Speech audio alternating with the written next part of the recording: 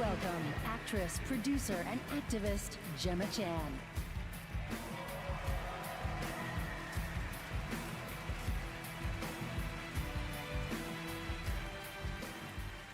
Hello Game Awards. I have the pleasure of playing Dr. Selena Tan, head of the tactical simulations for QLab in 007 First Light. James Bond has long had the fortuitous, some might say daring habit, of crossing paths with rather dashing antagonists. And this one is undoubtedly unforgettable. Take a look.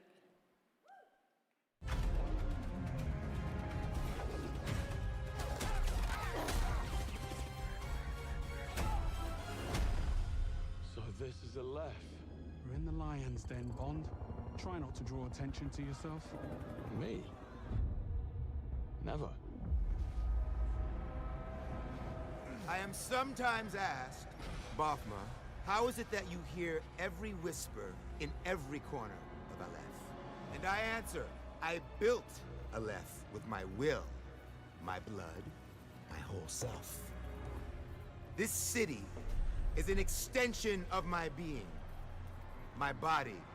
Today, it became infected. Easy, girls. Plenty of meat for everyone. Girls. Of course.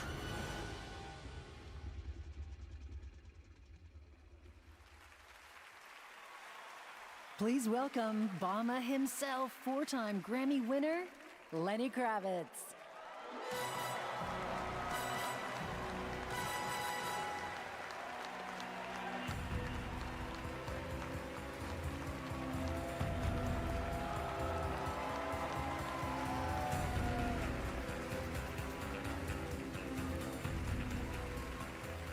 Good evening.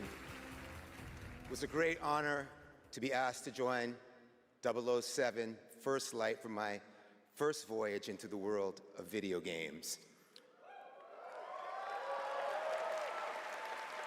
When IOI invited me to play Bavma, a wild, unpredictable pirate ruler of Africa's biggest black market hub, I knew I was stepping into something special. Where others see chaos, Bavma sees freedom. He rose from nothing, broke free, and built his own kingdom of Aleph. And his story is just beginning. Every world we build needs the power of rhythm through music. These musicians can turn violence into beauty and silence into tension. Here are the nominees for Best Score and Music. Best Score in Music, leveled up by Spotify. Silk Song. Like every song's a banger.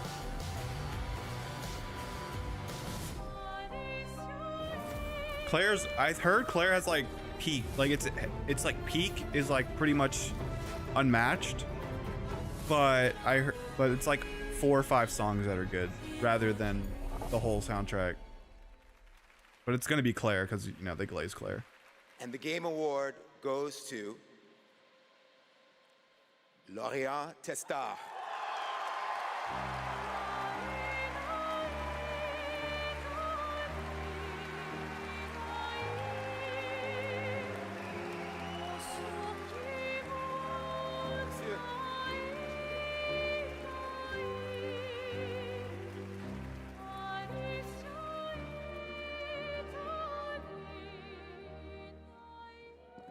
Thank you so much.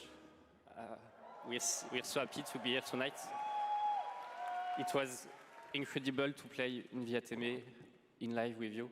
It's incredible. Thank you so much. I have a letter I would love to read. Sorry.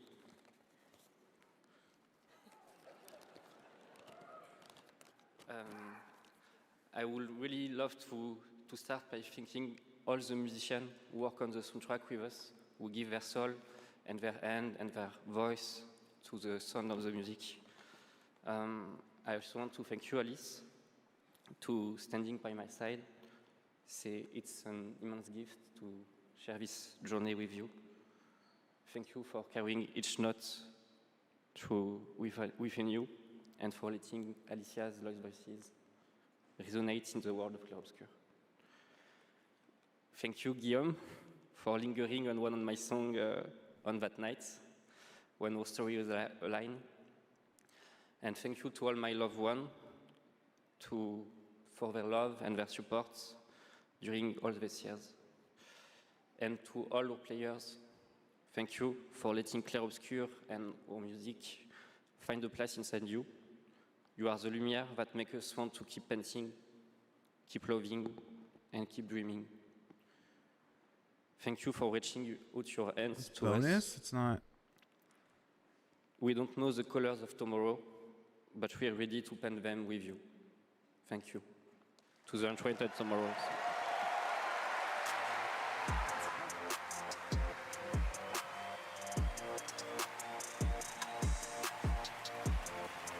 That guy was I would like to quiet. say something too. We are so grateful to receive this award tonight. It's a wonderful recognition of our work over the past 5 years. A hug thank you to Lorient, who made this world adventure possible. And a big thank you to Central Studio for their trust and unwavering support. Thank you, everyone. Tomorrow comes.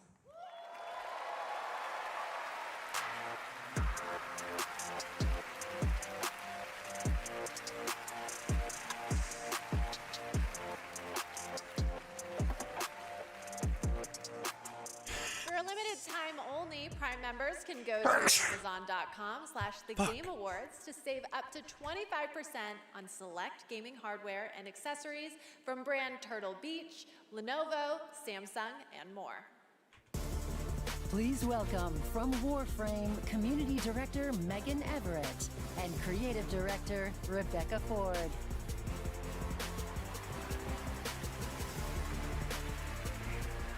Hello, Game Awards! Hello!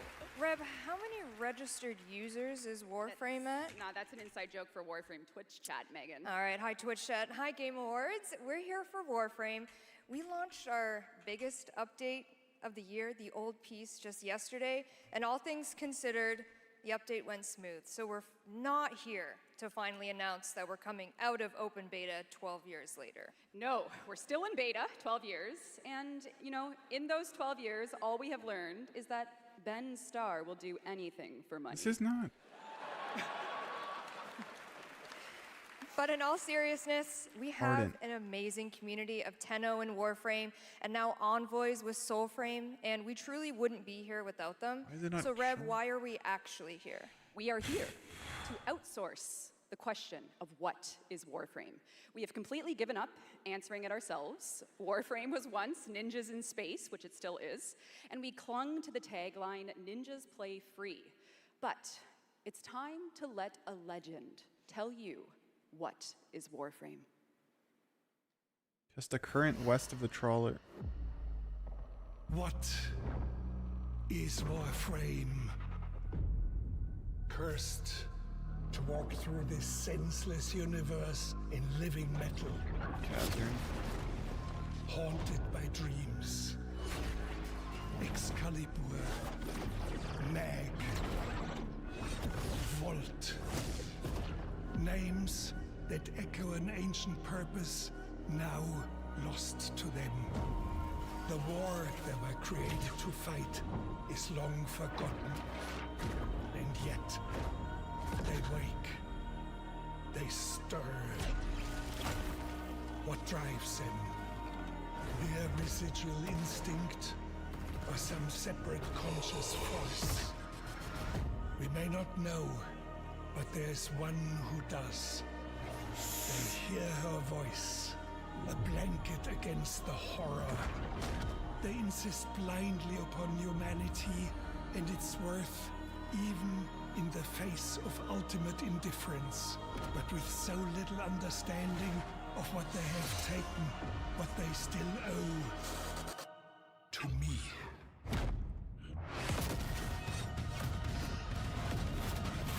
Wake up, Tenno.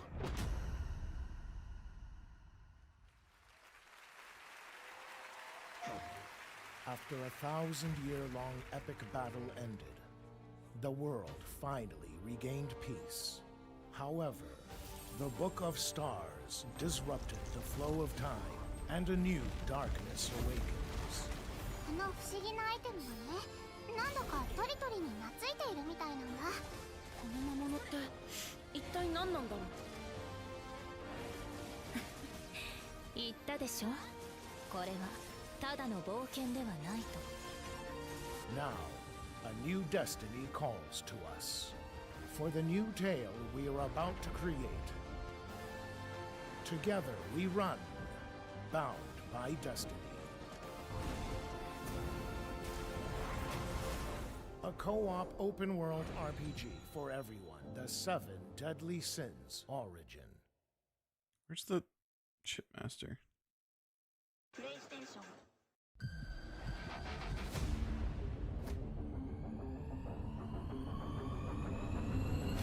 This is why we came.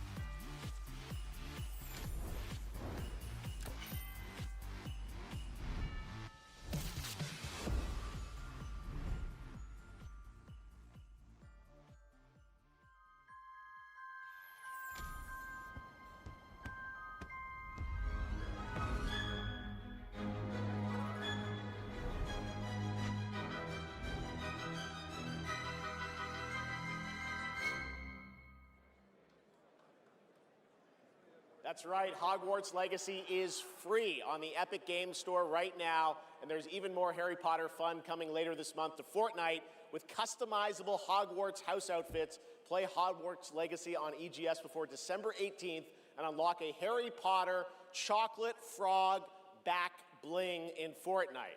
Boo. It's the world we live in, guys. All right, back in 2023, Lords of the Fallen surprised and impressed players with its brutal combat, dark fantasy world building, and stunning dual realm design. Tonight we have your first ever look at the gameplay of the sequel. Lamp bearer. One must travel many paths. On the road to salvation. Paths through light. Paths through shadow. I will walk them with you. Wherever they may lead. No matter the cost. It's a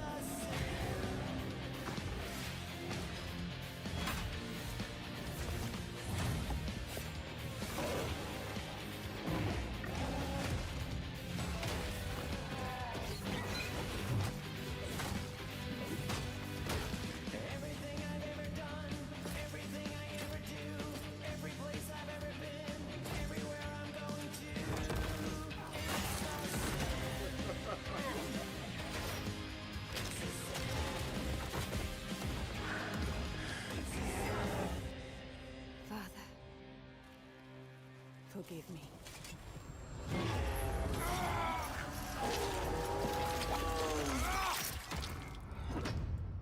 Wishlist now. Lords of the Fallen version 2.5 with new veteran mode out today. This next set of awards recognizes a diverse set of games across a variety of genres. Here are the nominees for Best Sports Racing Game: EA Sports FC 26, F1 25, Mario Kart World, Rematch, and Sonic Racing Cross Worlds. And the Game Award goes to Mario Kart World. Yes, sir. Nintendo. Here are the nominees for Best Community Support: Baldur's Gate 3, Final Fantasy XIV, Fortnite, Helldivers 2, and No Man's Sky. This year, the Game Award goes to Baldur's Gate 3. I think I won that last year. All right, here are the nominees for Best VR AR Game: Alien Rogue Incursion, Arcane Age, Ghost Town, Marvel's Deadpool VR, and The Midnight Walk. The Game Award goes to The Midnight Walk. Congratulations. Now, the nominees for Best Role-Playing Game. Avowed, Claire Obscure Expedition one more. 33, Kingdom Come Deliverance 2, Monster Hunter Wilds, and The Outer Worlds 2. This year, the Game Award for RPG goes to Claire Obscure Expedition 33. And finally, here are the final 5 nominees for Player's Voice, a 100% fan-voted award. Claire Obscure Expedition 33, Dispatch, Genshin Impact, Hollow Knight Silksong, and Wuthering Waves. This year, the fans selected Wuthering Waves as the winner. Congratulations. All right, and now we've got something great Not for you. surprised. Please welcome actor Rahul Kohli.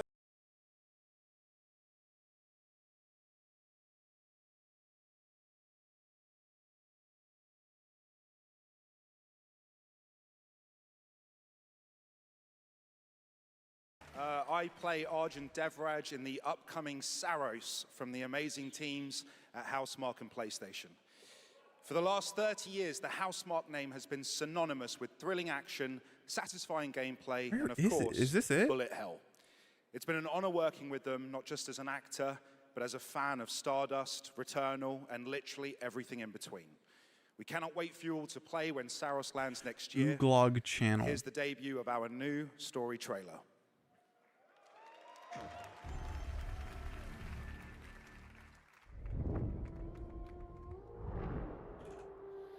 The sun is forever. It's around here, but didn't I already do it? If it's not here? Promised we'd never be apart.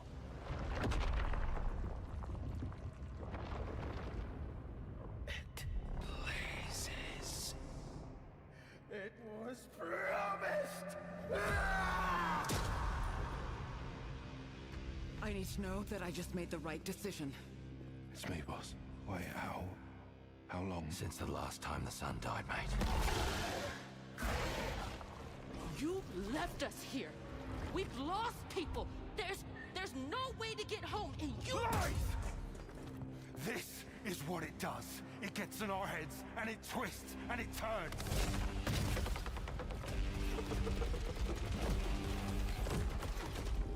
I won't break our promise.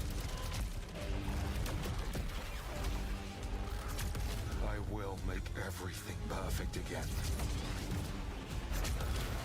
I know you're here, and I will find you.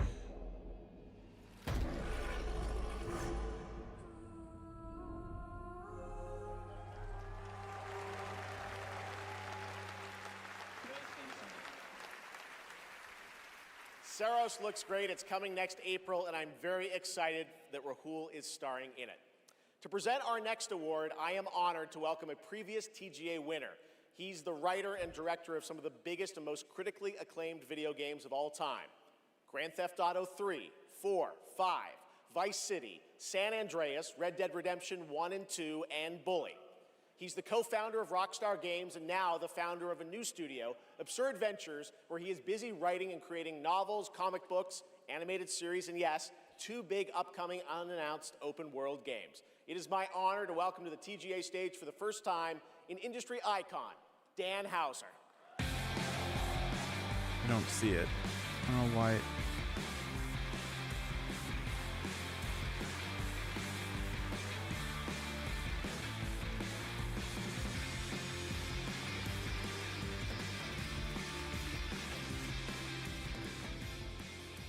Thank you. Good evening. It's a real pleasure to be here. In the 29 years I've been doing this, we've seen games emerge as the premier art form of the 21st century. More than any other medium, video games have the power to take the audience on a journey, both physically and emotionally. Games don't just tell us a story, they let us live it. The story becomes the experience, driven and shared by the player's choices. It's a level of shared authorship that's unique to video games. And when that all comes together, it's almost magical. And so here are the nominees for Best Narrative. Best Narrative. One stroke, and everyone of that age vanishes into nothingness. This thing between us, it was a mistake. I will find every last member of the Yote Six, and I will bring you peace. I always dreamt of leaving this place, becoming more than a peasant. I hate it all. I'll destroy it all!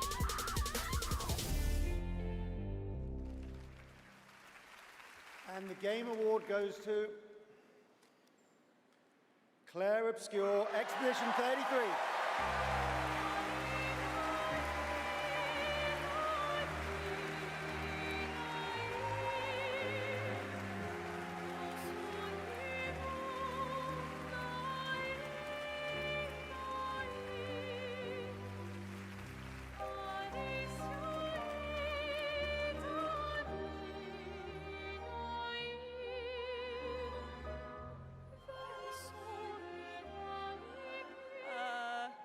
Wow, there are a lot of people here. Hi. There are so many people to thank, but first and forever is my husband. He is my light in the darkness. Thank you to our beautiful player community. Thank you for welcoming our characters into your hearts. In games, a story is a shared creation. It starts with words on a page, but the player experiences it through the work of I'll be each right of our back. I gotta teams. get food. Character and environmental design, quests, combat, UI, cinematics, acting, music, VFX, and through localization into other languages. All of that is supported by our producing and our technical teams. The last ingredient is our players, who interpret the story in the context of their own lives, and who keep our story alive through their own creative expression and discussions. The marvelous thing about games is that we create that experience together, our team with our players. Thank you so much.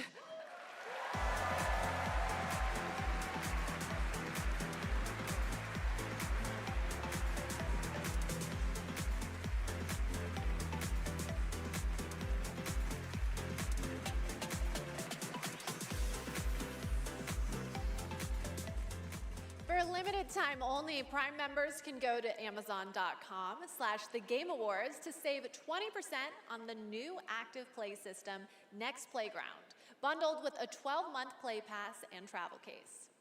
Next, I have the honor of announcing a world premiere. The next game from a small studio in Uppsala, Sweden, Neon Giant, known for The Ascent. This is No Law.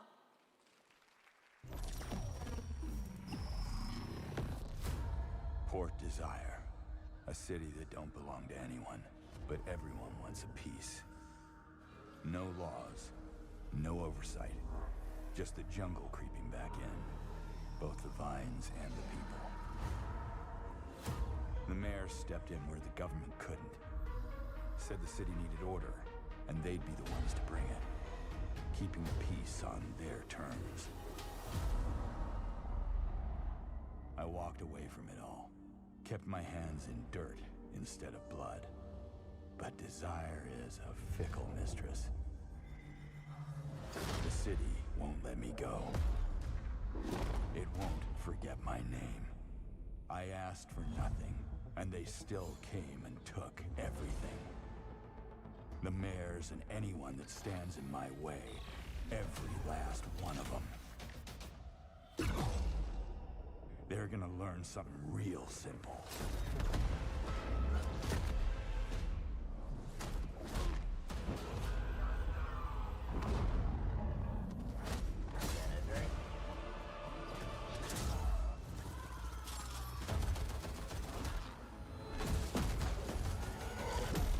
You reap what you sow.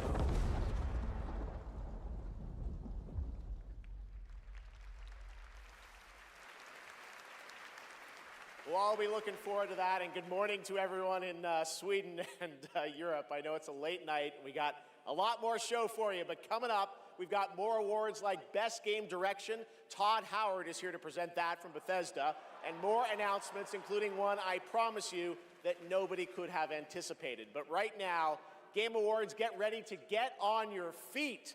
Earlier this year, Netflix's Devil May Cry brought Capcom's iconic game franchise to life as an exceptional animated series nominated tonight for Best Adaptation. The show also featured a #1 single from our next performers who just announced their 2026 World Tour. Here to perform Afterlife, please welcome Evanescence!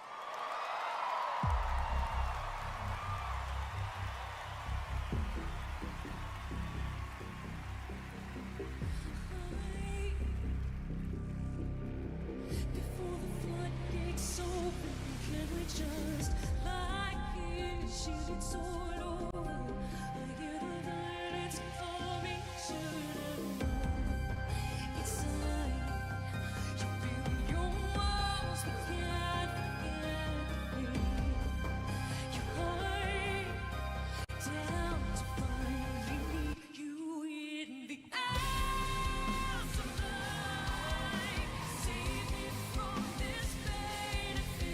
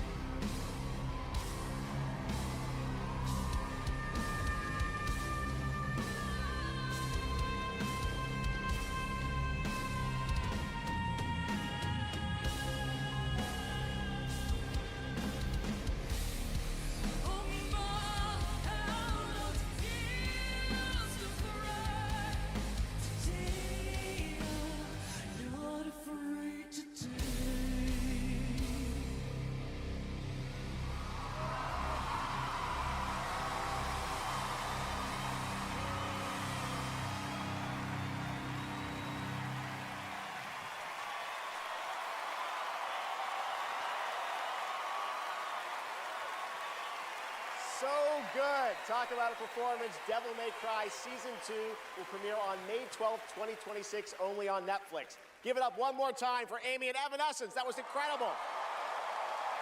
All right, there is more Game Awards ahead, including more new game announcements and, of course, Game of the Year, presented by last year's winner. Which game will take home the trophy this year? Stick around to find out. Lauren Balfe and the Game Awards Orchestra are tuning up.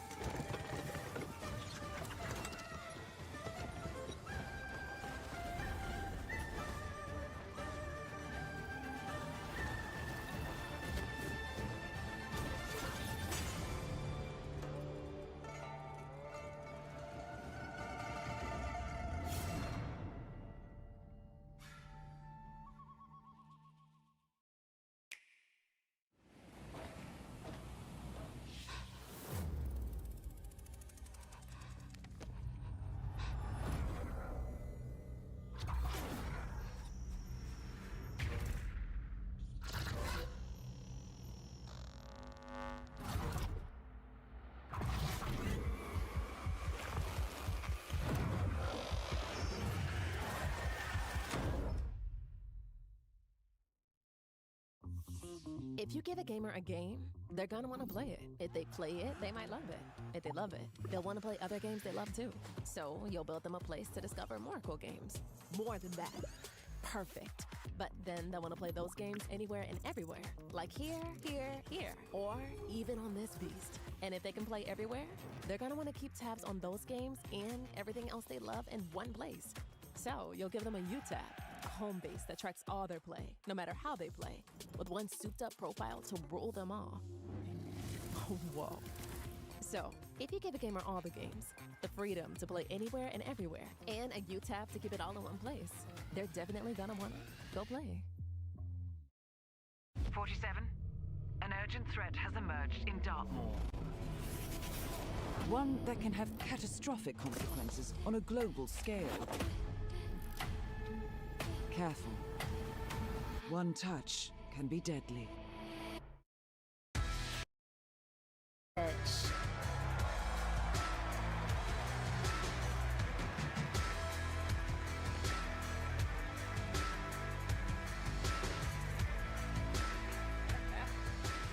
Hi, Los Angeles! And hello to gaming fans around the world. I'm thrilled to be making my debut in a video game as the next elusive target in Hitman: World of Assassination. The hunt begins February 2026. Now, I'm happy to present the Game Award for Best Multiplayer. Modern multiplayer represents a monstrous challenge in game design. I mean, imagine having to develop games that account for the absolute unpredictability of thousands of live opponents, or even worse, the persistent dumbness of a human teammate. It's no easy task. And tonight's nominees all pull it off in their own inspiring way. Here they are. Best multiplayer game. They said the world above had ended, so you learned to listen.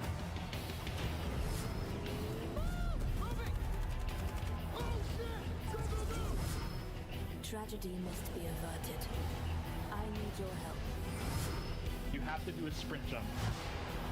Careful, be careful, Kirsten. We sure cause a lot of explosions. Wow. I see people have a lot of favorites out here. Who do you want? All right. I got it right here. And the Game Award goes to Arc Raiders! Woo!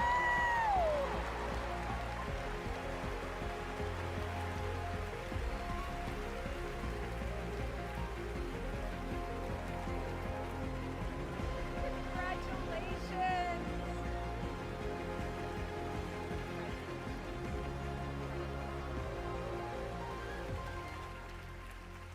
Wow, incredible. With this list of nominees, who would have thought? First of all, thank you all.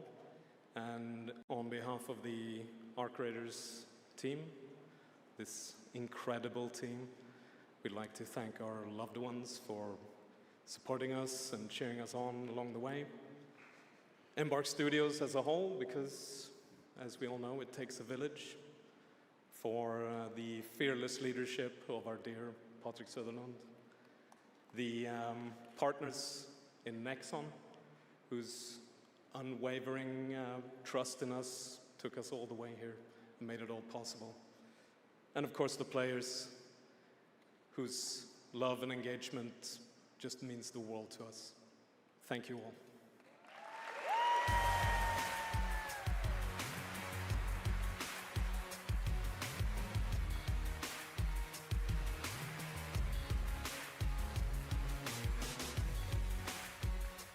Congratulations, Arc Yo. Raiders. You know him from the Marvel Cinematic Universe and Stranger Things. Please welcome to the Game Awards, David Harbour.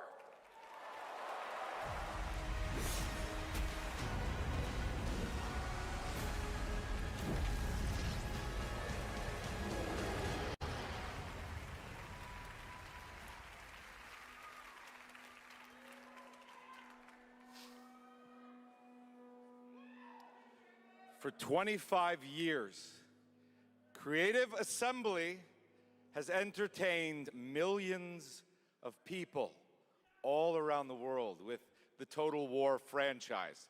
Today, I'm here to help announce where Total War is going next. And it'll be in a universe that is so close to my heart. I'm excited to reveal Well, I don't know where that is. is headed to the grim, dark future with Total War Warhammer 40K.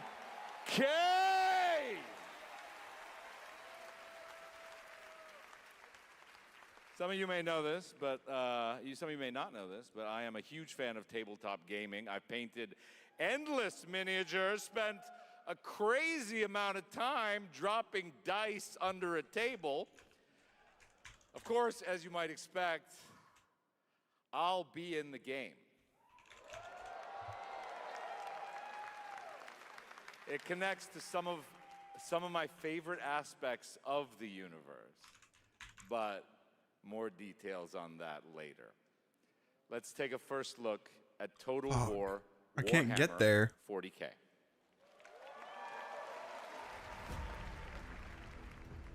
In the grim darkness of the far future, every soul's survival hangs by a thread.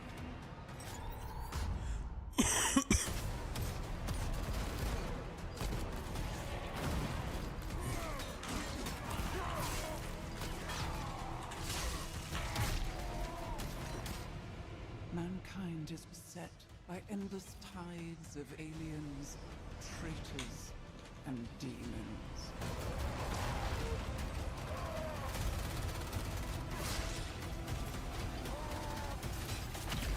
Dude, how do I... I'm so confused. How the fuck do I get here? Across countless worlds, battles rage.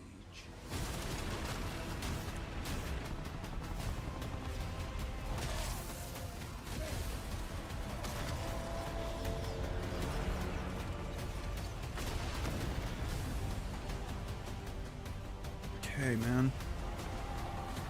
Mahogany mask and...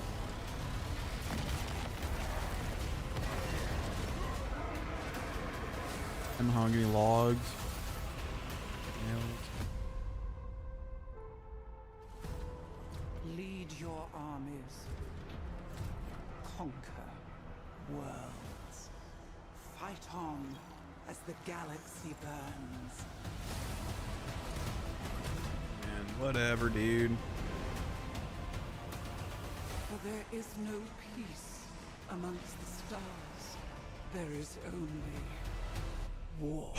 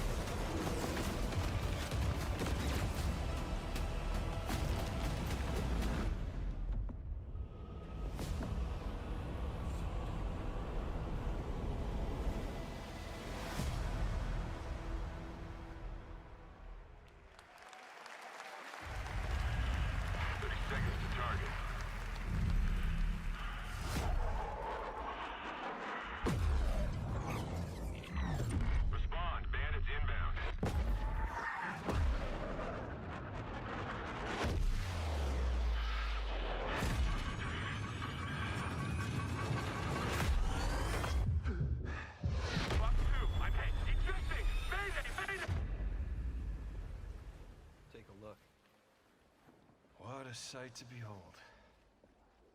Whew, it's all over. The last lands of the FCU. The Federation of Central Asia. First of all, thank you for joining us on this ship. Hello there, my dear newcomer. You are very lucky. How did he know that just from looking at him? Undermanned on this ship. Don't worry Is at this all. how he envisioned? The man in front is Jan Rexco, the Wings of Thief. You're riding shotgun with a legendary ace of aces. He's a mass delusion fabricated by the rumor mill of social media. Radar contact. We think it's the shadows. Our lone target is Wings. I'll draw his fire. Time to pull out, 22. Roger that. God damn it. Start swimming, soldier. Make it home alive. Just keep at it, Rex. Ray, heads up! On your orders, Rex. To keep Hope alive, Wings of Thief must stay on the mission. Must fly on. I can make up your kill count to be whatever. Right. From now on, you'll be the greatest ace pilot this war will ever know.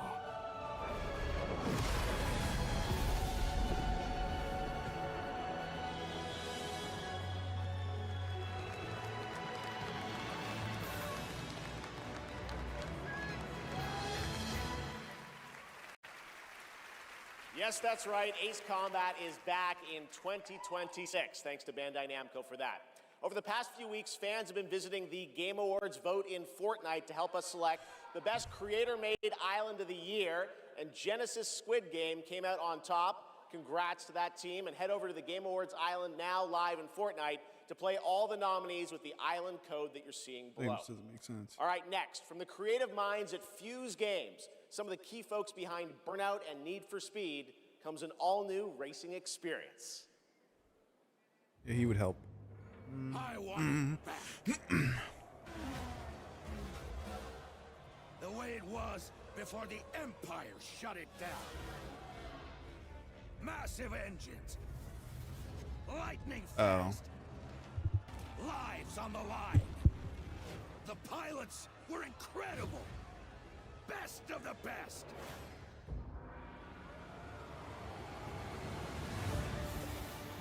United by one beautiful dream.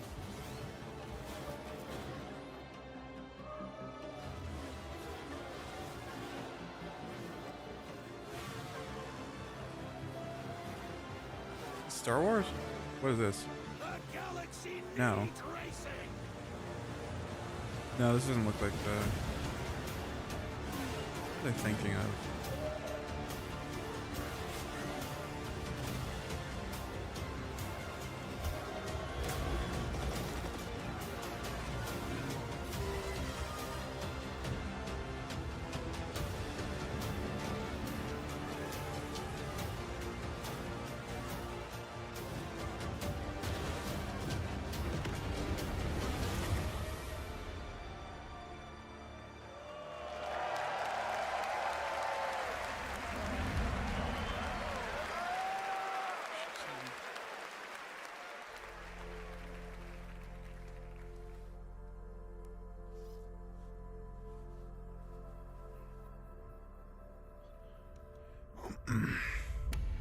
You? What were your names again? Well, I can't call you and can I? I shall give you names. Namey, name or namey? Yes, Naomi. And you, Backboy. Yes, children, I have a feeling. It's a feeling of destiny. Follow me, Naomi and Bagboy. Destiny awaits.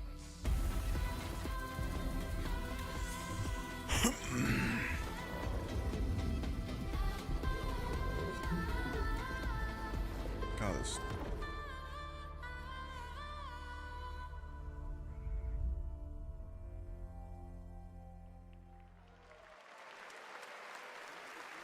Such a beautiful game. That was, out of words, a stop-motion co-op game being developed over in Denmark, and it's a great game coming next year. And now, I'd like to welcome back an icon, a legend who pushes entertainment forward with each of their new projects, someone I consider a dear friend and a friend of the show. Please welcome Miss Piggy. I am so sorry. I am so sorry, everyone, but I will not be performing a song this evening. No. it's all because of my accompanist. This dog was late, as usual. Hey, sorry, I lost track of time. I was out taking myself for a walk. Oh, Muppets! Same old excuses and jokes. Hey, they liked it. Let's go. It's time for you to sing, pig. Sing? Sing what? We haven't rehearsed anything. And where's the grand piano, huh? Yeah, wouldn't fit in my hatchback. Listen, what are you worried about? You know, we'll just, we'll wing it. Wing it? Sure. Who knows? Maybe it'll all work out. How about, something like this? In a world where gaming games are so exciting, waiting all year long until the time will come. Your turn. What? I can't just make up any words without some meaning. Pretty good. This is stupid. This whole thing is really dumb. Hey, you got it. So if you're looking for some friends, just stick around. Oh yes, the Game Awards will... Never let you down? Good luck. Excuse me? As we all now come together across the Great Divide. Oh, from Tokyo to London, we're all watching side by side. So if you're looking for some fun, the time is now. Here we go. Oh yes, the Game Awards will never let you down. Yeah, we'll see. What? Go ahead. It's a night of magic and online chats galore. Exactly. It's a shame that host Jeff Keighley's such a bore. Hey! Kidding. All the trailers. Oh my god. Really rigged. Oh. Don't forget about all our friends on Discord. Oh boy, I'm getting so excited about this wonderful world of gaming. Well, here's some awesome titles you simply can't ignore. You mean the names of all the games that I'll be playing? Yeah, now let's get ready, let's get set, you guys keep score. Let 'em have it!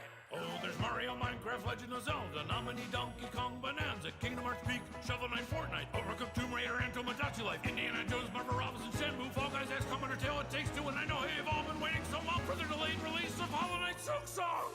Oh, glad I didn't have to do that.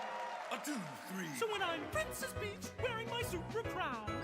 Oh yes, the Game Awards will always let you down. Stop it! Your turn. Oh, I can't think of anything now. I need to know. This is dub. Oh, the Game Awards. Wait, they said Kingdom Hearts? Down, but the pig just did. You'll have a place to wear your sparkly gown. Everyone. Oh yes, the Game Awards will never let you down.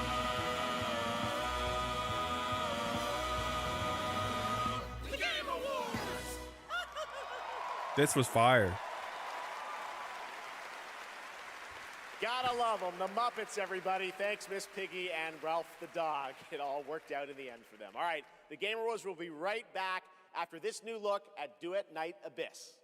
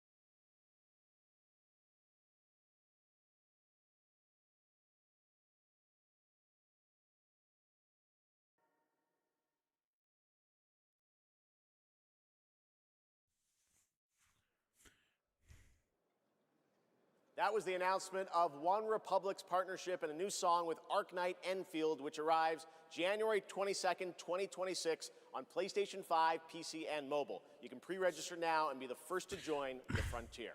Okay, here's another world premiere only for you here at the Game Awards.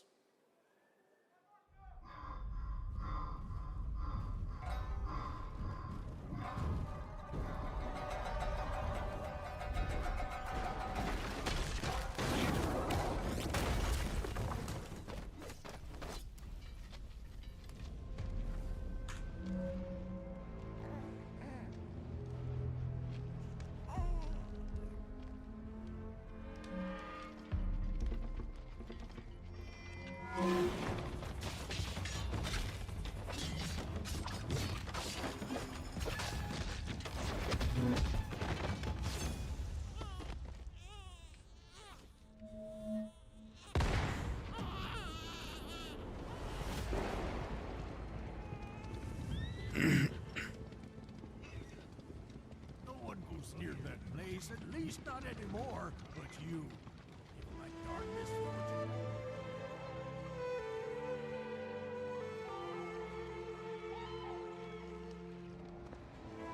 I knew it. You'd never break so easily. But why did you come back? The Order's blades are coming. They failed once, they won't fail again.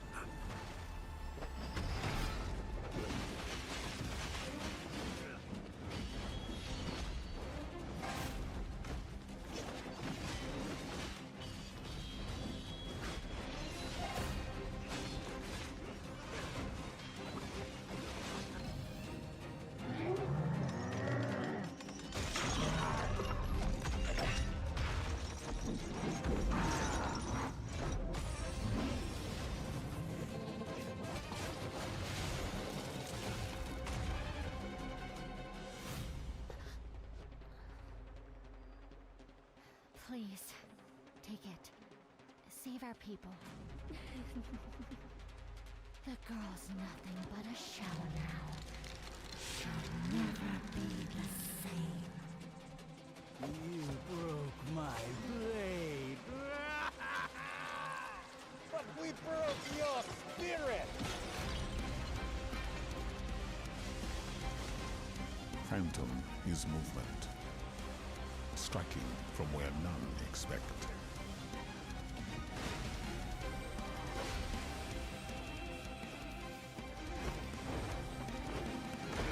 Blade is breath.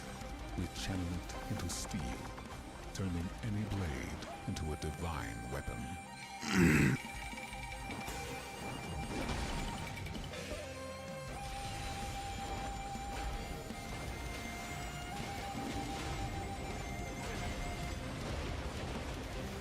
When Phantom and Blade unite, no enemy stands.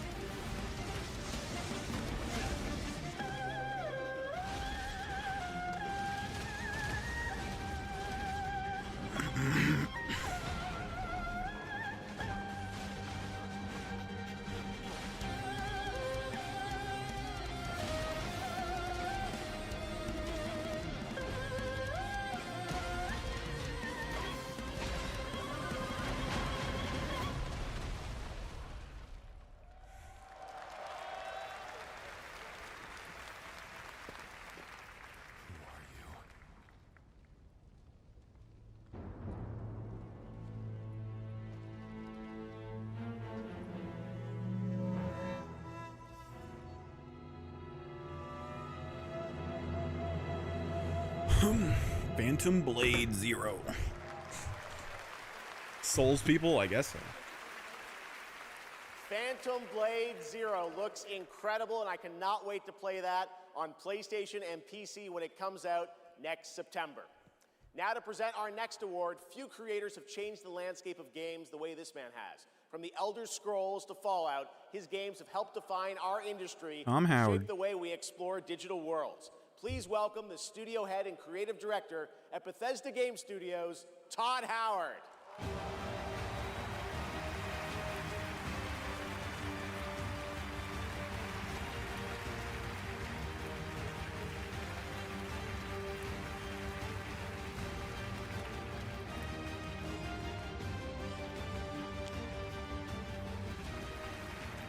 Game development is the ultimate team sport. And it doesn't matter if it's a team of 10 or a team of hundreds. Art, design, audio, engineering, and more have to come together as one. Game direction is that glue. And the games that have had them all come together, well, they touch Claire. us. They become a part of us. And that's why we're here tonight, to honor them. Here are the nominees for Best Game. Like, it's definitely not best in all these categories, but like, I think winning Game of the Year makes sense for Claire. But Everyone vanishes into nothingness. I couldn't protect you. I found something new to live for. Time itself is against us.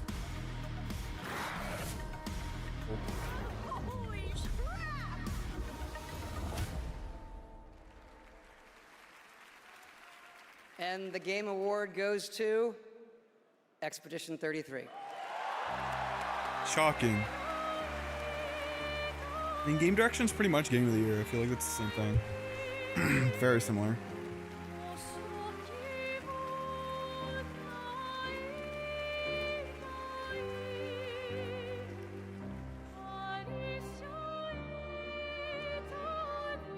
Wow. Hello. Yeah, this is quite intimidating. Wow. Yeah. Well, let's get to it. Yeah, so back in Brussels in 2020, I received a mail, just anonymously. Make a game, they said. It would be fun, they said. Yeah, what's the worst that could happen, right? Yeah. Well, fast forward for a few years. And so to this day, we still look at each other of how crazy this timeline is, for sure. Still don't really understand, but, you know. It's a timeline, however, where we're eternally grateful for the support and love we've received as well. All the ones with us tonight and the ones abroad, friends and family who believed in us and made this dream come true. And yeah, I love to thank my wife as well. She couldn't make it here tonight, but I think she's watching it. She's in Brazil, so the time difference is quite, quite huge. But yeah, anyway, thank you all so much. Have a lovely evening. Yeah.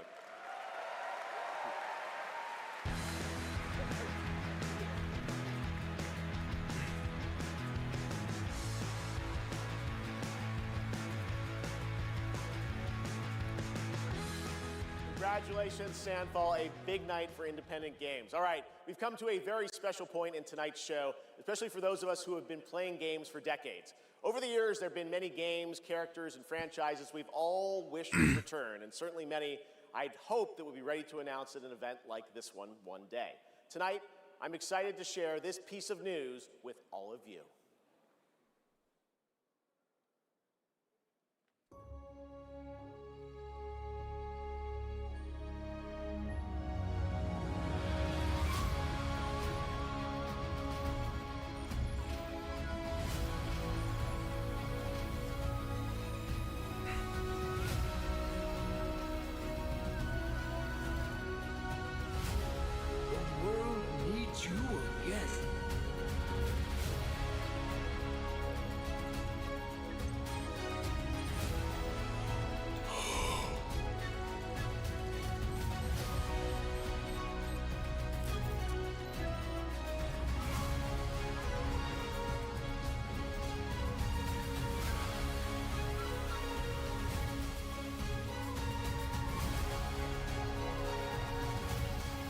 Mega Man? I knew that it sounded like Mega Man. Wait, Capcom. Mega Man, okay. New Mega Man game?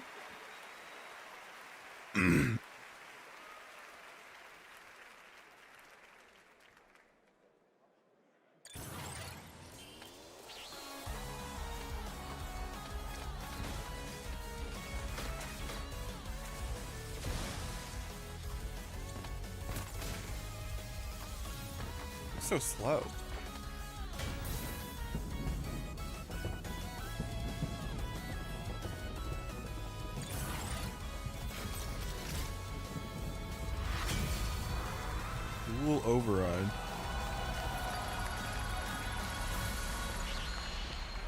2027.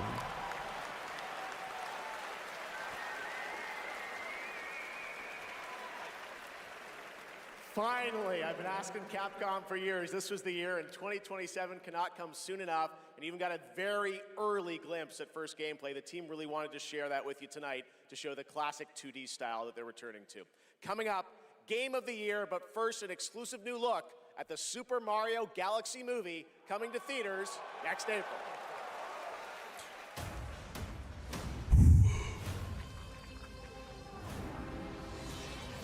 I'm Bowser Jr., and I'm gonna be taking my father now! Hi, I'm Luigi. I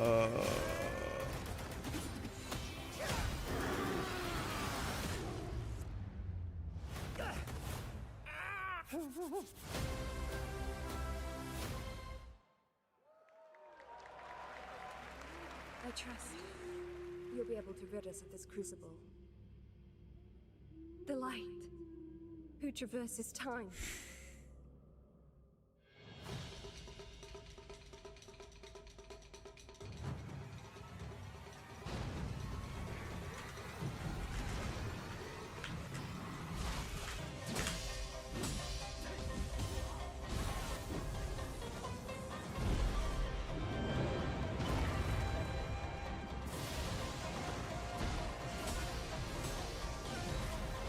None shall interfere with my course!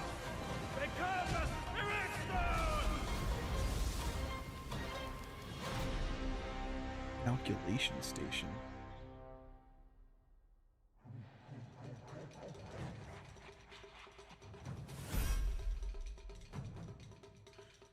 Oh, okay.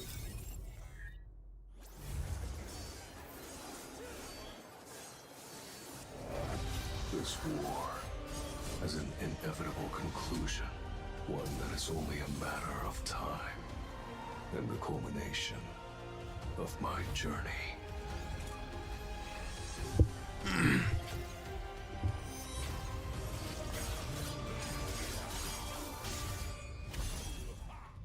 Arise. Join me in shadow.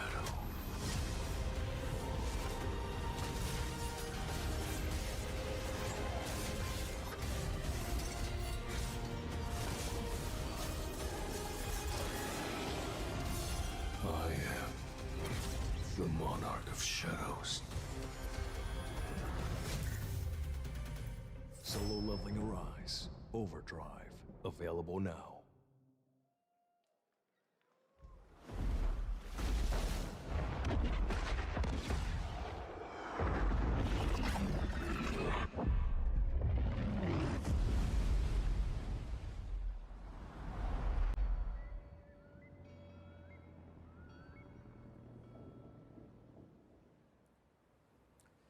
You know, sometimes our last reveal at the Game Awards is a teaser for something years and years away. But not tonight. Our final world premiere comes from 61 members of the team that built Apex Legends and Titanfall. 4 years ago, the principals founded a new independent studio with the hopes of pushing the shooter genre forward with a new original game. They've done it in complete secrecy, which is even more amazing because the game is very deep into development. We all know it's gonna be dog shit. The power of independent, self-published studios to push this medium forward is a growing and I think positive theme in our industry. And so tonight, you're not only gonna get the announcement of the game, but also your first look at the gameplay. I've played it, and after you see this trailer, I think you're gonna want to as well. Welcome to Highguard. Into lands uncharted and dangers untold. I venture without fear and ride without rest. Right? For coin or for cause, I fight to the end. What am I missing? Oh, 6 of them? I'm blind.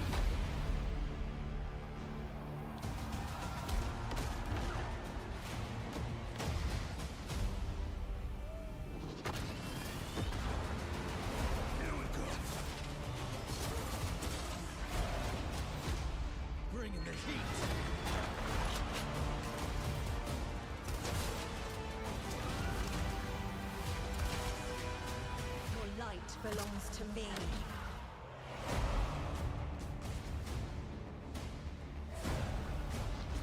Moving in for the attack. Shield breaker They spent all this money to advertise this mid-ass shit. Slop.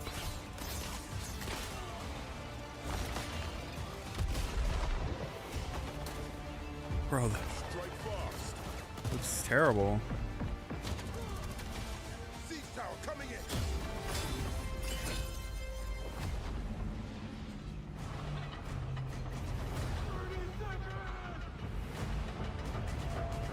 The enemy is on gate. I'm coming for you. Marking baddies from above. It's my turn.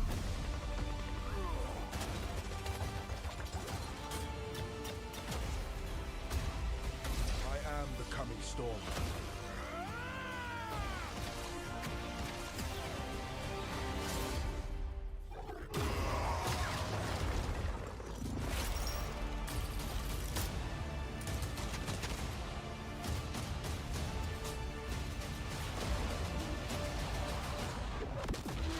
I am a warden, and this is my oath.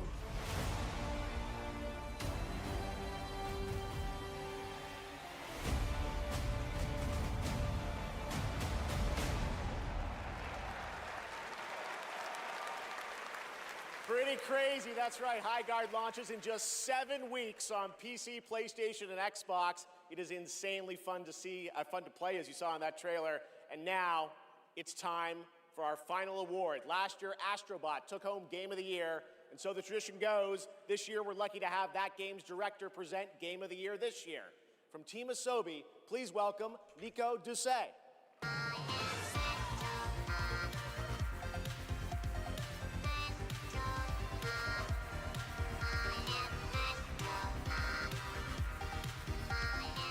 Good evening or good day wherever you are.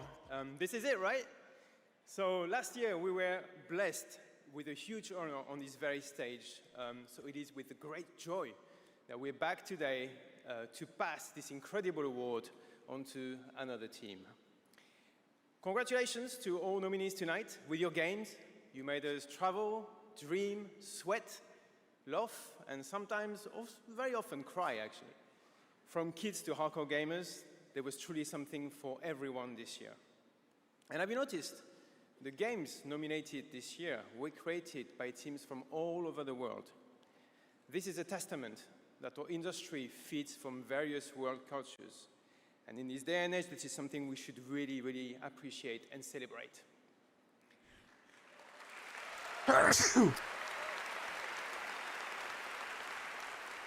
And also, each of these games had amazing music.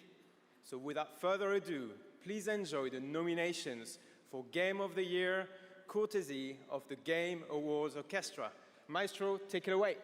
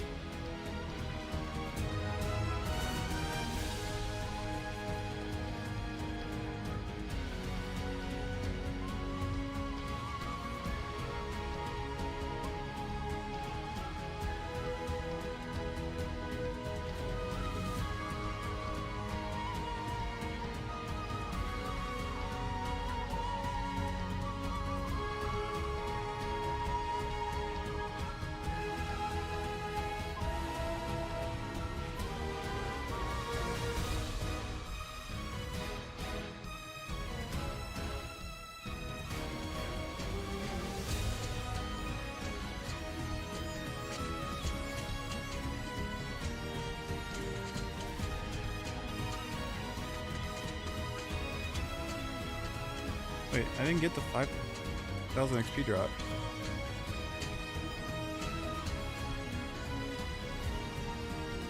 What?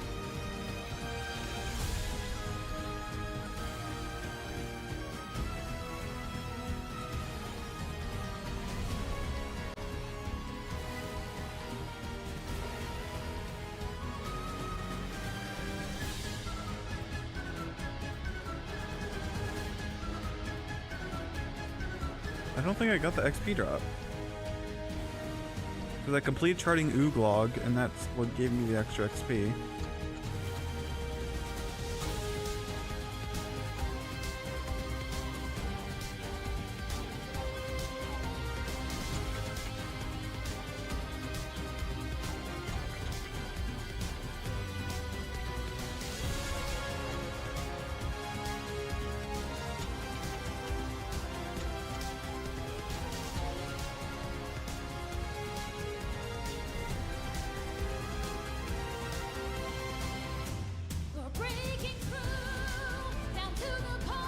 Bro, did I just not get the XP from the Ardent?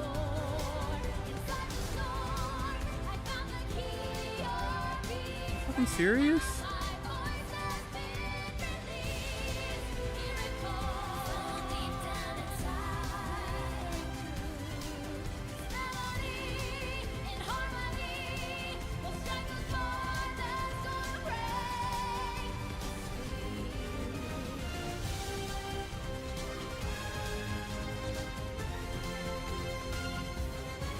I don't see him. Oh, I see. Fully on the Pandemonium. Okay, let's go to Pandemonium.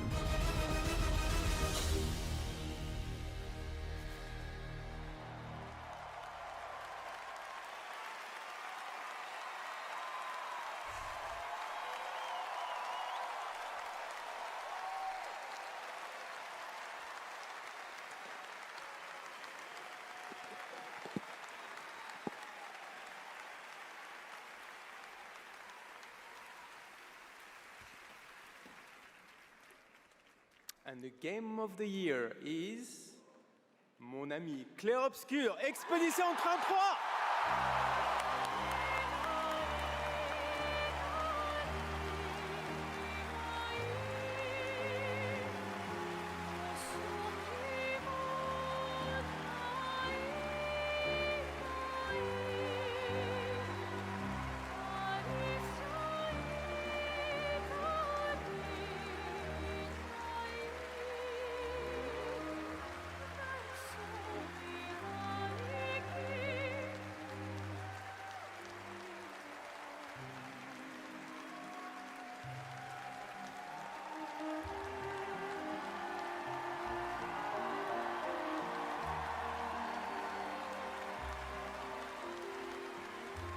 Let's go. 53.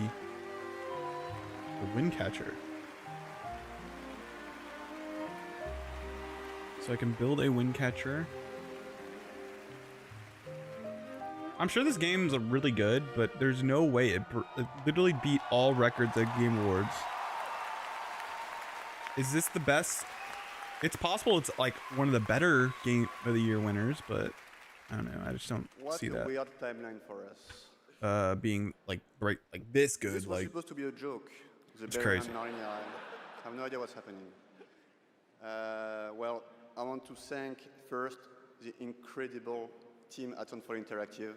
I just gotta play this game. Like if it doesn't live up to the hype, to celebrate with us. So I love you guys. clear sweep. Yeah. I mean, I knew it was gonna be sweep once they won game direction and music. It definitely didn't have the best music, but the music's really good. It's definitely top tier video game music, but it doesn't have the best music in the category.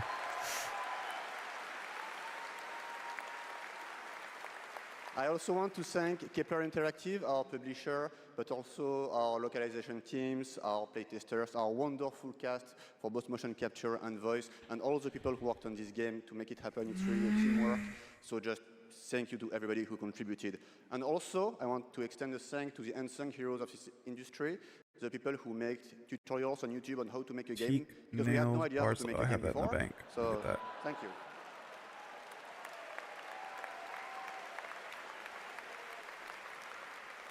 And I'll extend a personal thank you to an important man in my life, Mr. Hironobu Sakaguchi, who made me fall in love with games and inspired me to become a game dev. So thank you, Mr. Sakaguchi-san.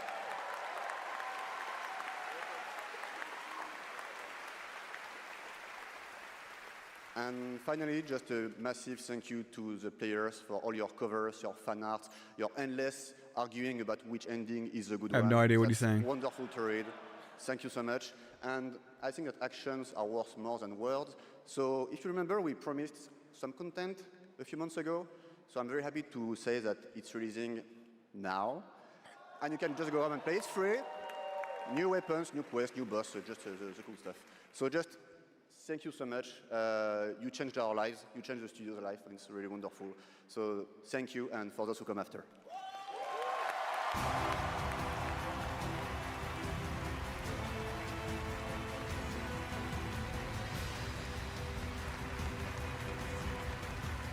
Boom, boom, boom, boom, boom.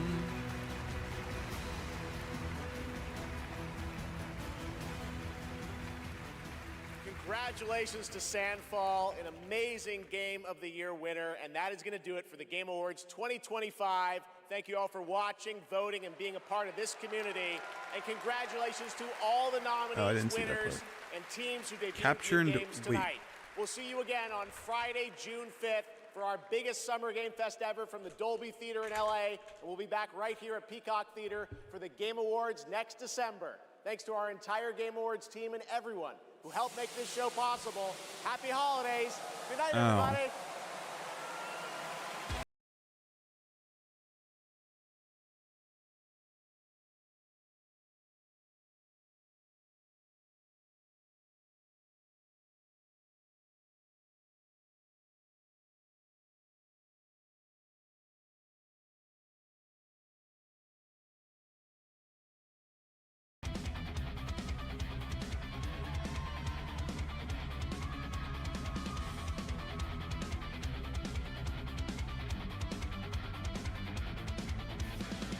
Well, in terms of production, it was really good. I feel like the awards part were kind of boring. Just because of who won, not because of like anything else.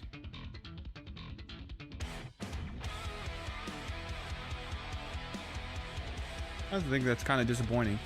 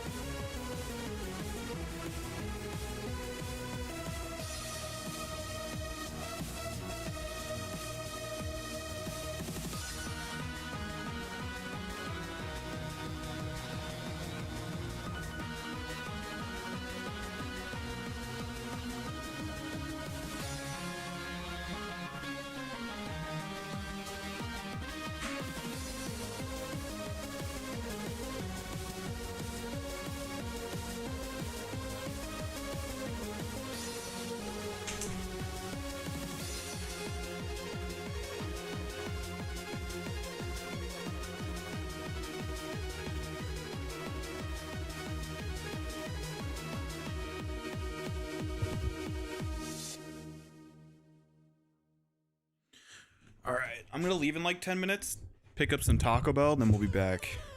But I'm gonna figure out what I want to do now.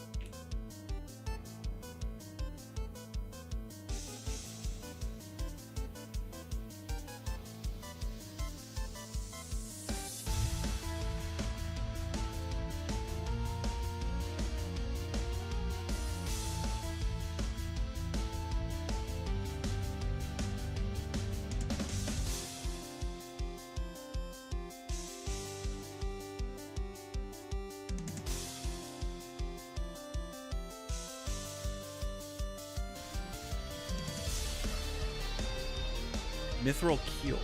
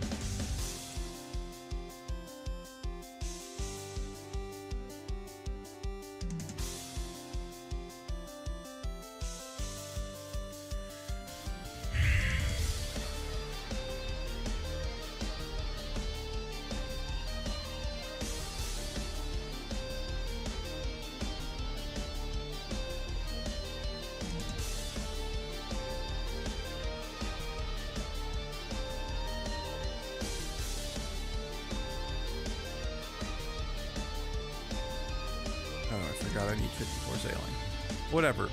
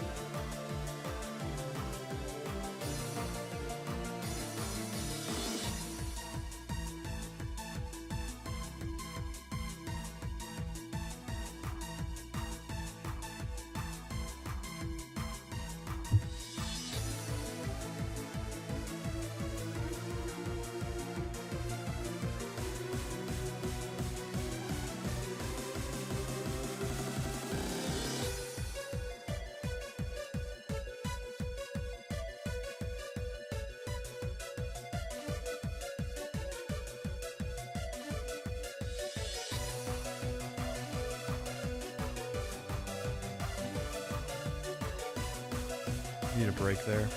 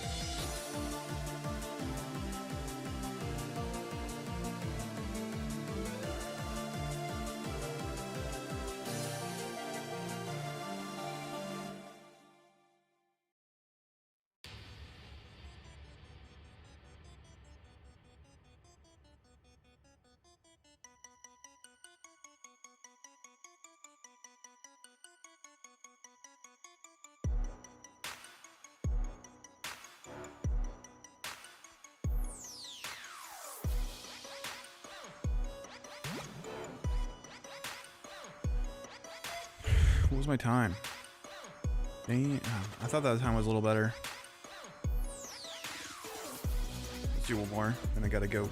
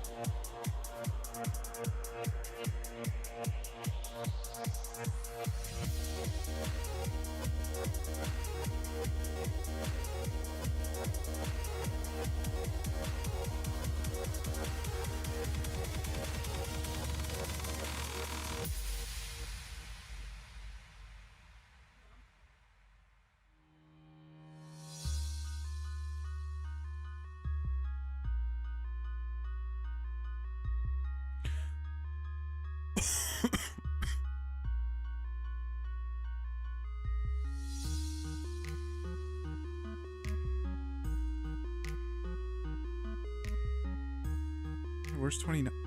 Did I not get... I didn't even see that on my fucking map. What did I skip?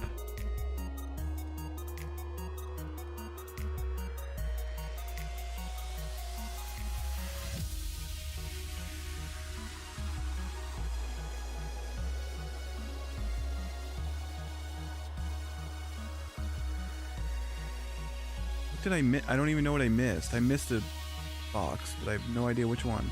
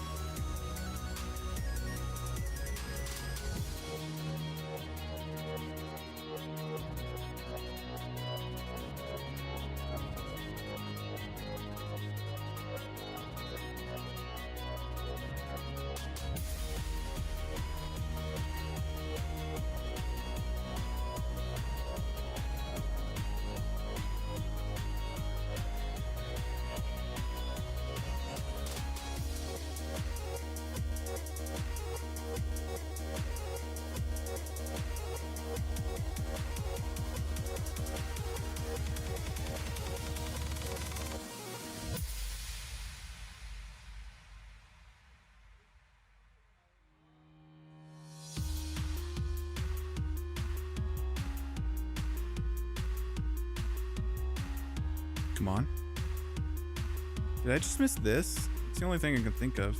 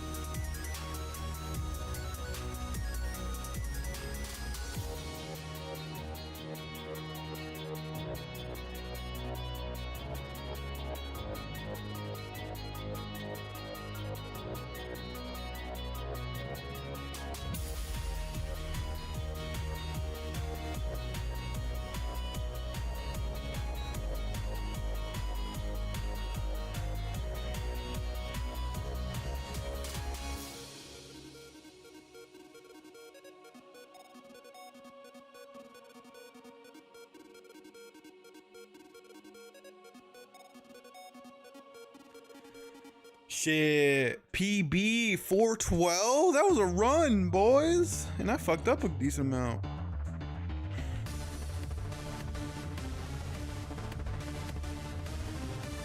Alright, I'm gonna be right back. I have to go to get food. I don't have a way to stream off my phone or anything. And also, I don't want to do that while driving, anyways. Let's see, let's get...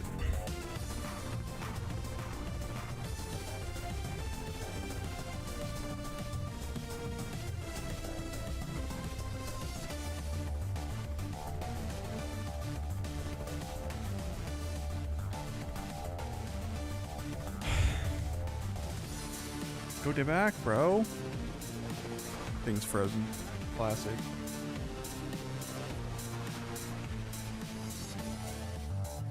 Pro.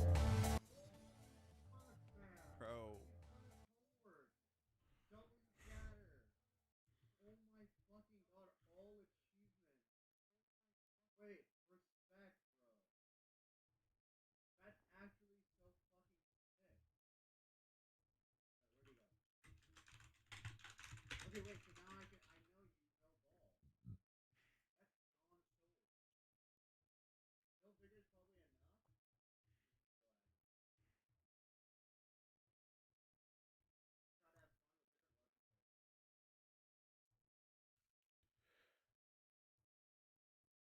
Still bigger is probably enough.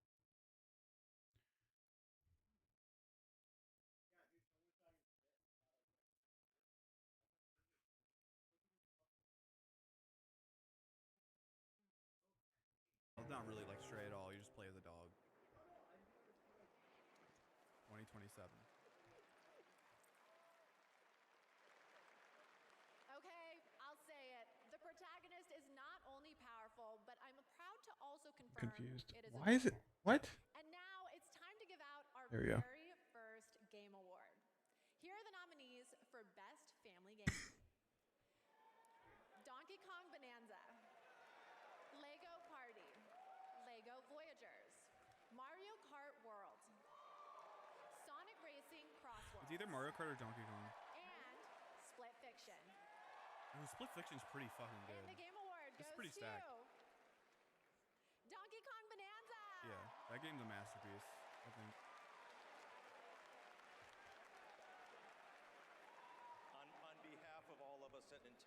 especially the Donkey Kong Bonanza development team, thank you. With this game, the team had an objective of creating Why a is this thrilling on? Like, how do I turn this where off? players could feel the strength of Donkey Kong as he smashed through obstacles and Or discovered is how it something music they have shaped on? his overall journey. As a lifetime fan of Donkey Kong, All right, be right back. I think they delivered on that and so much more. We're grateful to the fans and to the Game Awards for this honor. Looks like smashing things is kind of fun. Thank you very much. Congratulations. And now we have 2 more world premieres ready to go. Up first is another independent game that hails from a solo developer in Sweden who's a hardcore Souls fan. He's built a brutal melee combat experience set against a gothic backdrop. Spooky. This is Decrepit.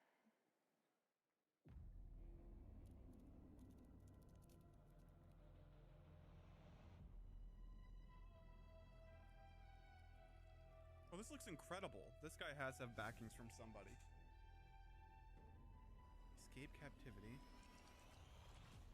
Is it like Resident Evil?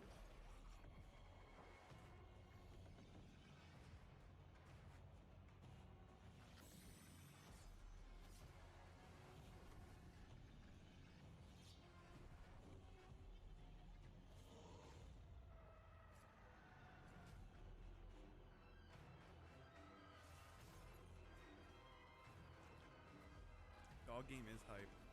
How loud is this compared to my voice, by the way? I don't think it shouldn't be too bad.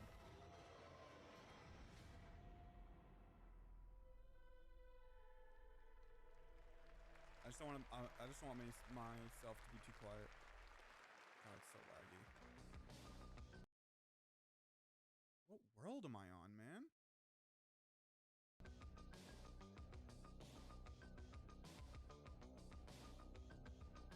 I'm on an East Coast world. I think it's just my internet. It's fine. Okay.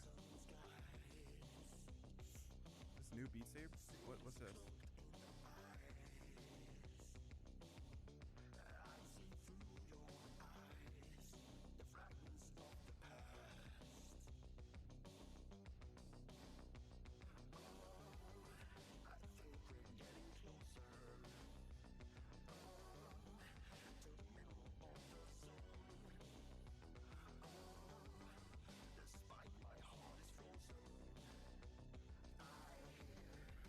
I like the aesthetic, kinda. Definitely not my type of game.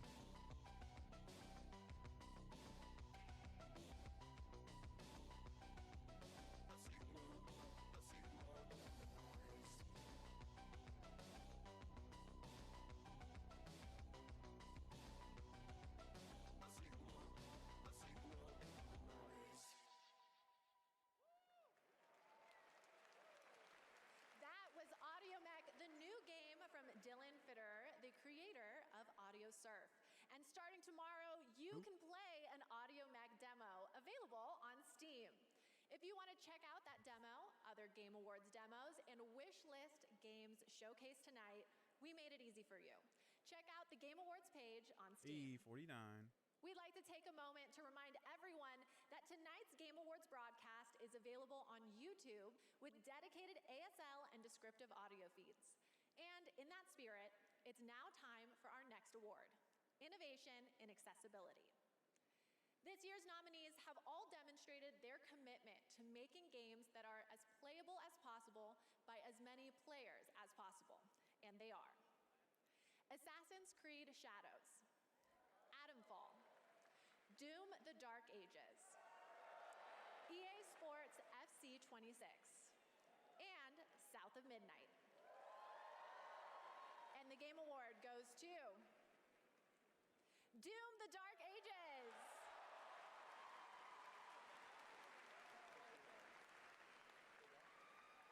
Thank you so much. This is such an honor. You know, Hugo set the vision for this with the idea of creating Doom for all Slayers. A Doom for all Slayers, and we couldn't be more proud of the team for executing on that. It takes such commitment.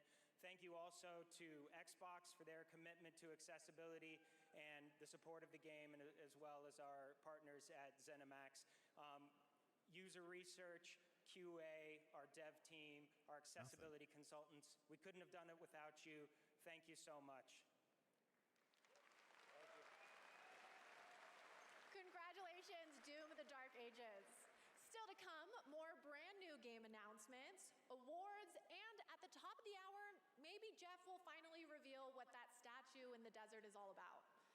I'm thinking it's probably not related Did I to check Miss this Piggy, yet? I who don't remember. will also be here later. We'll be right back. Oh, I didn't. I think I checked. The best time for you to play Guild Wars 2 is now. Immerse yourself in a realm of magic, mystery, and boundless adventure. Getting to summon the Heed the clarion call as you join a community of millions.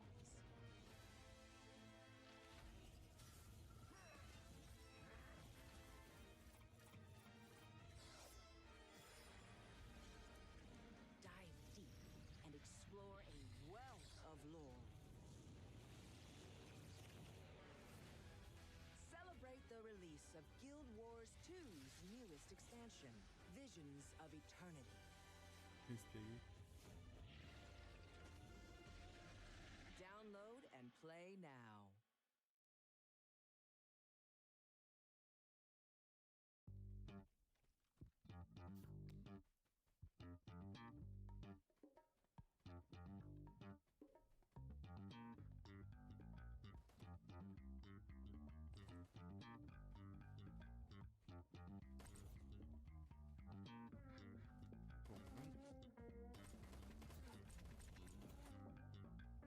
I have everything.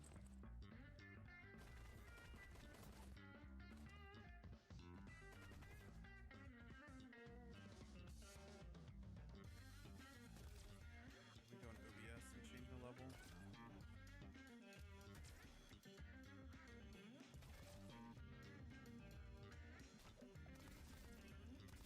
Let's go level 49.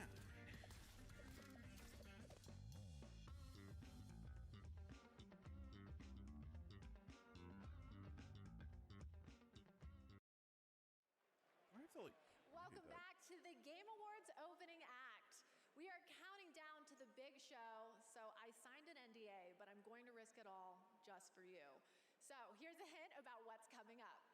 There will be lots of new game announcements, including Lara Croft's return in the next Tomb Raider, a deeper look at Resident Evil Requiem, the announcement of the release date for Phantom Blade Zero, and the Game Awards Orchestra, conducted by Lorne Bouth, will pay tribute to our 6 Game of the Year nominees. And rest easy, I'm able to confirm Flute Guy will be back. But for now, it's time for our 3 esports awards. The first up is Best Esports Game, presented by Game. And the nominees are I thought they just said Counter-Strike 2, presented by Dota Game. 2, Like, League whoa. of Legends, That's deep. Mobile Legends Bang Bang, The fuck is that? Valorant. And the Game Award goes to Counter-Strike 2. The nominees for CS. Best Esports Athlete are Brock, League robbed? No, CS is way better than League, bro. Kakaru, Mena RD. It's also like not if it was like which game was better, it would just be CS every year. The nominees for Best But Esports Team it's not are based on that too. It's based on like hype and stuff. There's been a lot. I heard there's been a lot of hype. Team Falcons, Hype shit. Team Liquid PH, and Team Vitality. I don't like how they just And the Game run through Award these in the goes beginning. to Team Vitality. I think that's the most unfortunate thing about their awards. Congratulations to all our winners. Okay, I want to take a minute to remind everyone that we are streaming live around the world on more than 30 platforms, including for the first time on Prime Video. While you're watching, you can head on over to TikTok to share your favorite moments using Yeah, Faker not on there is #TheGameAwards. kind of weird. We can't wait to see But your he wasn't videos. like, I don't think he's even the best player on his team. I have yet another world From what I premiere, heard from a new league look heads. for all you real ones.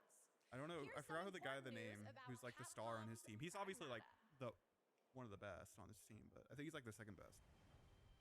But he is a legend.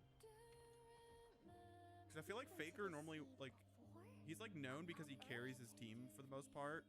But I feel like he has been, like, the past couple years, he hasn't been carrying his team.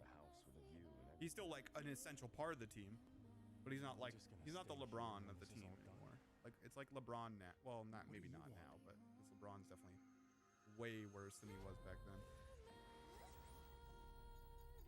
Robots.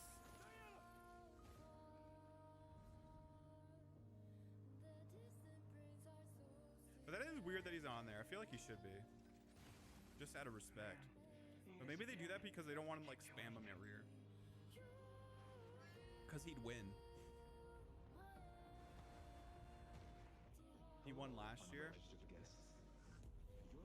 Yeah, that makes sense.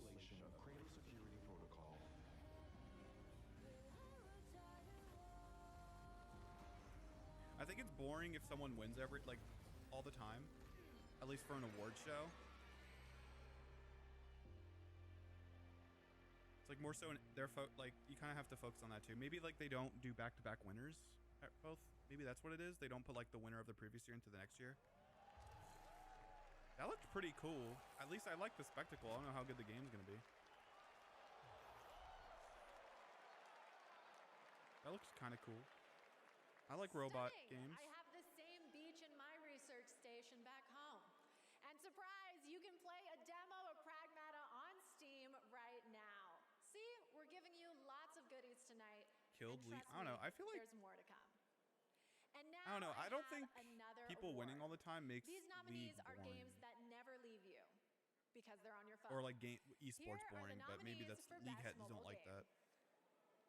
Destiny Rising, Persona 5: The Phantom X, It should be Uma, right? Sonic Rumble, But it's going to be Withering Waves, watch. Umamasume, But it is 90-10, so it's not up to people that vote. and It's 90-10. Wuthering Waves. It's a panel. It's mostly panel. And the Game Award goes to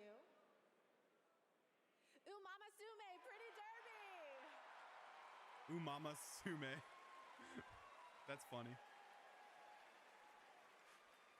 Umamusume. It is a tremendous honor to receive this amazing award.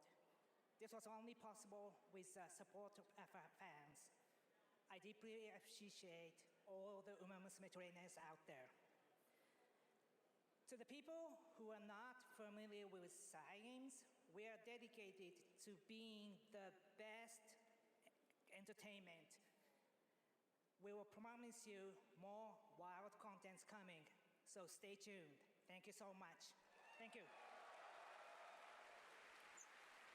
Congratulations. All right, I think I have to take a quick break and play Umamasume. It's not my ADHD, it's professional development and my ADHD.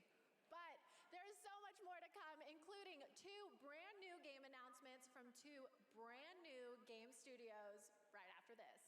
I feel like they definitely, My dear children, I write this letter to you as testimony of my undying love. Deorcus, my beloved, you will honor our goddess more than I ever could. Rickard, my cherished, find your father's steel and face the challenges ahead. What happened? She knew Marike was coming for her.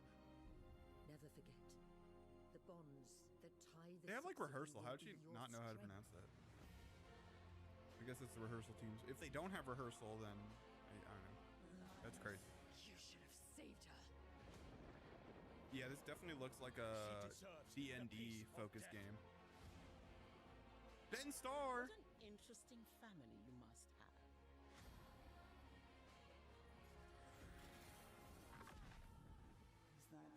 He's the talk of the town because he was. I know him from Final Fantasy 16. Stay in the light.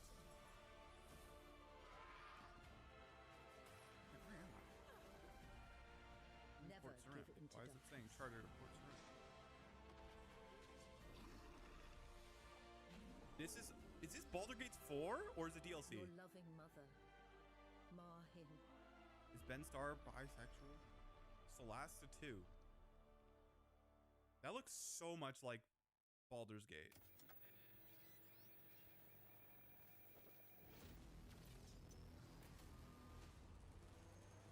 What the fuck, dude?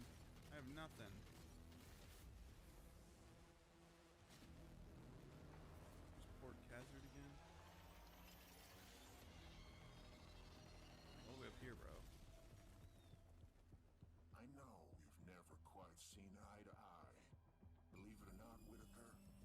same thing.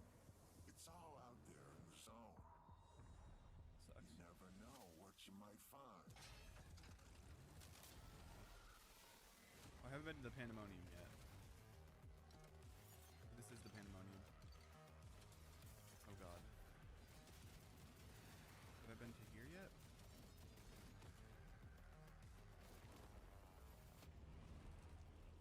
So this seems like slop. Welcome back. We are oh so close to the top of the hour. Everybody, go tell your friends to tune in and get ready for a night of awards, world premieres, musical performances, and lots of surprise guests we haven't told you about, because then they wouldn't be surprises. But now it's time to honor another game studio with an award. And it's one of my favorite categories, Best Independent Game. This year, there have been so many incredible independent titles from studios around the world, and our global jury of media selected these 6 as the best. Absolum, Ball Pit, Blueprints, Claire Obscure Expedition 33, Hades 2, and Hollow Knight Silk Song. And the Game Award goes to... It's gonna be a Claire sweep for sure. Claire Obscure Expedition 33!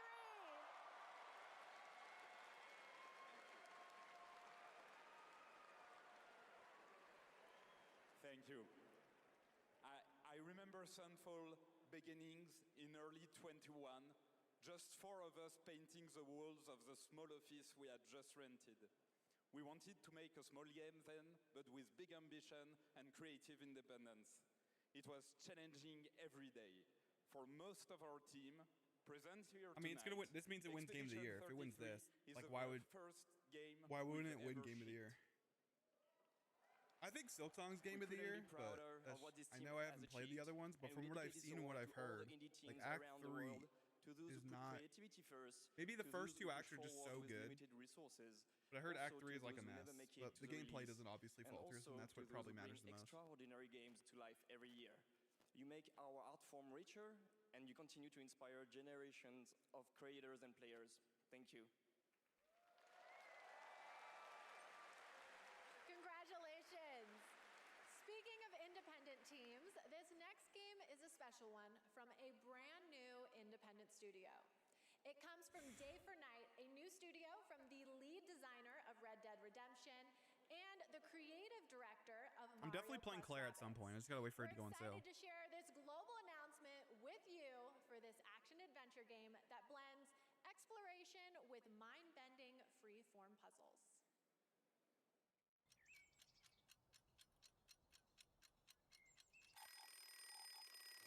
I love the new game. Okay, sunshine, check. Map, check. Time for a new platforming adventure.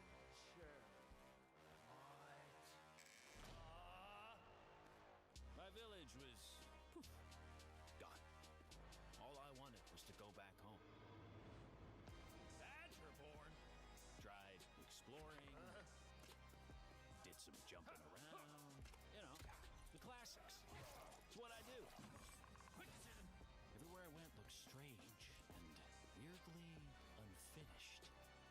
And that's when I found it. And everything changed. Literally. Oh yeah! Make your own platform game, baby! Now we're talking! I had a new grasp on things.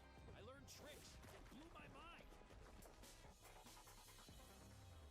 It's just been $40 to $50 the whole time. Wait for it to go on sale, because it's not like a priority for me. I mean, it normally would be if I had like more money I could spend on shit. Right now, I can't really buy like games like that. I've been like buying like super stuff, like stuff on sale, like less than $10 each on Steam, but I haven't been really buying much. I had it all. And then the code broke down.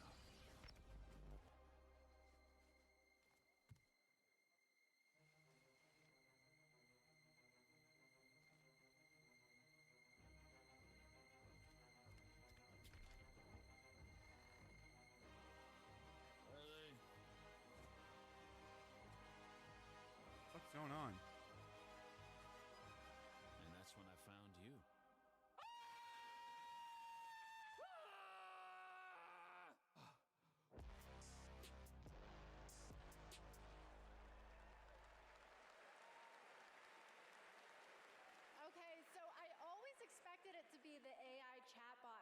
achieve sentience first, but I'm down for an animated badger singularity. And yes, that is actor Evan Peters playing the role of Bradley the Badger. I have one more world premiere for you. It comes from an incredible brand new studio in Osaka, Japan. This is a wholly original new world coming in 2026. And we're excited to share the announcement and the first look at gameplay with you. All right. It's a new studio. It should be, I don't know. Oh, God. Zombie game number 50 million. In love, first sight to alone despair. Fiercely blazed my heart, even these frozen air. Dark and cold, the place that's on your face, I fell in love. Don't even know I got your name, girl. I don't mind even carry you illusions. Shattered dreams, now it seems no so bad. Oh, is this like, oh, this is like Friday.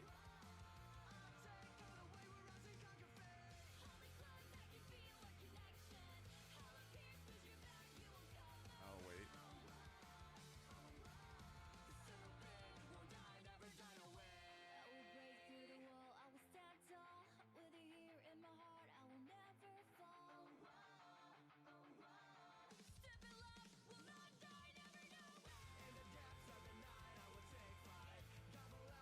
I don't know what this is supposed to be.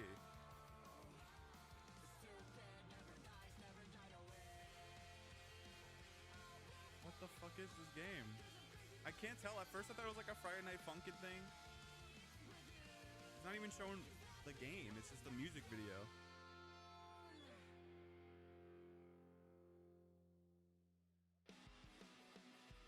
Stupid Never Dies. Okay. That was a little bit too long of an intro. Okay, it's a Dynasty Warriors zombie game. That looks awful.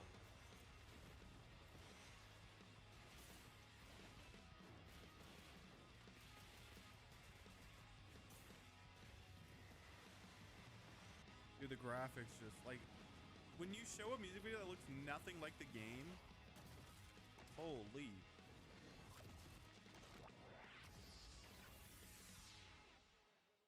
I don't eat humans. Okay, if that doesn't get you hyped for the main show, then maybe you're the problem. That was Stupid Never Dies from GP Track 50, a studio made up of action game lovers. Everything else got me hyped for the show. That was dog shit. Devil May Cry, Dragon's Dogma, and Resident Evil, creating action games for action game fans. Okay, we're minutes away from the main event. We have one more award for you. A category that celebrates other media that took video game IP and made movie and TV magic. Here are the nominees for Best Adaptation. A Minecraft movie. I have no say in this. I haven't watched any of these. Splinter Cell Death Watch. Why is it Dude, Until Dawn is a remake. And Until Dawn. That means they're... And the Game Award goes to The Last of Us Season 2. Oh, they have a boner for Last of Us at the Game Awards. Thank you very much. Gabe? I want to thank all the original devs that worked on The Last of Us Part 2, all my homies back at Naughty Dog, our outsourced partners, our fans, our video game fans. This opportunity wouldn't exist. Dude, know what? without Last you. of Us has been remade every 2 Thanks to all the years. support we got from It feels PlayStation like there's like 4 or 5 remakes of that Sony game. Pictures, And then they make a HBO. show, which is like, We need to thank who the fuck Netflix or cares? Paramount or I heard whoever Last our of Us streaming 1 is overlord is good. now. It's like, it's not my type of game, most of but all, I really want to give a big shout it out did it to well. our crew, our incredible cast. And then 2 I heard led was by like Pedro, fine, but it was Bella, like not as good. Isabella, Gabe. It's kind of like One Punch Man They season really 1 threw versus season 2, themselves at this at least and from did what their I've seen. best to bring our world to life in live action, and we're super proud of what they've done. Thank you to the Game Awards. Thank you very much. Congratulations, The Last of Us. Okay, my guys, we have reached the end of the opening That sounded act, racially charged. which means it's time for a new beginning. The Game Awards main event is imminent, with big awards, even more world premieres, and amazing I feel like, performances. am I surprise tripping guests or that like, even I feel like they don't did know more about, rewards in because if you guys the remember, pre-show. I violated my NDA earlier, and they decided I couldn't be trusted.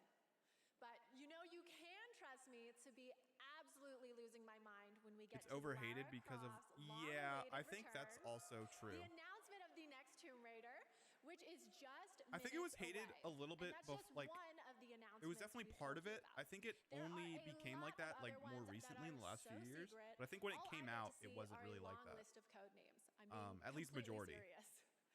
Anyway, thank you for going on this journey with me, and congratulations again to all the winners so far. Trust me, the fun is just beginning, so buckle up. The 2025 Game Awards starts now.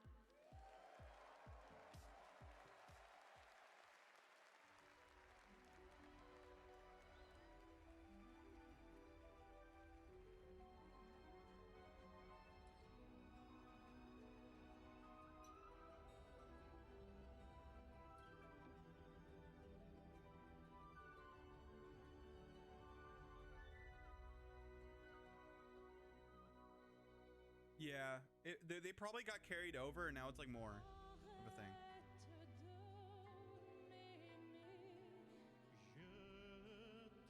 Wait, what?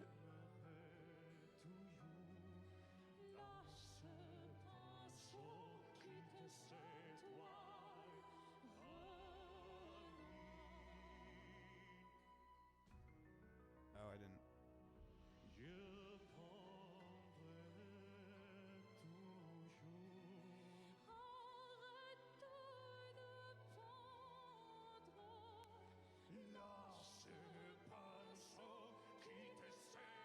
What game is this? I didn't pay attention. That art's pretty fire, though. Oh, it's Claire. I've never heard. I literally know nothing about the game. Besides, it's a game in a painting or whatever. Something about a painter.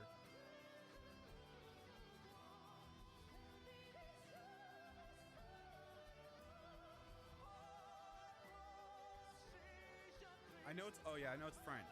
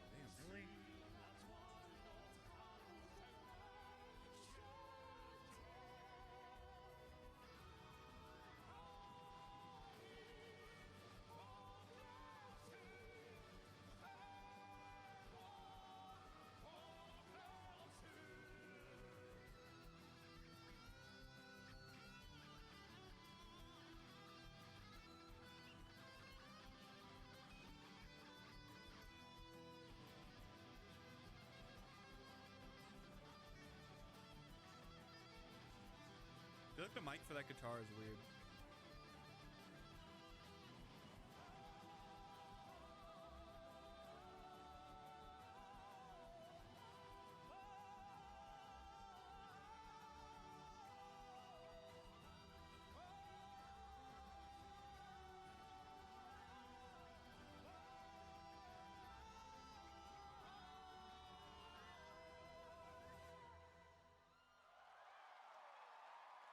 That was pretty good. I like that song. All right, I'm back. I'm gonna be eating, so probably won't be talking that much. But we here.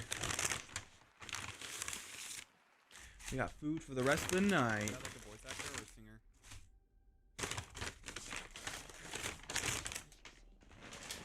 And forever. It's what living is. The change and to embrace change.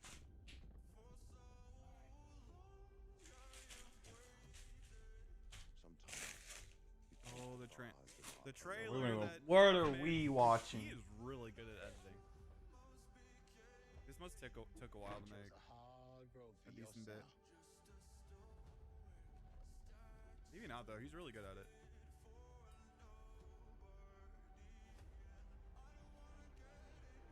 Find something to watch. Seven people lesbian rep. PogChamp. Oh wait, I should keep that on the side. Which one's this?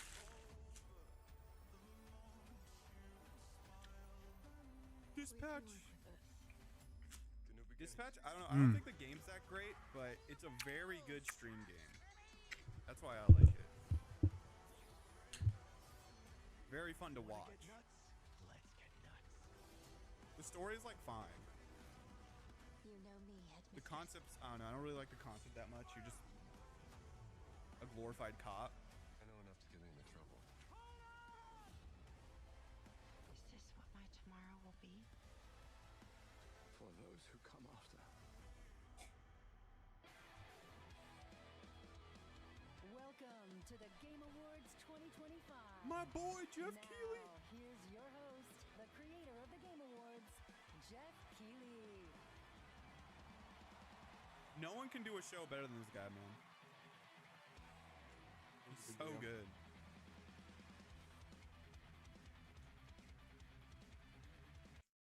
Year-long civil war. I'd love to go into explicit detail about this takeover, but quite frankly, I don't fully understand it. But what I do understand is that at the heart of every war are innocent civilians, ordinary people trapped between power struggles trying to survive. In this video, I'll be delving into the lives of the Syrian people, shedding light on their struggles and resilience, and to see what a free Syria really looks like. We might also have a little bit of fun. For over 4,000 years, Damascus has been continuously inhabited, making it one of the oldest living cities on Earth. 15 empires have risen and fallen around it, yet Damascus continues to endure. Despite years of war, sanctions, and international isolation, people still thrive here and the city keeps functioning, not without difficulty, but with resilience. But that resilience exists side by side with fragility. The day I arrived, 40 people were killed in an outbreak of sectarian violence along with Israeli drone strikes. It was a reminder that while Damascus has survived for centuries, peace here is never guaranteed. So before we start, I want to show you the impact that the 14-year-long civil war has had on inflation and the economy here in Syria. I might need to try to find someone on the street. I got 10 US dollars, 10 Abraham Lincolns. So before the civil war here in Syria, $1 US was the equivalent of 47 Syrian pounds. 30, 40, 50, 60, 70. Shukran. Thank you, my friend. You take care. That guy just gave me 110,000 Syrian pounds for $10. He probably gave me a shit rate, but he can keep it. The real rate is about 130,000 for $10. So this is Damascus. As I said to you before, 20 minutes from where I'm staying, there was an attack yesterday. Now, that worried me, right? And I had this thought of how dare I be worried? I am a foreigner that's chosen to be here and I can leave whenever I want. There are Syrians, millions of Syrians, who for the majority of the past 14 years, every single night of the week went to bed knowing that they could be struck with missiles during the night, and 70,000 of them were. 70,000 Syrians. Hello, brother. There you are, my friend. Okay, you're welcome. And that was the least of their worries. They could be arrested, they could be tortured, they'd be killed for speaking. If I was standing here 6 months ago saying what I'm saying, I would be gone. I would be gone and you would never hear from me ever again. Hello, madam. There you are. There you are. Okay. Okay, you're welcome. And many people here are still living in poverty, as you can see. The Syrian flag has changed. Can I touch it? It's okay? The Syrian flag has changed. So in 1980, the previous flag was finalized, which was red to symbolize the bloodshed of Arab countries. And it's changed 6 months ago to the previous Arab Syrian flag that was changed in the 1930s, which symbolized independence. Just to reiterate how dangerous it would have been for me to be standing here 6 months ago speaking out at all against the government. I've already been in Damascus for 2 days, attending events held by organizations whose primary focus is the justice of Syrian people. And I listened to a woman speak named Mariam Kamal Mars, whose father was a Syrian-American psychotherapist. And in 2017, he crossed the border into Syria to visit an elderly relative and was never seen again because he was suspected of being against the Assad regime. Mariam did an incredibly moving speech and I'm going to show you a clip of it right now because there was one thing she said that absolutely struck home for the severity of the situation here in Syria. A father, a mother, a brother, an uncle, a friend, a neighbor. Look around. These are not just statistics. These are our families. It's just heartbreaking, and most of the atrocities I can't even speak about on YouTube. Yeah. But anyway, let's explore the city that's been through so much, not just in the past 14 years, not just in the past 5 decades, but in the past 5,000 years. This is a city that's been through a lot. And we're going to try and explore it and learn about it while meeting the Syrian people along the way.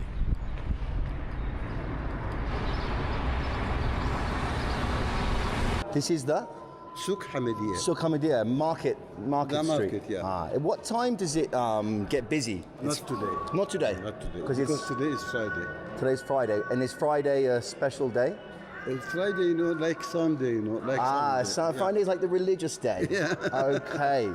And also, if you want to change money, you know, we can. Okay, I've just changed a little bit. Many years ago, before the war, I have my camera, is okay? Yeah. Before the war, $1 was 40. How many Syrian pounds? 5,000 pounds. 5,000 before the war. Before the war. Okay, I read online that it was 47. No. 5,000. Don't listen to a word I say ever. Congratulations on the revolution. Nice to meet you, and I hope you have a very good time here. Thank you, my friend. Thank you so much. Thank you, brother. See, I'm looking at a graph right now that says it was a US in 2010s it was 46 SYP Syrian pounds, which means I was right. Doesn't matter who's right and wrong. Doesn't matter. Has life changed in Homs since the fall of the system? Just overthrew evil with evil. Yeah. I wasn't here.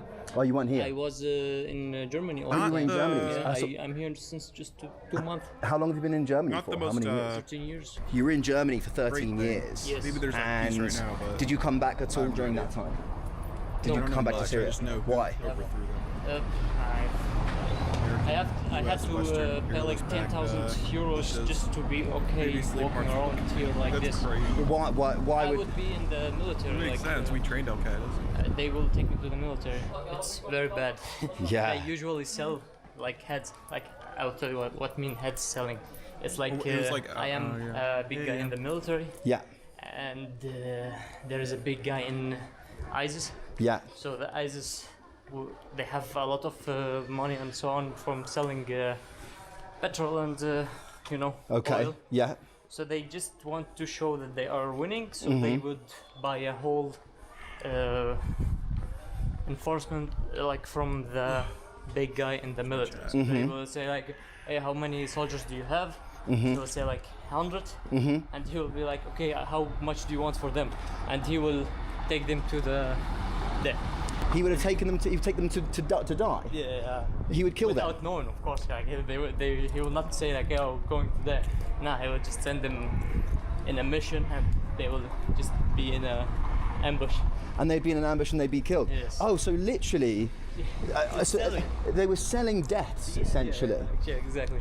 So they would sell. So the regime would sell people to ISIS for them to then be killed. Yeah, there is a lot of stories like this. It's not very famous, but that's so. I mean, I've never heard of that before. Thank you for sharing that with me, brother. So this is why most of people were just going away from here. When you're on the ground in a place like Syria, you hear stories like these and start to realize how different reality can be from the headlines. You might see one event unfold in real time and then watch it get spun in 10 different ways. It's never been harder to know what's real and what's just designed to get your attention. That's exactly why I use Ground News. It's a website and app that pulls in thousands of news articles from and take control of how you see the world. Salam.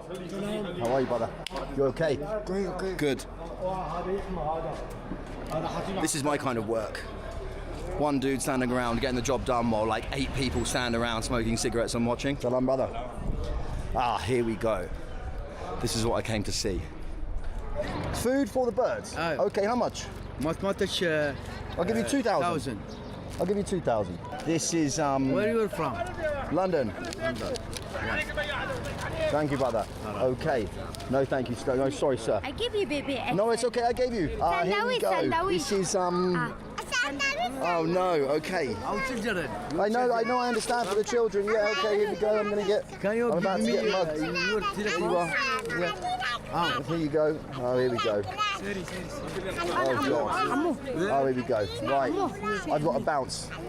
That's okay. يعني ما أخذت والله العظيم رجعت أولادي ما أخذت.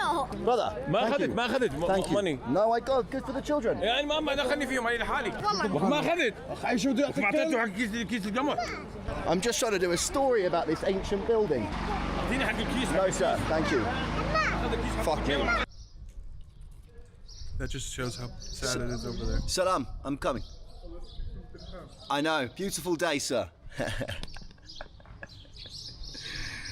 I had absolutely zero intention of that happening there in that square. And it's such a shame because where we were standing right in the middle of the Temple of Jupiter, which is a wall. It was a temple built by the Romans over 2,000 years ago.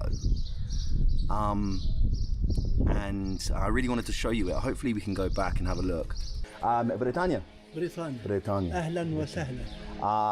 No Arabic. Salam alaikum. Since then, since those walls were built 2,000 years ago, Damascus and Syria has seen so many empires come in and so many empires fall. The Romans, the Umayyads, the Ottomans, the French.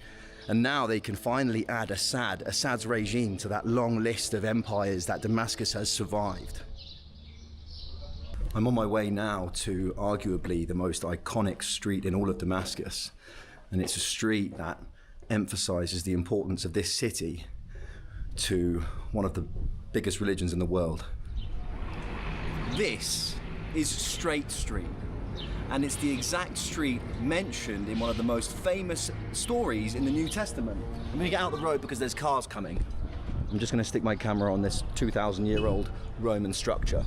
So the story goes that Saul was a fierce opponent of the Christians and persecuted them massively. He was on the road to Damascus to persecute Jesus' followers.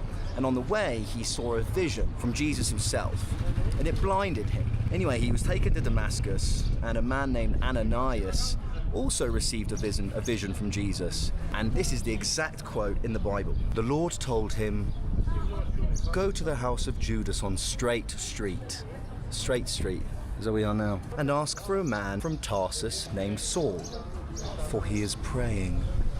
And Ananias went to him and cured him from his blindness. And Saul, who was blind in more than one way, found God and found Jesus and became St. Paul and he ended up writing most of the New Testament. I'm not a religious man, but you know, this fascinates me. I wish it fascinated me when I was doing religious studies classes at school, because I got a D. I got a D in that class.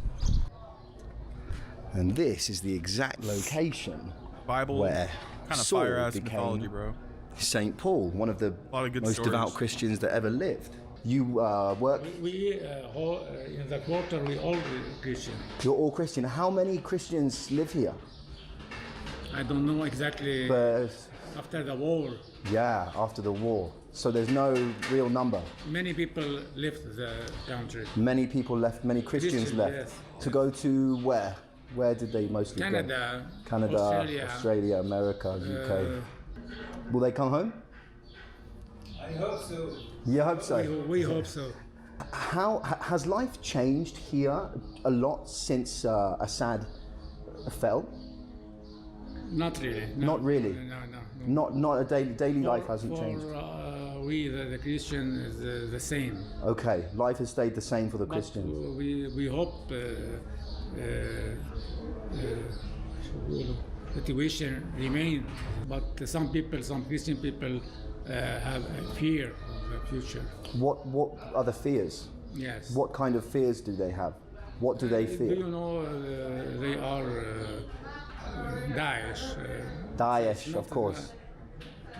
And currently, HTS, they are supportive of the Christians, possibly. God only supports us. Oh, God only is a supporter of the Christians. I fully understand. Thank you, sir. Thank you, my friend. I'm going to take a look at the church. Thank you, brother.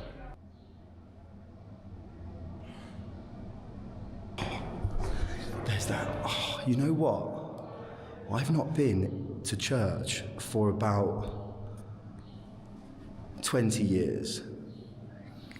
And I just walked in here now, and the smell of the incense, I don't know if you've ever been inside a church, the smell of the incense just instantly brought me back to being a 10-year-old boy again, going to Catholic church. I was like 12, like I was a teenager. It was like 15 years ago. Strange. Went to church. I don't think I went in middle school. Somewhere. I might not have even been a teenager. Take cigarette. I don't know. I take cigarettes. Oh, Yeah. nice cigarette. Oh, you have a nice cigarette. These are Gaulois. It's okay. You keep those cigarettes for yourself. Thank you, my friend. Thank you. Thank you, sir.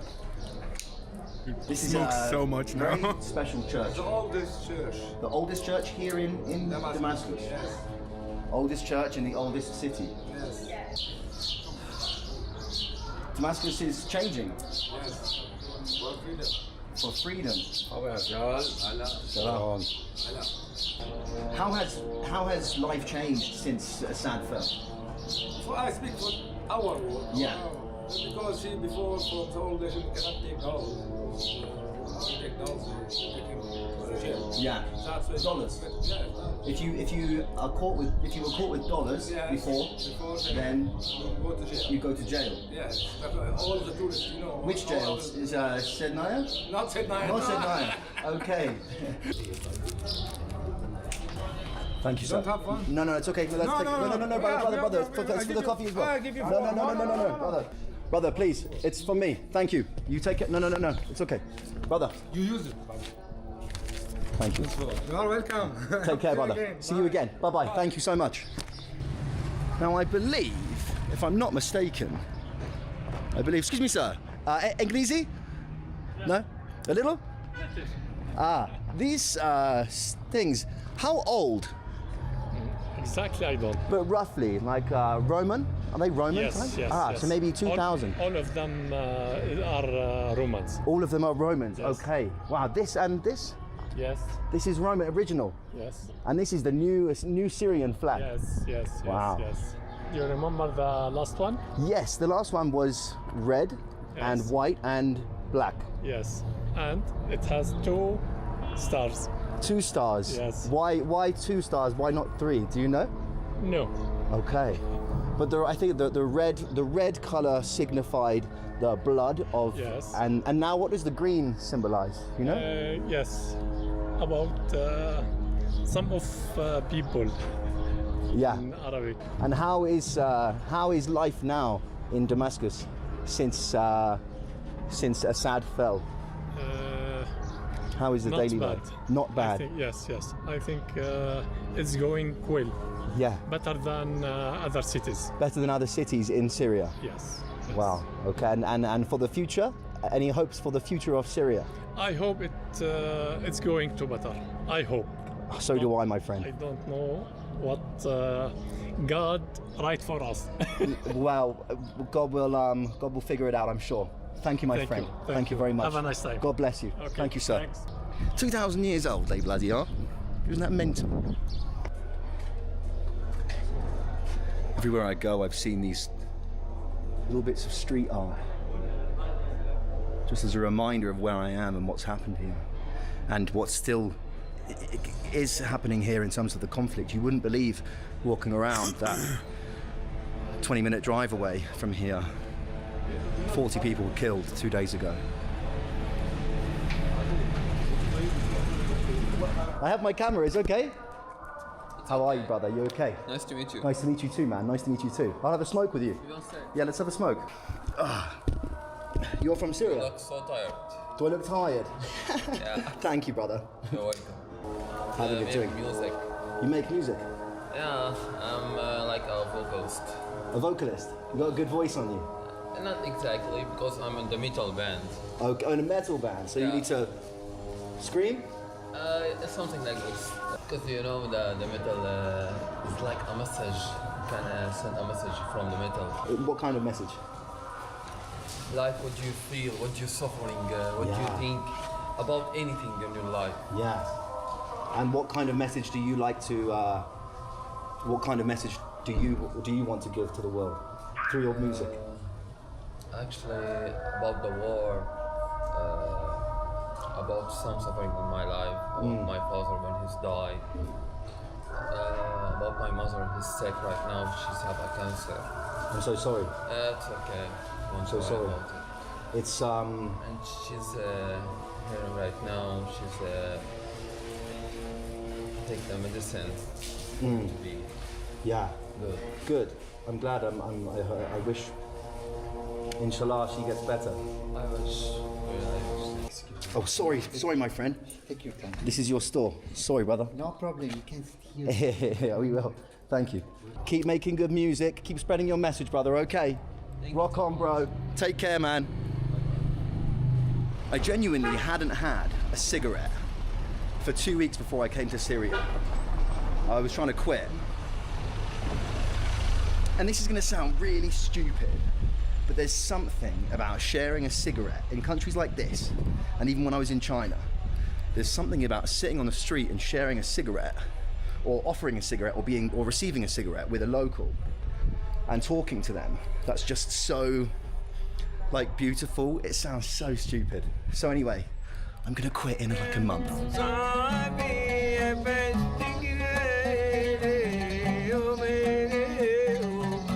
So as you might have realized, Syria is a melting pot of different ethnic and religious minorities. The Alawites, the Kurds, Christians who we spoke to earlier on, Muslims. But there's one of these minorities that I'm really interested in speaking to. And that's because there are only 7 of them left in the whole of Syria. Only 7 individuals. 7? Let's go to the Jewish quarter. You speak a little bit of English? The little. I'm heading towards the Jewish quarter. The Jewish quarter of the Jews. Where is that? No, not Jews. Jews. Like Jewish. Jew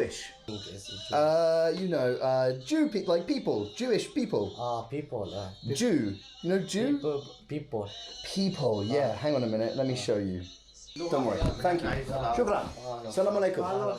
See you. Bye-bye. Thank you so much, sir. Jewish quarter. Yes, sir. I'm looking for the Jewish quarter. Where is it? Here. Here, right here. This is the. So if I go this way and then here. Okay. There is no Jewish. There is no جيراني. هلا هو عم بدور ان كان الكنيسه اليهوديه. جيراني شو كلمة جيراني neighbor.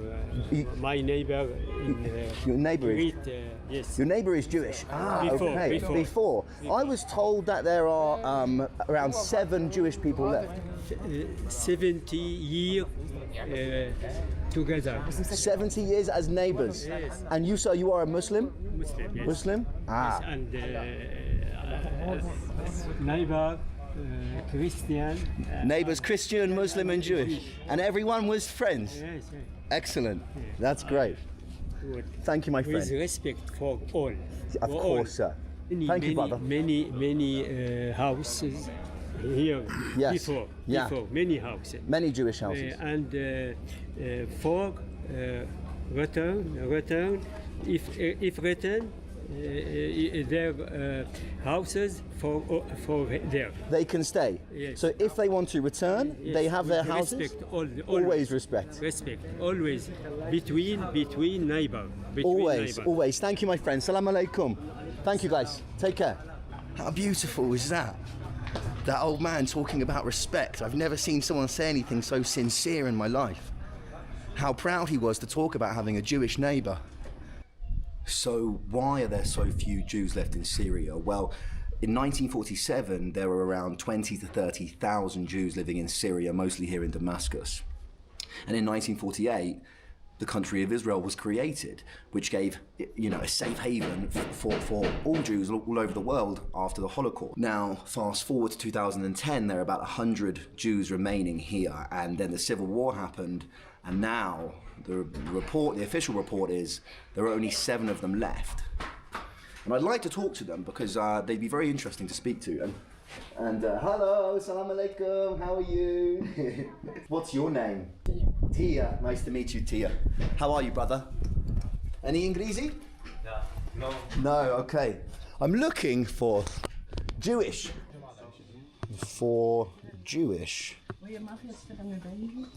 People. Looking to maybe meet someone who is Jewish. I speak little. That's okay. Don't worry about it. Thank you very much. Oh, yes. Yes, this is the Jewish quarter. It's a lot. It's a lot. It's a lot. Are there any Jews still living here?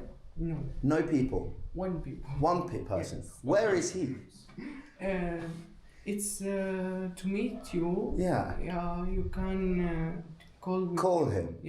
This way. yeah. Thank you. Oh, this is the synagogue. It's closed now. It's closed now. Oh, okay. Yes, I'll ask. Ask Yes. Where? People, Mustafa Gallery. Mustafa Gallery. Where is that, brother? Mustafa Ali. Mustafa Ali. Okay, I'll come with you. Thank you, madam. Britannia. Welcome, Stephen. Thank you, brother. You speak English? A little bit. A little bit. My first time in Syria, and I've come to the Jewish quarter. Oh, okay. This is the Jewish quarter, correct? Yes. And apparently there is one Jewish man left here. There's no, I think there's two or three. I heard there was one man and he looks after, or he cares for the synagogue. Oh, this is a long video. Let's get back to some sailing. But before we do that, Wordle.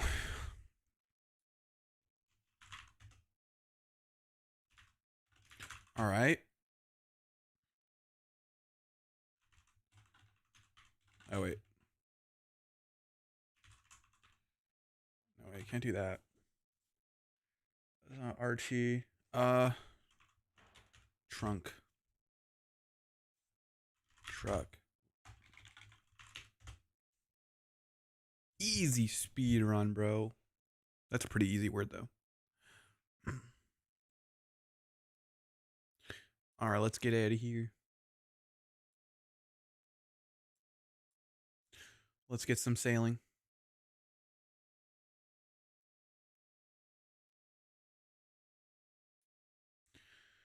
Do-do-do-do-do-do.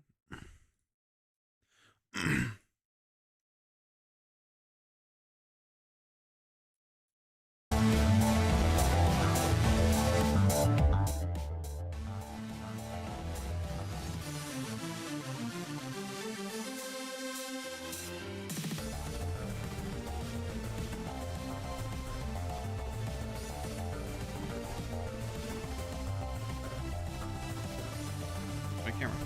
Oh, excellent. I heard of that. Let's go, dude. Your activity. My chats.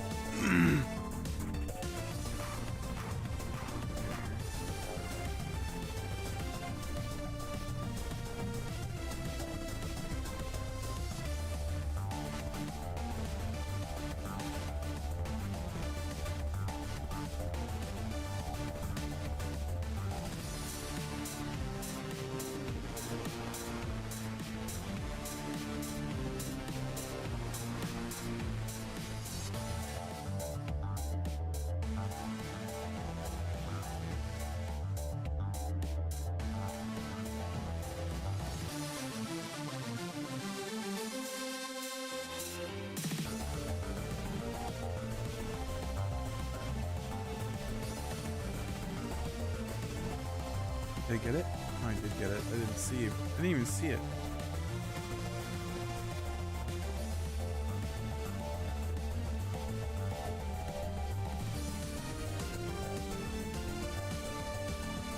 Oh, what?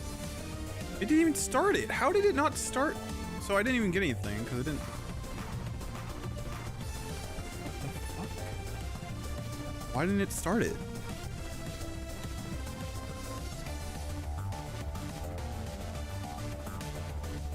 Oh, that's confusing.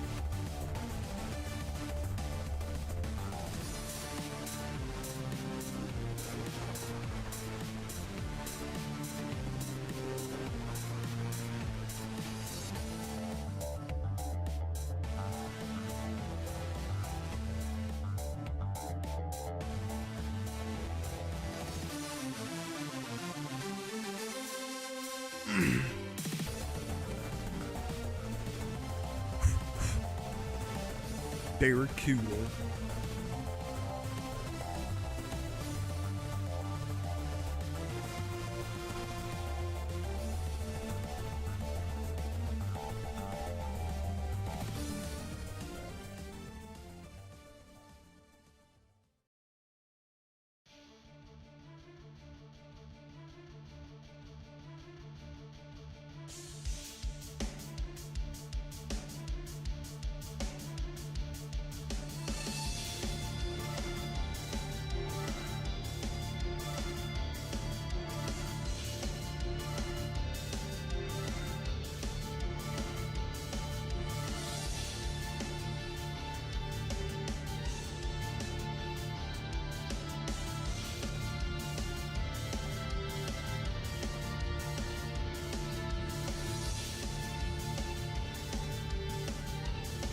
Fucking damn it, dude. How do I misclick a damn sale?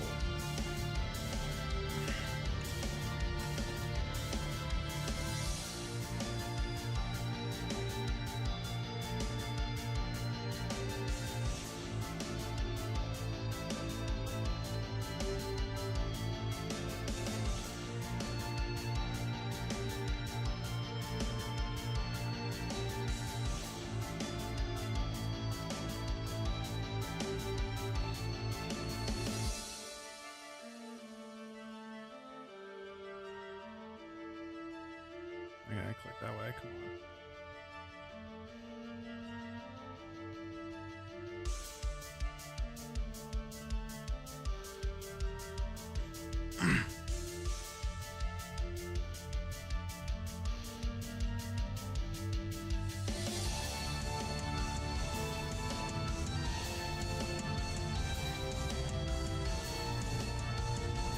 Annoying as fuck.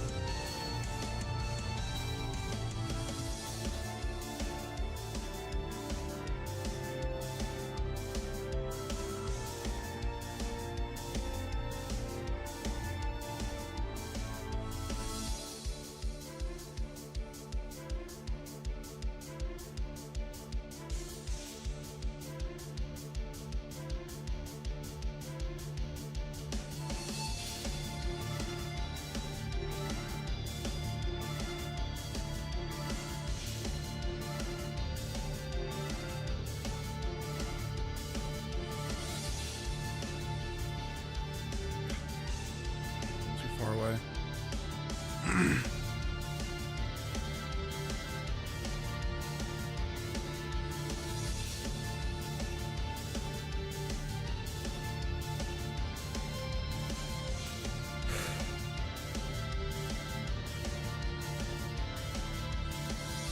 God, bro, I keep going the wrong way and it fucks me over.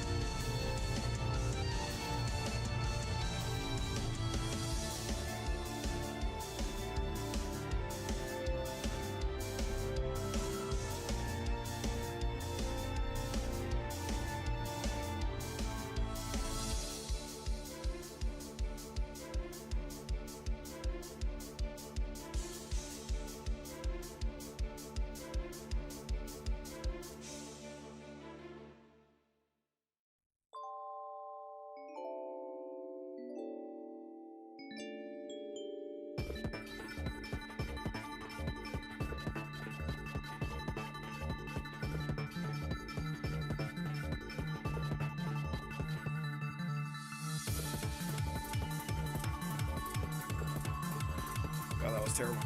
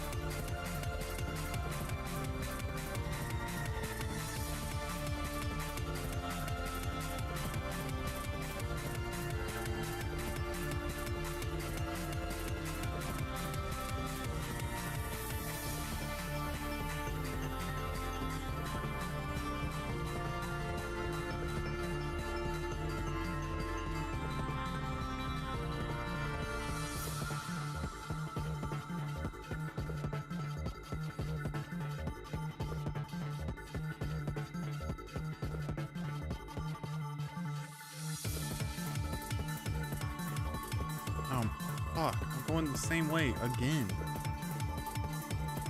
Please.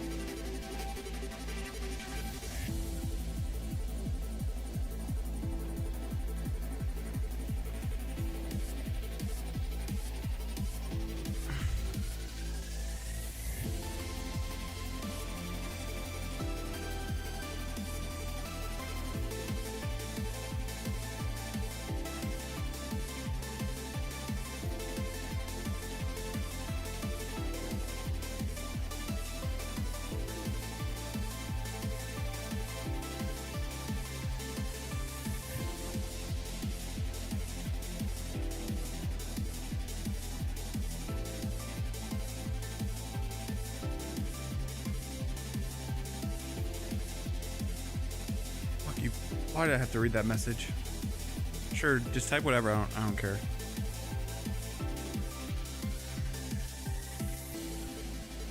I don't know why you would ask to do that. It's Twitch chat. I feel like it's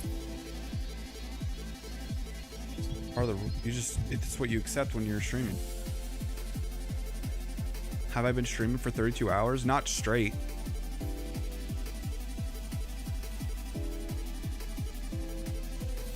Missing I don't know what else. I don't know how I'm missing a fucking thing.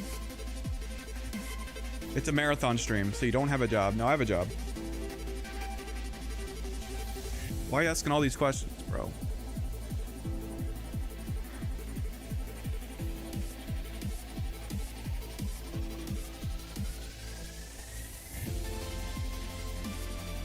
Okay, that's not trolling, brother. You're just being weird. See ya.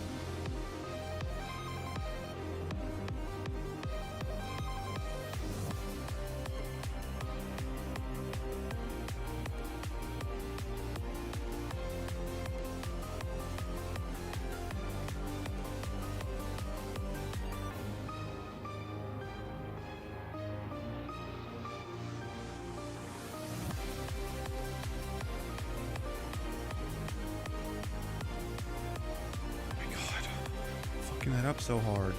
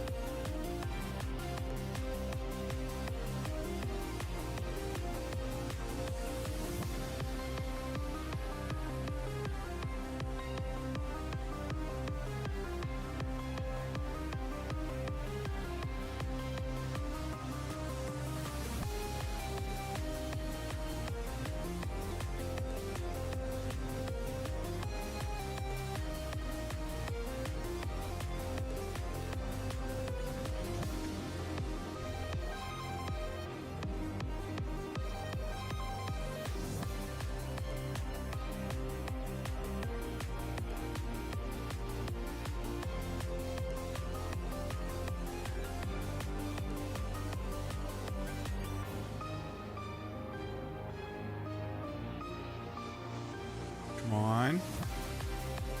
Oh, we got this. Fuck it up. Oh my god, I went the wrong way. Fuck. Why do I don't know why I keep doing that. Like, I remembered the first time I did this today, and now I just can't remember it anymore.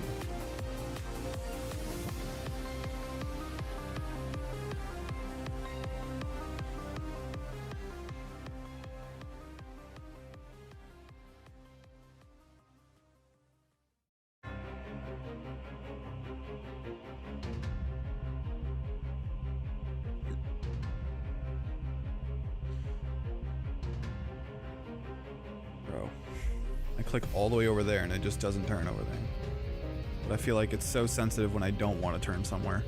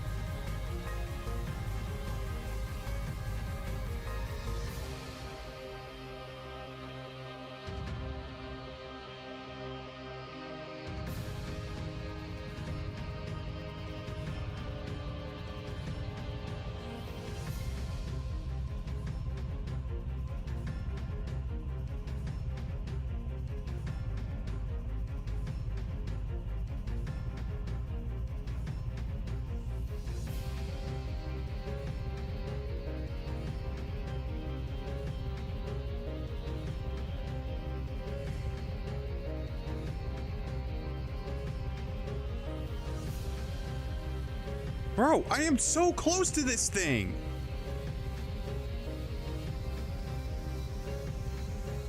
Oh my god. Like,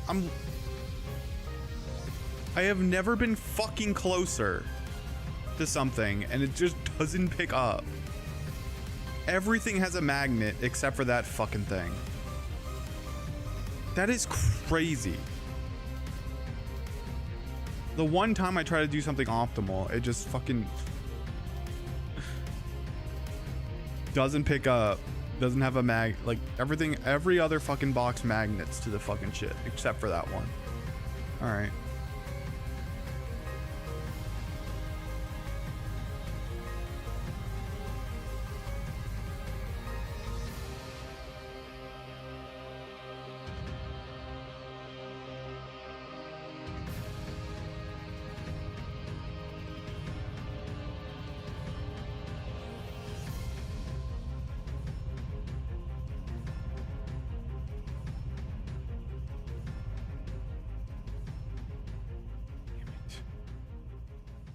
Thought it would be outside the range.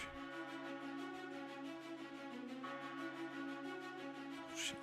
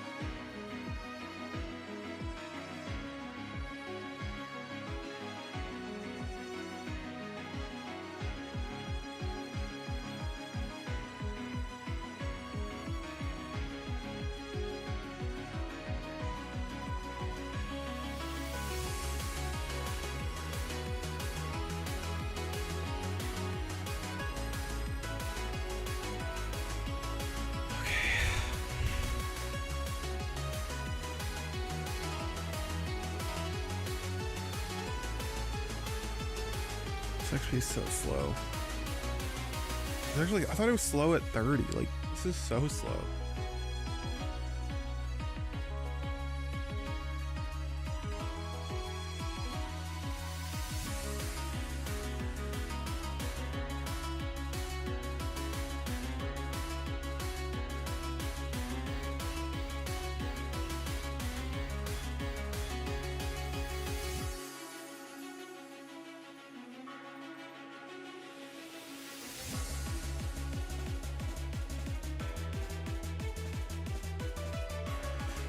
I should have done this on release, bro. It'd be so fast.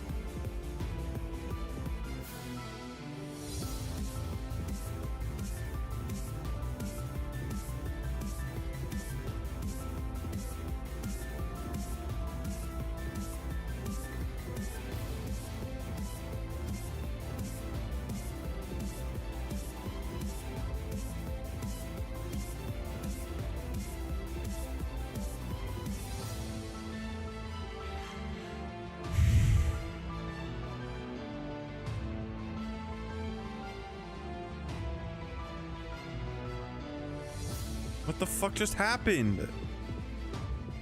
Jesus.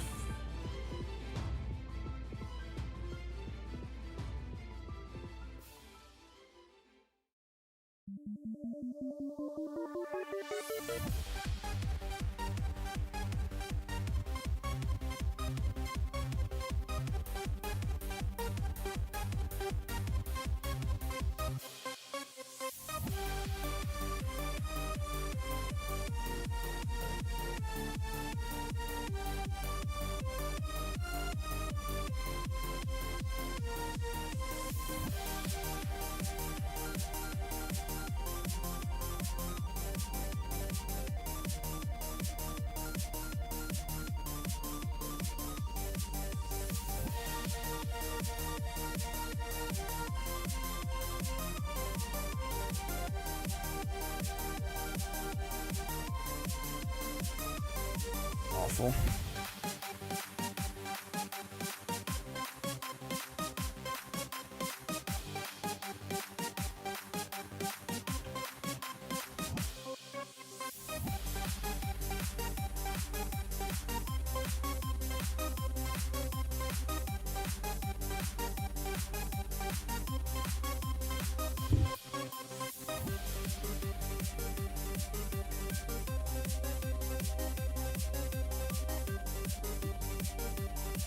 Yo, VQ Motor, what's up? How's it going?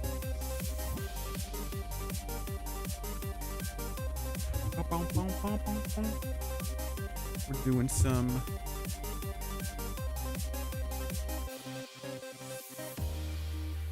trials over salvaging. Yeah, I'm trying to do. I'm just trying to get faster XP. I haven't tried salvaging yet. I'll try that soon. I might try that before I go to bed tonight, just to chill out.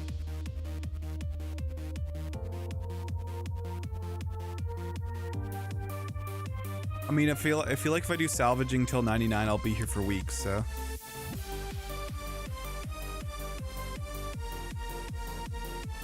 And since I'm streaming, I gotta be doing something anyway. I would be salvaging if I was playing offline. Like salvage while I do something else. What's your sailing level? How do you like, whoa, what did I click on? Oh, sick.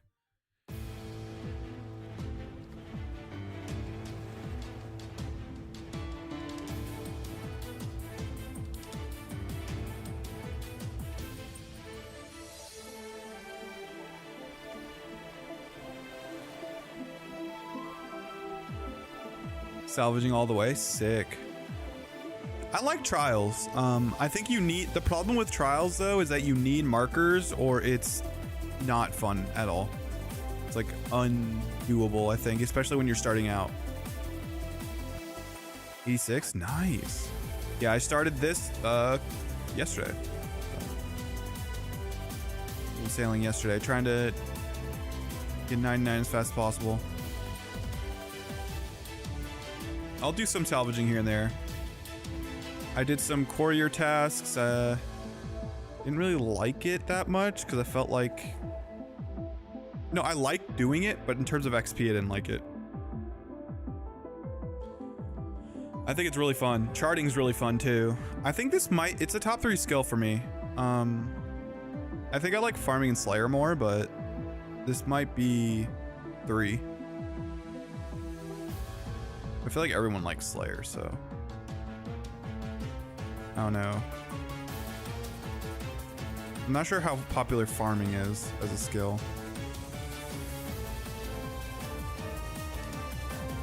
I think Hunter got a lot better with rumors, so I have to do a lot more rumors to have a good opinion on it. I think Hunter got a lot better with that. Oh shit, I was not paying attention.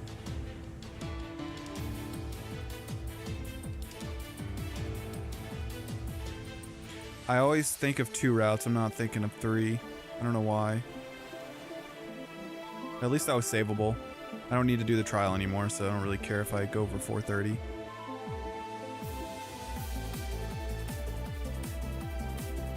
I got like 99 farming a few months ago. I got 99 Slayer. Was it last year or earlier this year? I don't remember. dude. I feel like I cut in barely too much. I'm trying to find like the best spot to do it at. But I'm like always I'm like getting the same spot. I'm like always a tile close. Tile further away than I think I am.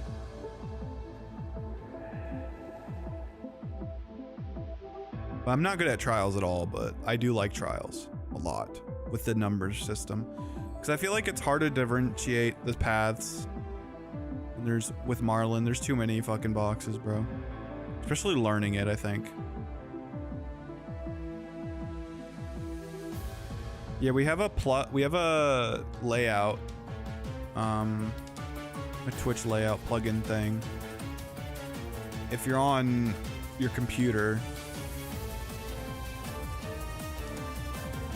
you can see my inventory, my levels and stuff like that on the left.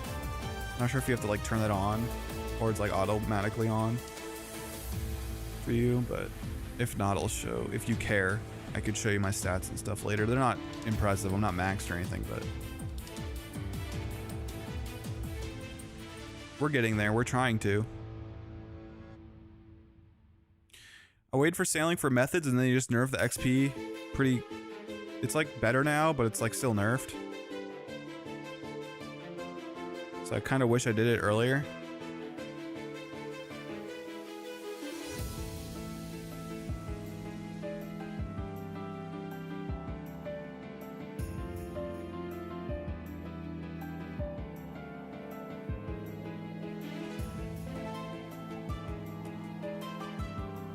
I kind of want to check my XP anyway. 11k, so we have like 8, 9 runs left. Probably not, I think 9. They are impressive. I'm gonna do 99 Hunter sometime soon. Hunter won't be that bad, it's pretty fast. Thieving's fast. Herblore I can probably get in like a day or two. A couple days actually. 4 million XP. Yeah, I can probably get that in a couple days if I really do it. If I do it a lot, probably like 3 realistically, because I'm always like semi-AFKing it. Smithing, I don't know when I'll do smithing, but I'll do it eventually. That's a little click intensive. Agility, that'll take a long time, and then rune crafting will take a long time. But I like Guardians of the Rift, so I might just do Guardians of the Rift for a while, and then do some money-making methods for a little bit, and then go back to Guardians of the Rift.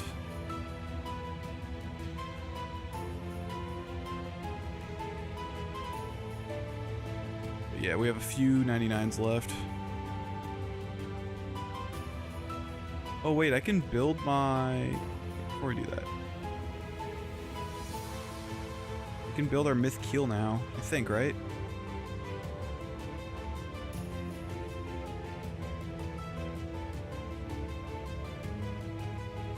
Oh, I can build a new boat?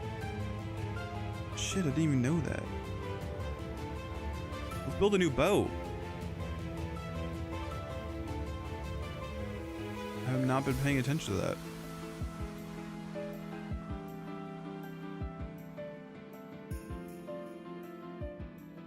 I'll kill this anyways.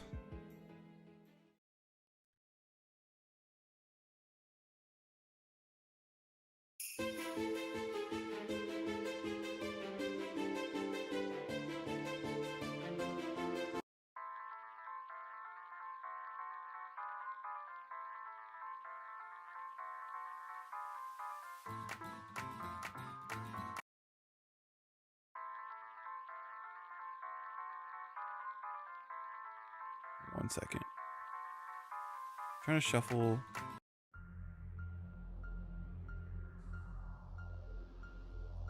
How long have you been playing? I'm always curious because I feel like there's like a lot of new players nowadays, which is like hard to believe for me.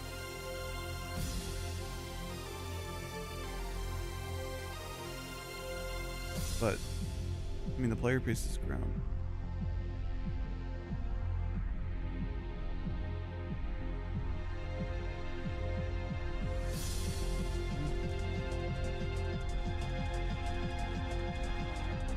Alright, well, let's get a new freaking dude, man. New boat.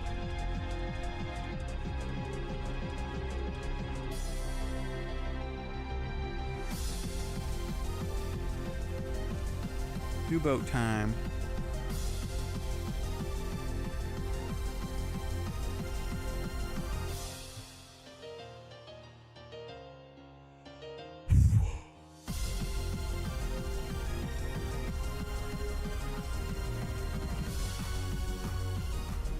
It's 07 on and off. Oh shit. I've played since 07, stopped when EOC came out. Dog shit. But I only played like a little bit. I didn't have my own computer, so I wasn't really playing for real. Then I played a lot from 2013 to 2015. Stopped. I think I came back. I might have came back briefly in between 13 and 19. And I played a good bit in 2019, then I stopped again, then ever since 2022. I haven't been playing like a lot, but like consistently I've been playing since 2022. I think there was like maybe a few months break or something in between there, but yeah. North 3 came out. Yeah, it's just like turned into a different game. I just don't care about it. I still don't think it's good, but I think the bosses they have are cool, but how you fight and stuff is just terrible. It's just shitty World of Warcraft. And I don't even think World of Warcraft's that interesting to begin with.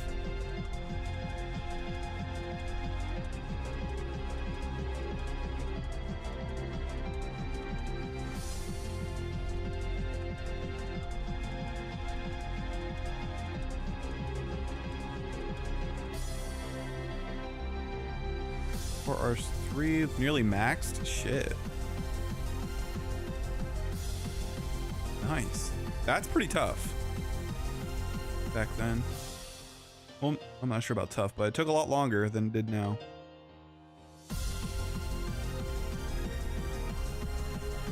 I want to buy a new ship. How do I haven't done that in so long. Since by so long, I mean yesterday.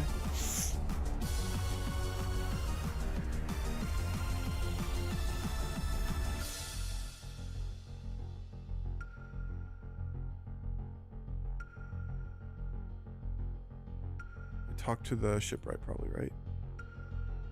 I can get a crew. Let me actually talk to this guy.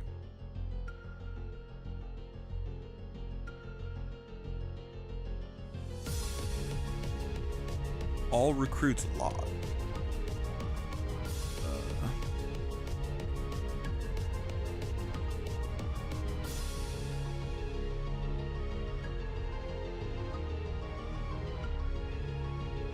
By boat. Sloop.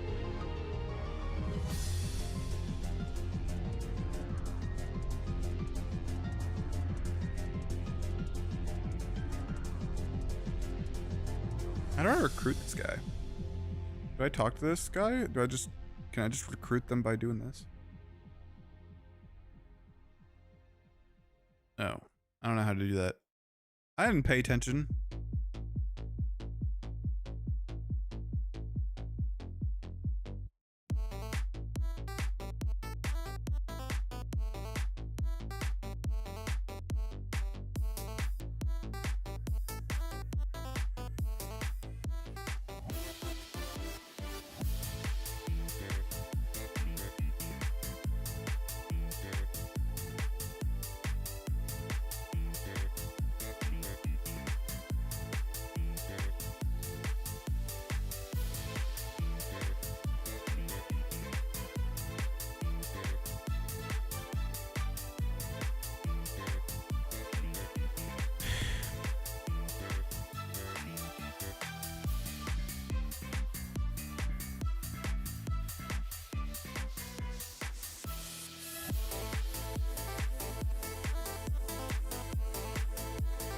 I don't know how to recruit them.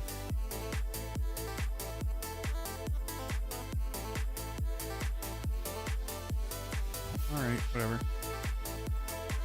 Yeah, cause like I think the only difference with like it's like there's a lot I can't even remember what was out.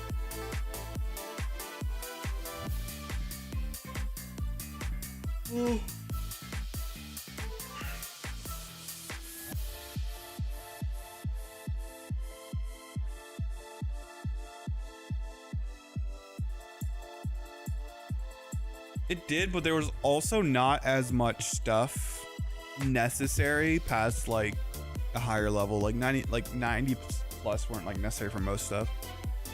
Besides like besides mail like stats and stuff. It was just more so like just an achievement. Now there's like a lot of stuff that are like required for really high level, which I'm not sure if I super agree with. Like Divide being 97, I'm not sure. I feel like 99 should still be like, I guess you can't really do that anymore because max cape is like not necessary, but worth going. Like it's like pretty damn good. So if you're, I don't know, skill capes having perks is an issue, I think, or like that good of perks. At least the max cape having that, I think that's pretty crazy. All those teleports and stuff, and like max infernal capes, all that stuff, I think is not that great, but it's like whatever. It's just the game changed. Let me customize my boat.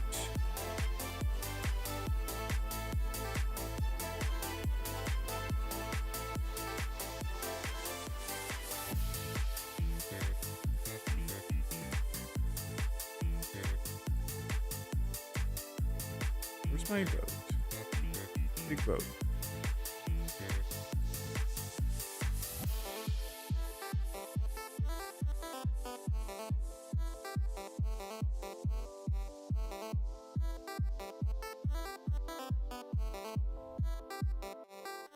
I guess I have to switch boats. Maybe.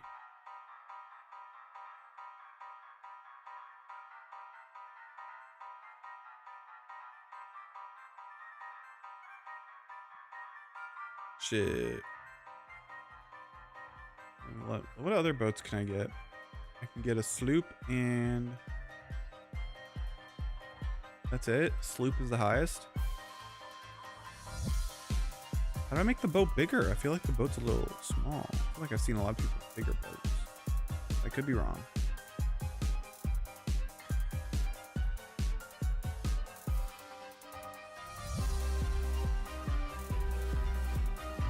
Alright, what can I add? Anchor, wind catcher.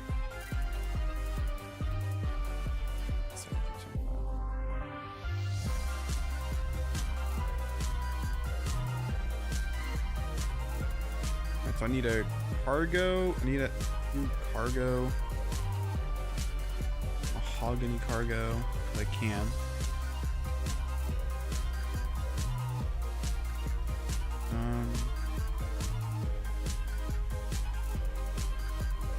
Salvaging. Rope trawling net. I don't know what that does.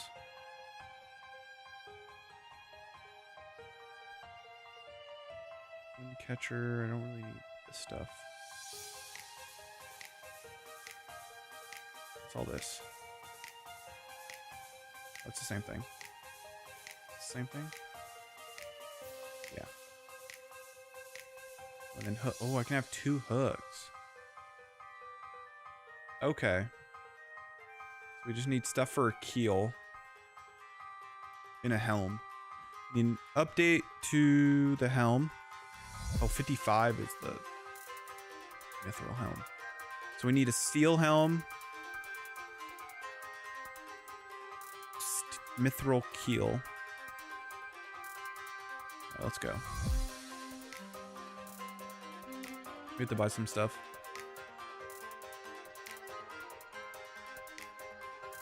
Mahogany cargo. Helm. Myth keel. I have the stuff for the myth helm. I just need stuff for the myth keel, I think.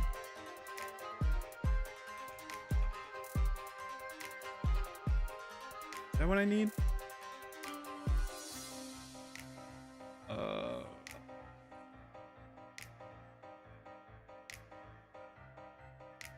Or sloop. Okay, just large mithril keel stuff. Mithril keel. Yeah, that's expensive.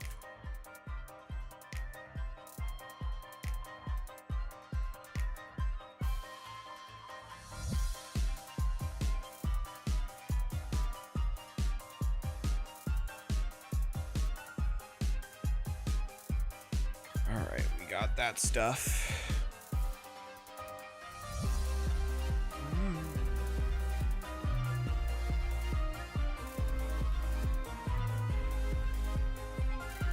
Does Draenor Village have?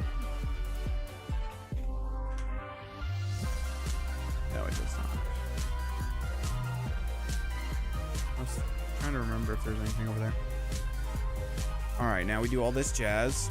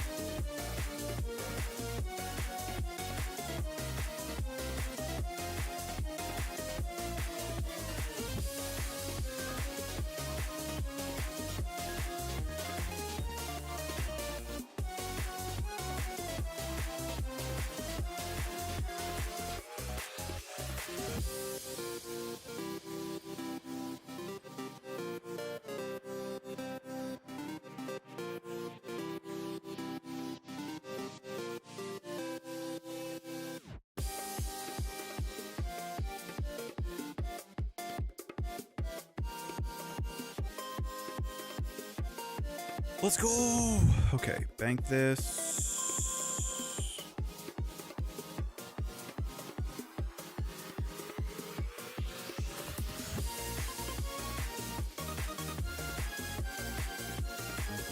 Eight mahoganies, 32.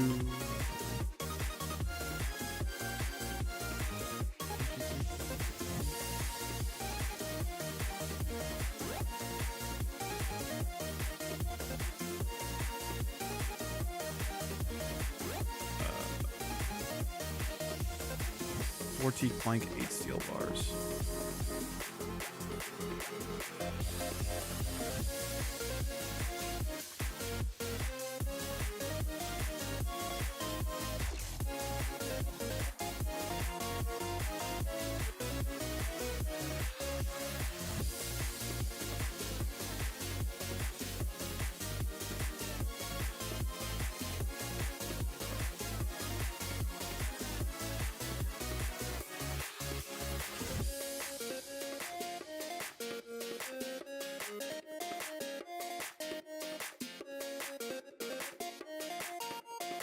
Oh, I got mahogany.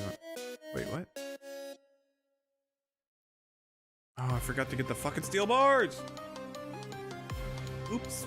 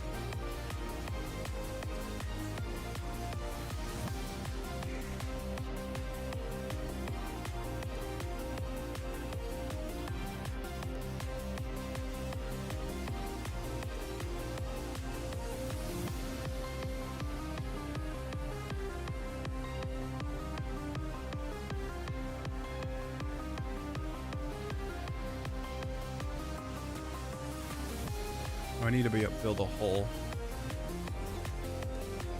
What does it have right now? It just has a wooden one. Hull parts, nails, tar, lead bar.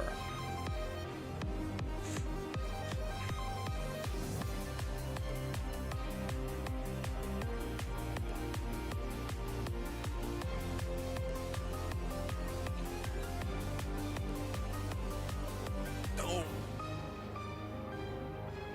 Expensive.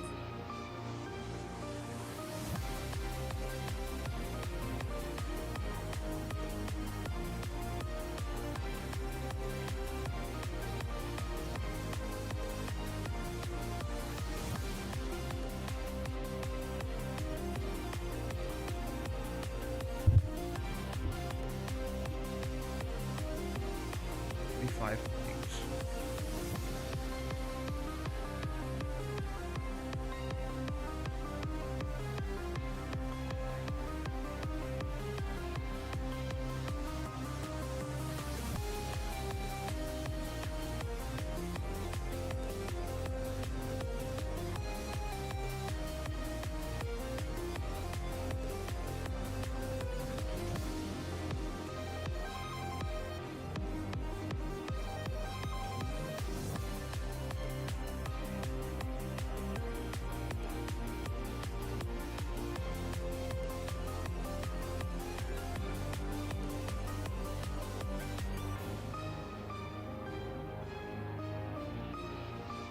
Really not bad. 9K a pop for making those?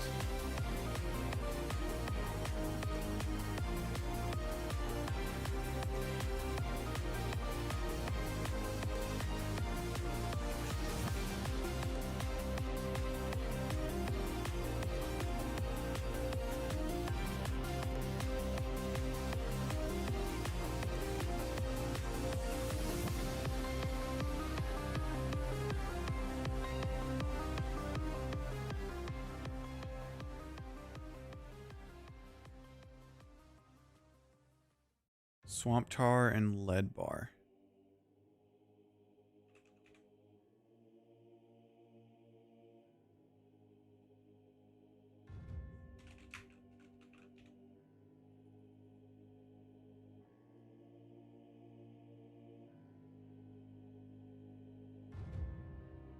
Oh, we had enough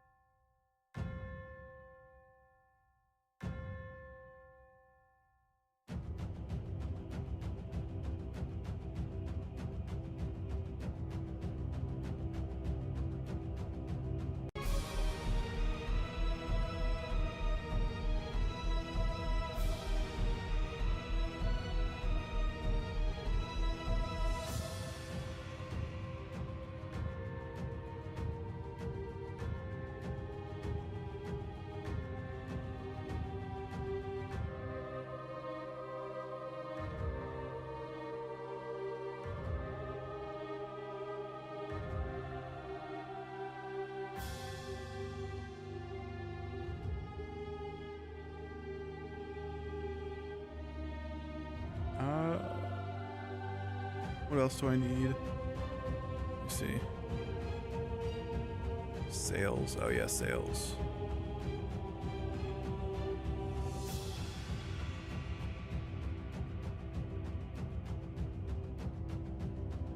Bolt of canvas. I don't think I have that. Buy more again.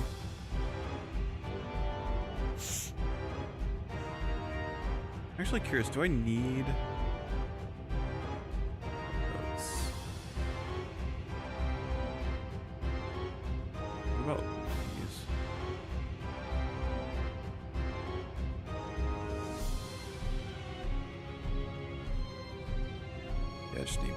let me just buy more of these. Oh, bolt of cotton.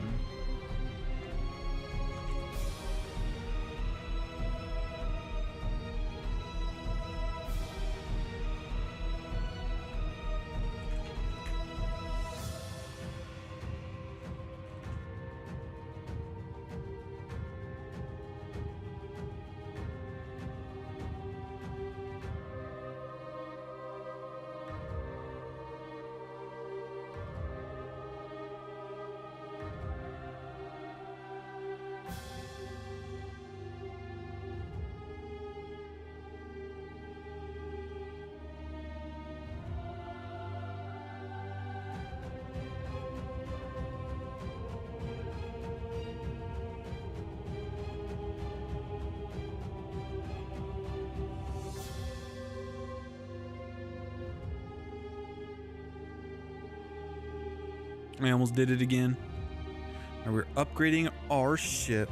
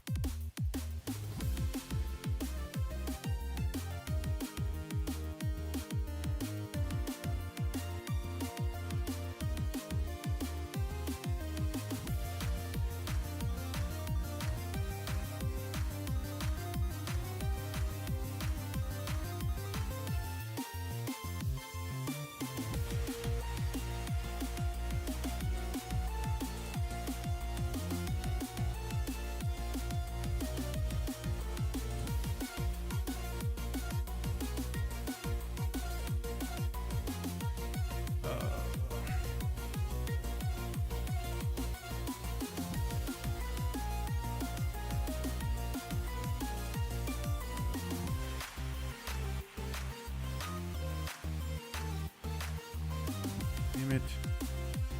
I think there anyway.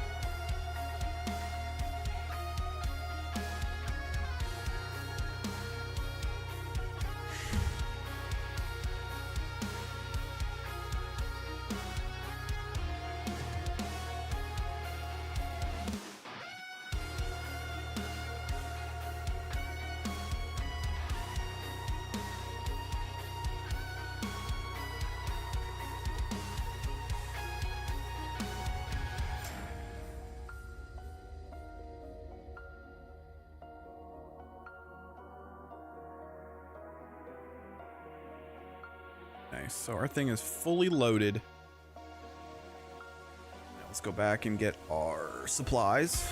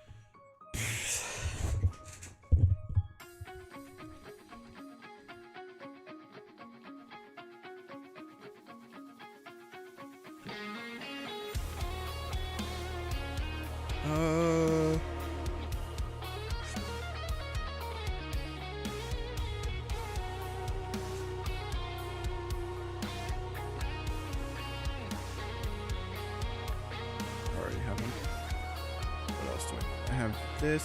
There's one missing, I feel like. Maybe it's just these three.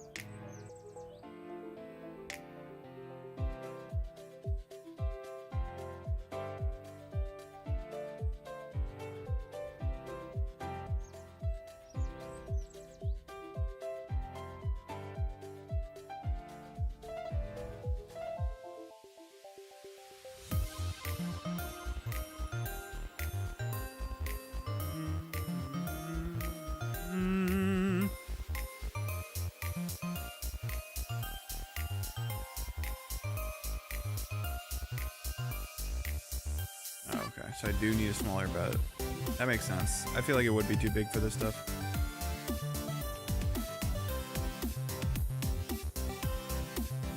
That's fair. Let's get my skiff.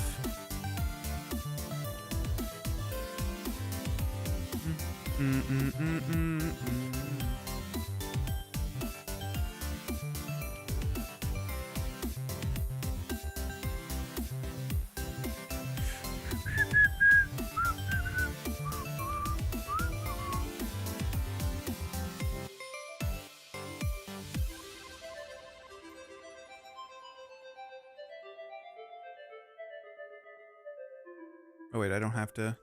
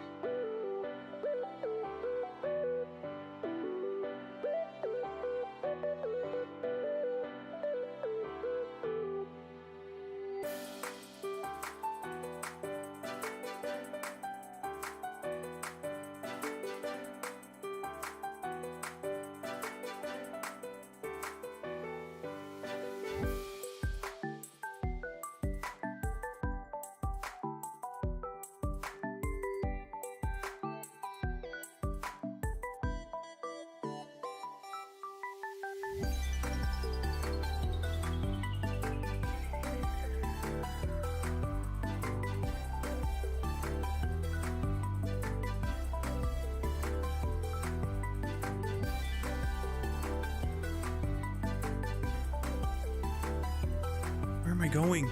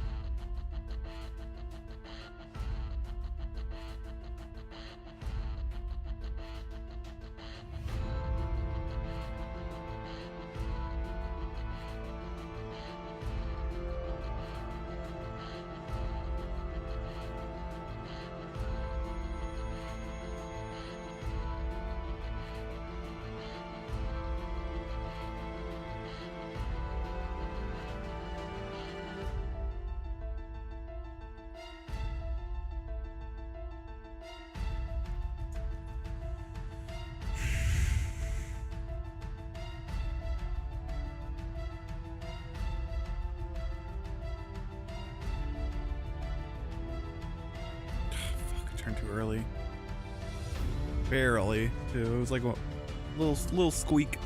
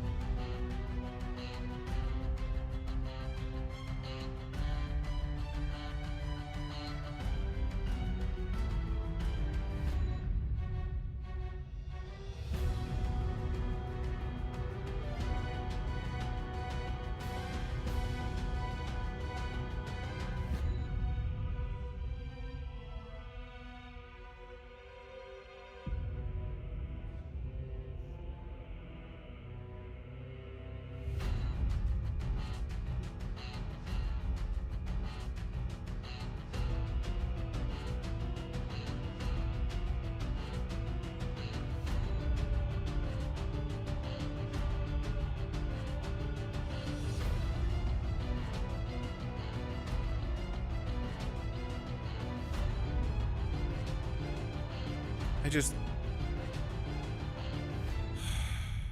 a turn.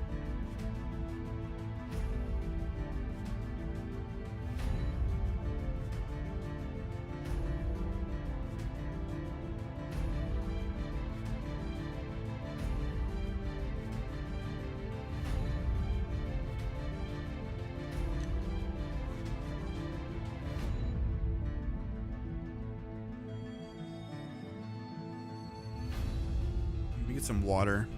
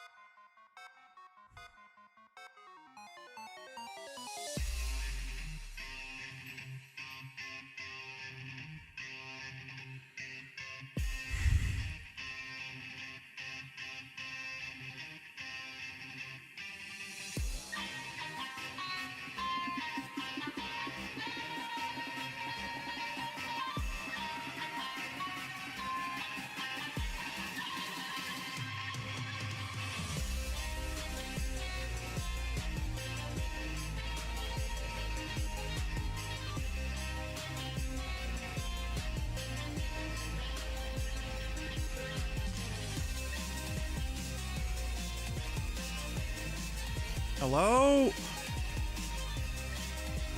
Hate that I misclicked that.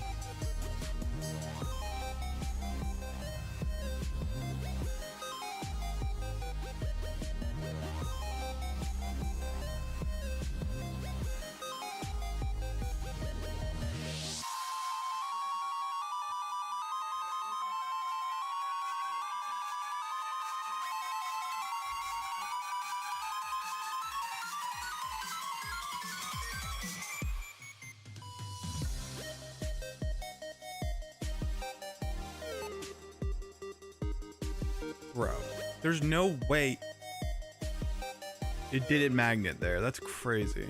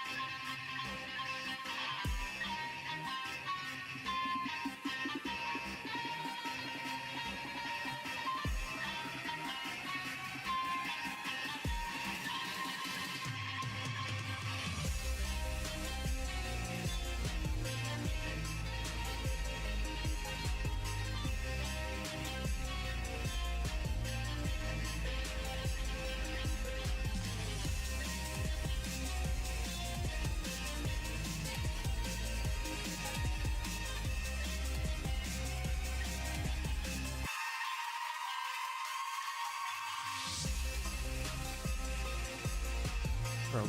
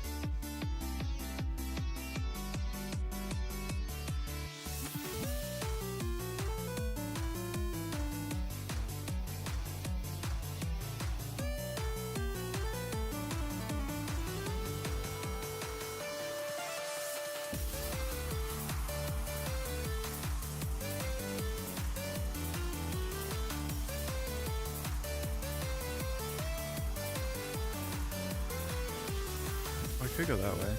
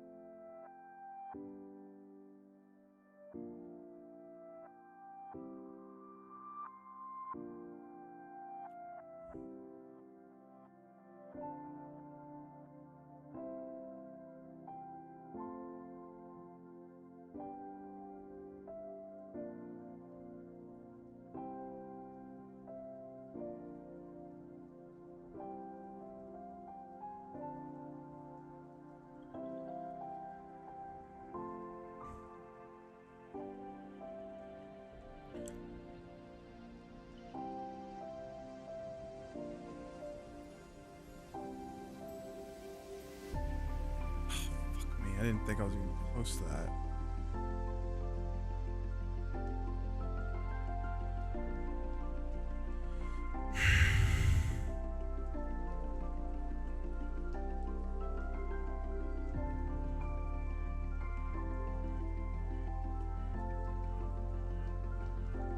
Be better, bro.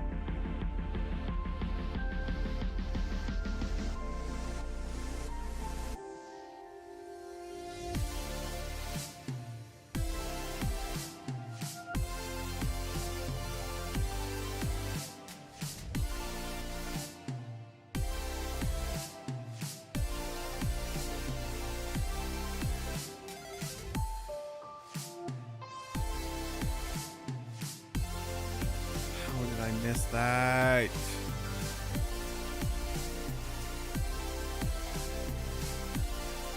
Stop reversing.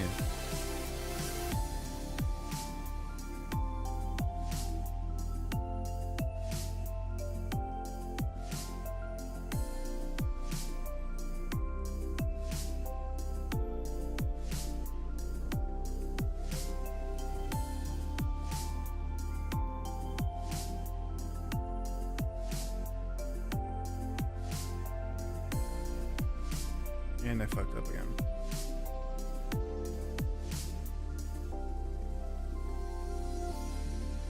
I've never missed 20. I don't know how I missed fucking 20.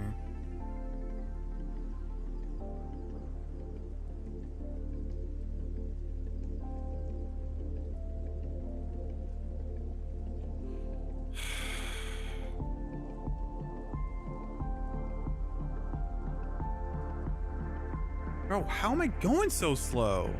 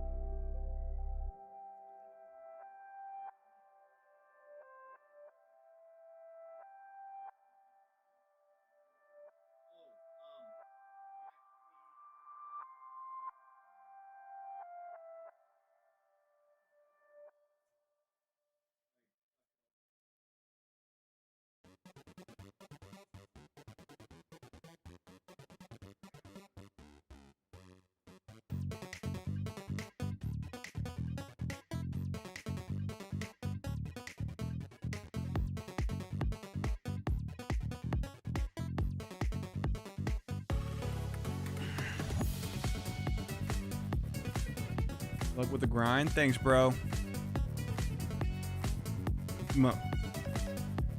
What's up, Jim? We gaming. Almost 55 to get the big boy XP.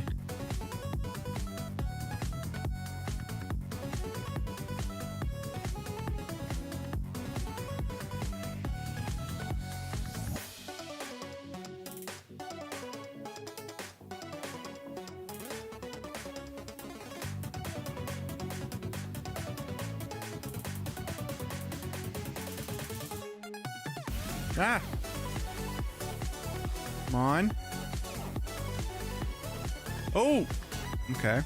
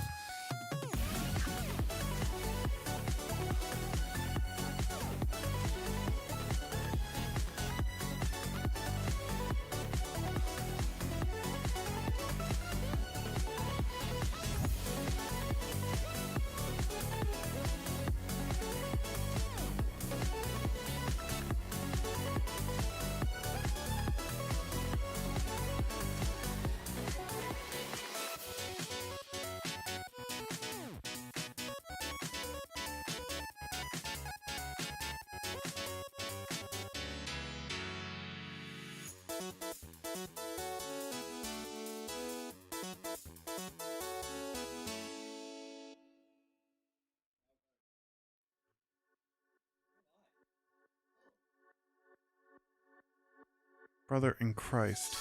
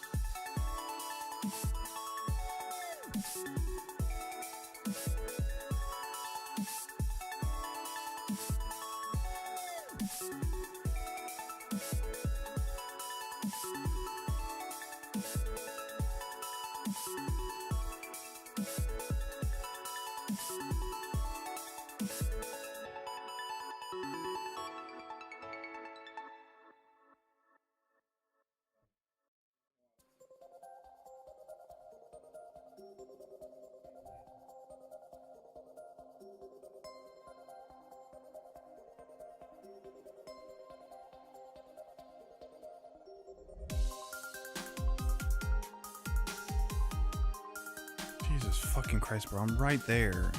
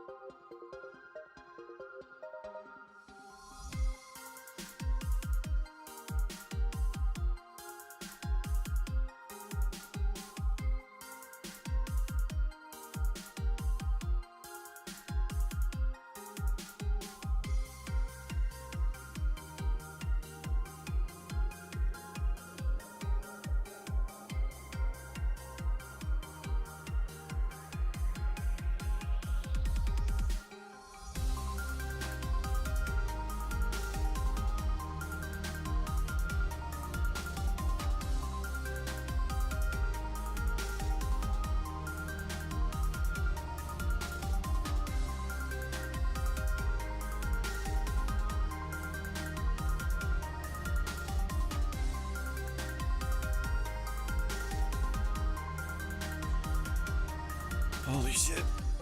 Ass.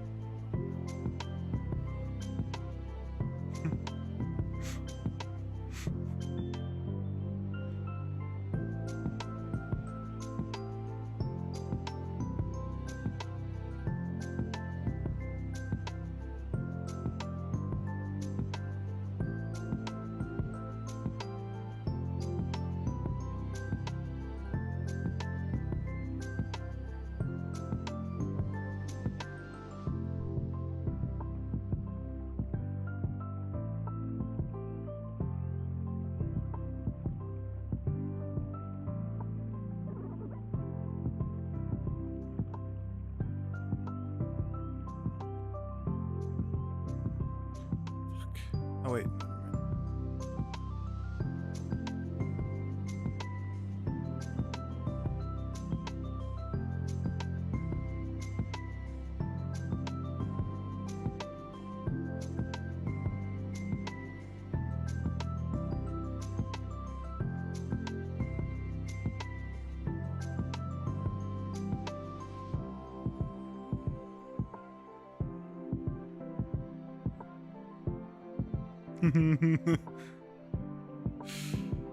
Oh man, I thought I was screwed.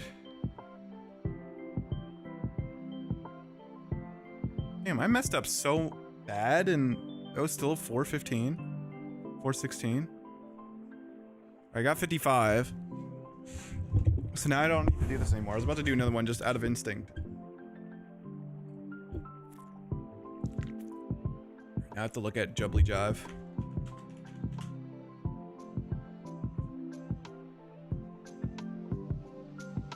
3:44 is the best time. What's...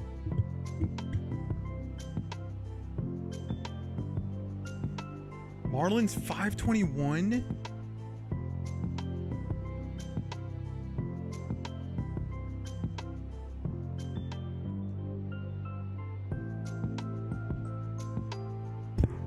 Shit, sorry.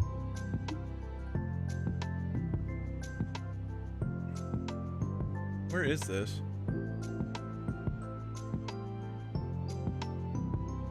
It's near Corsair.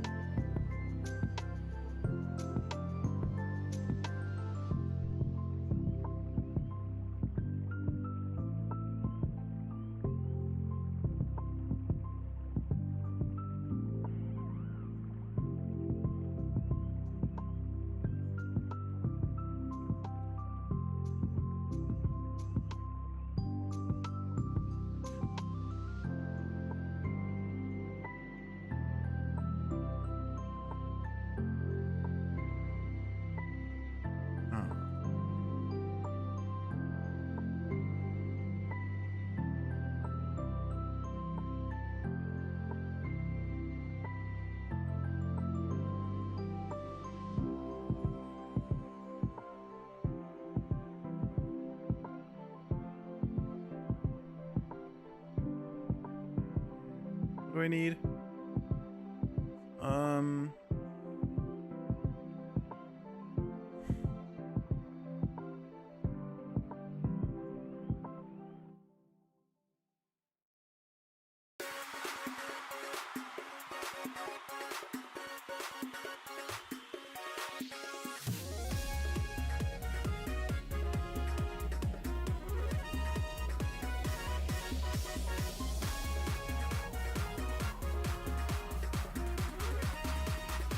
I forgot what I was even here for.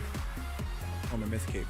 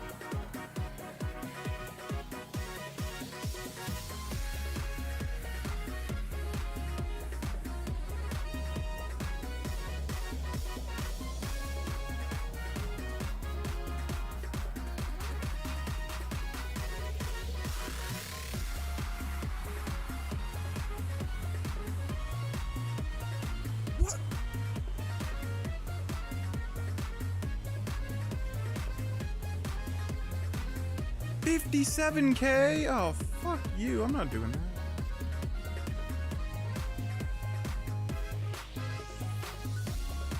Wait, before I do that. 55. Wait, what's a teleport focus?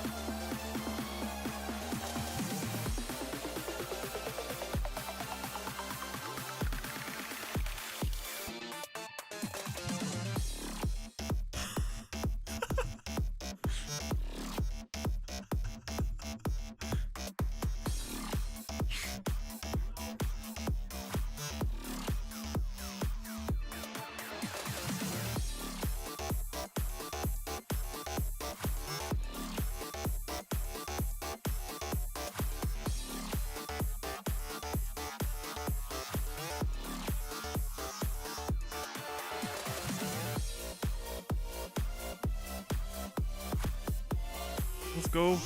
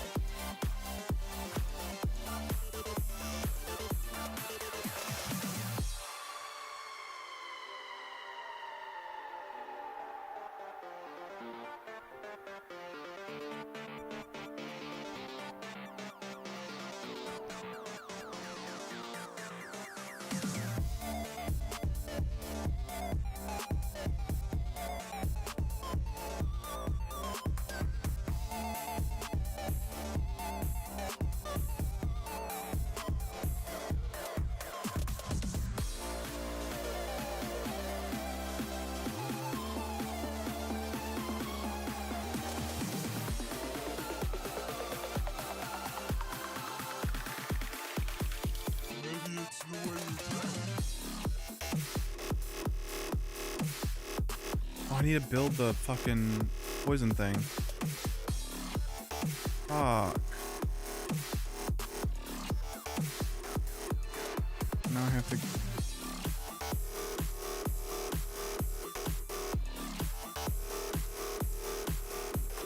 I can't do it here. Wait, can I do it here? Oh, I can, okay. How do I... What do I need again?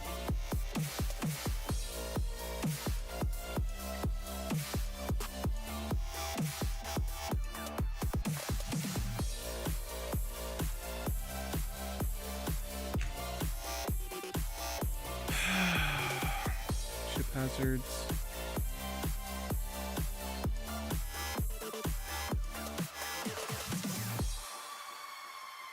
Inoculation station.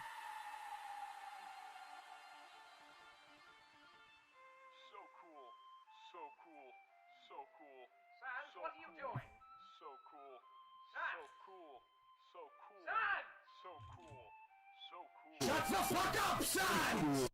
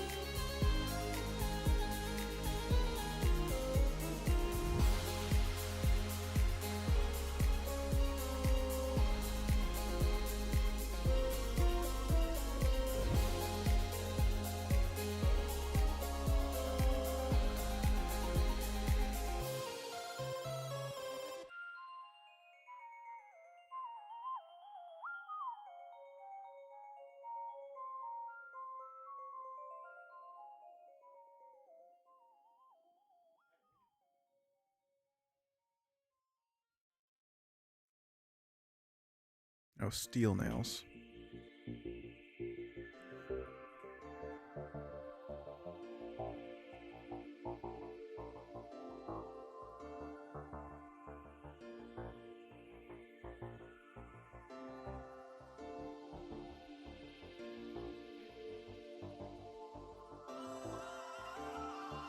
Oh, you know those times where you meet somebody and the love hits you like a bolt of lightning, and you try your best but you just can't fight it. Well, I want more, 'cause you're the soul and the storm is coming.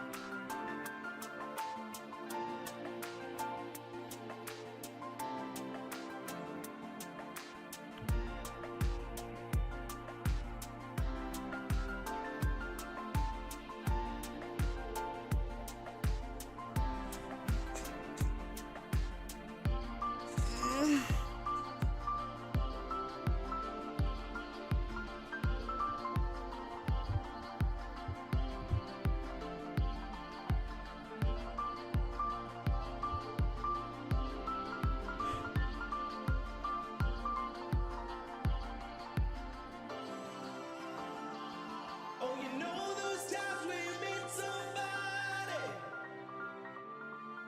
and the love hits you like a bolt of lightning, and you try your best but you just can't fight it. Well, I want more, 'cause you're the soul and the storm is coming.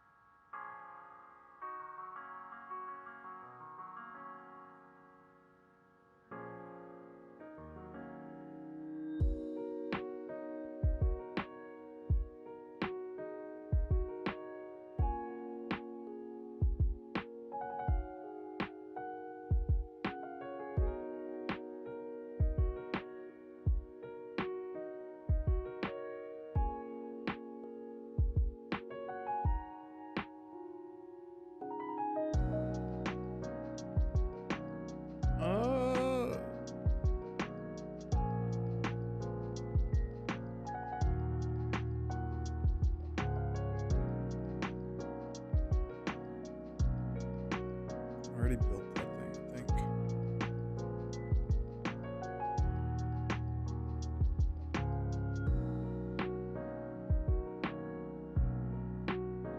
Yep, alright. Let's go.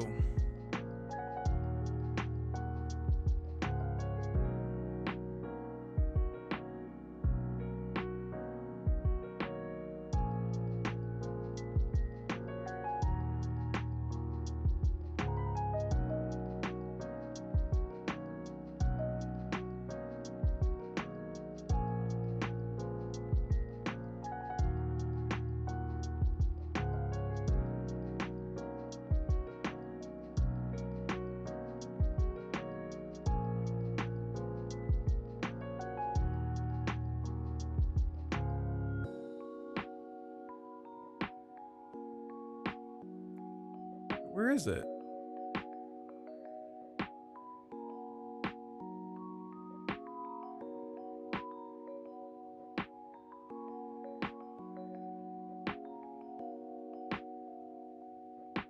I thought it was over here.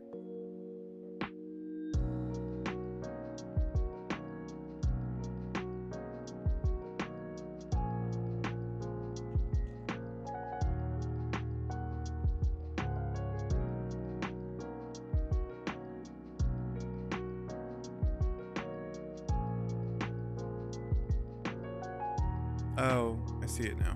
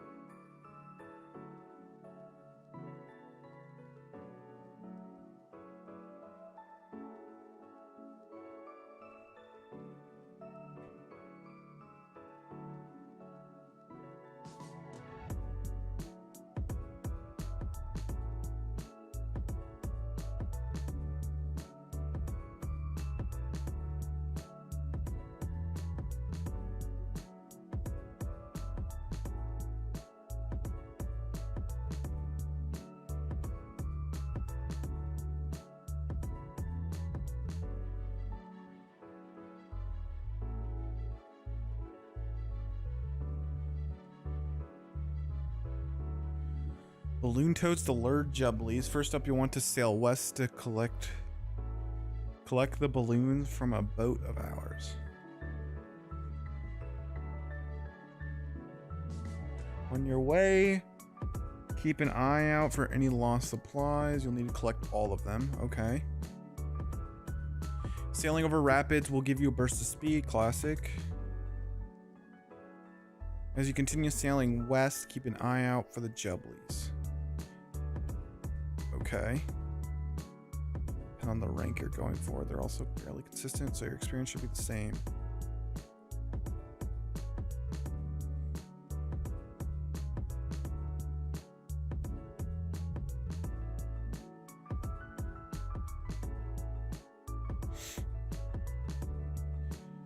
Want to start sailing back this way, you can begin luring the jubblies. So watch out for the extra thick stagnant patches of water. They'll slow you down. Any boat, so do your best to avoid them. As you keep making your way back, you'll want to start luring the jubblies back with you. The goal is to lure all of them back to us here. To lure a jubbly, look out for the empty crops.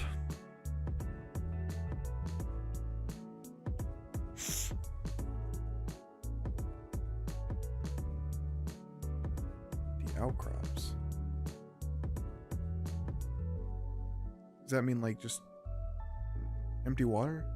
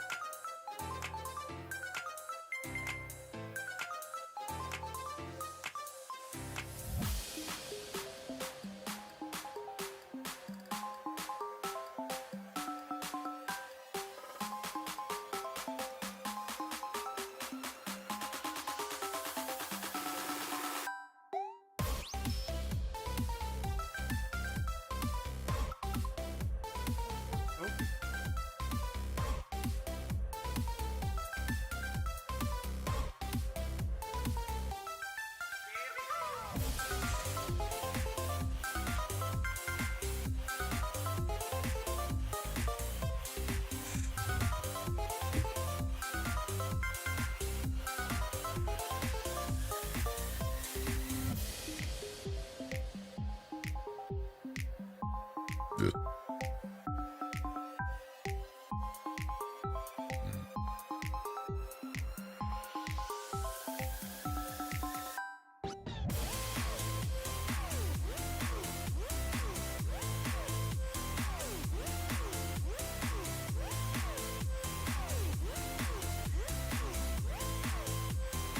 what? Need a good shit.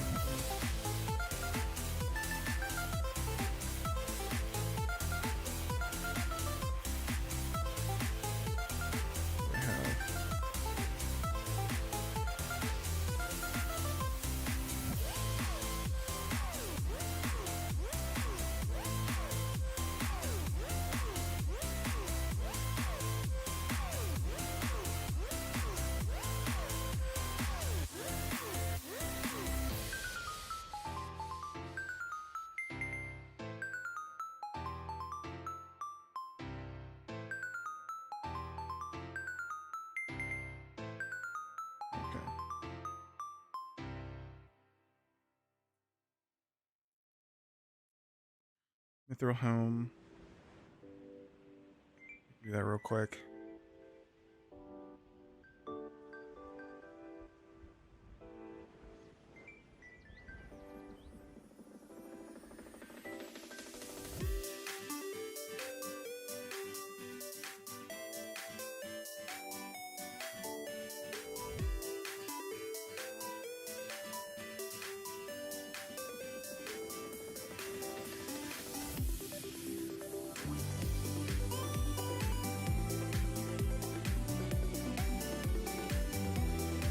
Brother, go the other way!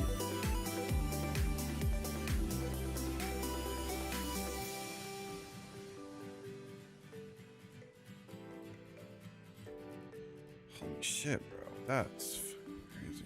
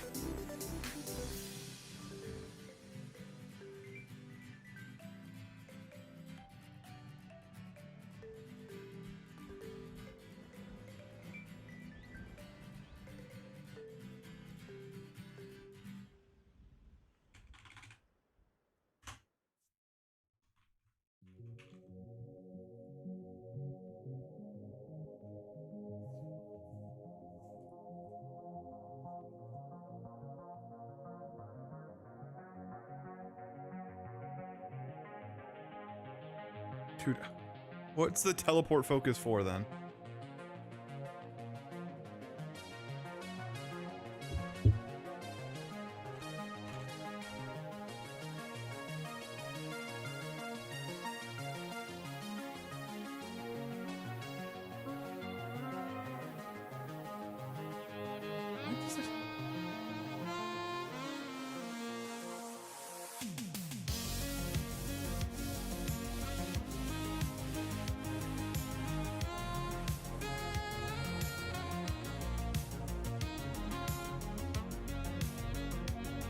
Oh.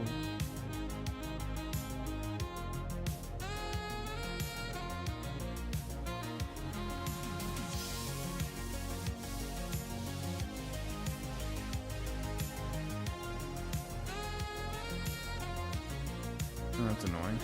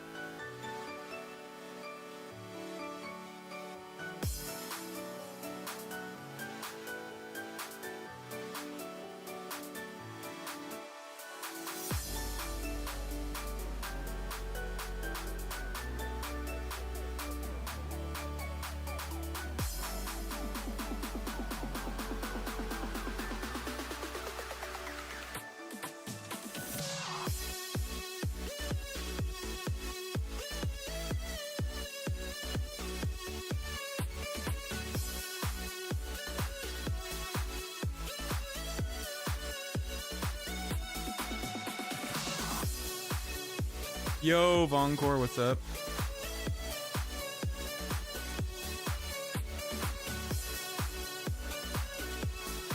Got Force and Please Christmas edition. Let's go. Alright, so I think we have everything. We're chilling. So let me bank my money. Because I don't know if I...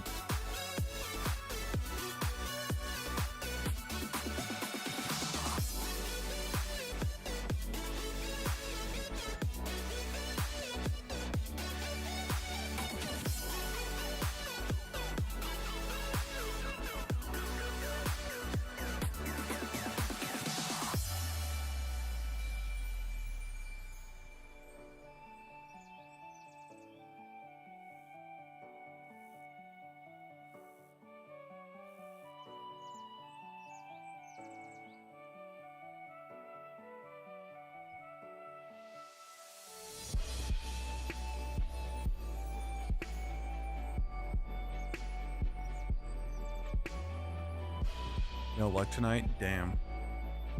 You'll get him next time.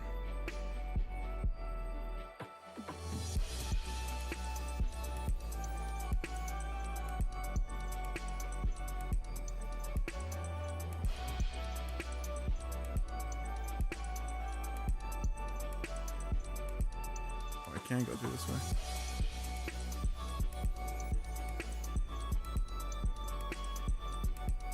Let me update my sailing level when I get to the place. I'm at 55.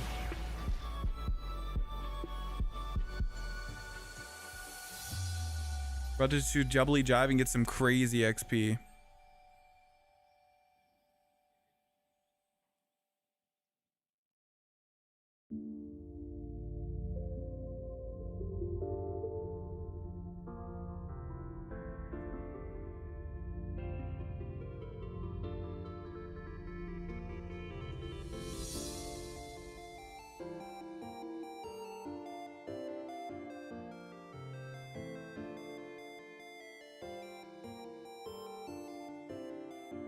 What are you trying to get, Chambers?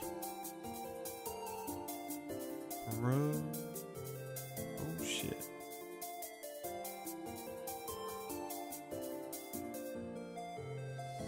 Alright, let me see if there are.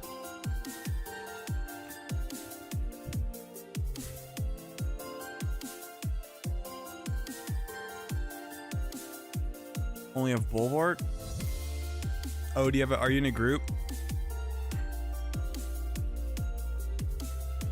You in a group Ironman or something?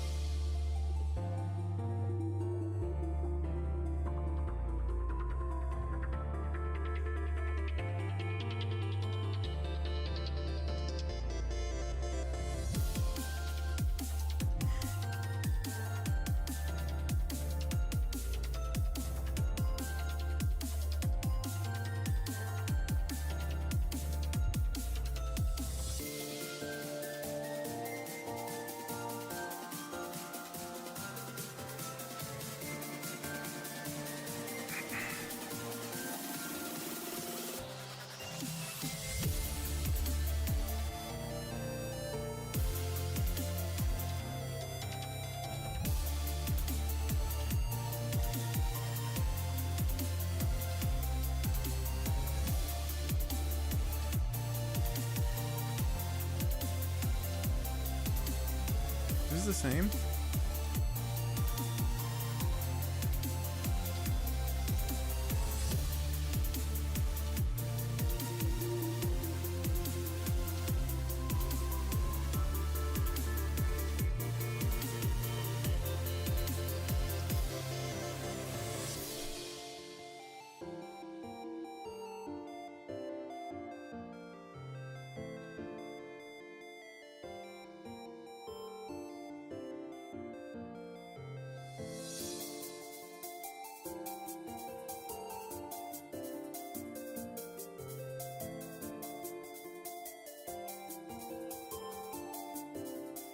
Maybe I should actually clear.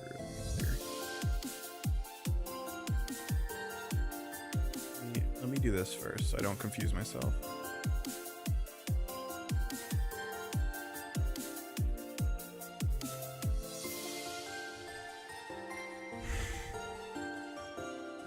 Before let me look around real quick. So I wonder where did it start me? It starts right here.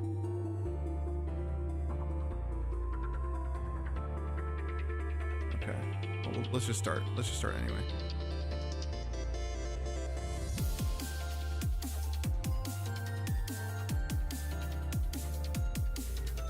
Yeah, four-man GIM. So pretty much anything. Yeah.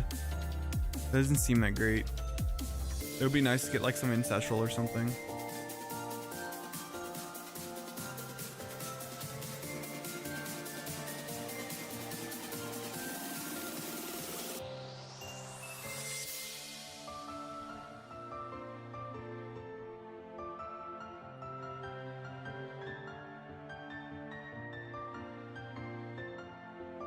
Let me look at the map.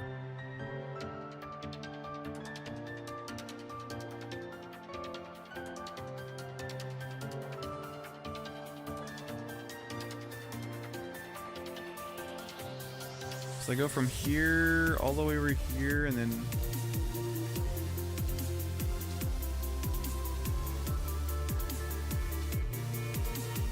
okay, let me look at the strategy. Good luck on the grind. Thanks, bro. Yeah, I'm trying to learn how to do this before.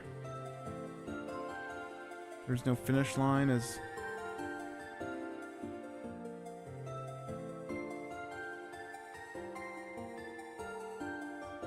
Oh, I gotta read this. Due to the swampy conditions. Okay. Miraculous sit down shit. Luckily, there are no damaging storms like there were on the Temper Trials. No need to bring repair packs. Okay. The first jub lead, the blue pillar, the middle of backwater.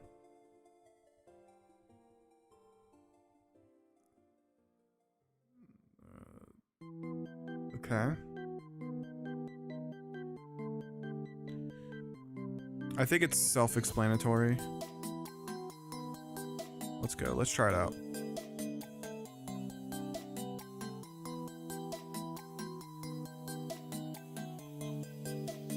Oof. Will turn a little late.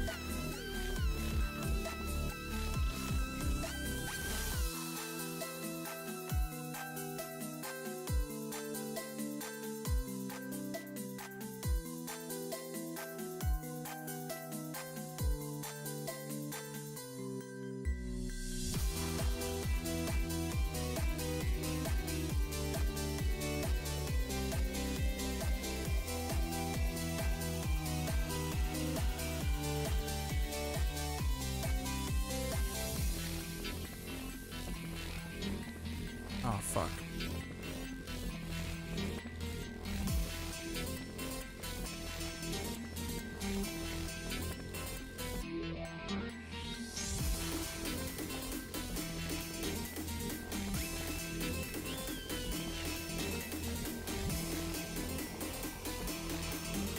Where am I supposed to... I lost track.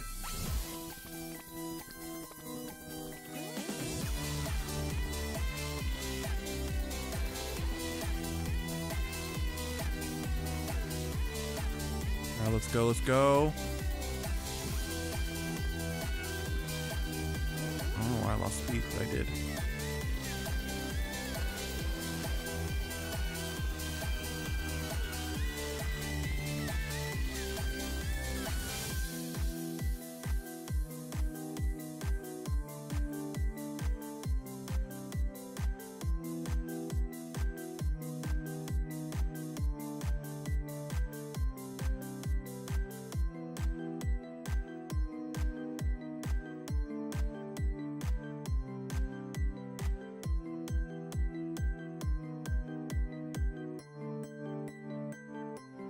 Overcorrected almost. Actually, I don't know if I lost speed there.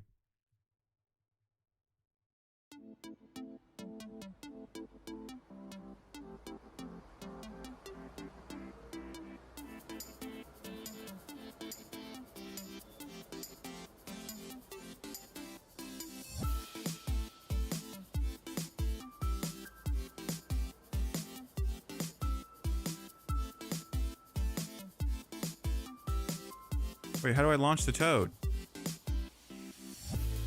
Fuck, I don't know how to launch it. And now I do, but I don't know.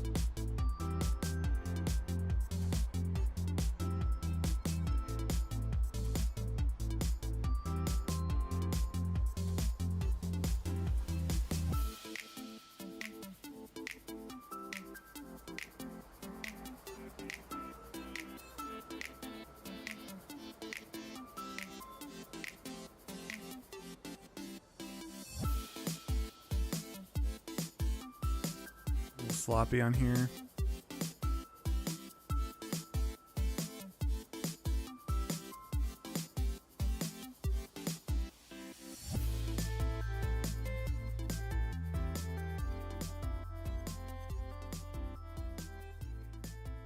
Bro, where's the mark for? I don't understand. What the fuck? Where'd it go?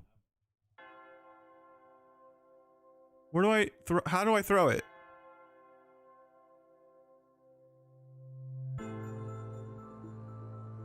Oh my god, whatever. Now I see.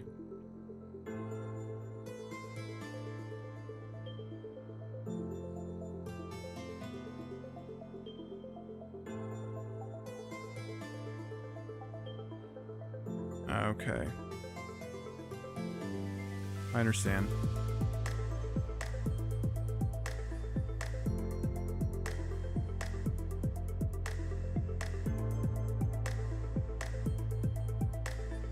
So now what do I do?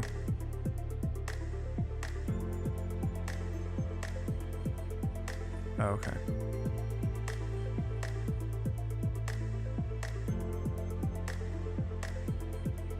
Go through. Oh, that's doable now that I know what to do.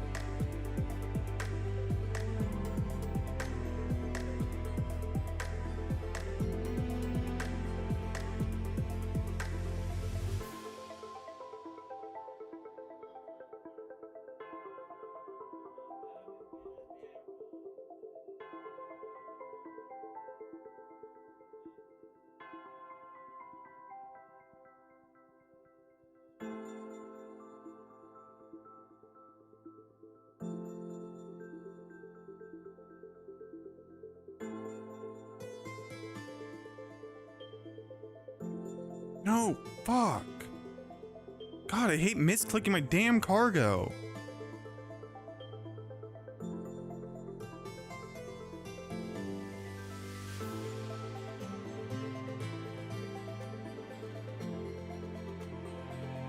Where's the... Where did everything go?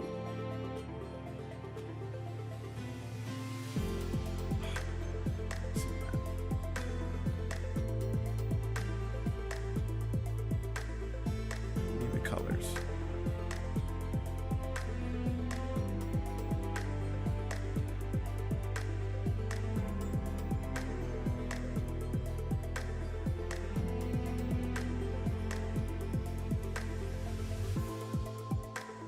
Where are the colors?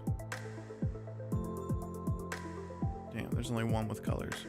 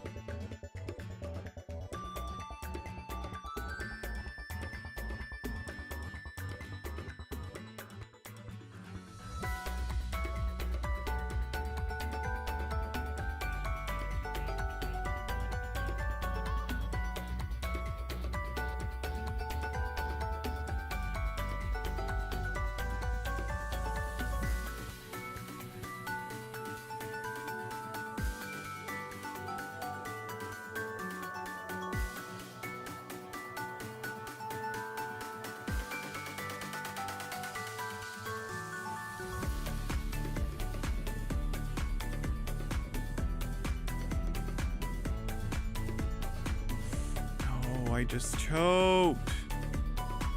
Oh, we're fine.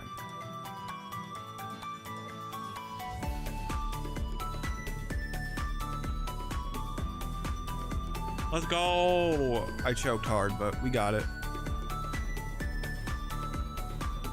Nice. What did I get?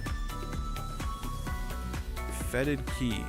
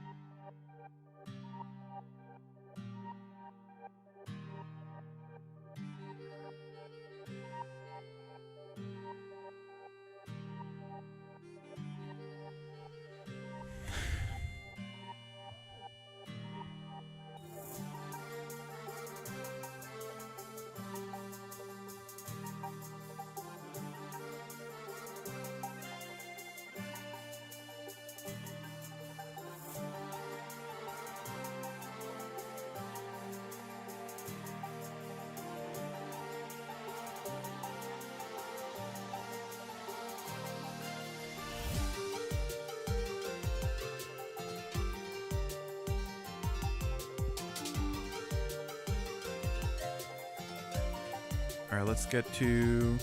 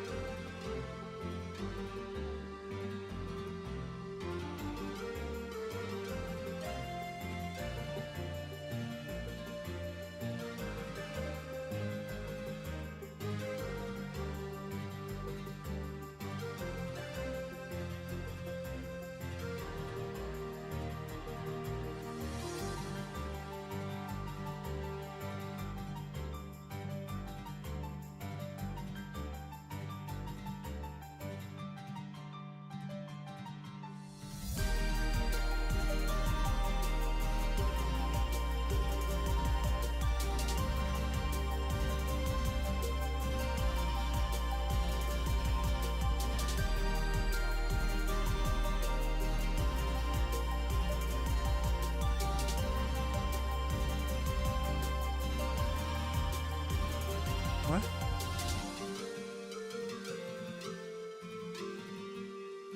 What amp?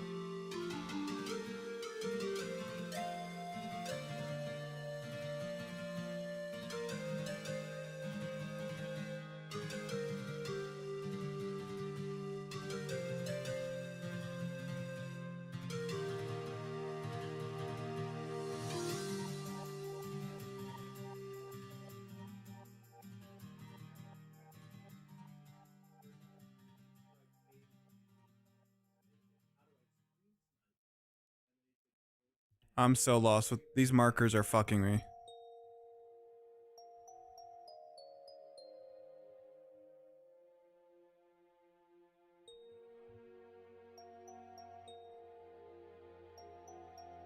No, show the toady targets.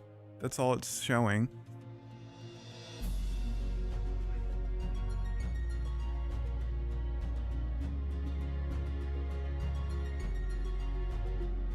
I think these are wrong.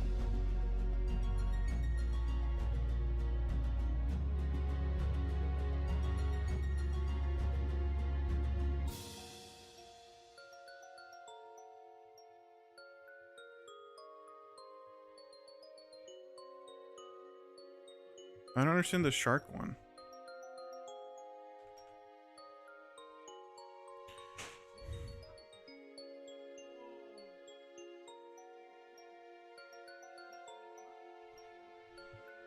This is confusing.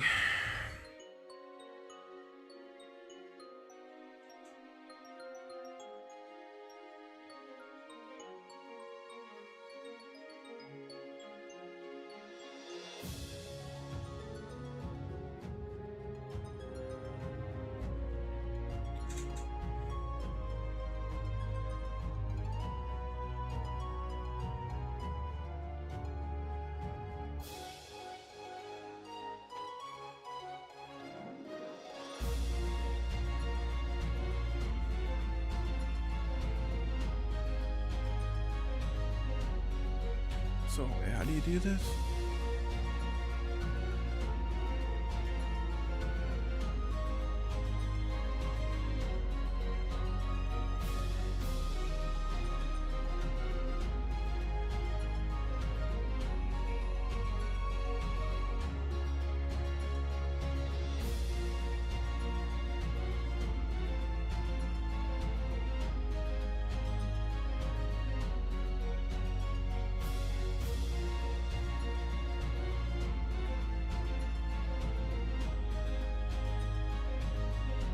It's 3 minutes. What?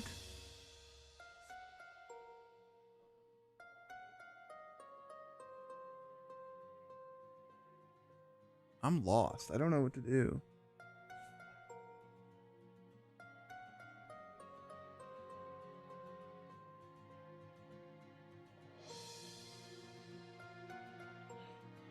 Okay. I'm just gonna follow the numbers.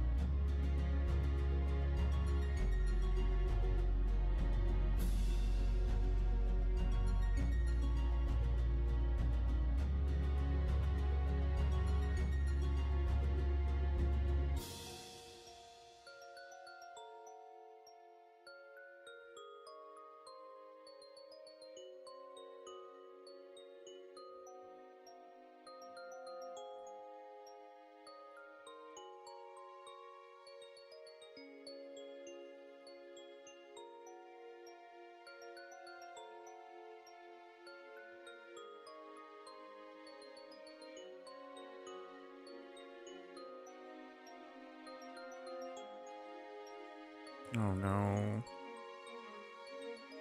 just gonna do it. I don't know. I don't know where to go.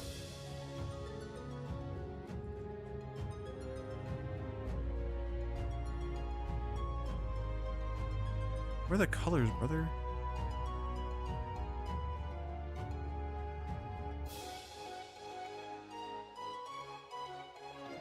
I'm lost.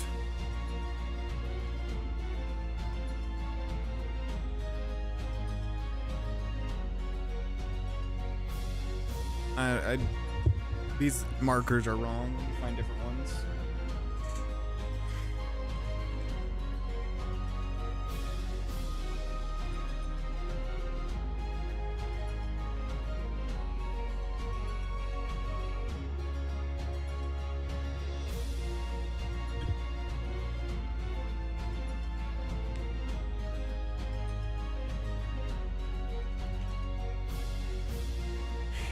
What's going on, everybody? This is Drydox bringing you another old school RuneScape video. This video will be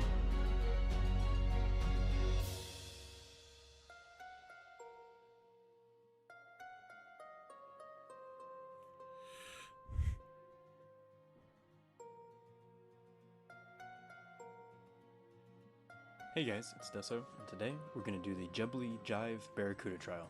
Say that 2 times fast. To get there, go south from whatever dock you're at, then head west around Feldip Hills.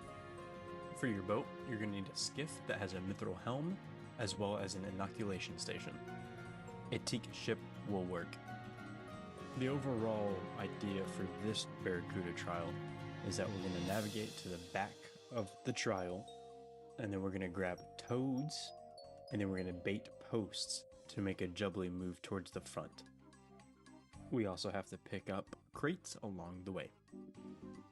This is definitely possible with a teak hole, but eventually you will want to upgrade to a camphor once you're able to.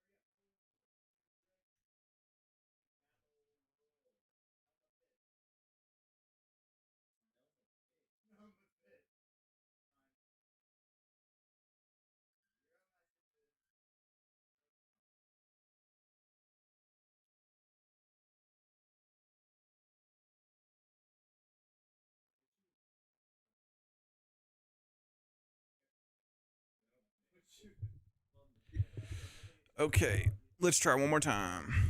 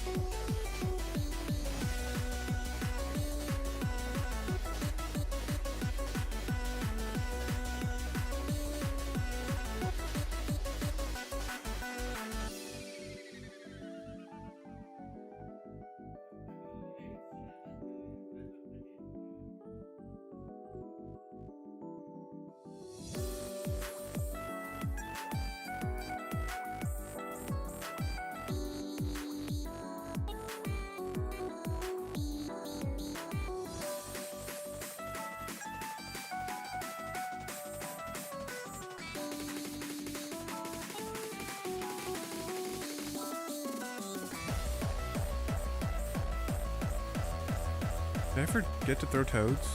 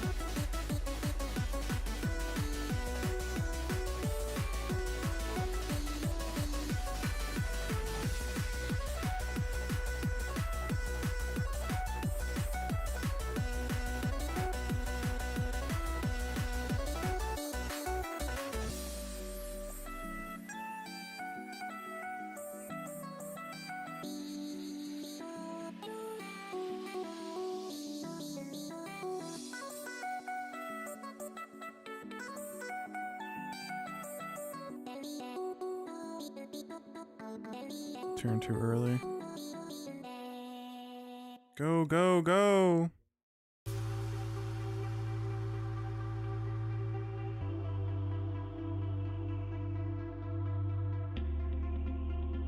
Dude, what?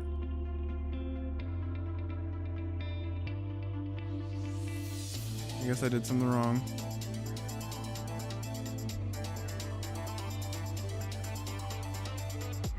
Bro, I just did not...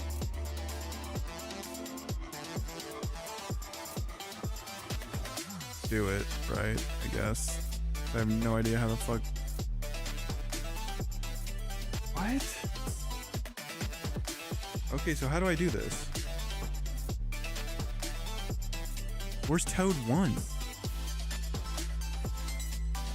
Why doesn't it show on the map?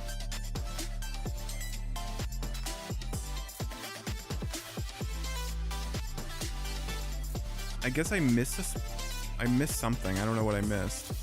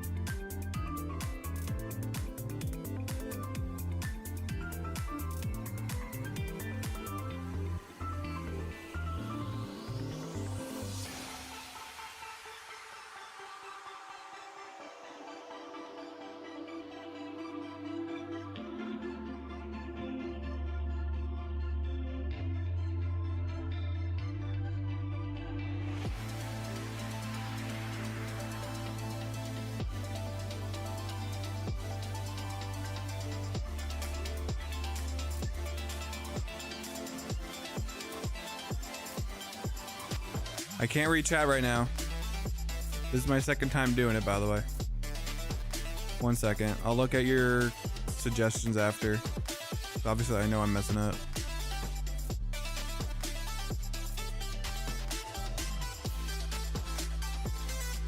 Thanks, man. I read that one. I'll read it after. 1 second. I'm just following the tile markers, but I know I messed up on one thing, and I'm just going through it now.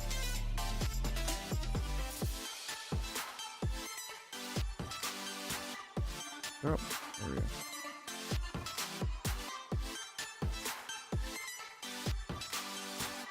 Oh, I fucked that one up. I guess. Wait, how did I fuck this one up?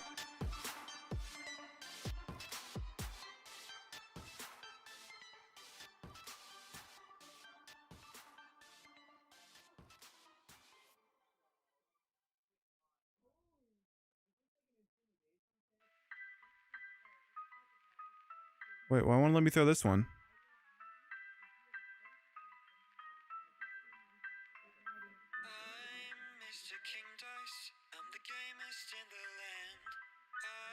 Wait, I missed two? I guess I missed two. I thought I missed one. Wait, what are you saying? Toad 1 is orange.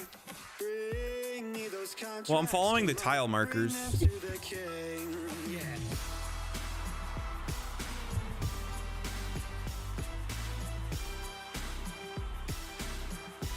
Don't beat the green one, that's where they spawn. This one? So I just don't throw it at this one? Until the end? Yeah, I know I'm luring it from green to white. 1 second. Don't mess with King Dice. Don't mess with me. Don't mess with King Dice.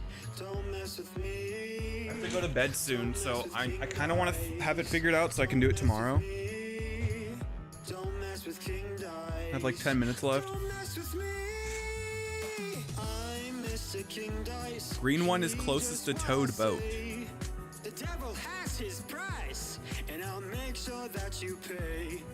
I don't have time to mess around, and I hope you will agree. Bring me those contracts. I thought it was this. Why would I not click that one?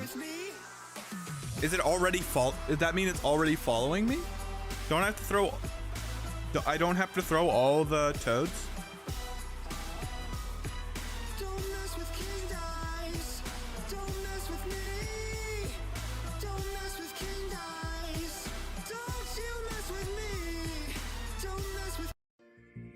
But you get the toads, not the start. Yeah, I know.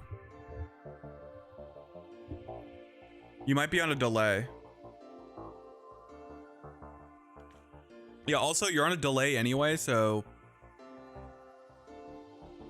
You doing it live while I was running doesn't really matter.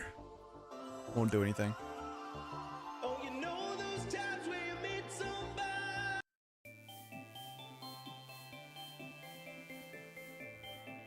No, you're fine. I'm not angry or anything. Just letting you know.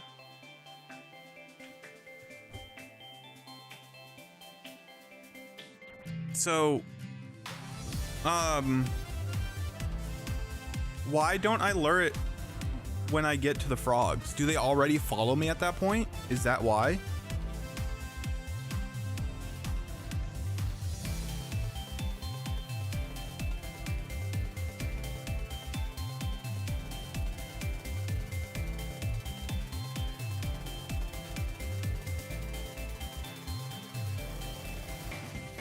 First bird starts at blue at start. Not according to the plugin. Is this plugin wrong? It says 6 and 11 here.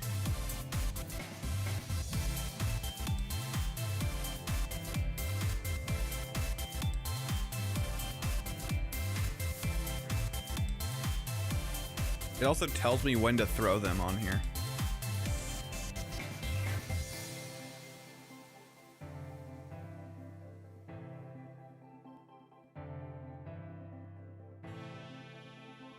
Flags at the HUD, yeah. Do they?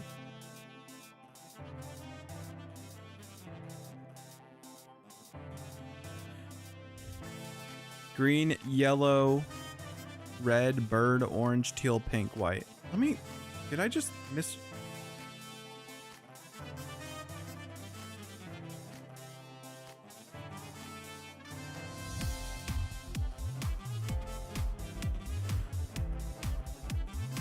Oh, so the numbers here aren't actually the order.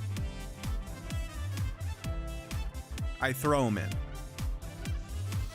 It's just the number they assigned to the thing.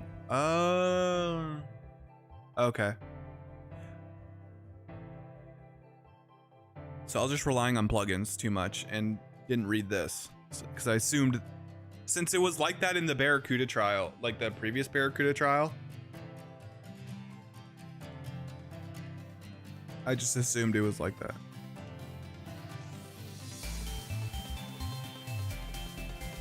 So I just got to do green, yellow. So I have to do that in order. Green, yellow, red, bird.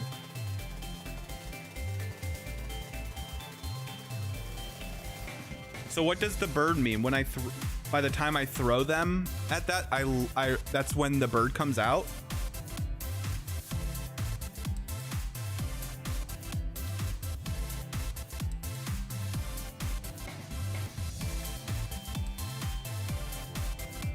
And then the next, okay, let me restart it. How did I do it the first time? How did I do it the first 2 times? Green, yellow, red. Okay, it's the same. Orange, teal, pink, white. How did I do it the first 2 times? I guess I got lucky.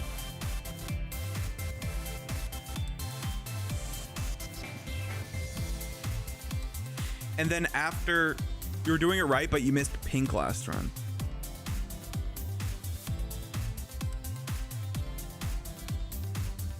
Okay. Let's try one more time.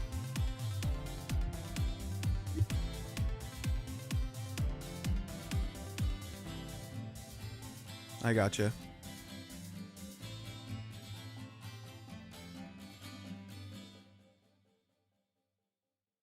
Thanks for the help. I don't know why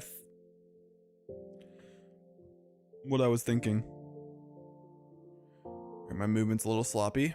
It's fine.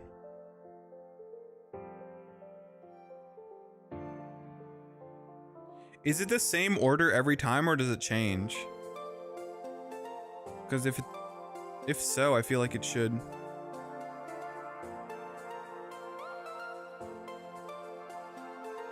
It's the same. Why? So the plugin's not wrong.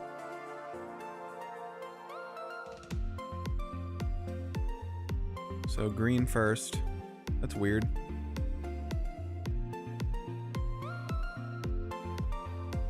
Which color? Oh, that is green. Okay. Yellow.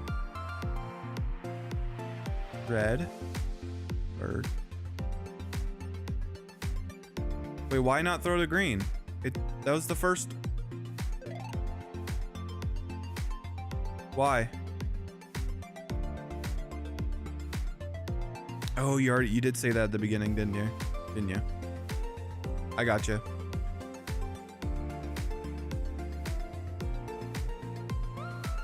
So I just need to throw yellow, red. Yellow, red, spawn, orange, teal, pink, white. Okay.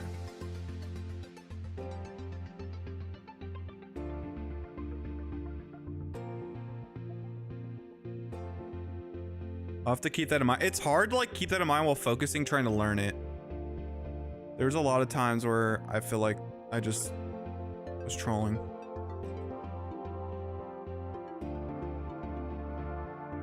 Like my focus took out all reason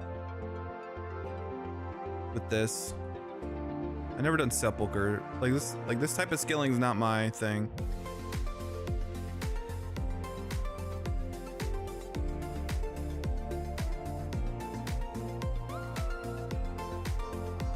Alright, don't throw it that one.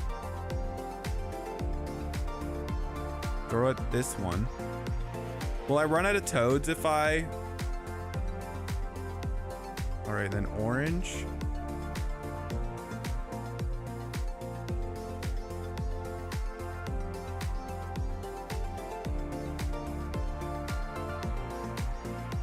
Oh wait, I fucked up. I forgot I'm on the first lap still. Yes, yellow, red's first. What is this? Yeah, I lost track. I was trying to talk out loud doing this. I can't do that right now. I don't know it enough yet to do that.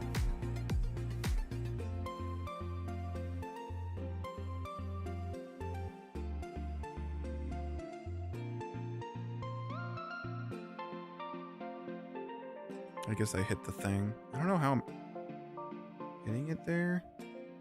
Or it's the boat lag. Maybe it's lag.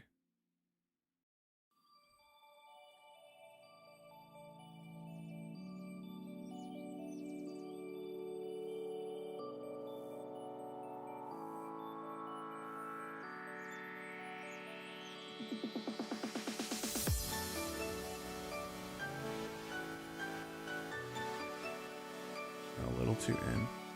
Close to the boat.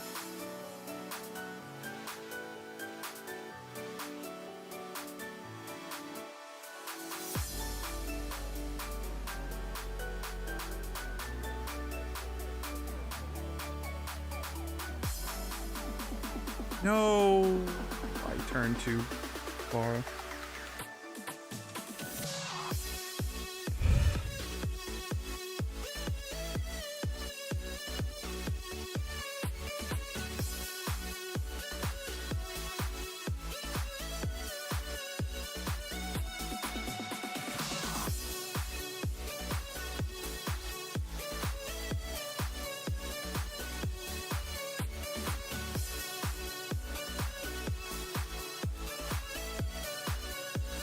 Let me see. Barracuda.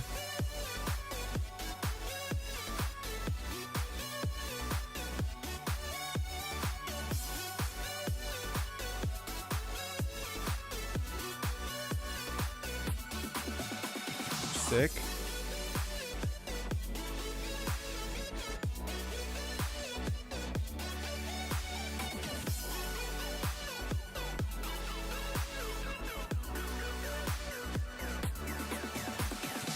That one, that's fine.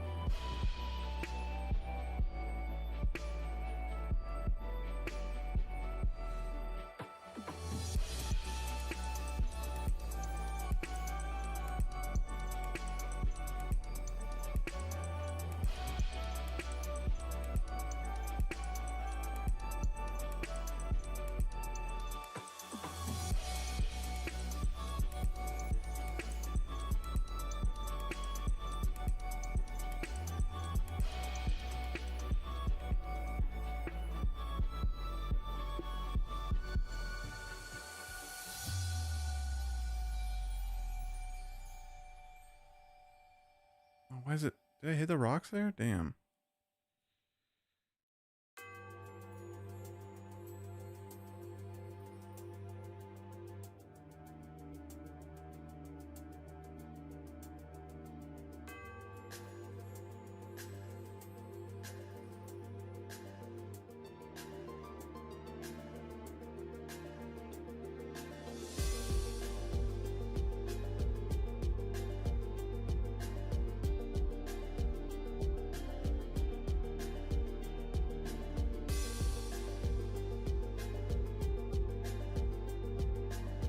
I'm so slow. How am I so slow? I'm close.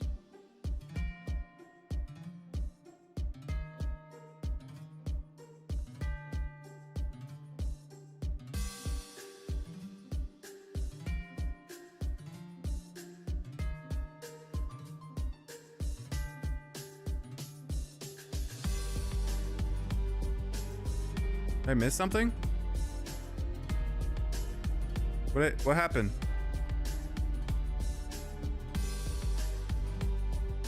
Oh my god, how did I miss a box?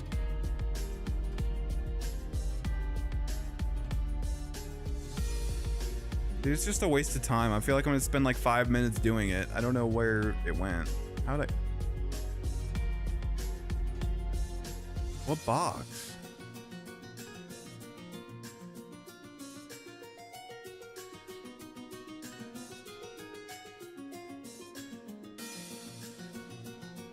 So that was just speed.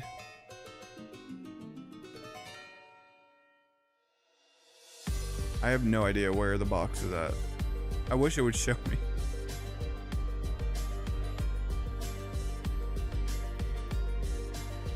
I don't know, I feel like I'm gonna spend this much time on it as me finding the box.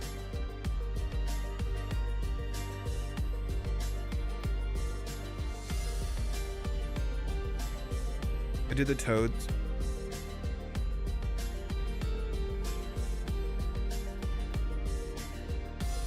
Yeah, I'm just a little slow. I thought if I hit the big green bubbles that it slowed me down, not the ones that just bubble up randomly, like these ones. It feels like that was slowing me down. What did I miss?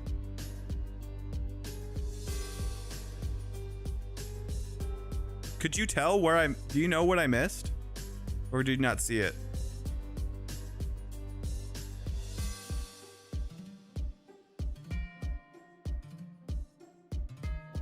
Is this it? No, it's not. Why is that there? That's not it. I did the toes perfect. Yeah. If it's just movement based, it's a little... I guess it's fine. Let me follow the yellow, I guess. I could have just done another one. That's why I normally restart it. I'm just gonna do another one.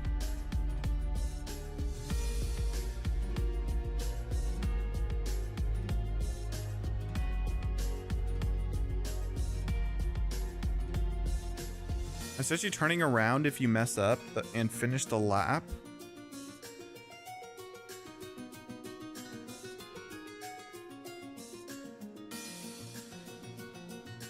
Yeah, I do that, but I don't know. You're probably right. I have no idea which one it is. We got it this time. Just...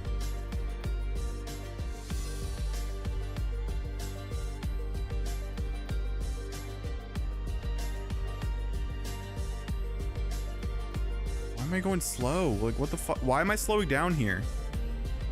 Is that hitting the wall? And it just doesn't look like it's hitting the wall.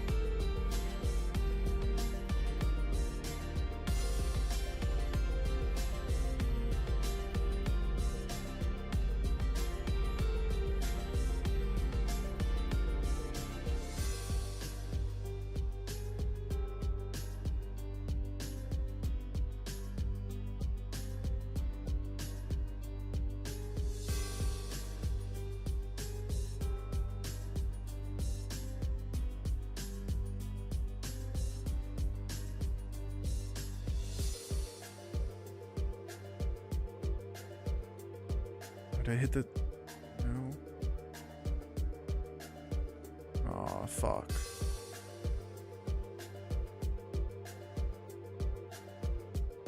I turned a tiny bit too late. I feel like my thing is never coming up.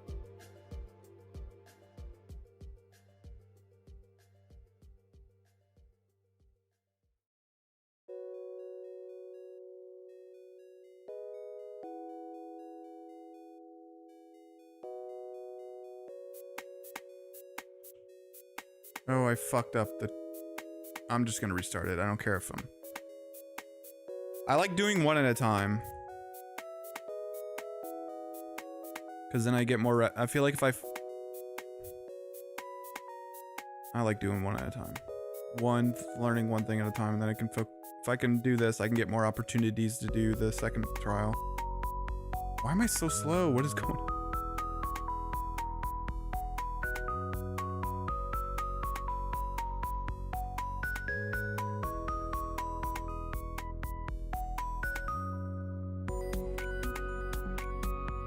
Oh, it doesn't highlight green. That's why I'm confused. My fucking trim. It highlights blue. I thought it was something else.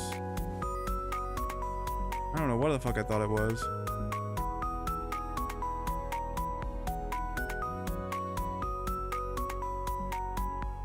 Okay, that actually...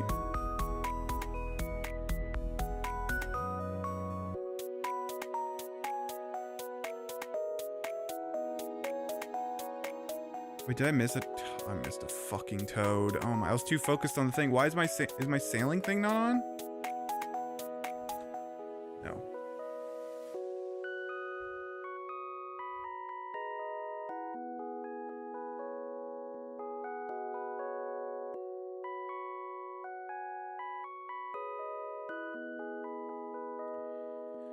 All right, one more.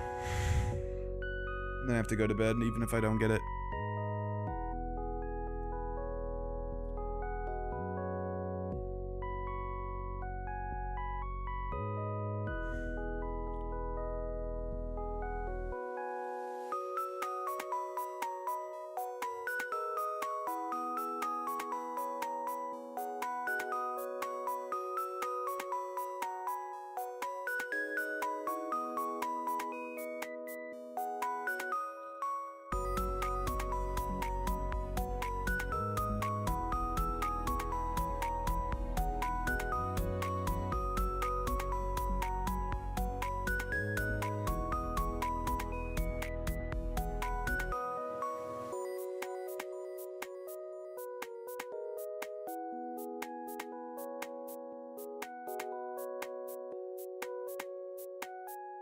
Bro.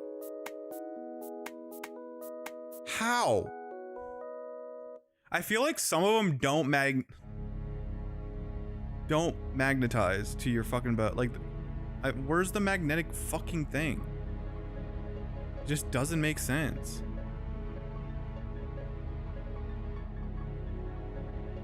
You go right through the white square and it doesn't go through. That's probably the one I missed last time.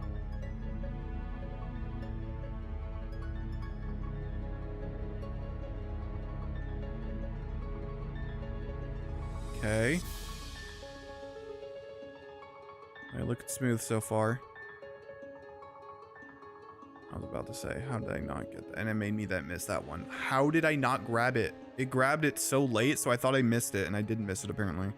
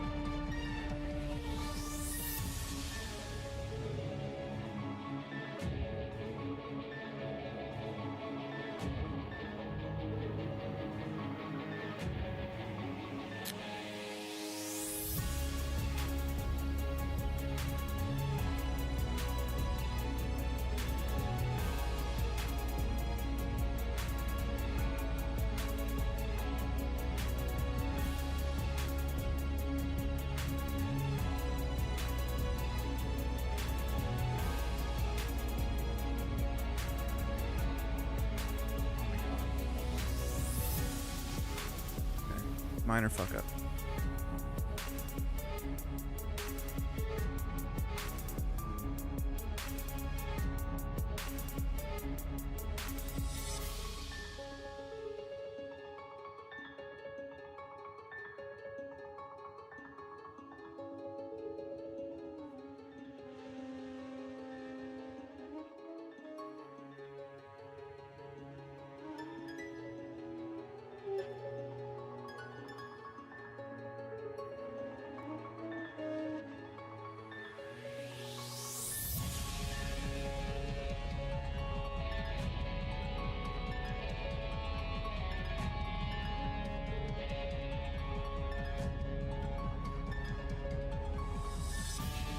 stupid bubbles.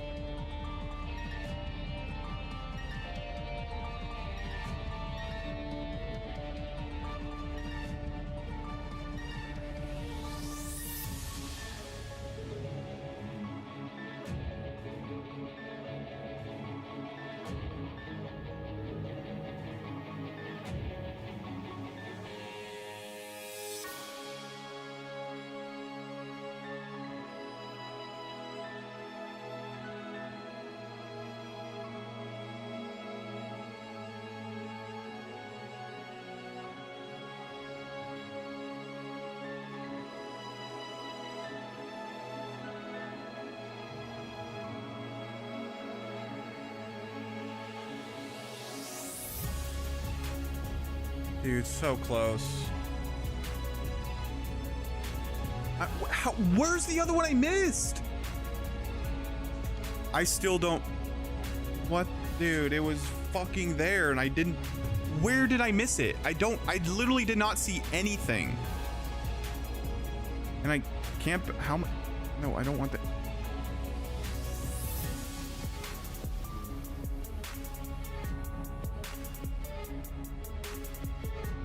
Are you serious? I missed a toad?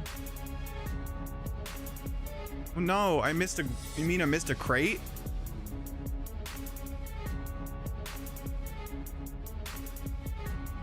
I missed a crate. I have 37 somehow. And now, how do I turn? It won't let me turn. By pink? Are you serious?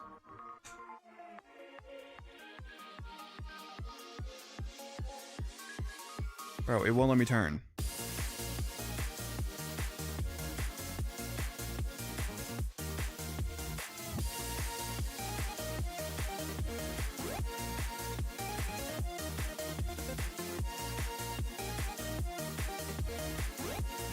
Oh, let me turn this way. Oh, I thought I couldn't. I thought I clicked that way.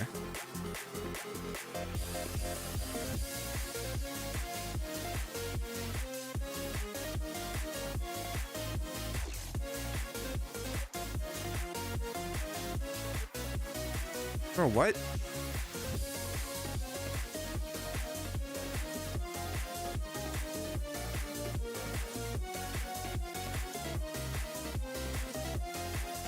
I have never seen Miss get stuck on something like this before.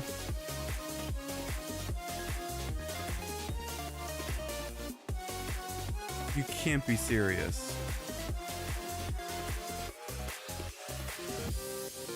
Okay. Let me try to reverse.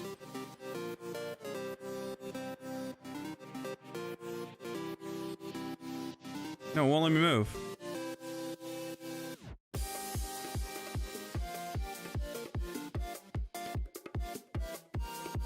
Let me see if I can move this way.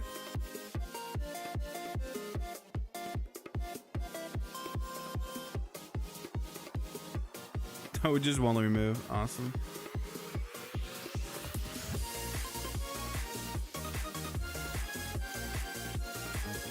So the only way to get out of here is to start the trial.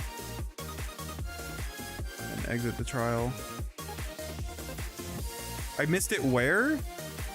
That had to be the part that if it's there. Right here?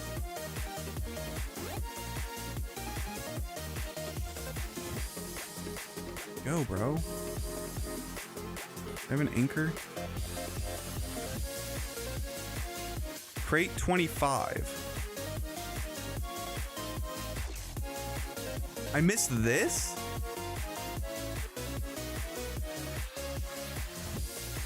That has to be the one I missed last time. I think, because that was definitely shark time if I get it.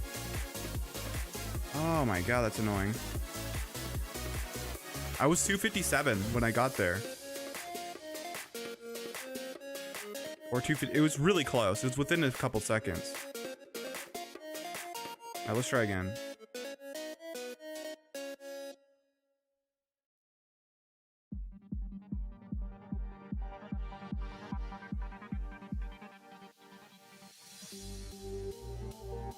I think what's cool is that like getting these times and like I don't know why this. The problem is I don't know what's making me slow down there.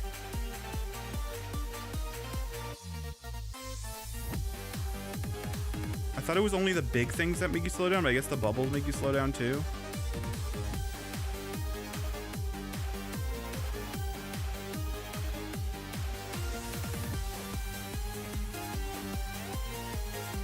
That's the only thing I can think of.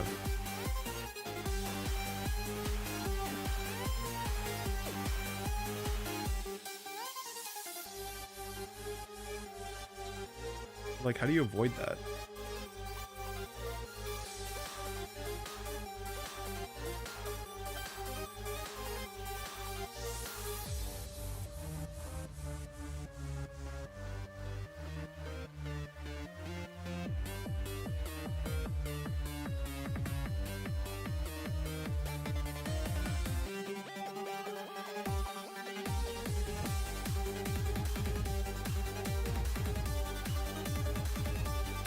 That fuck.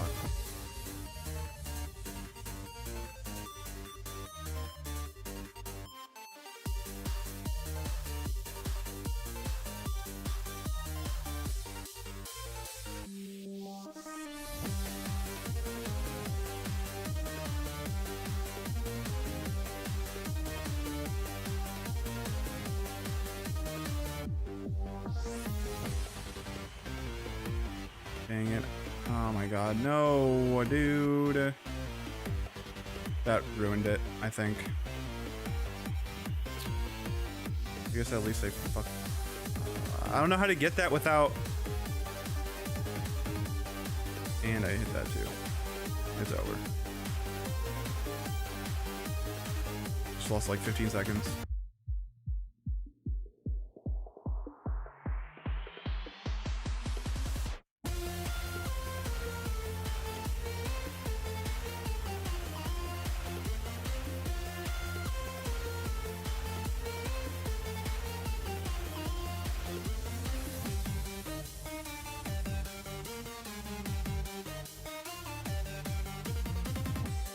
Dude, how am I hitting? Oh my god, man.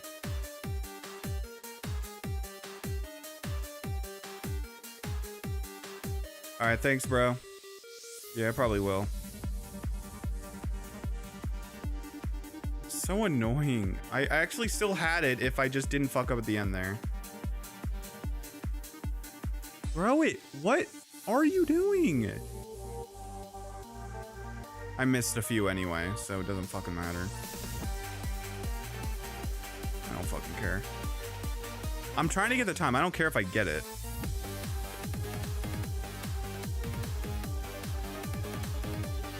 Good night, bro. Wait, what?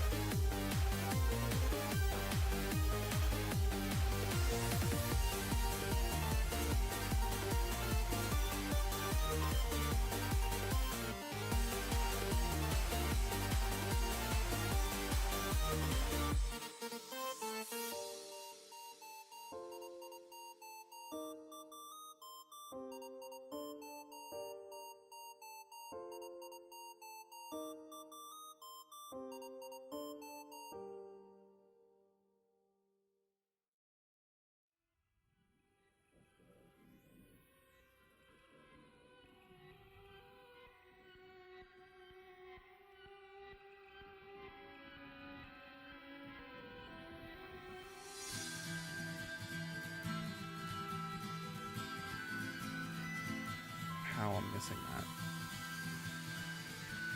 Do I have to break or something?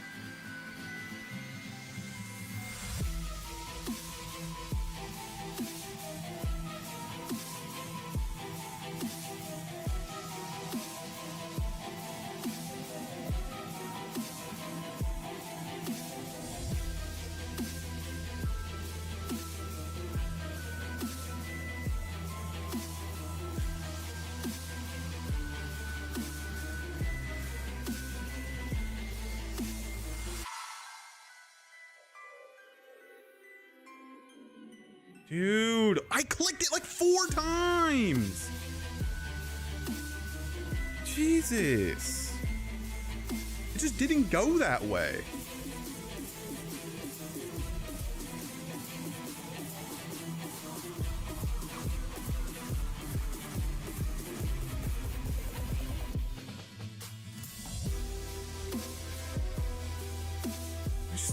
understand. I didn't even hit the outcrop.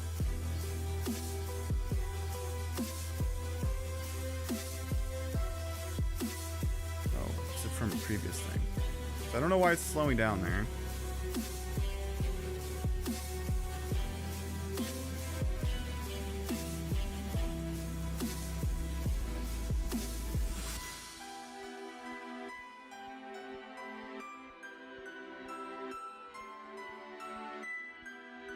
Bro, I am not even fucking close, man.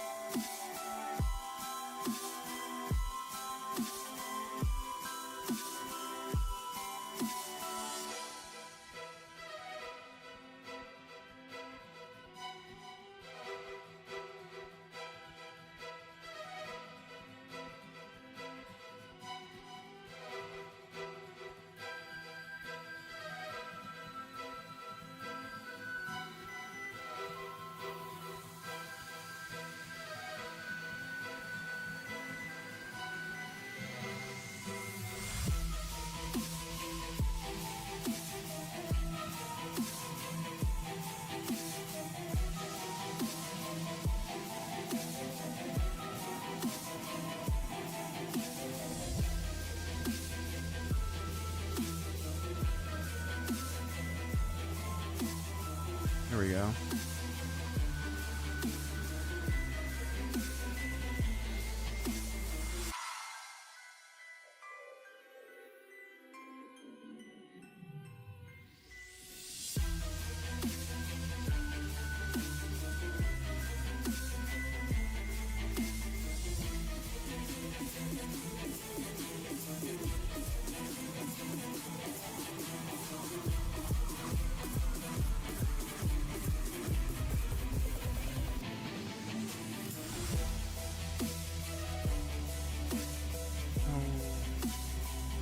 No, no, no, no.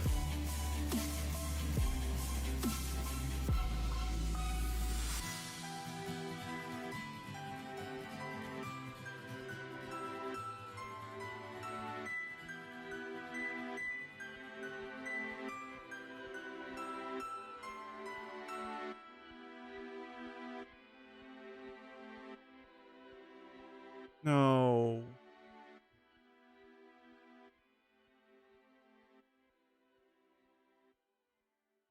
Did I miss one anyway? I missed one anyway. What did I miss? Dude, I don't understand. What did I miss?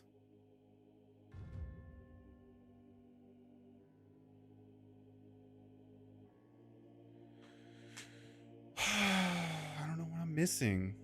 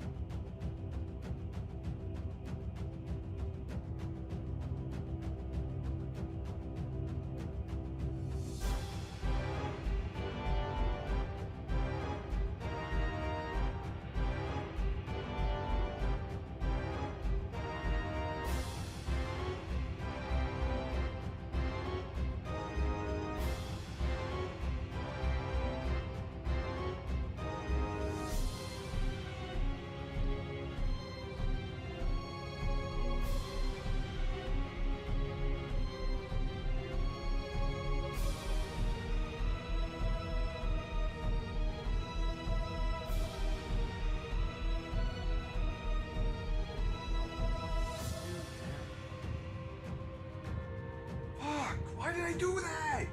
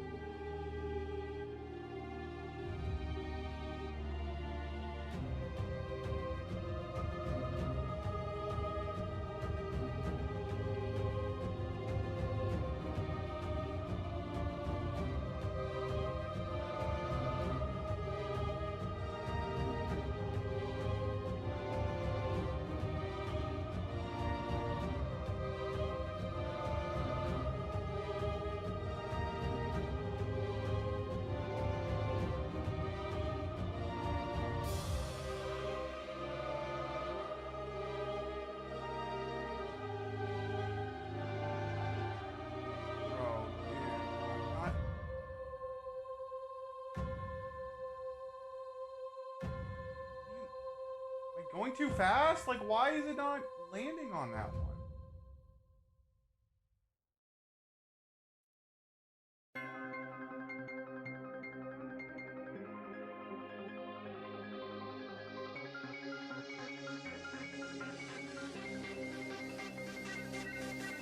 Did it, but only 6 seconds off.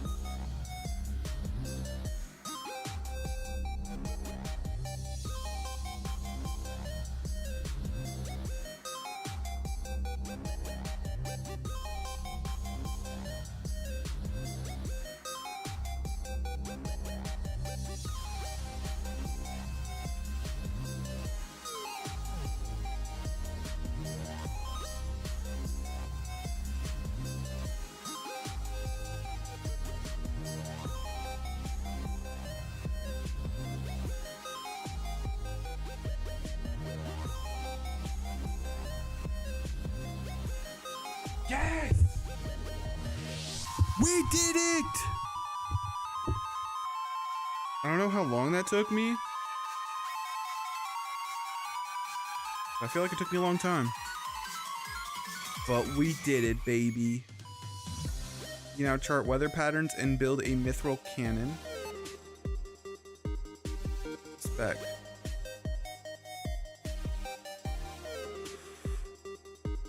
Let's go, dude.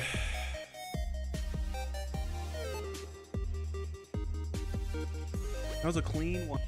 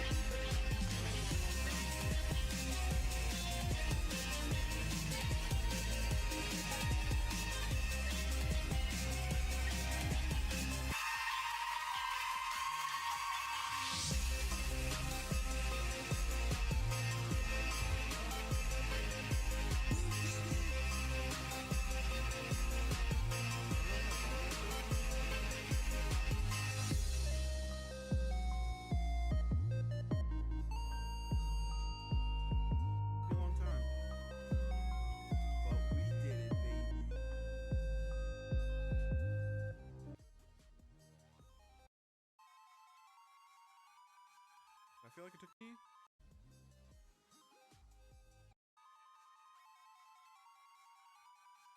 I feel like it took me a long time.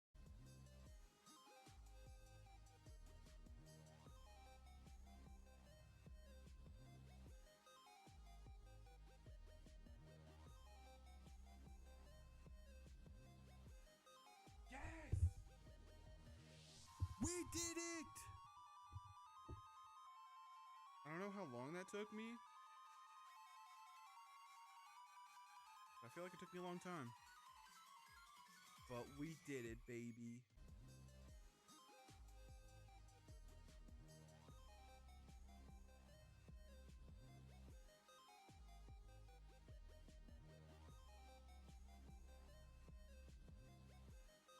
Yes! We did it! I don't know how long that took me. I feel like it took me a long time. But we did it, baby.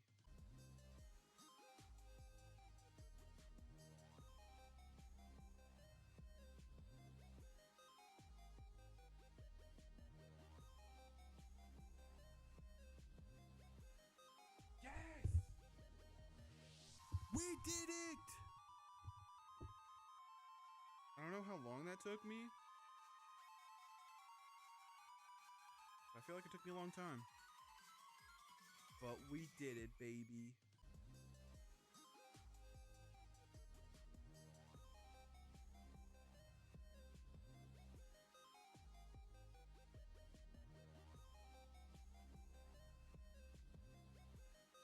Yes!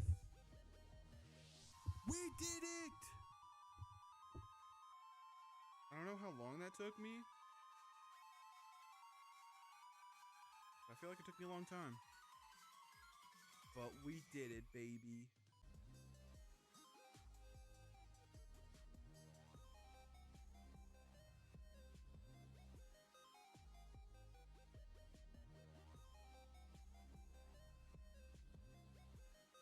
Yes! We did it! I don't know how long that took me. I feel like it took me a long time. But we did it, baby.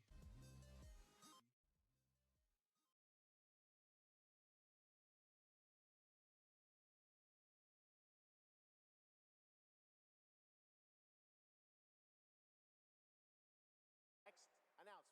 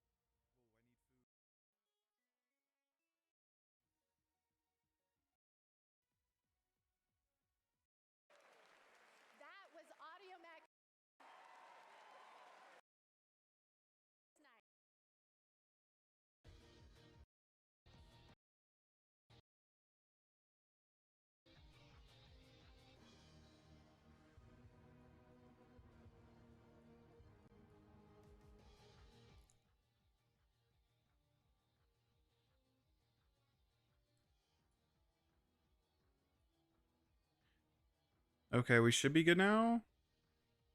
All right, bro. Chat. We're gonna be on day 3. About to go to bed. But I will leave, if you weren't here, I will be leaving a rerun up while I'm sleeping.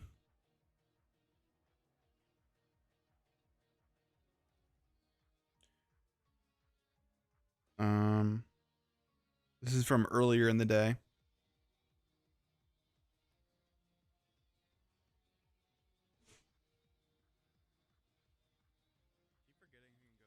Let me see.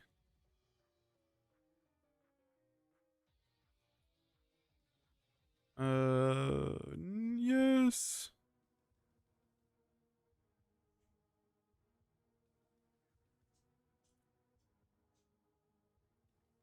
Okay, I have to reset this.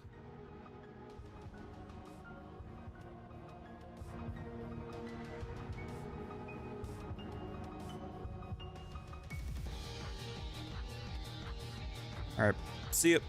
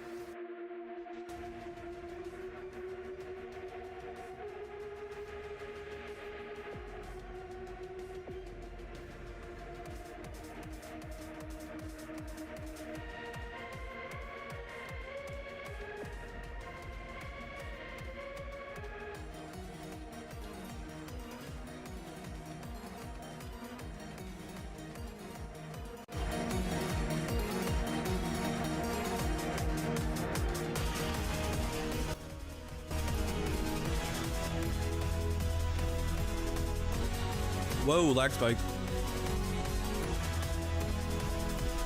My internet.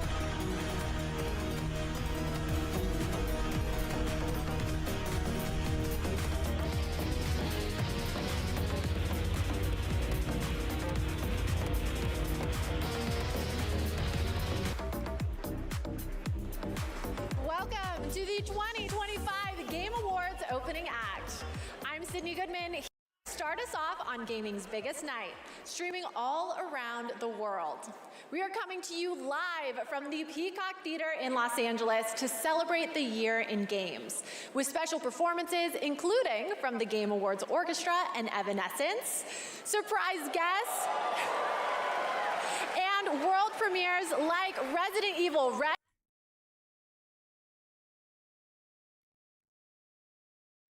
Jesus Christ, internet. Holy shit. Oh my god. Phantom Blade Zero, Lego Batman Legacy of the Dark Knight, and many more. Plus, over 20 brand new games you haven't heard about yet. It will make you believe the universe is conspiring for you. And you know what? I don't think I can wait any longer. Let's just get started right now. Tonight is a very special Game Awards because 3 of our Game of the Year nominees are from indie studios. So we're going to start things off with the announcement of a beautiful new game from the Burlington, Vermont-based Frame Interactive Studios. This is The Free Shepherd.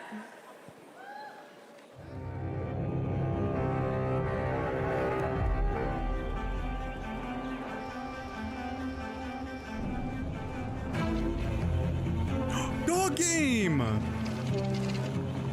But that's sick.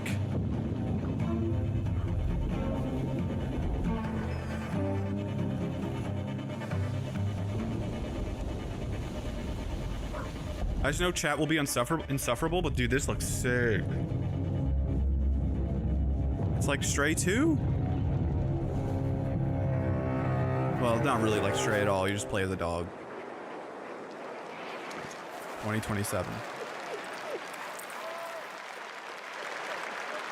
Okay, I'll say it. The protagonist is not only powerful, but I'm proud to also confirm it is adorable. And now it's time to give out our very first game award. Here are the nominees for Best Family Game. Donkey Kong Bonanza, Lego Party, Lego Voyagers, Mario Kart World, Sonic Racing Crossworld. It's either Mario Kart or Donkey Kong. And Split Fiction. Oh, Split Fiction's pretty fucking good. And the game award It's goes pretty to stacked. Donkey Kong Bonanza. Yeah, that game's a masterpiece, I think.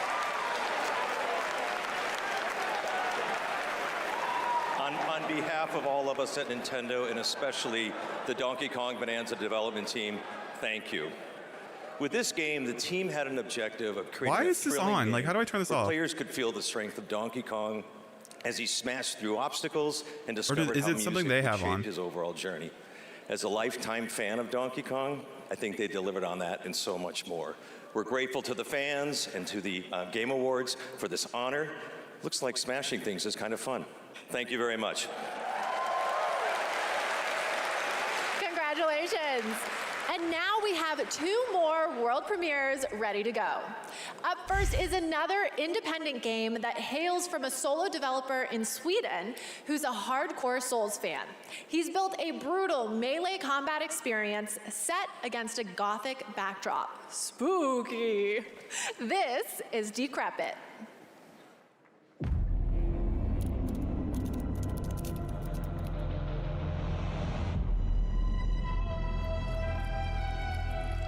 Oh, this looks incredible. This guy has to have backings from somebody. Escape captivity. There's like Resident Evil.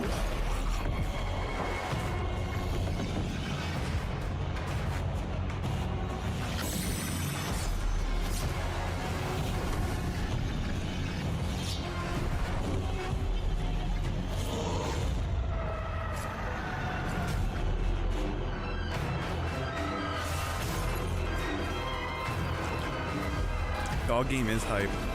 How loud is this compared to my voice, by the way? I don't think it shouldn't be too bad.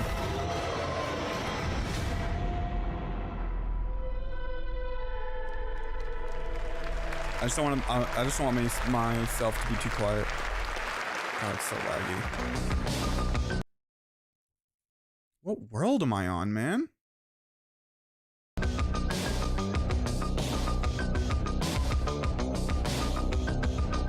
I'm on the East Coast world. I think it's just my internet. It's fine. Okay. This new Beat Saber? What's this?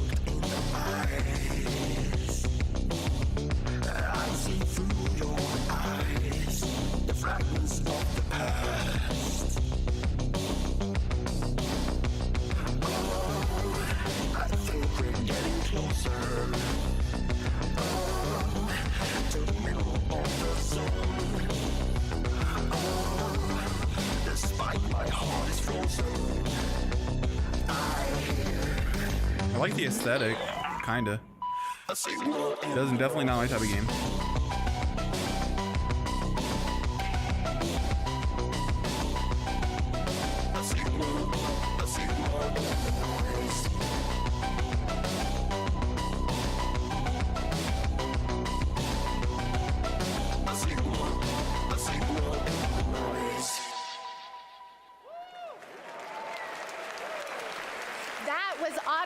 The new game from Dylan Fitter, the creator of Audio Surf. And starting tomorrow, you can play an Audio Mech demo available on Steam. If you want to check out that demo, other Game Awards demos, and wishlist games showcased tonight, we made it easy for you. Check out the Game Awards page on Steam. E49. We'd like to take a moment to remind everyone that tonight's Game Awards broadcast is available on YouTube with dedicated ASL and descriptive audio feeds. And in that spirit, it's now time for our next award, Innovation in Accessibility.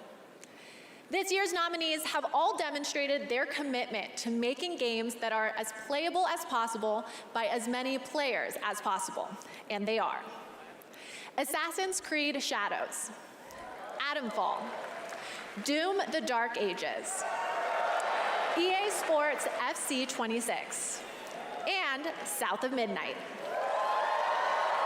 And the Game Award goes to Doom: The Dark Ages.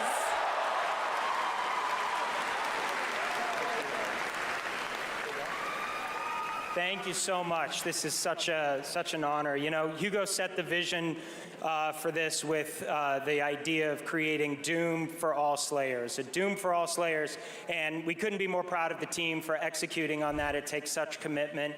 Thank you also to Xbox for their commitment to accessibility and the support of the game, and as well as our partners at ZeniMax. User research, QA, our dev team, our accessibility consultants. We couldn't have done it without you. Thank you so much. Congratulations, Doom: The Dark Ages. Still to come, more brand new game announcements, awards, and at the top of the hour, maybe Jeff will finally reveal what that statue in the desert is all about. I'm thinking it's probably not related to Miss Piggy, who will also be here later. We'll be right back. Oh, I didn't. I think I checked. The best time for you to play Guild Wars 2 is now. Immerse yourself in a realm of magic, mystery, and boundless adventure. Heed the clarion call as you join a community of millions.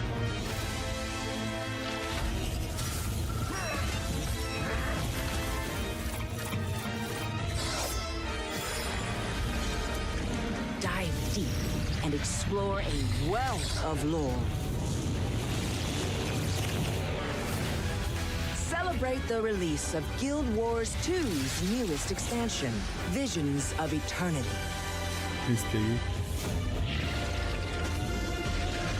Download and play now.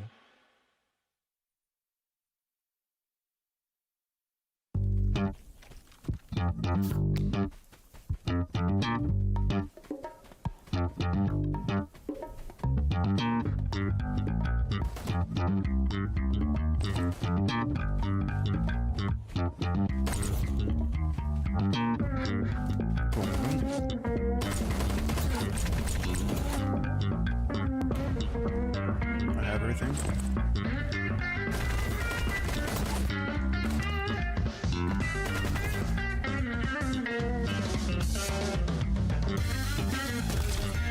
We go into OBS and change the level.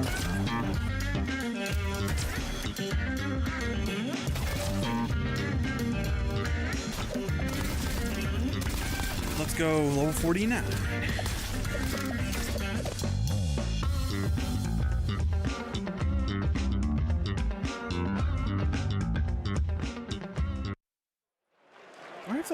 Welcome back to the Game Awards opening act. We are counting down to the big show, so I signed an NDA, but I'm going to risk it all just for you. So here's a hint about what's coming up.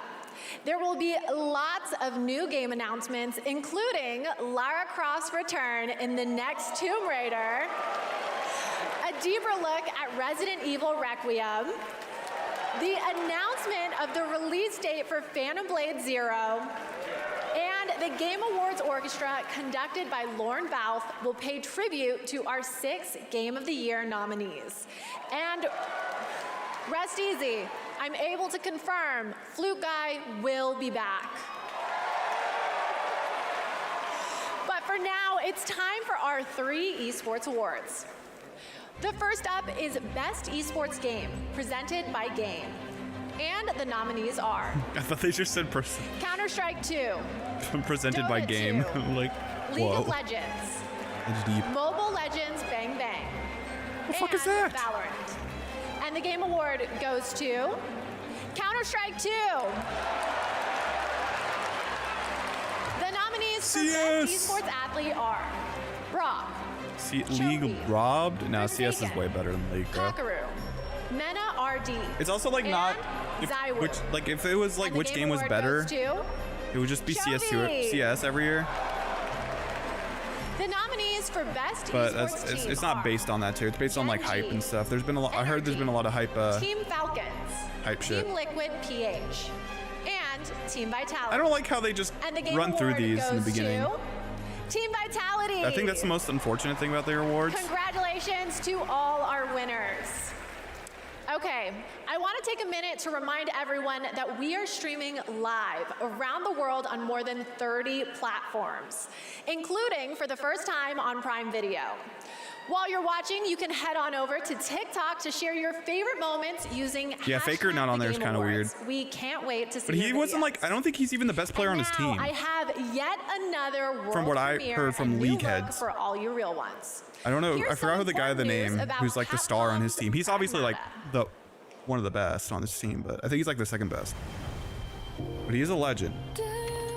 Because I feel like Faker normally he's like known because he carries his team for the most part, but I feel like he has been like the past couple years he hasn't been carrying his team.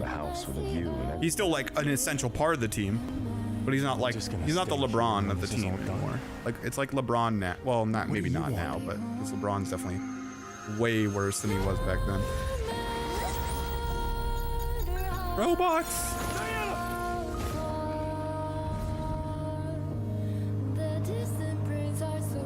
But that is weird that he's on there. I feel like he should be. Just out of respect. But maybe they do that because they don't want him like spam him every year. Because he'd win. He won last year. Yeah, that makes sense. Cradle security protocol.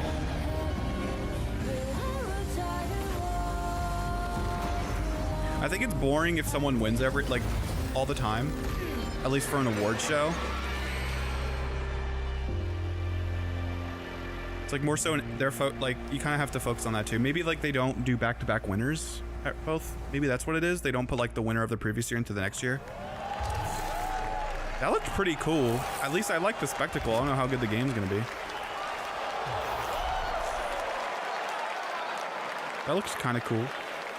I like robot games. I have the same beach in my research station back home.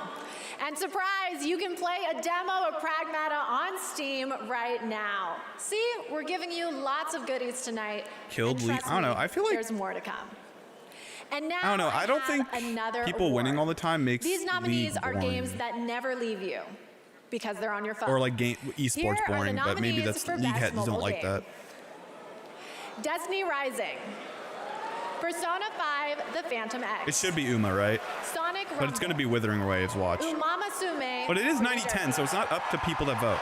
And It's 90-10. Withering Waves. It's a panel. It's mostly panel. And the Game Award goes to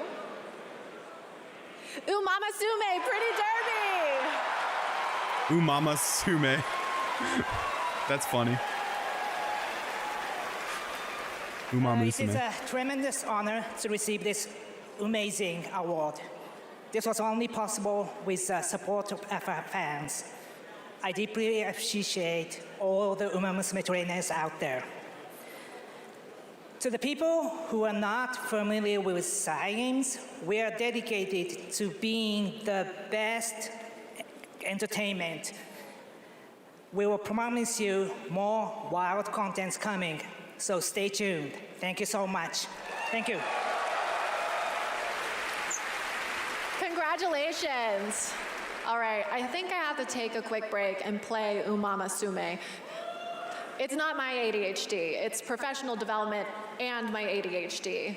But there is so much more to come, including 2 brand new game announcements from 2 brand new game studios right after this. I feel like they definitely, My dear children, I write this letter to you as testimony of my undying love. Deorcus, my beloved, you will honor our goddess more than I ever could. Ricard, my cherished, Find your father's steel and face the challenges ahead. What happened? She knew Maraike was coming for her. Never forget the bonds that tie the They have like six of you rehearsal. How'd will she be your not know how to strength. pronounce that? I guess it's the rehearsal teams. If they don't have rehearsal, then I don't know. That's crazy. You should have saved her. Yeah, this definitely looks like a D&D focused game. Ben Starr. What an interesting family you must have.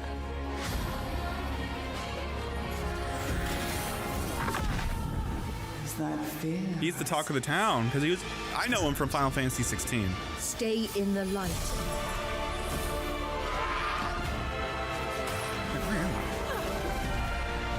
Never Ports give Rent. in to Why is it darkness. saying Charter to Ports Rent? Is this Baldur's Gate 4 or is it Your DLC? loving mother, Marhin. Is Ben Starr bisexual? Solasta 2. That looks so much like Baldur's Gate.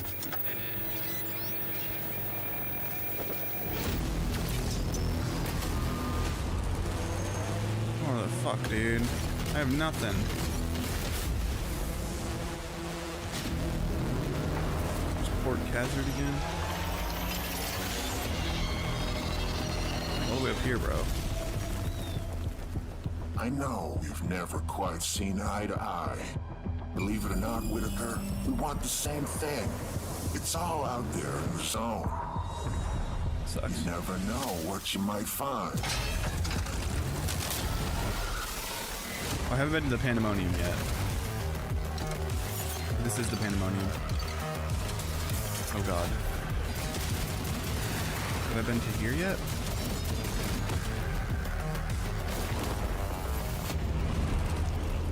So it seems like slop. Welcome back. We are oh so close to the top of the hour. Everybody, go tell your friends to tune in and get ready for a night of awards, world premieres, musical performances, and lots of surprise guests we haven't told you about, because then they wouldn't be surprises. But now it's time to honor another game studio with an award. And it's one of my favorite categories, Best Independent Game. This year, there have been so many incredible independent titles from studios around the world, and our global jury of media selected these 6 as the best. Absolum, Ball Pit, Blueprints, Clair Obscur Expedition 33, Hades 2, and Hollow Knight Silksong. And the Game Award goes to... It's gonna be a Claire sweep for sure. Clair Obscur Expedition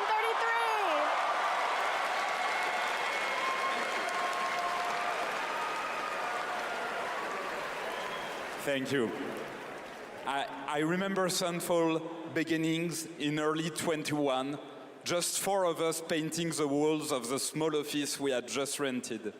We wanted to make a small game then, but with big ambition and creative independence. It was challenging every day. For most of our team, present here tonight, it's gonna win. This means it wins Game of the Year. If it wins this, like why wouldn't it win Game of the Year? I think Silksong's Game of the Year, but I know I haven't played the other ones, but from what I've seen and what I've heard, like Act 3 is not... Maybe the first 2 acts are just so good, but I heard Act 3 is like a mess, but the gameplay doesn't obviously fall through, and that's what probably matters the most. Extraordinary games to life every year. You make our art form richer, and you continue to inspire generations of creators and players. Thank you. Congratulations. Speaking of independent teams, this next game is a special one from a brand new independent studio. It comes from Day for Night, a new studio from the lead designer of Red Dead Redemption and the creative director of Mario I'm definitely playing Plus Claire at some point. I just gotta wait for it to go on sale. We're excited to share this global announcement with you for this action-adventure game that blends exploration with mind-bending free-form puzzles.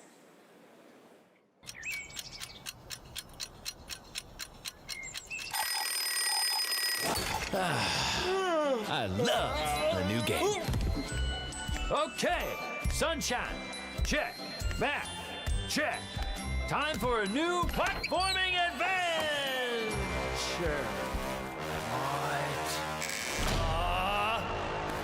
My village was poof, done. All I wanted was to go back home. Badgerborn. Tried exploring. Did some jumping around. You know, the classics. It's what I do. Everywhere I went looked strange and weirdly unfinished. And that's when I found it. And everything changed. Literally. Oh yeah! Make your own platform game, baby! Now we're talking! I had a new grasp on things. I learned tricks that blew my mind. It's just been $40 to $50 the whole time. I'm waiting for it to go on sale because it's not like a priority for me. It's amazing! I mean, it normally would be if I had more, if I had like more money I could spend on shit. Right now, I can't really buy like games like that. I've been like buying like super stuff, like stuff on sale, like less than $10 each on Steam, but I haven't been really buying much. I had it all. And then the code broke down.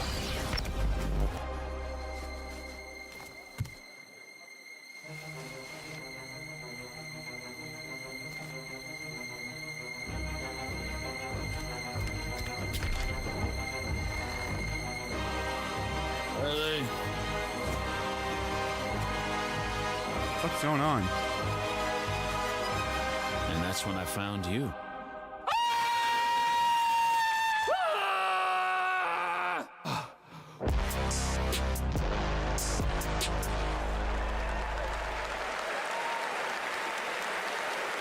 Okay, so I always expected it to be the AI chatbots that achieve sentience first, but I'm down for an animated Badger singularity.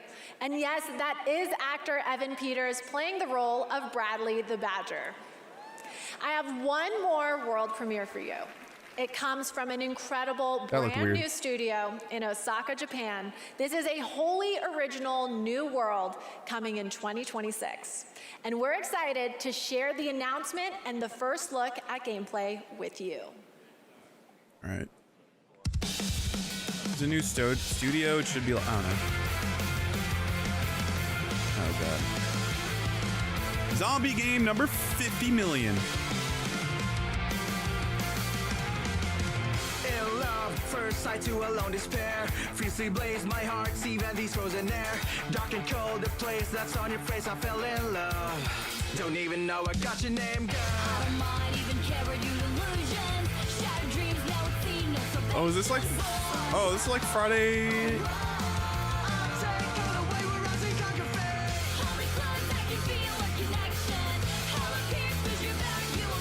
Oh, wait.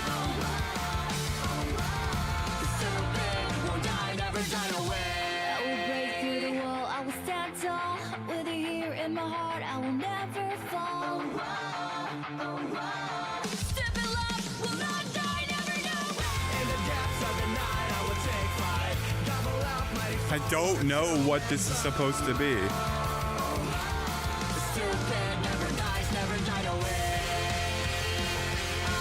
What the fuck is this game? I can't tell. At first I thought it was like a Friday Night Funkin' thing. It's not even showing the game. It's just a music video.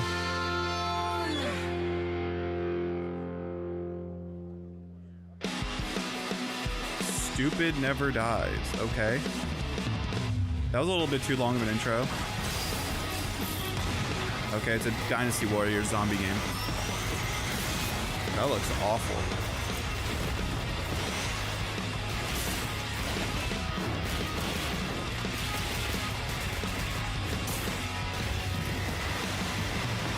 Dude, the graphics just like, when you show a music video that looks nothing like the game, holy.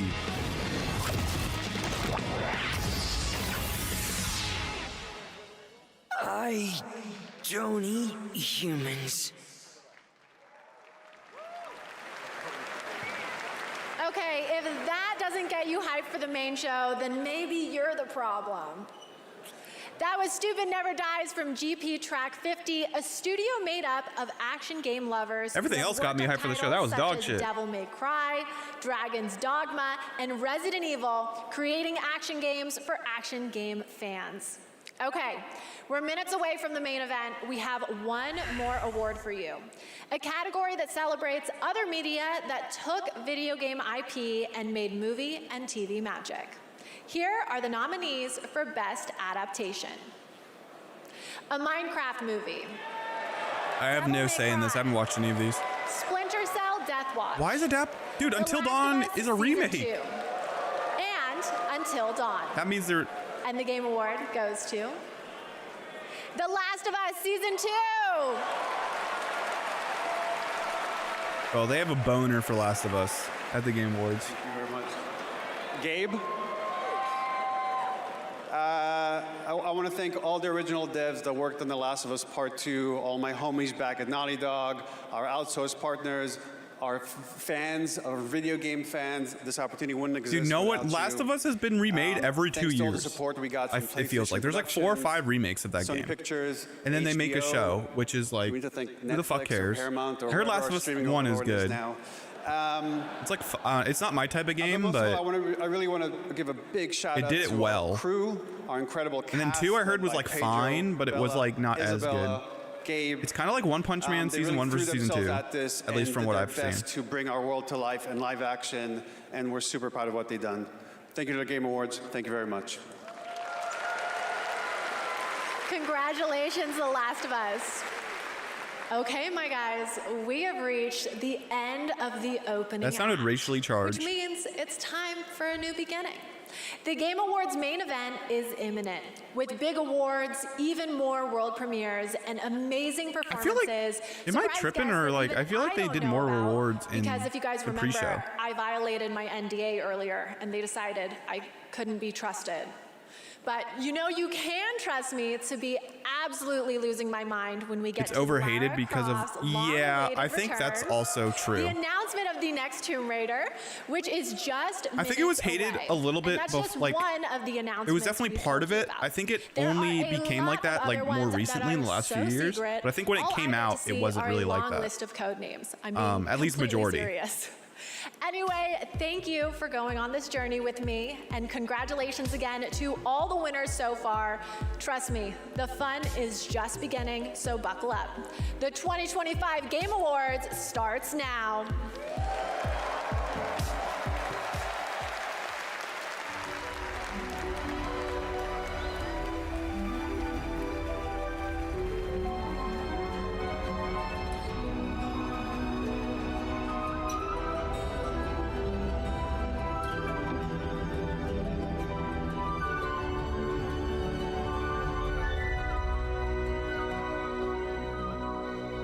Yeah, they probably got carried over, and now it's like more of a thing.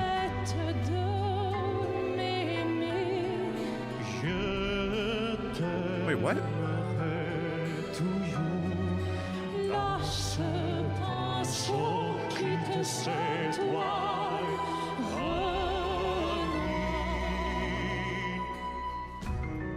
Oh, I didn't.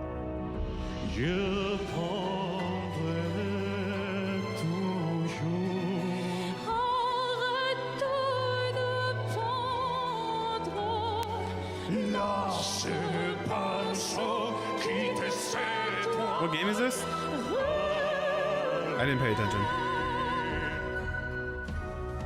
That art's pretty fire, though. Oh, it's Claire. I've never heard. I literally know nothing about the game. Besides, it's a game in a painting or whatever. Something about a painter.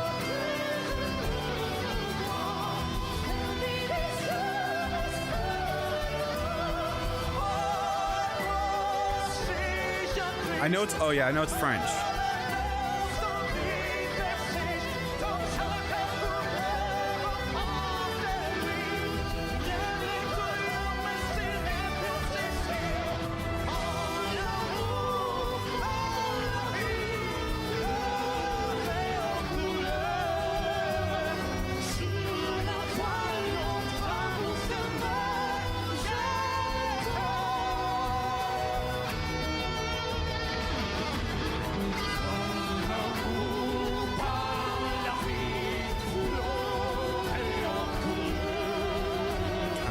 Seriously?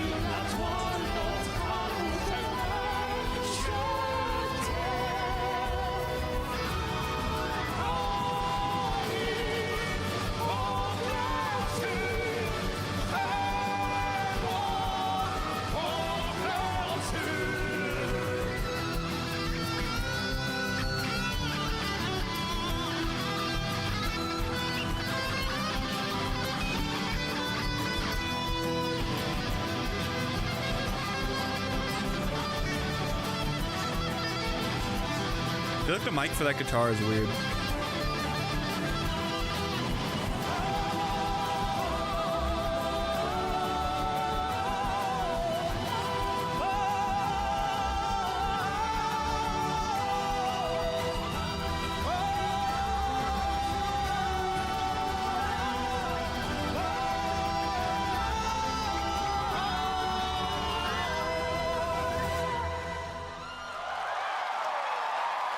That was pretty good. I like that song.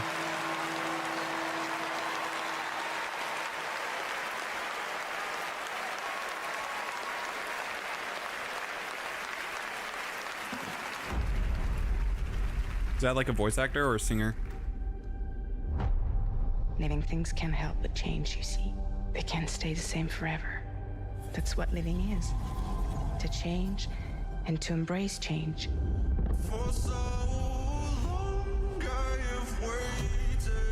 Sometimes Oh, the trailer that Jeff made. Dude, he is really good at editing. This must took a while to make. A hard road for a decent bit. Maybe not though. He's really good at it.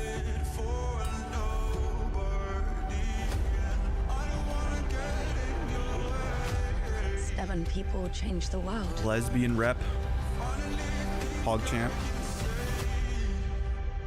Say the thing you're afraid to say.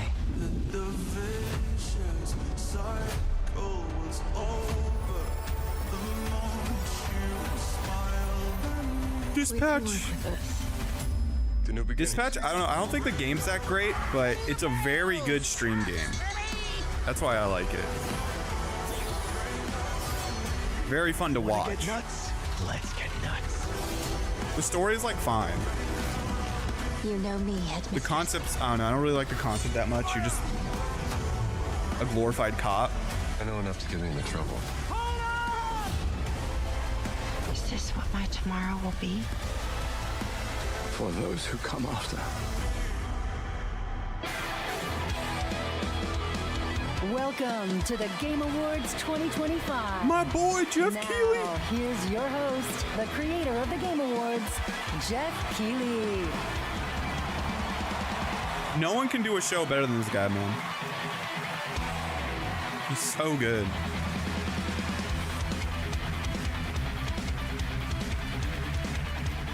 Good evening, everyone. Welcome to the Game Awards, a night to celebrate the best and discover what's next in video games. Tonight, we are connected through our love of games. Thousands of us here at Peacock Theater and millions more watching around the world in places like China, India, Brazil, in the middle of the night in Europe. I know it's late. I see you guys. Thank you for showing up for this show. And first of all, thank you to Elise Duport-Percier, Lorian Testard, and the music of Claire Obscure. Expedition 33 kicked off the show. An amazing performance. And of course, that is the most nominated game in the history of the Game Awards. And many members of the team from Sandfall Interactive are here with us tonight. I think you can identify them based on their attire tonight. Welcome, guys. It's great to have you here. You know, every year this show reminds us why video games matter. They are worlds we share, stories we live, communities we build, and experiences that challenge, inspire, and connect us like nothing else, especially when life gets hard. I don't usually open up about personal things on stage, but 2025 tested me in ways I didn't expect.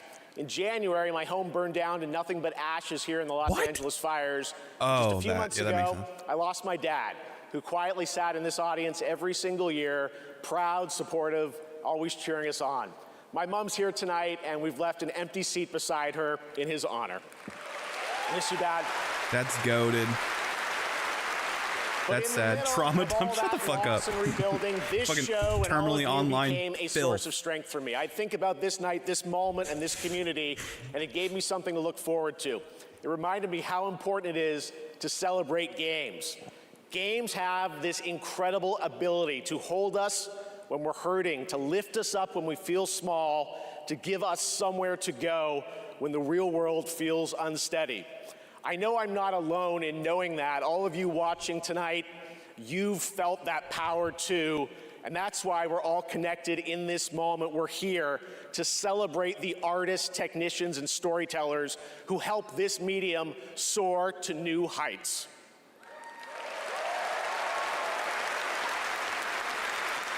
Tonight, we're going to honor over 100 nominees and celebrate a record-setting 3 independent titles up for Game of the Year. I mean, it's going to be Claire. Claire's going to win. And it's a sweep.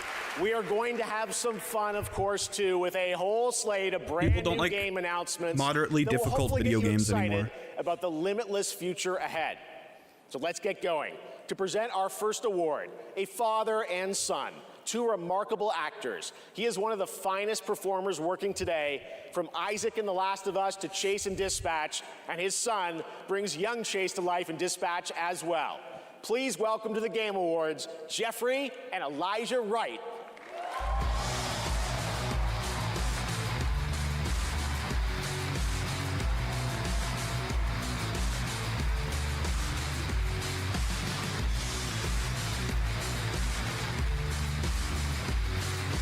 Wow, this is incredible. I'm so excited to be here tonight in the company of so many incredible artists and gaming fans. Particularly as games increasingly explore new frontiers of storytelling. But the reason I'm here really is standing next to me, my son Elijah. It was Elijah who brought me into the world of modern games, emphatically encouraging me to join the cast of The Last of Us Part 2.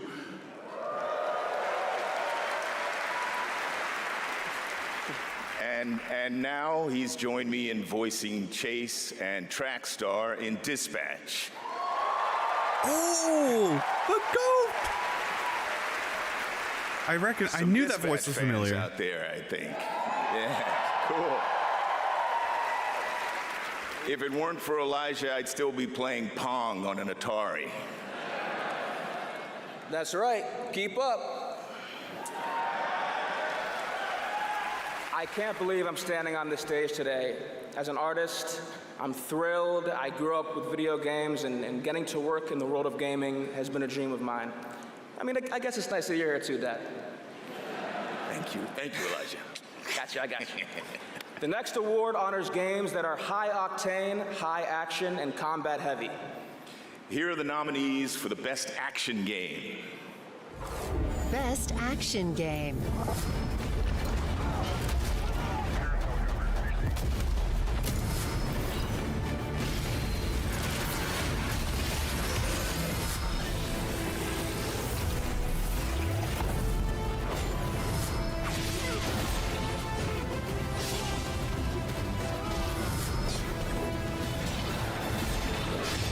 Hades takes this.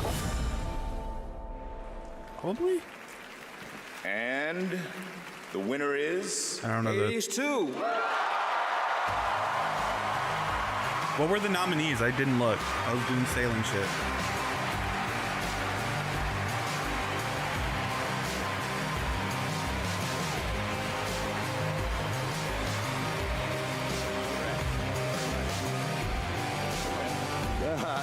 Thank you. The 7 of us who worked on our first action Ninja game, Gaiden Battlefield Bastion, 6. all still work together at Supergiant Games. We've been joined by so many people who helped make Hades 2. I think and the Ninja original Gaiden's Hades really what it good, is. but On behalf of the entire group of us who worked on the game, we just want to express our gratitude to the other teams who make such incredible work in this industry and inspire us. And we want to say thank you Hades to our 2 players who makes sense. literally helped make this game what it is through its early access. Thank you so much.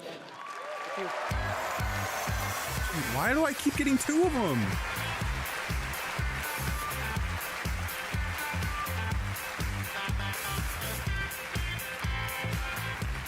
Congratulations, Amir, Greg, and the whole Supergiant team. That's amazing.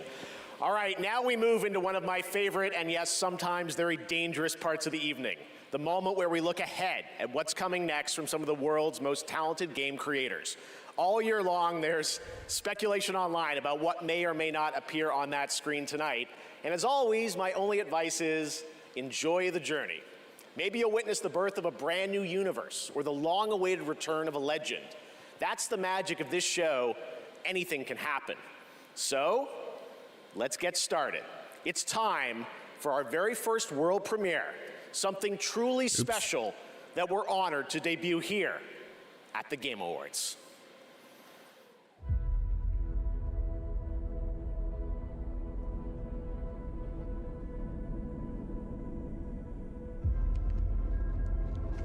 Space game, okay.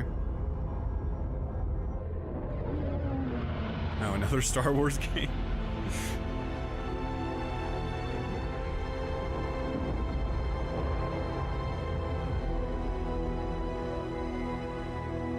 It looks pretty good though, but this, I don't know if this is like the actual game or just cutscene shit.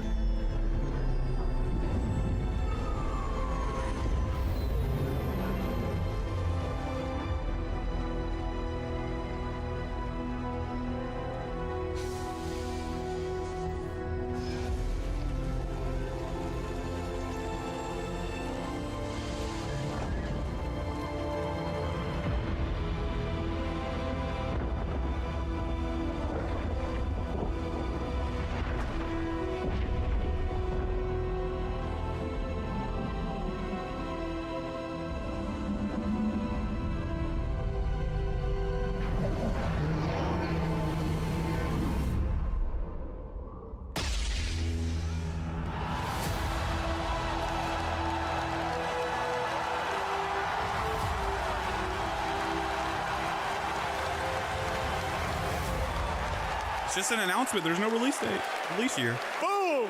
Star Wars Fate of the Old Republic is a brand new single-player action role-playing game set in the Old Republic era, of course, and directed by Casey Hudson, who's joining us here tonight. Casey was, of course, the director on Star Wars Knights of the Old Republic and the Mass Effect series. And we are so excited that that's a pretty good rep. I don't know how good Knights of the Old Republic was, but Mass Effect is well liked.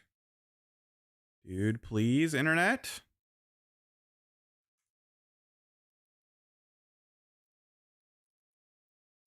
Brother in Christ. Miss Piggy, what are you talking about? I love my internet, man. Oh my god, it's so bad.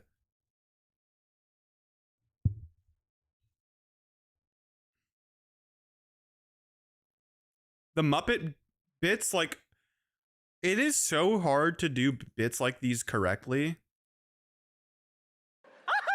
Piggy, come on. This is a public event. Oh, someone's being shy. Miss Piggy, I said in the open, my mom is right there. I mean, more importantly, let's move on to what you're going to do. They do it later, so well. A really special moment later in the show. You're going to be doing something, right? Yes, that's right. Especially for Lou.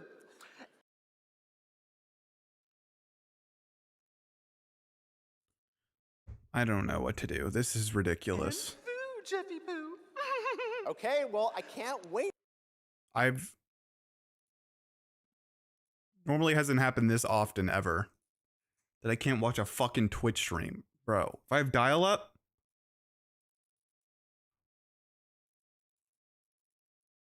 Miss Piggy, we'll see you later. I am so excited. Yes, gotta run. Want to make sure this performance what are you talking about? What? Perfect. I don't know what you're talking about.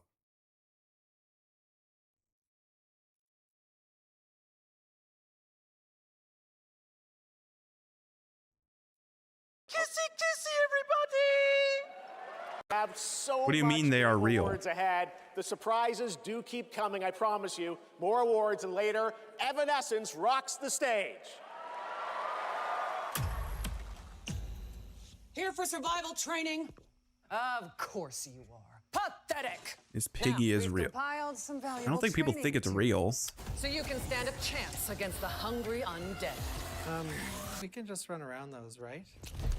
Silence, both of you. Out there, you'll need more than your foolish instincts. They're more. to It's escape more the so monster's immersive, I claws. guess. Or to pick a fight with a martial arts master. I do love a good fight. Is that Max? Maximilian! Them? Look how small he looks. And demons and viruses. I'd like to talk more about the samurai and demons. Well, this is survival training, not survival talking. And lucky for all you helpless half-wits, we've cut the price on some top-notch materials. So study up, fools. So this is like a Capcom game, This is a like good compilation. one. It's Red Sec. It's a lot of fun. Yeah, and it's free. Is that what it Free was? Red Sex? You think anyone here said sex? He said sex. You said free. Redacted sector. Really? Is that the name? It is. We gotta jump. Am I supposed to have a big gun? No, you're gonna find big guns down there, and we might even get a tank, noob. Oh, a tank? We're not getting a tank if we don't jump. Oh, we need to jump. Yes. Go, go, go. Yeah, Red Sec. It's Red Sec. That game's dog, from what I heard.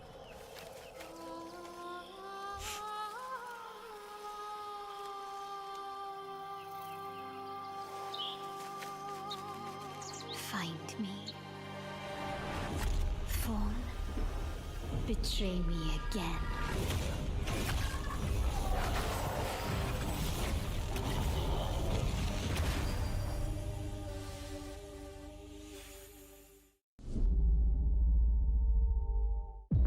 I've got bad news for you. Yeah, of course you do. Zombies are real, and I need new pants. Famous last words in a zombie apocalypse. Dude, there's so many zombie games. We gotta get out of here. This is like a Nintendo Direct when they have all the farm sim games. Half of the games have been zombie. That's so funny. Zombie is redundant. I prefer Homo Mortis.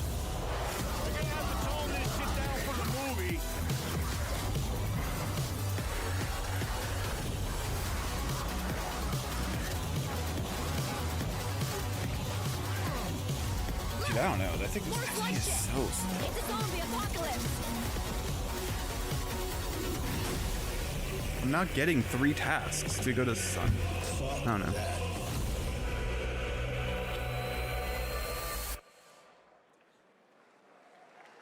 All right, now it's time to put an end to gaming's most controversial mystery.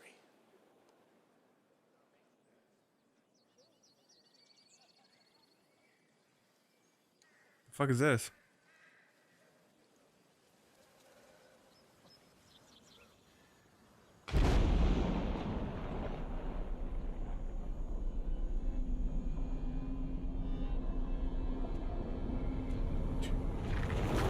This lag is unreal today. No performance.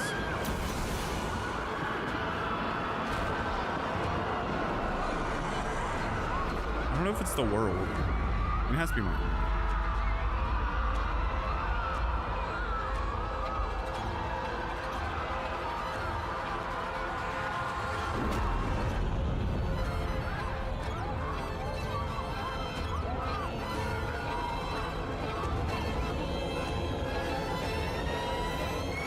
Oh, is this the performance?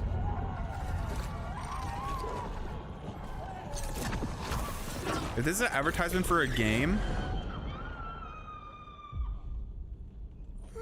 they must have paid hell of money for that.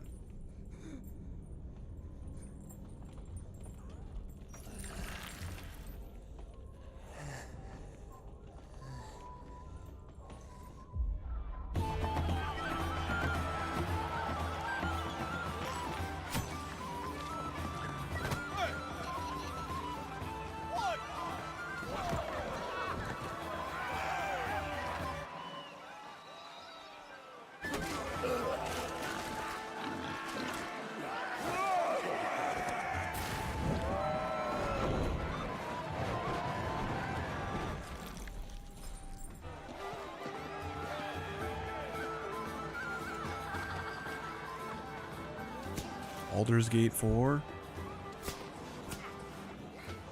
I don't know. Baldur's Gate came out like 3 years ago, right? Or is it 2 years ago? I doubt they're making another one anytime soon.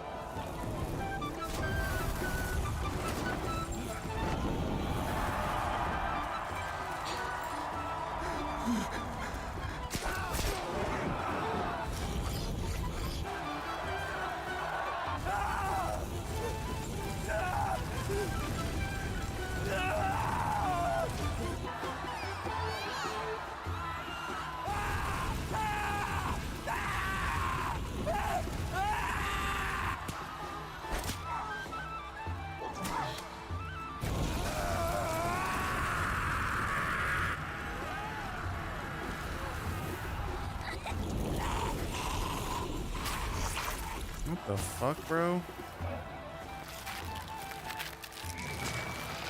Ew.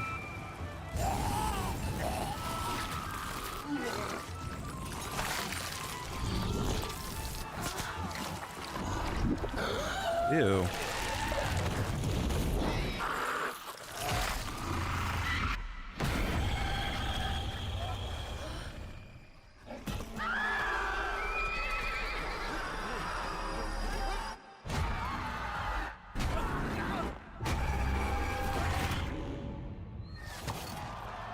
Larian. What's Larian Studios?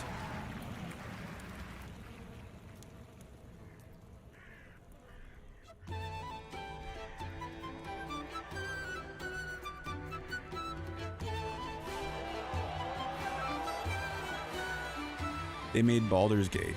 Oh.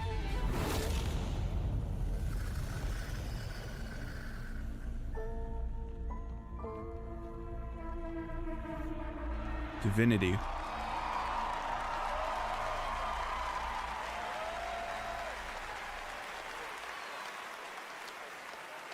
What a moment. That statue or monument that has fascinated the internet now has a name, the Hellstone. And yes, Larian, winners of Game of the Year in 2023 for Baldur's Gate 3, are hard at work on their next role-playing game, a continuation of the Divinity saga. Divinity is their biggest game ever. That's right, even larger than Baldur's Gate 3, promising more breadth and depth than ever before, and we cannot wait to tell you more in the future.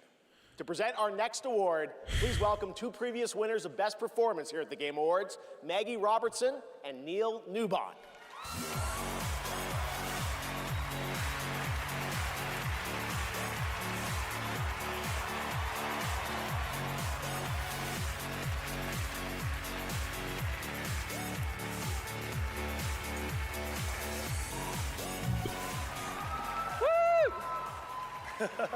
For the record, Neil said that he was wearing the dress this year, so I wash my hands of this. Anyway. I just don't know why they keep pairing us up. All right. Right. Acting. They say acting is the art of pretending.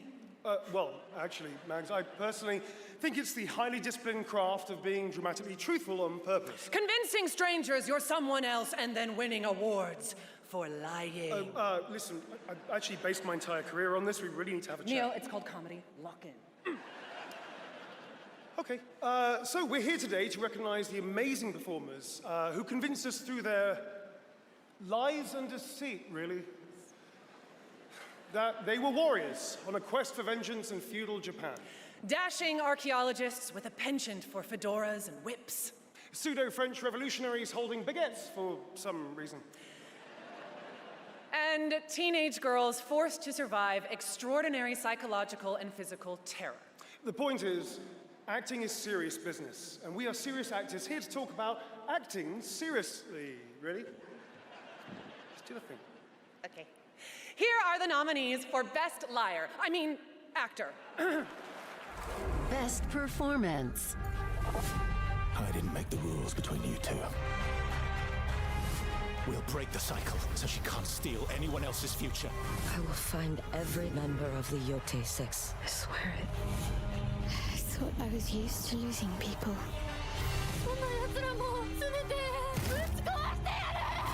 The These relics hold a force that could change the course of history. Ben Starr.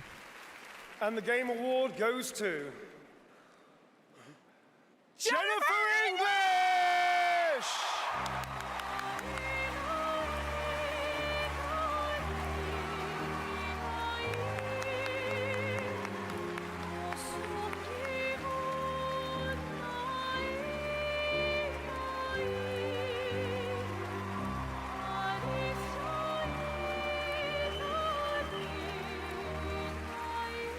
Small. Oh my god. Or either that or I don't know if it has to be both because they're tall as shit. Yo.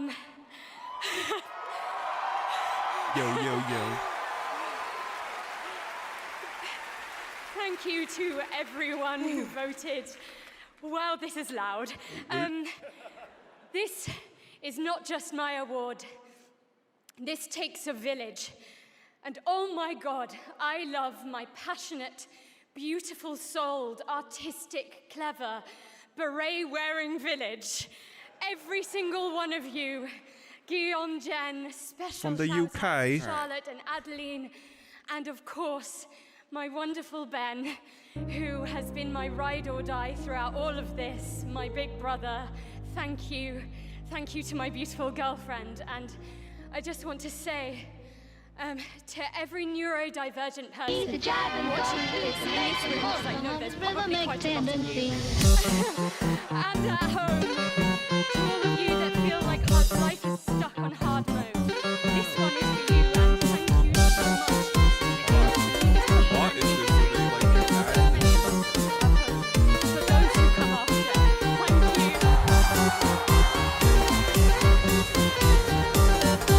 I just know Connor East pants right when she said neurodivergent open app and closed chat.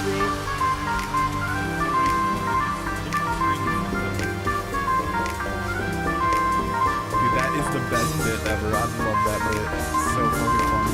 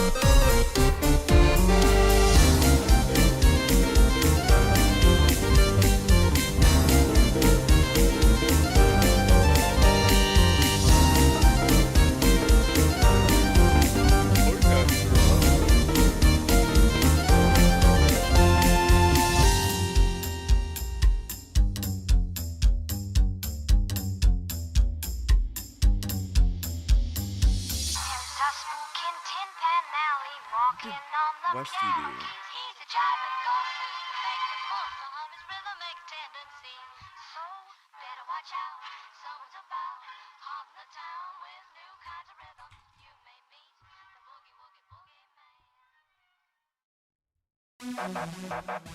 Hello, I'm going to show you how to get 120 to 150k XP per hour doing ABA contracts. Now you might be wondering, what is an ABA contract? And I'm going to explain. So currently I am stood at Relica. I am looking at the Relica notice board. So Relica in this instance is destination A. Now if I open up the board, this contract tells me to deliver to Relica from Port Roberts, and the game is expecting me to travel with my boat from Relica to Port Roberts and then back to Relica. What we are going to be doing is we're going to take this contract and you would be teleporting to Port Roberts and starting your journey there. Now, I only have one of the contracts, so I want to fill my contracts up with more ABA contracts. At level 62, you can only do Relica. At level 65, you can do Miscellanea. And at level 76, I believe, you can do Lunar Isle. I'm going to go and check every single one of those, and I'll be back in just a second.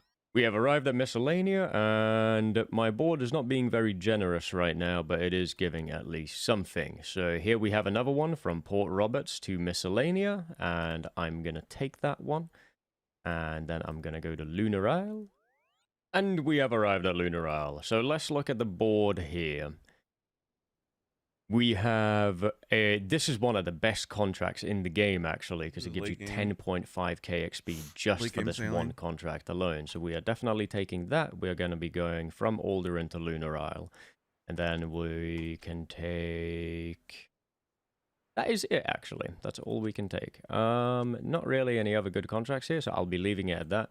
But now we begin our journey in Alderaan. And the reason why you do it like this is because you want to start from your furthest away contract. And the further a contract is, the more XP you get. So we'll start at Alderaan, we'll make our journey, and then we'll go from here to the Fortis Coliseum. This was just a leftover contract I had from stream. And then we're going to go from the Coliseum to Port Roberts. And at that point, we have all of our cargo. Now, I can hold 5 contracts, so I'm currently missing 1. I can fill 1 more slot. Now, I have 4 ABA contracts, and I want to get at least 1 more A to B contract, because any contract that's not filled is wasted XP.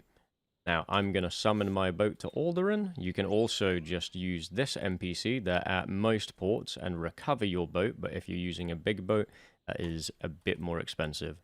Usually only costs 5k for the small one. Now, a couple of things that will help you is having a bunch of crewmates. The more crewmates you have, the more cargo they can pick up. If you're only at level 62, you can get Cabin Boy Jenkins and what is the other guy's name? Ex-Captain Saeed, I believe his name is. Yes, this guy. They can both hold 2 cargo each. If you are level 73, you can activate this, the Crystal Extractor. You do need to do the Shark Time at the Crystal... at the Crystal Barracuda trial, the Gwyneth Glide thing, whatever. And you also want a Wind Catcher. That one is the second reward from the Jubilee trial. Now, what that does is the Crystal Extractor gives you 600 passive XP every single minute. All you have to do is click Harvest on it, and that is it. You want to put it right next to your helm so that you don't have to get off from the sailing every time you want to harvest the XP. The Wind Catcher you can pretty much place wherever. It doesn't really matter where it is. All it does is just give you extra speed, which we will see in just a second, if we are lucky. There we go. That will give us some extra speed to speed up our journey. Now, these contracts are going to be different every single time you do them. That is why this XP kind of varies a bit. You could be getting contracts that would be giving you 200k XP an hour, but eventually you will be hitting bad contracts. At level 80, you should consistently be getting at least 3 to 4 ABA contracts though, and you can just fill the rest of your slots with regular A to B contracts. I'll show myself doing that in just a second, so don't worry. Now, one thing that's going to help you a lot is having these 2 plugins. You have the Sailing plugin and the Port Task plugin. The Port Task is what gives you the line on the map to follow. You don't have to follow them. Sometimes you may even forget something because of Yo, it. Andrew. But I'd say that fairly useful. You The can barely sailing hear me. plugin will show you if you're missing any cargo. Sometimes you might forget to pick up one I might cargo chat. or something. The sailing plugin will show that on your boat to make sure that you don't make that mistake. So very useful, 10 out of 10, recommend. We have arrived at our first location, so we're going to pick up all the cargo, and then we're going to depot it, and then we will sail to our next destination to pick up cargo, which is Port Roberts. And then after Port Roberts, we are done, and we will make our journey towards Lunar Isle, Miscellanea, and Fremenic to depot all of it. So, if you remember from earlier, we only had 4 tasks. Now I have arrived at Port Roberts. I forgot to check at Colosseum, but I should be able to get one here. I want to fill this last slot with just a regular A to B task, so at least I get some extra XP, and I'm not just wasting. I'll pick up the cargo from that, load it, and then we're good to go. Depending on how many stops you make, say you only have 2 ABA contracts, if you're also making 2 stops along the way or 3 stops along the way, it should be extremely easy to fill out all of your contracts. This isn't really that hard of a method once you get the hang of it. It might seem a little bit confusing at first. One thing that I do recommend is bringing at least some repair kits, because you will be sailing through a couple of aggro NPCs. Now, some of them you can just skip. You don't have to sail Andrew. past every single one of them. I turned it down. Is that some of fine? them are kind of I forgot it was unavoidable. that high. So now I have arrived at Lunar Isle, and I will make my first deposit. I have 3 contracts here, so this should be a decent chunk of XP.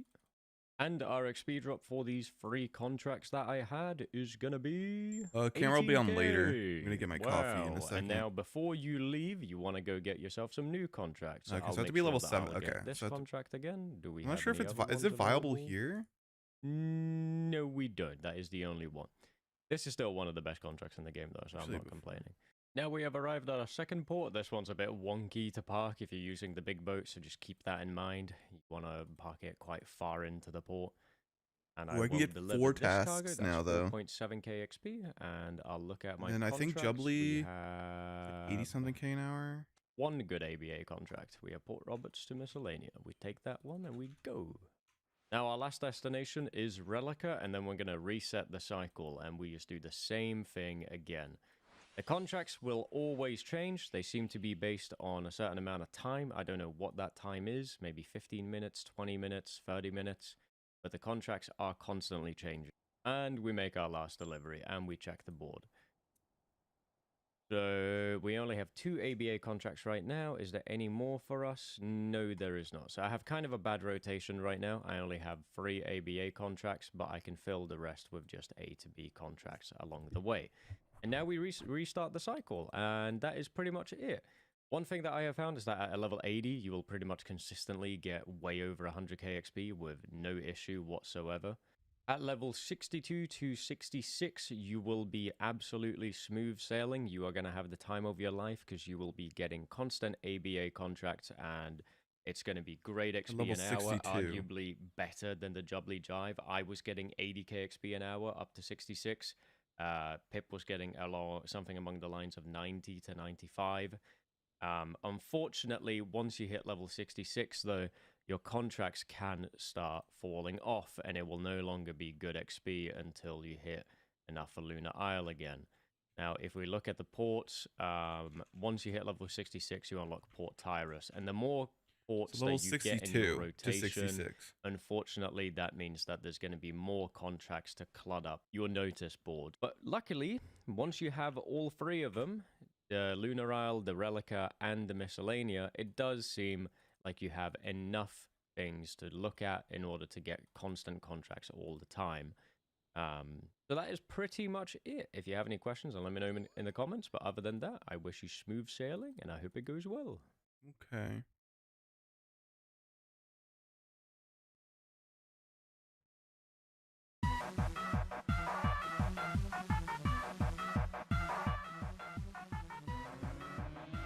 Let me minimize it. It's been long. We've been chilling. How's it now? How's the sound now?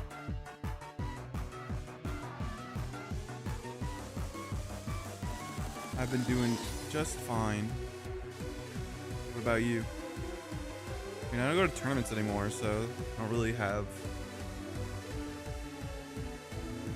I haven't been going this season, at least. It's too expensive nowadays, bro.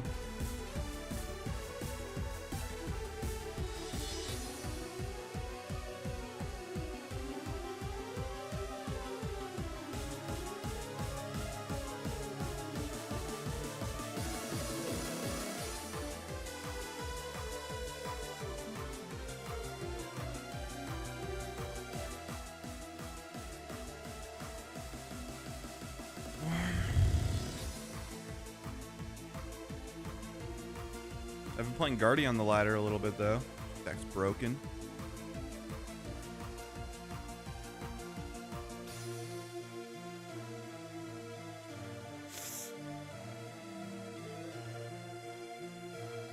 I'm gonna do a run of this and then grab my coffee.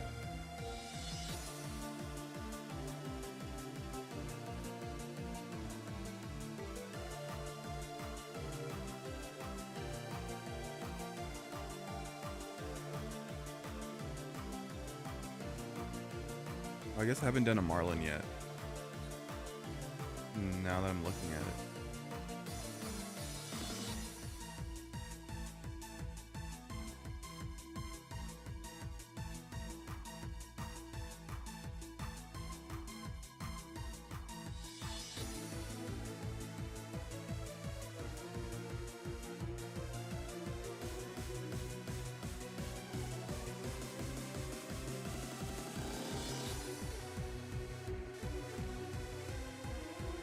I don't think I have the right tiles on.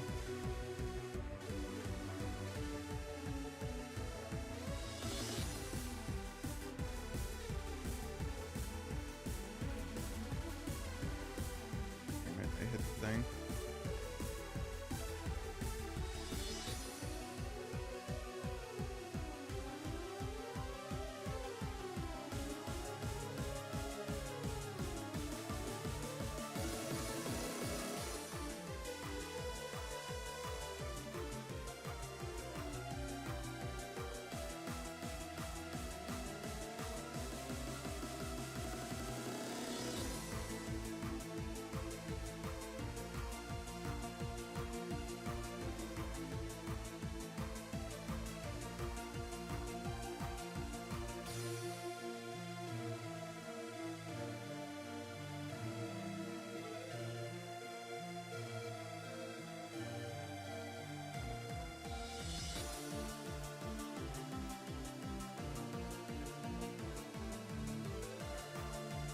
I gotta restart anyway. I don't have the right tiles on.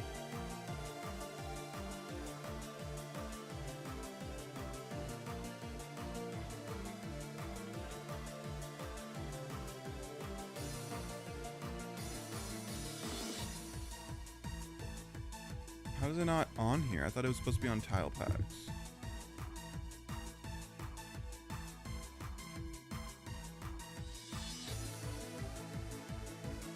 Let me find to see where I can get this Marlin. Atlanta? Yeah. I'm probably gonna go to, I'm hopefully gonna be able to go to Orlando. That's like the only one I think I can go to. And then I'll try my best to go NIC as well, but no promises. Just can't pay fucking $100 for a tournament, dude. It's like ridiculous.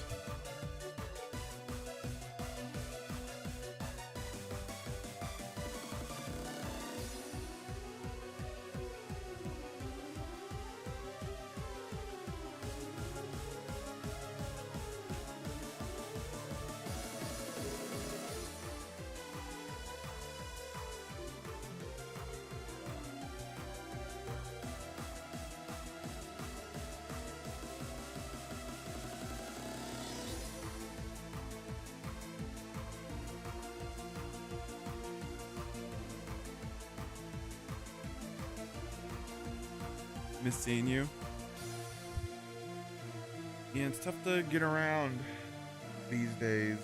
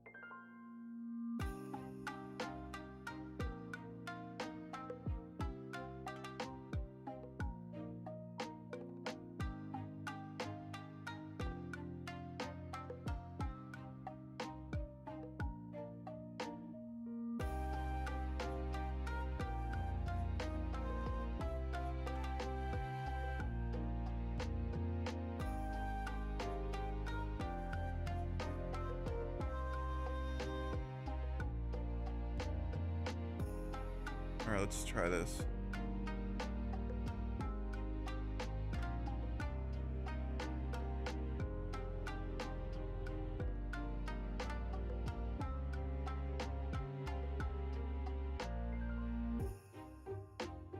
Yeah, for sure. Yeah, more difficult for you than me.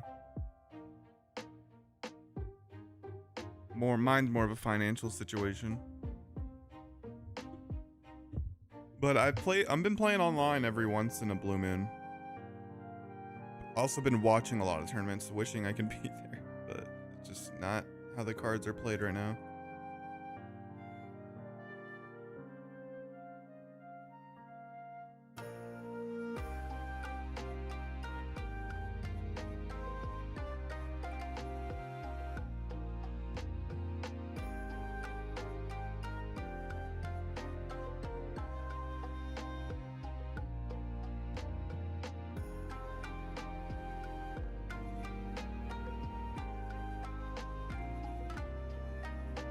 Oh, I should have boosted there.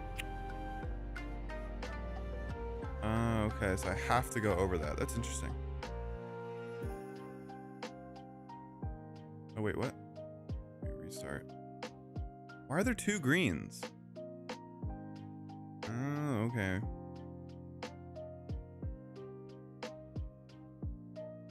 I go through here first.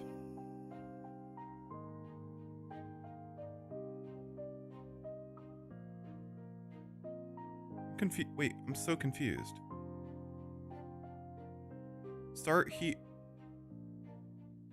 There's 2 splits. It doesn't tell me which way to go. If I start here, do I go left first then?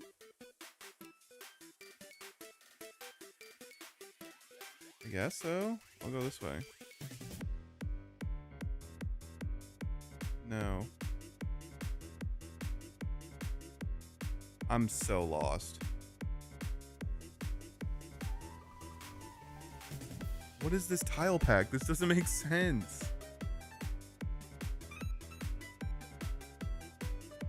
It has to be going right.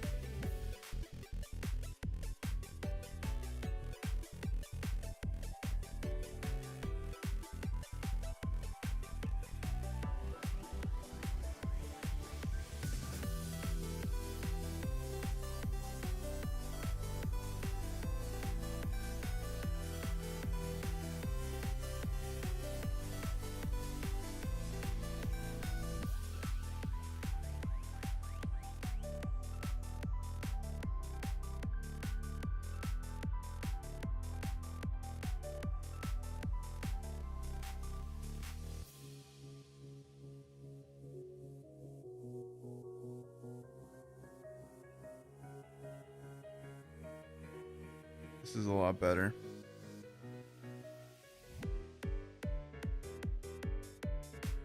What have been doing? Working.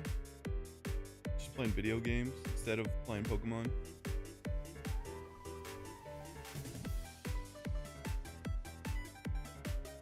That's it, honestly. Didn't really not playing replace playing TCG and going to tournaments with just playing video games and stuff. Nah, I haven't touched Legends EA. I only put like an hour in it. I'm probably gonna like do a marathon of it. Try to play like as much as possible at once I find the time for it. Decided to do this sailing thing first.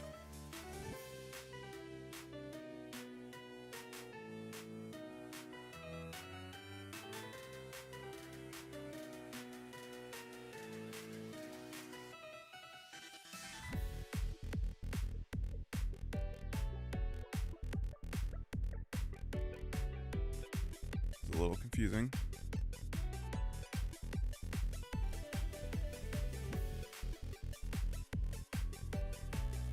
No boost there.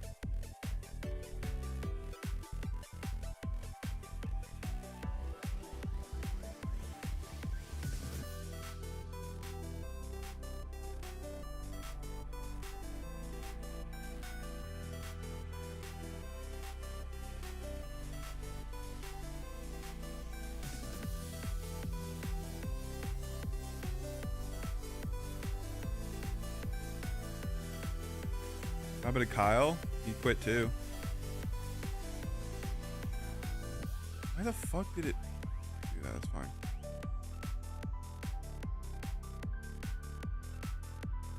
I'm learning. Oh no, it automatically threw.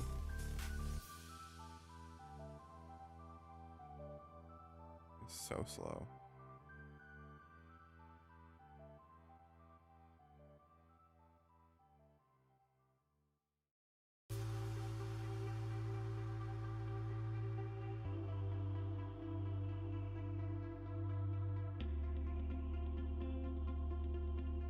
Throw sky. What are you talking about? Throw sky.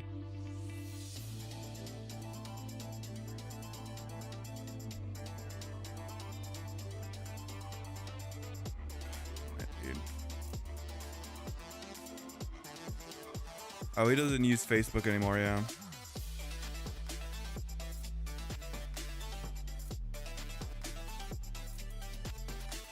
Let me try one more time.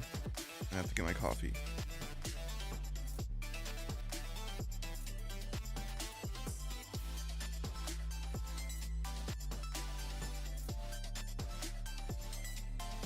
He deleted it a while ago. He doesn't like Facebook. I mean, I don't like Facebook. I don't use Facebook either. I just keep Messenger. He just doesn't like it, which makes sense. I don't really like it either, but I keep it because it's a lot of people. I don't have their numbers.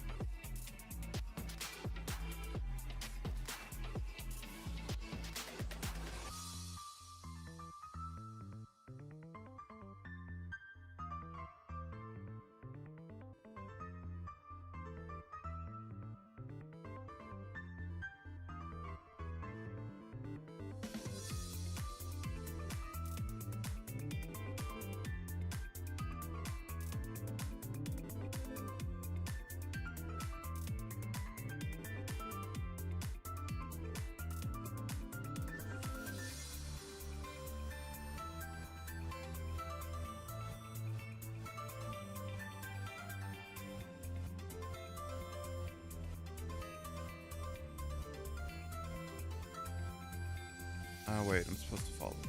Whatever. Let me get my coffee first. I'll be right back.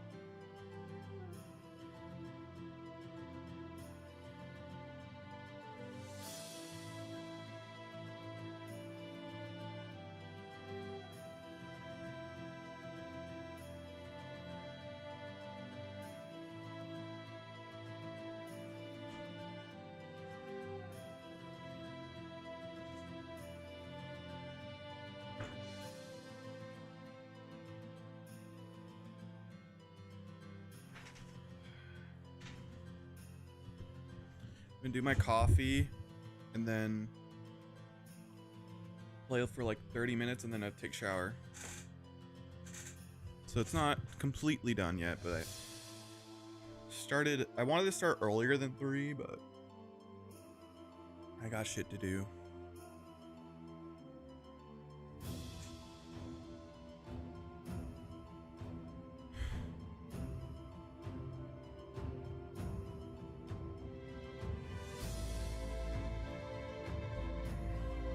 Let me exit this real quick. What's the reward for this?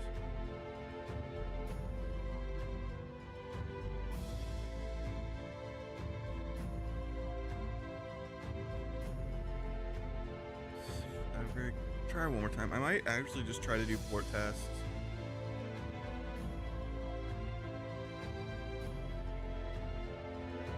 Was I on earlier? No. Last time I was on was like 4 a.m.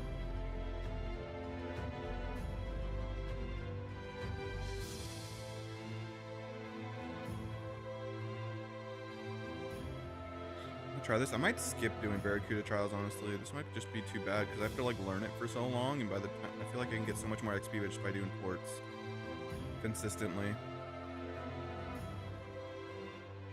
I really did not make any progress. Yes, I didn't make as much progress as I thought I would yesterday. Stuck learning a Barracuda trials. My camera was on. I mean, did you read what was on the screen?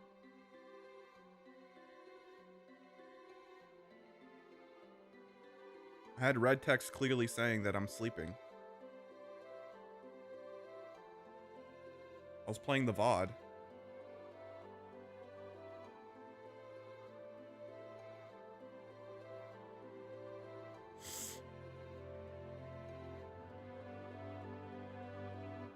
It was also from early. Yeah, it was a VOD from yesterday. I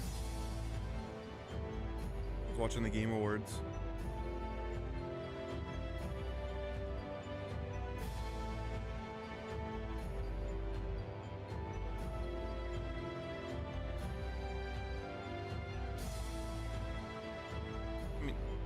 It's on the screen, bro. Come on. It's not even an I didn't know thing. It's just paying attention.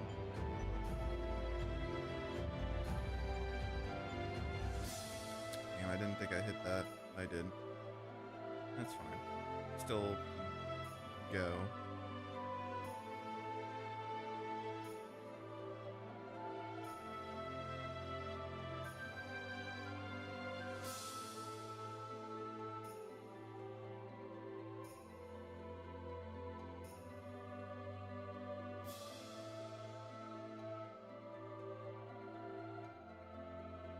So I turn around here.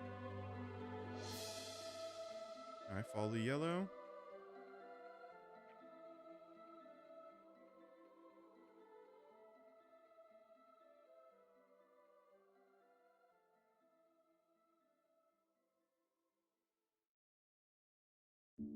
Why did it literally do that? That's so cringe.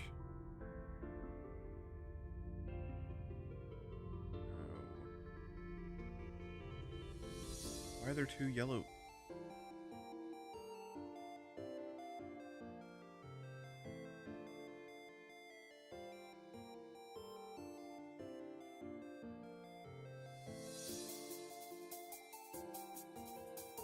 Actually so confused. What the? Yeah, these tiles make no sense.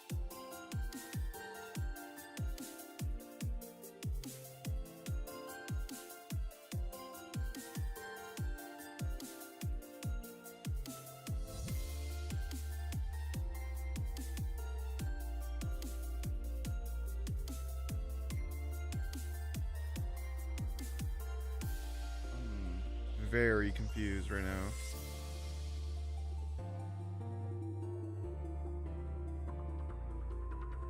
Where do I go now? I'm done with fucking trials, bro. This does not make sense. I have no idea where to go. These tiles make 0 sense. fucking trials anymore. Should have learned that yesterday.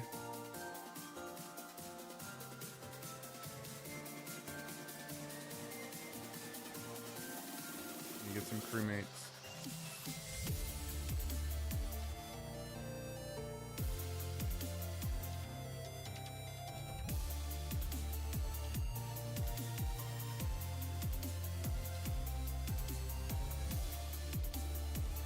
Fuck trials, bro.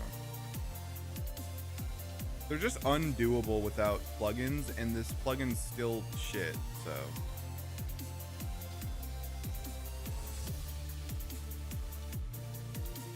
I can't imagine what Gwyneth Glide's like if this plugin's shit. Because the other one was fine. The one I used.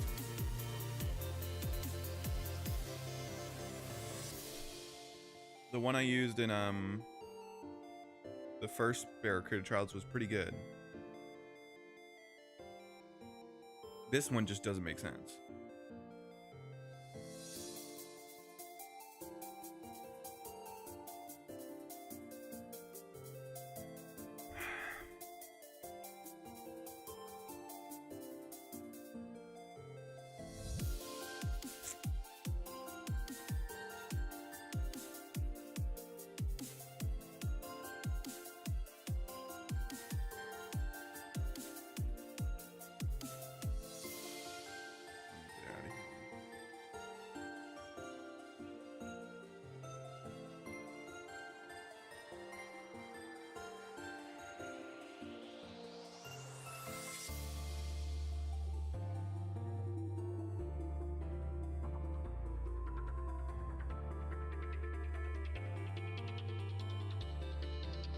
Kraken. Ah! We're gonna go to this port, and then I think the highest level port I can go to is Isle of Souls, but I don't know if they do deliveries there.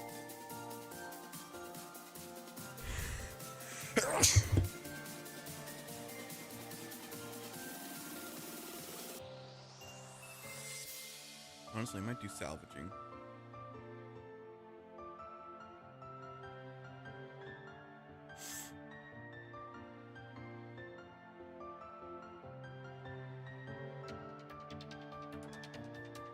Or Piscalarius.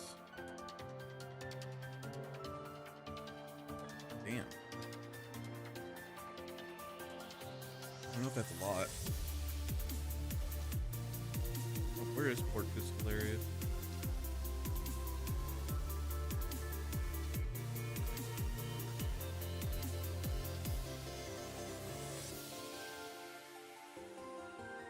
Over here.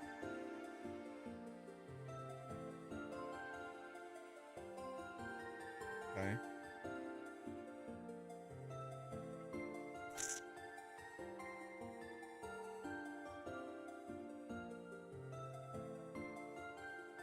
Corsair Cave to Port Piscalarius is way less. Why is that way less? Interesting. What are the ports I can go to?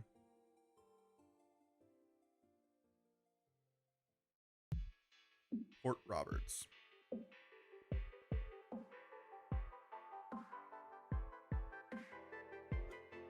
Thanks.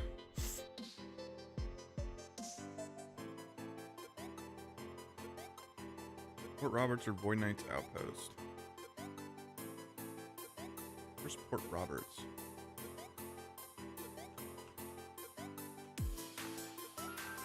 Where's that?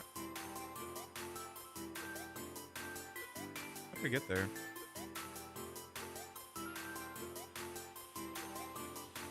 Sevilla Fortis, okay.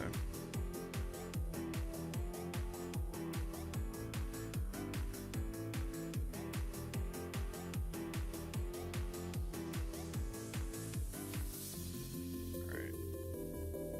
So we got the wind thing, which I want to build. How do I build that again?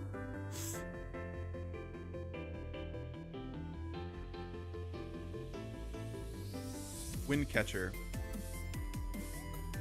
Teak, nail, steel bar, lead bar. 10,000 airs.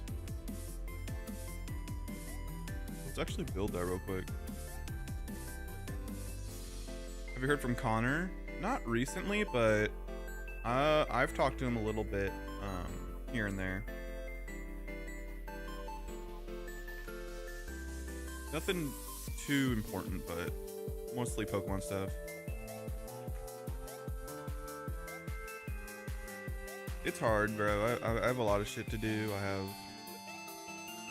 It's like the only thing where I have free time.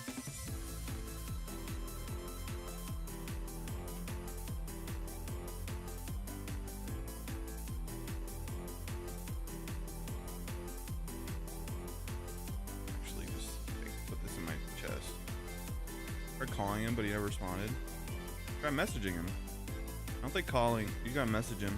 He'll get back to you. He's always busy working. If he's you're calling him, messaging would be easier.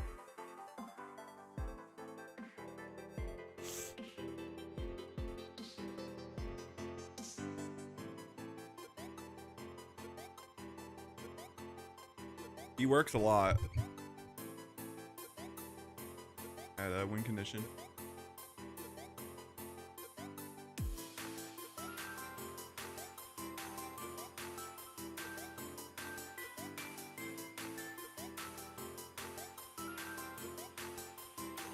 I mean, you can message and see if you can get him to call you. Like, tell him, hey, I want to, whenever you have time, can you call me just for a little bit? And then he'll talk to you. But you should message him.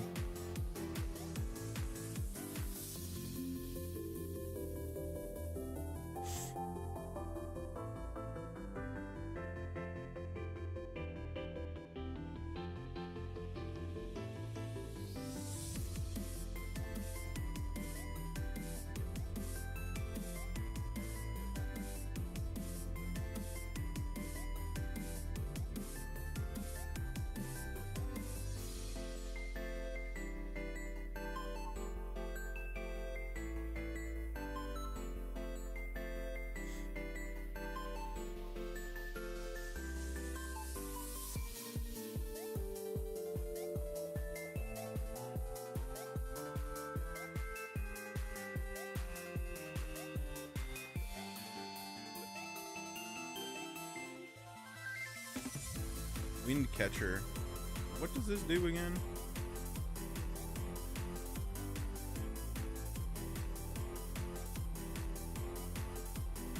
Ah, that's cool. I guess it's self-explanatory.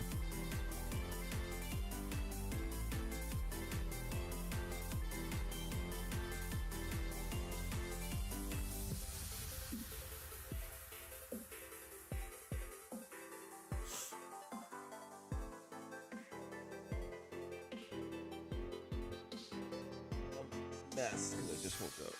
No, well, not woke up, but my hair's not. It's all. Have you been playing TCG at all lately?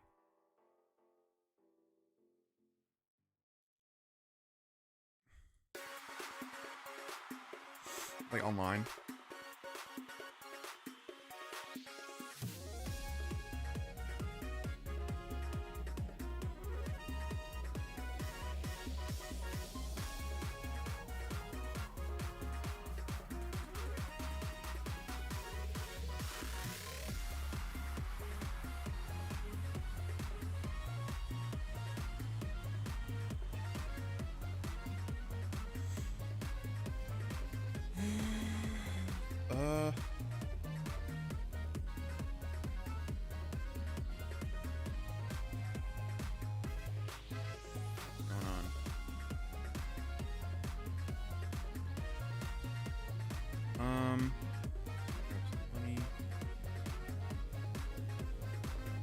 Alright, now that we built that, let me see if I can charter to Port Roberts.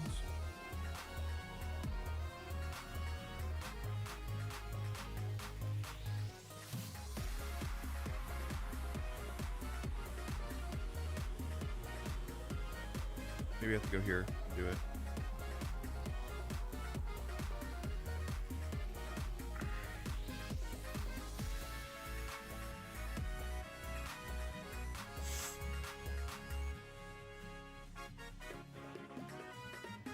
Are you still doing college stuff?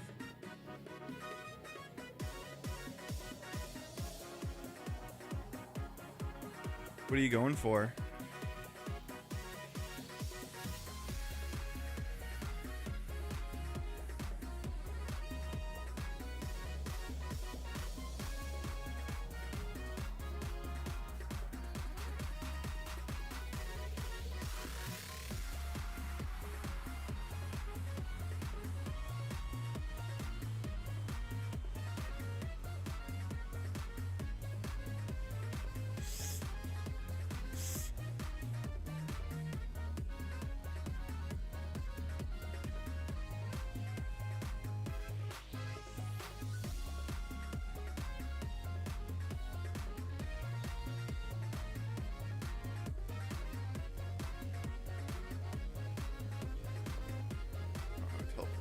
That's fine.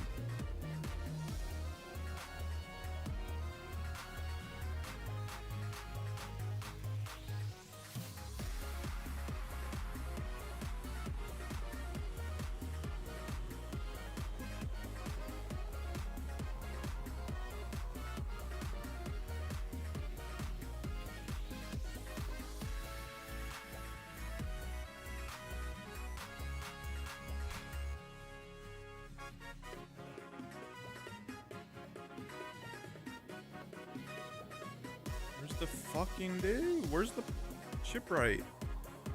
Okay.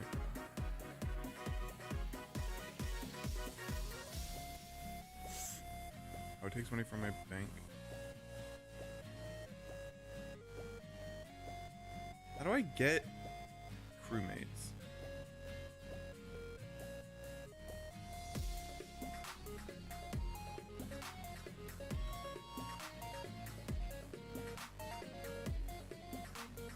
I don't know how.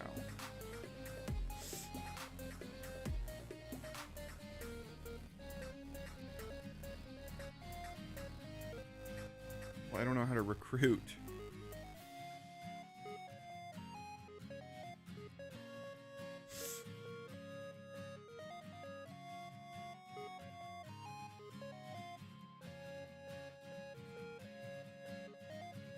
Port Sarim.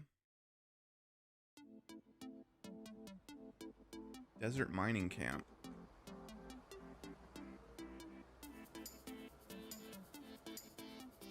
Okay, let's go to that.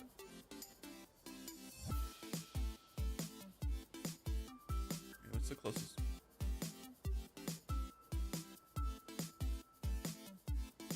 Okay, I know where that is.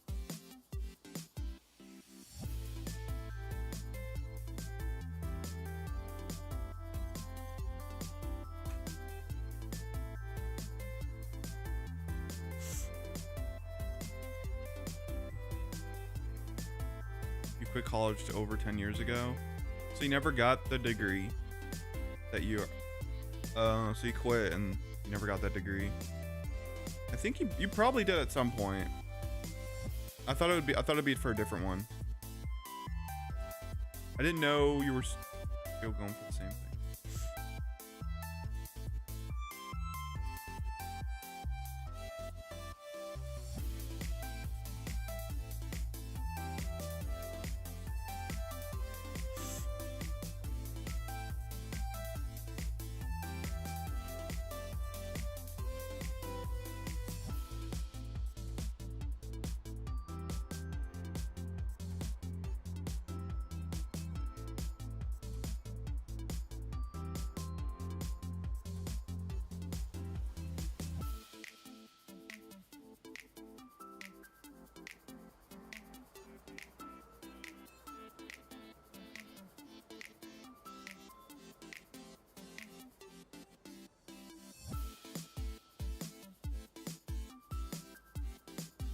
Oh, you studied something else? Nah, was it video game something? Design? Game design? I don't remember. I didn't know you switched.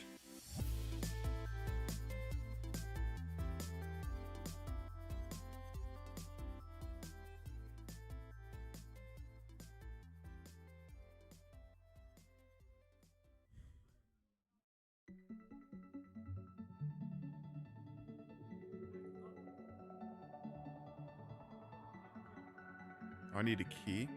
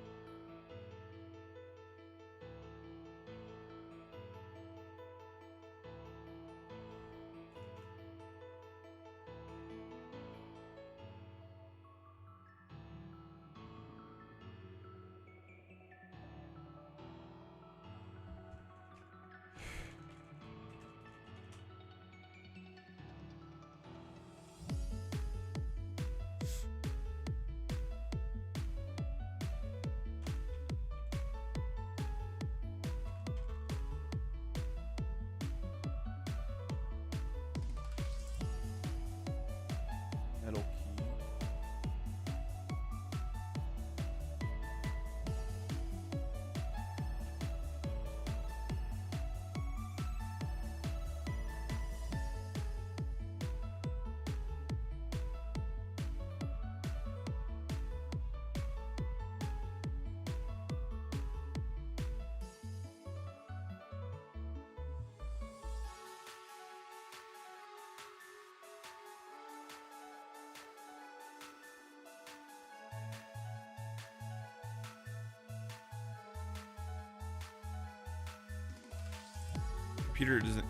Computer design. Basically programming video games, and I later hated it. Thought I would enjoy it since I love video games, but nah.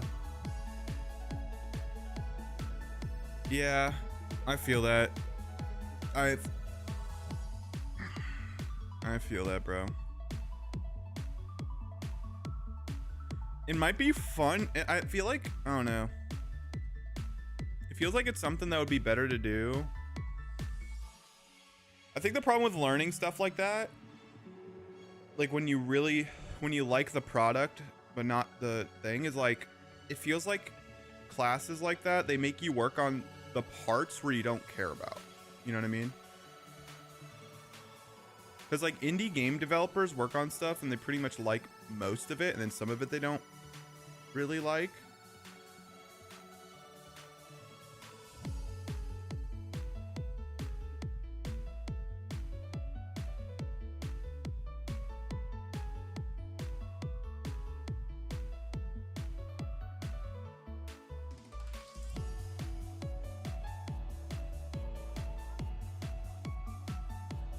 Where is this guy?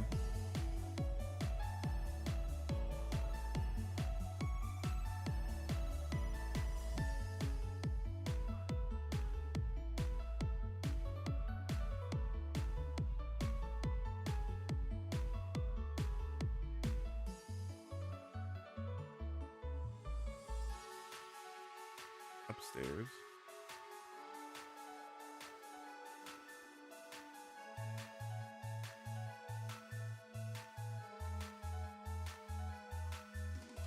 Oh, this guy! Shit, foreshadowing.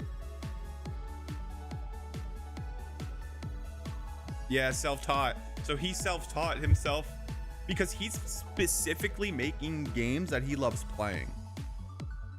Or like if you're learning it in a class, I guess it depends on the class, because my friend likes it. He's in college for video games. I think self-taught, it takes longer to learn, but you might enjoy the process. Because I actually thought about maybe going into game design. Or, yeah. But, I mean, I can't afford to go, but I would love to try. I think I would like that more, because I'm in the same boat where I don't like my degree. I might just change it, but it was valuable skills I learned in that. But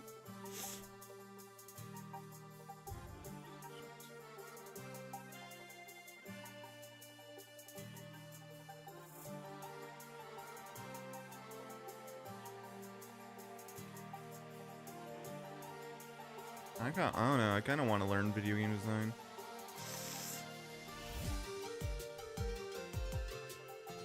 I got him as my crewmate. Now I have to go to Port Sarim.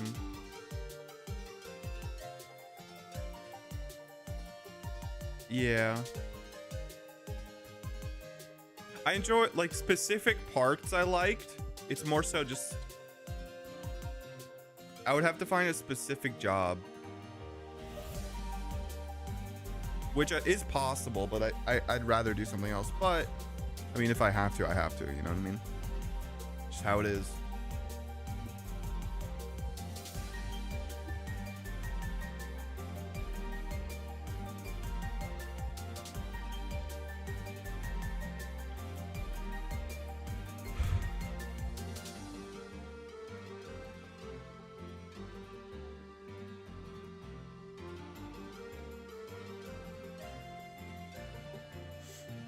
Where is it?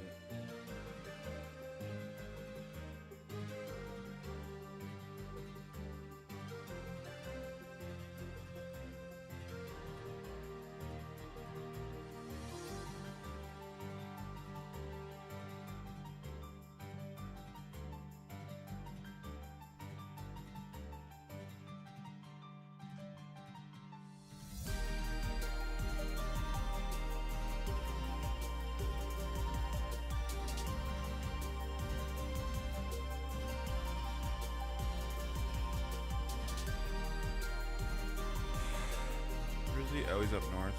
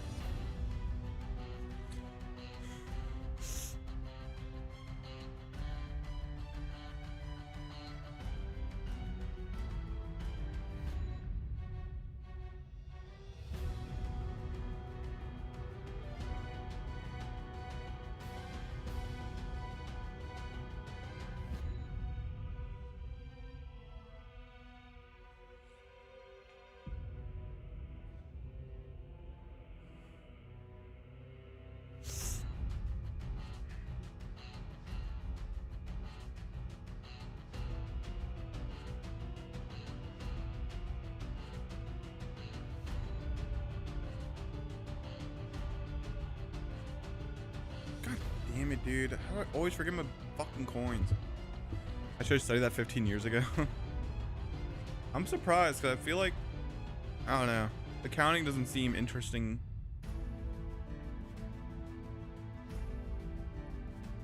It's funny because like counting seems boring.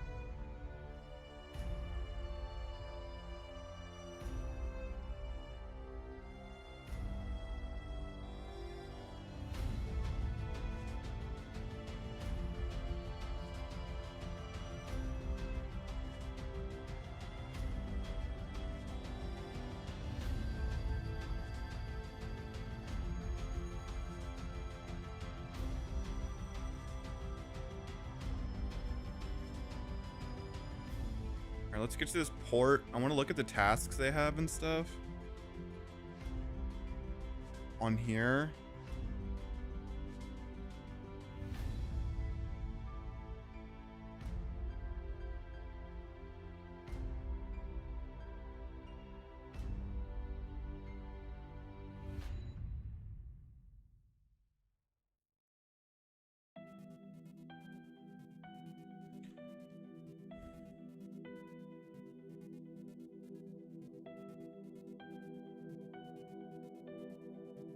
Oh, actually, I have cargo.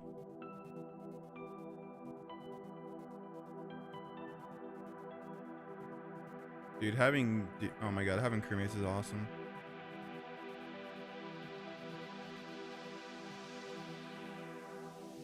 Wait, did they get them all? Oh, so they can get 3 at a time. Oh, that's actually busted.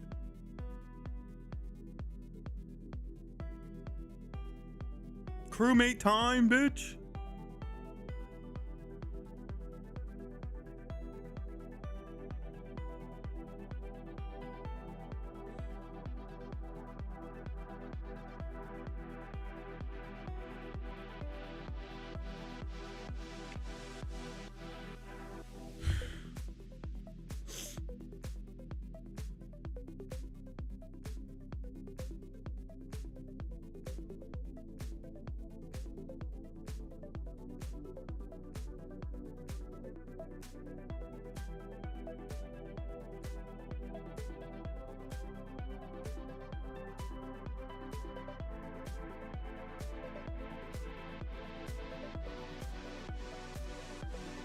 Oh.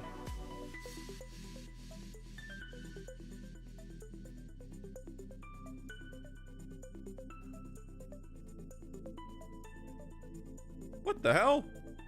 You gotta be serious.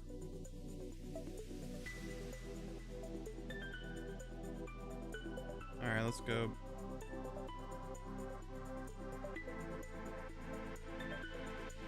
Oh, let me teleport to... Wait, I didn't need to do that. Whatever. What about? Doesn't feel that good, but oh well. Hey, I've seen people in their 50s go back to college. No harm in that. I mean, there's also people that like getting degrees in general just for fun.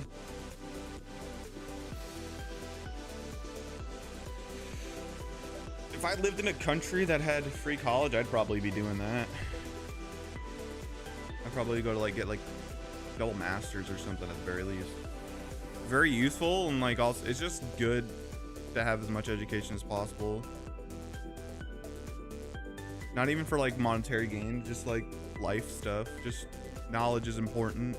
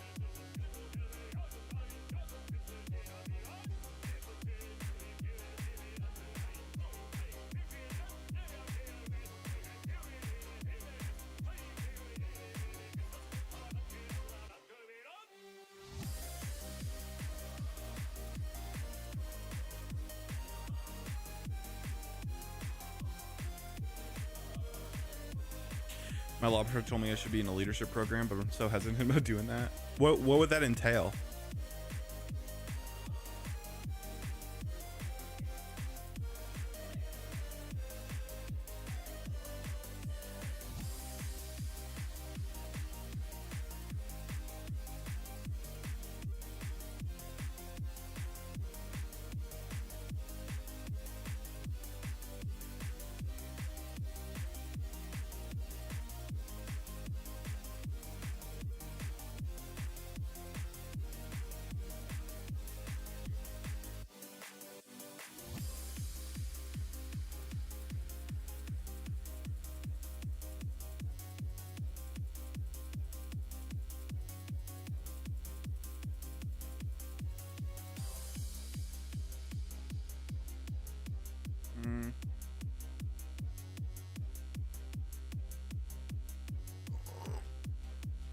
I feel like port tat.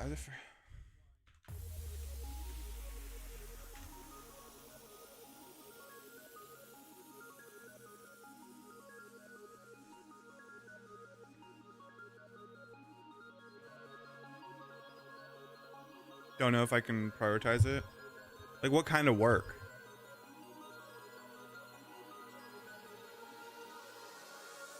Hazard de Pistolet.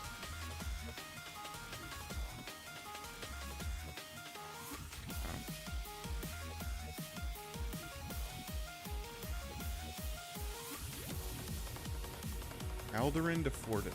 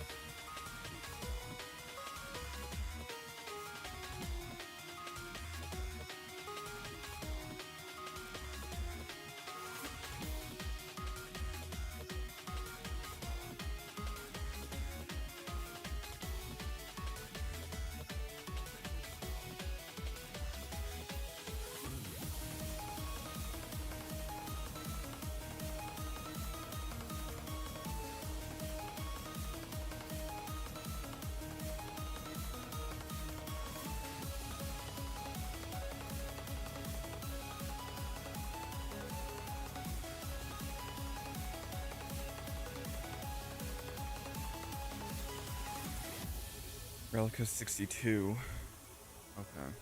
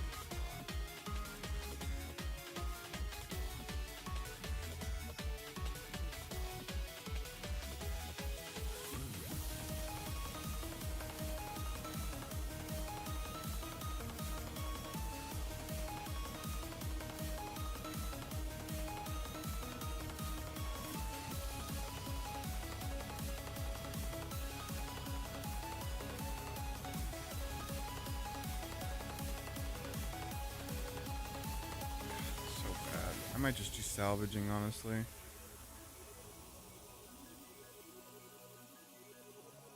Yeah, that does sound like a lot of work.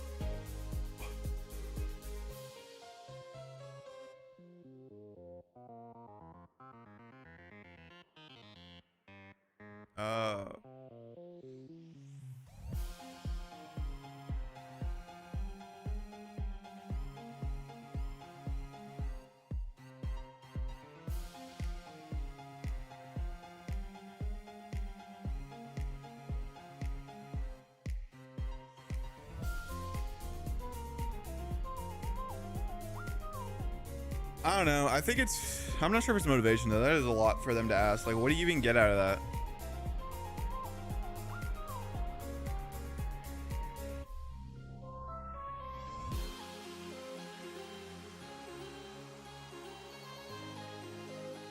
Damn, I don't know what to do.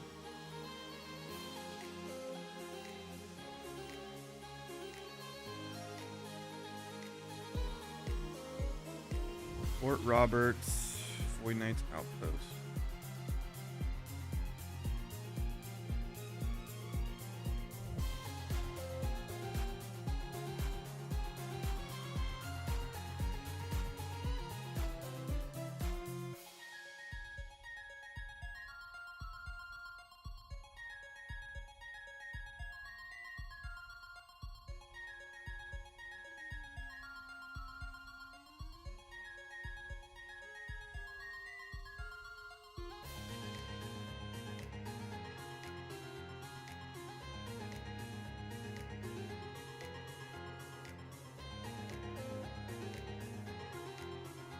Gotta...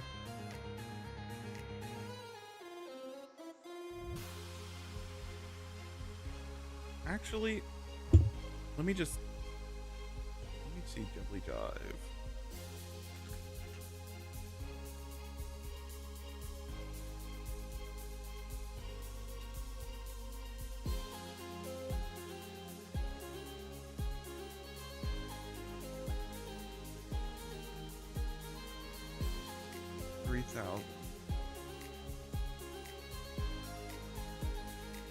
Actually, I'll just do Doubly Jive because it's 85k XP an hour without doing Marlin. And I'd rather not. I already learned the chart. I'm probably just gonna do that. I didn't realize it was that close.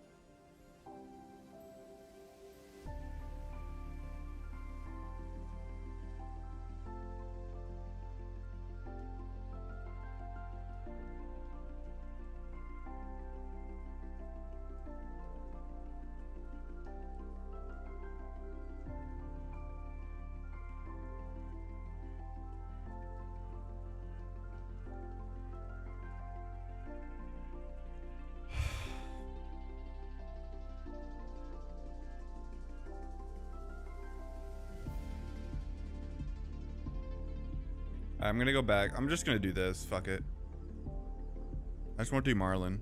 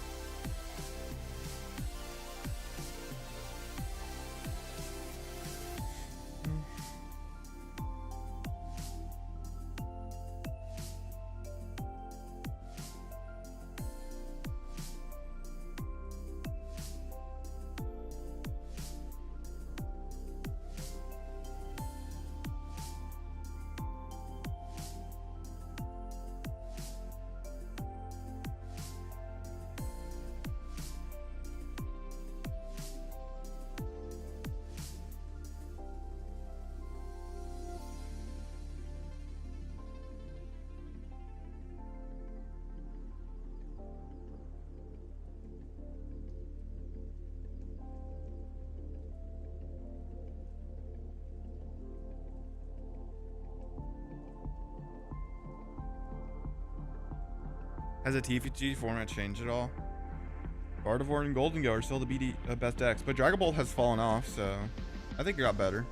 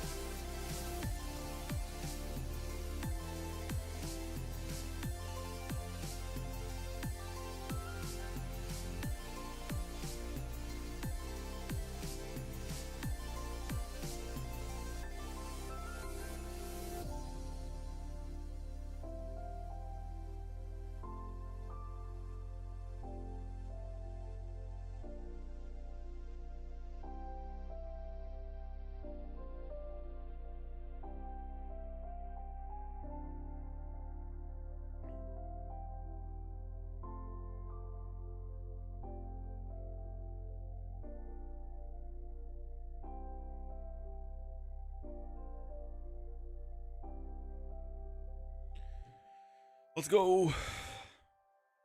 All right.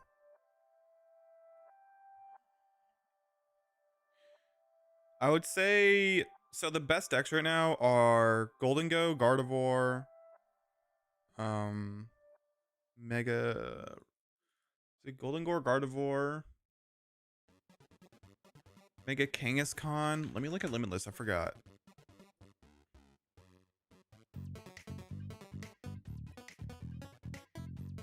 Charizard, yeah.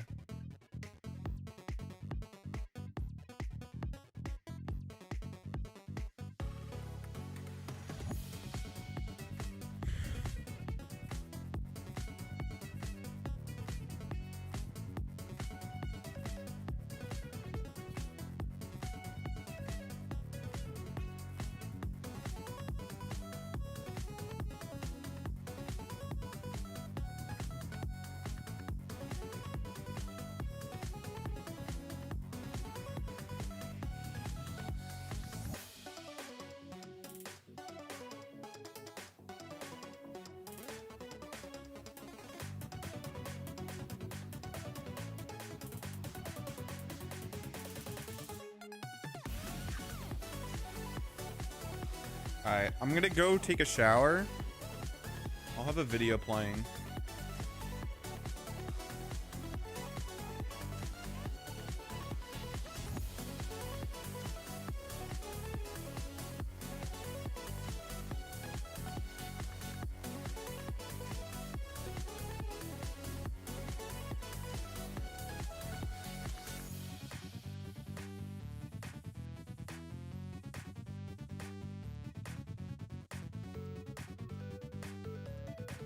Let me see.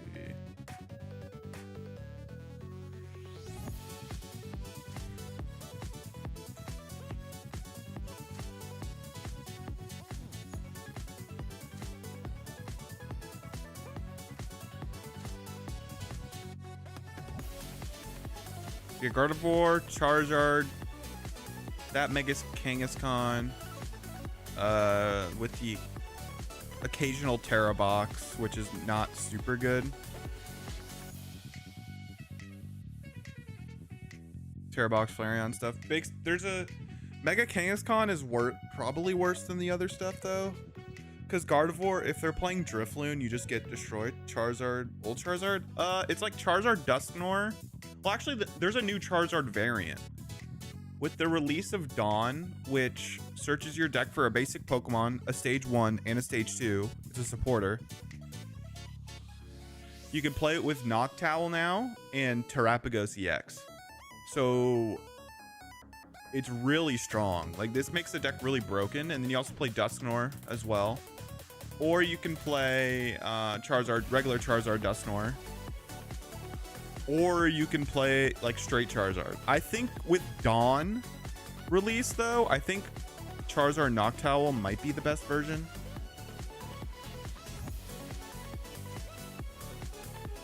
Charizard Noctowl Pidgeot with a Terrapagos. I think that might be the best version of it, just because Dawn is so busted in that deck. But you still lose to Dragapult really hard, but you beat Gardevoir, Kangaskhan, and, well, it's not like a super auto win versus Kangaskhan, but it's like pretty solid.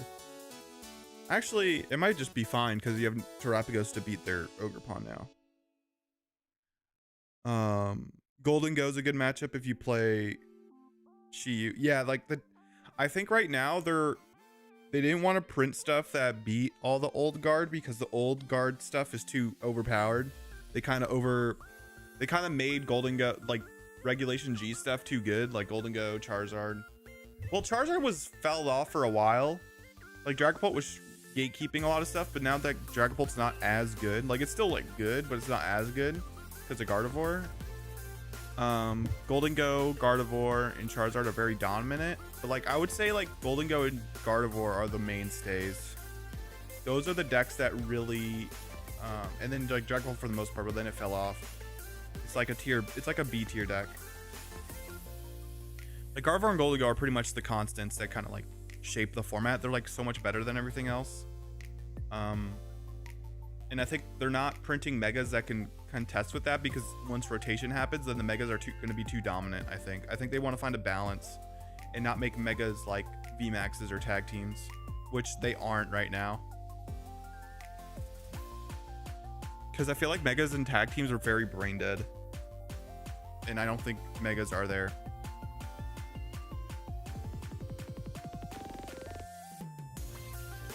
All right, let me.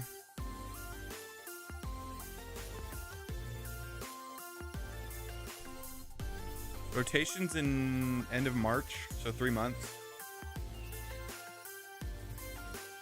So not for a while. It's like that or April or something like that. I think rotation was April. I think it's March 31st and then April, like whatever Orlando's at is the first rotation. All right. I'm gonna take a shower.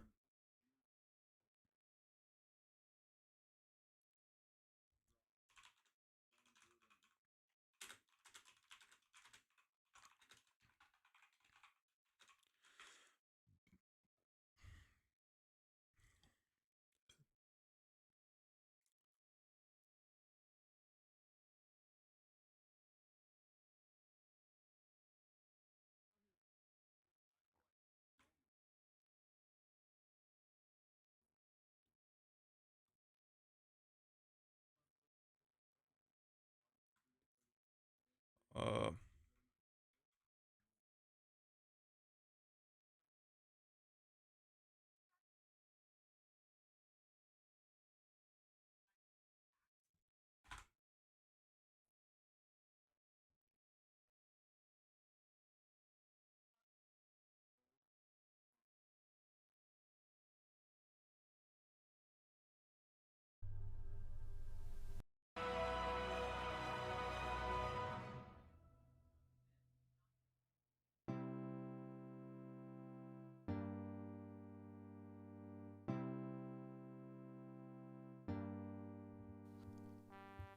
Our tale begins back in 2002, somewhere in the mythical fantasy land known as New Zealand. 12-year-old Lincoln has heard about this new, cool game called RuneScape and decides to sign up to it. A novel medieval adventure game designed by a trio of nerdy British brothers with a sense of wit and charm that you don't really see in other MMOs of the time. The vast world is the perfect place for a 12-year-old to get lost in, and blissfully unaware of where this road would take him, Lincoln finishes punching in his details and is ready to enter the world of Gielinor for the first time. Lincoln, who you probably know better as Cursed You, his in-game name, is quickly hooked by RuneScape and starts putting in some serious hours. He's eventually joined by his close friend, Josh, who calls himself Cursed You, with a 0 instead of an O. The duo play together and call themselves the Cursed You Brothers, since their names kind of look similar if you squint hard enough. Lincoln quickly falls down the PvP rabbit hole, becoming an avid player killer who raises his stats and improves his gear solely to get better at taking down other players. He finds a good amount of success in this path and becomes relatively rich quite quickly. When RuneScape 2 was released in March 2004, introducing the Duel Arena alongside it, Lincoln turned away from the wilderness and went all in on staking. 1v1 matches with some heavy bets on the line for the winner. Now, in 2004, most stakes were done through magic rather than melee or ranged. Lincoln already had decent PvP skills from his time before the Duel Arena, but he could get an even bigger advantage if he raised his magic level to the max. In fact, he discovered that he could get 250 XP per game tick by carefully using the charge spell, available to everyone at level 80 magic. With the wealth behind him to buy all the supplies he needs, he quickly achieves 99 magic in early 2004, becoming the 254th person to hit the milestone. Now, with only 254 people at 99 magic, and only a fraction of them actually using the skill to stake, it's not hard to guess that Lincoln did very well for himself at the Duel Arena. If you knew what to do, staking was an incredible moneymaker, and Lincoln sure as hell knew what he was doing. The only thing he didn't know was what he was going to do with all the money he'd made. That is, until a little birdie told the 14-year-old Lincoln how much his RuneScape gold was worth on certain sites. Lincoln started offloading some of his excess wealth to third-party sites, turning his gaming habit into an actual real-life moneymaker. Highly against the RuneScape rules if you weren't aware, but somehow Lincoln scraped by on just temporary mutes or bans, never receiving anything permanent. This might come as a surprise to you, but giving a 14-year-old a slap on the wrist when they do something wrong generally doesn't stop them from doing it again. And so, the staking proceeds kept making him richer in real life, selling gold for about 17,000 New Zealand dollars, equal to about 10,000 US dollars in 2006. And whilst his throwaway account got banned after selling everything it had, his main account remained active and looking innocent in the eyes of Jagex. Now, Lincoln wasn't offloading everything through his alts. When you have that much money, why not pimp out your account? So he dumped some of his wealth into buyable skills, achieving pretty respectable results, such as rank 318 prayer with a level of 91, and rank 109 crafting with a level of 95. It's just a shame that he started to train those skills so much later than everyone else. If he'd been able to grind the buyable skills from their release, he'd probably have been able to snag a few rank 1 positions on the leaderboard. Wouldn't that be funny?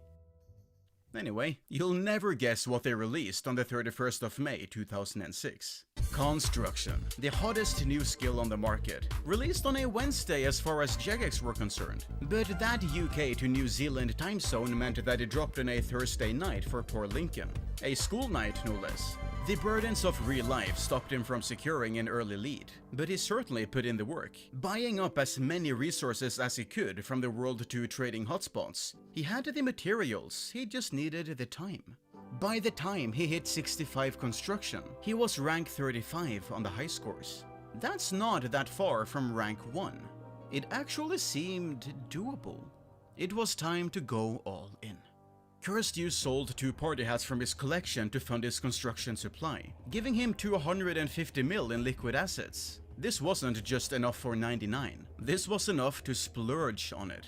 Cursed Youth opted to build mahogany tables, using a butler to turn logs into planks for him. A very expensive but very fast method. Beyond this, he also recruited 3 friends to buy any and all mahogany planks they saw being traded on the public market. This wasn't just to increase his supply, this was to ensure his competition wouldn't have any for themselves. While 3 people weren't going to be enough to monopolize the market, they were enough to put a huge dent in it.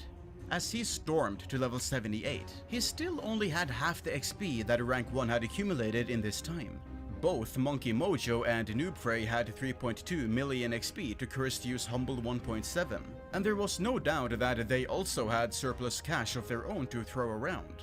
Cursed Youth was fast, but he had an education and a bedtime to slow him down. There was no way he'd been able to do this alone. So it's a good thing he wasn't alone. He was one half of the Cursed Youth brothers, remember? So over the weekend he brought in Josh to work in shifts. While Lincoln slept, Josh would keep playing, keeping the grind going until Lincoln awoke the next morning and took over again. 24 hours a day of non-stop efficient training over the weekend. Now his competition were the ones who couldn't keep up. As he reached level 88, Cursed Youth hit rank 1 on the high scores for the first time. The end was in sight. He just had to keep the momentum going.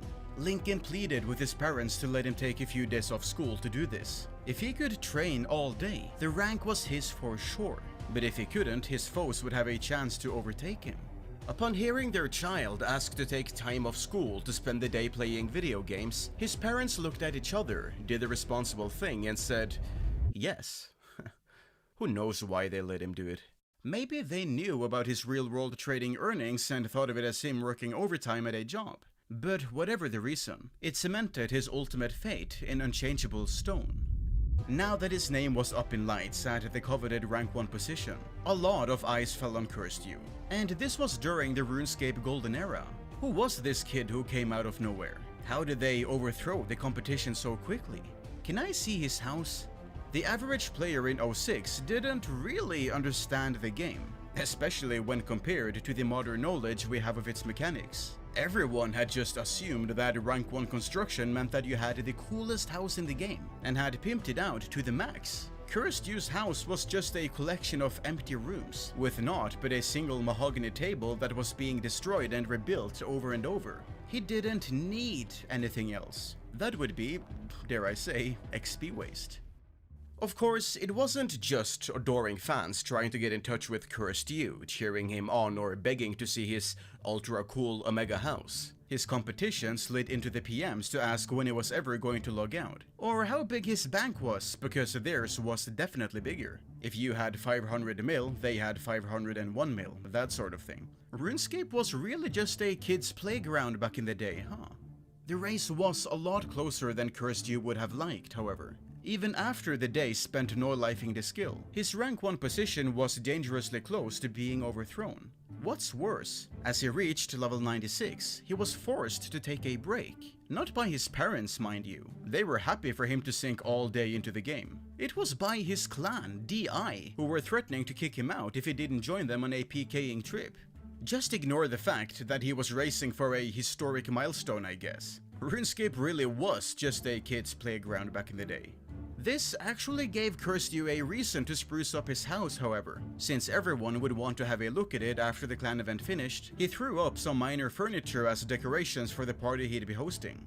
This didn't last long, however, since he really needed to get back to training, and he forcibly kicked out all the PKers from his house party. Sometimes foreshadowing is relatively obvious. This PKing trip could quite easily have cost him the race. But once again, fate intervened, and he not only kept his rank 1 position, he finally gave himself a buffer.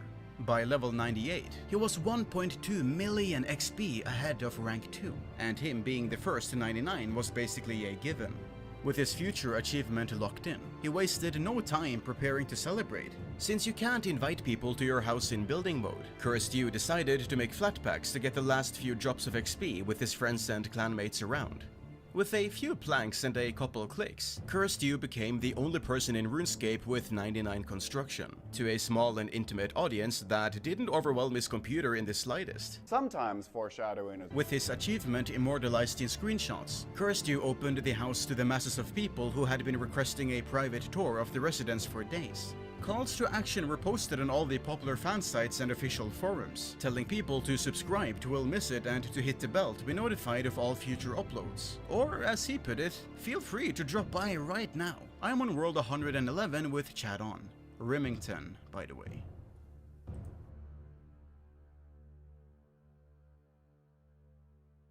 So, everyone remembers the massacre as taking place on the 6th of the 6th of the 6th. It's catchy, good optics, yada yada yada, but Cursed You is from New Zealand. That's so far off the side of the world that half the maps don't even include it, so the time zones have gotten pretty muddy here over the years. Some people say the party took place on the 5th, some say the 6th, some say the 7th. The uploader of the original Falador Massacre video claims the party was held at 7 PM Australian time, which would be about 10 AM in the UK. But Jagex staff claimed they were woken up at 2 AM to try and fix the resulting issues, so that doesn't match up. Luckily, we don't have to guess. Cursed You's party invitation was posted at 11:09 PM UTC, 1 hour prior to Jagex's time zone, placing the party at just past midnight in the UK on the 6th of June 2006, and still on the 5th of June for our American friends. Funnily enough, Lincoln gave his buddy Josh absolutely no credit for all the hours he put in on construction during those late nights. He couldn't risk getting banned during his own party. Foreshadowing. Partygoers rushes to the house, building up quite an audience in a very short period of time. In only minutes, hundreds of players poured in, all eager to see the construction king and the castle he had made. One such player was the also 16-year-old Brian hailing from the United States. Brian was pretty much a nobody, really. Just your average RuneScape player at the time. A super cool teenager who was into metal music and video games, unlike any other 16-year-old at the time. He'd actually got into RuneScape because of a friend of his, Voodoo Legion, who'd he met previously on a different game. Brian first tried out RuneScape, making his first account, which you all probably guessed the name of. That's right, it was S2Cell. Early on, he died to a scorpion and lost all of his items, and decided to make a brand new account instead of rebuilding. From that point on, Brian would go by a new name, one that would go down in the history books forever. I mean, let's be real here. You almost certainly know Brian by a different name. That one being Duriel321 quickly fell in love with PKing, just as Cursed You had done all those years ago. If he wasn't in the wilderness, he was training his combat skills or preparing to jump back into it. Voodoo Legion eventually introduced him to Evolution X, a large PKing clan that had built up a good reputation in the community. They had weekly events where they would do things like kill all the players at the Wilderness Greater Demons. Before the addition of obelisks in April 2006, let them spread their reign of terror over the entire wilderness. This was still 2006, so no one was crazy at it or anything, but Duriel definitely knew how to PK, and he certainly had a taste for it. And sure enough, in the early evening of the 5th of June 2006 US time, Duriel was sitting on TeamSpeak with some of his friends when one of them, Alien, told him to come visit a house party in World 111, the Australian homeworld. Cursed You was the first person to hit 99 construction and was hosting a massive party that everyone was going to. So sure enough, Duriel decided to hop over and see what all the fuss was about. Interestingly enough, Cursed You had made a dungeon, a floor of the house where people could fight each other when PvP was turned on. Showing up with some basic gear he was wearing at the time, he stepped through the Remington portal and got to partying. And by partying, I mean bashing other people's faces in. Perfectly safe, of course. You didn't lose anything if you died in the dungeon. It was just for fun. You'd just re-enter the house, climb back downstairs and start all over again. That's all it was ever meant to be. A place for safe, friendly PvP. Now, when I said everyone was at the party, out of the 1,200 players online in the world, Cursed You would in later years estimate that 800 of them were all at the party. RuneScape Worlds could reasonably hold up to 2,000 people spread across the map without too much trouble. But if you had a lot of people in one place, such as the 800 attendees cramped inside Cursed You's home, things started to chug. And oh boy, was it starting to lag. About 30 minutes past midnight UK time, Duriel, barely able to see what was going on, died in the dungeon and respawned outside, before re-entering and made his way over to the throne room to see what the magic ball thing was. And as he gets to it, the screen freezes completely.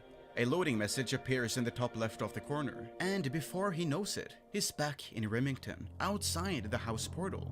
So was everyone. Cursed You had kicked all several hundred players from his house in a desperate attempt to stop the lag. His house was now only open to his friends, some of which joined him back inside, eager to keep the party going as a small gathering that only the cool kids could partake in. Little did they know, this was the only safe place left in the entire game. When you have several hundred players all in one area, it can be hard to see what's going on. The game lags, the minimap is filled with white dots, and the main game is covered by an endless sea of players obscuring everything. But something's not right. Some players have health bars, and they're going down. Maybe they're being attacked by a random event or something. No, they've only just left the house. Nothing should be attacking them just yet.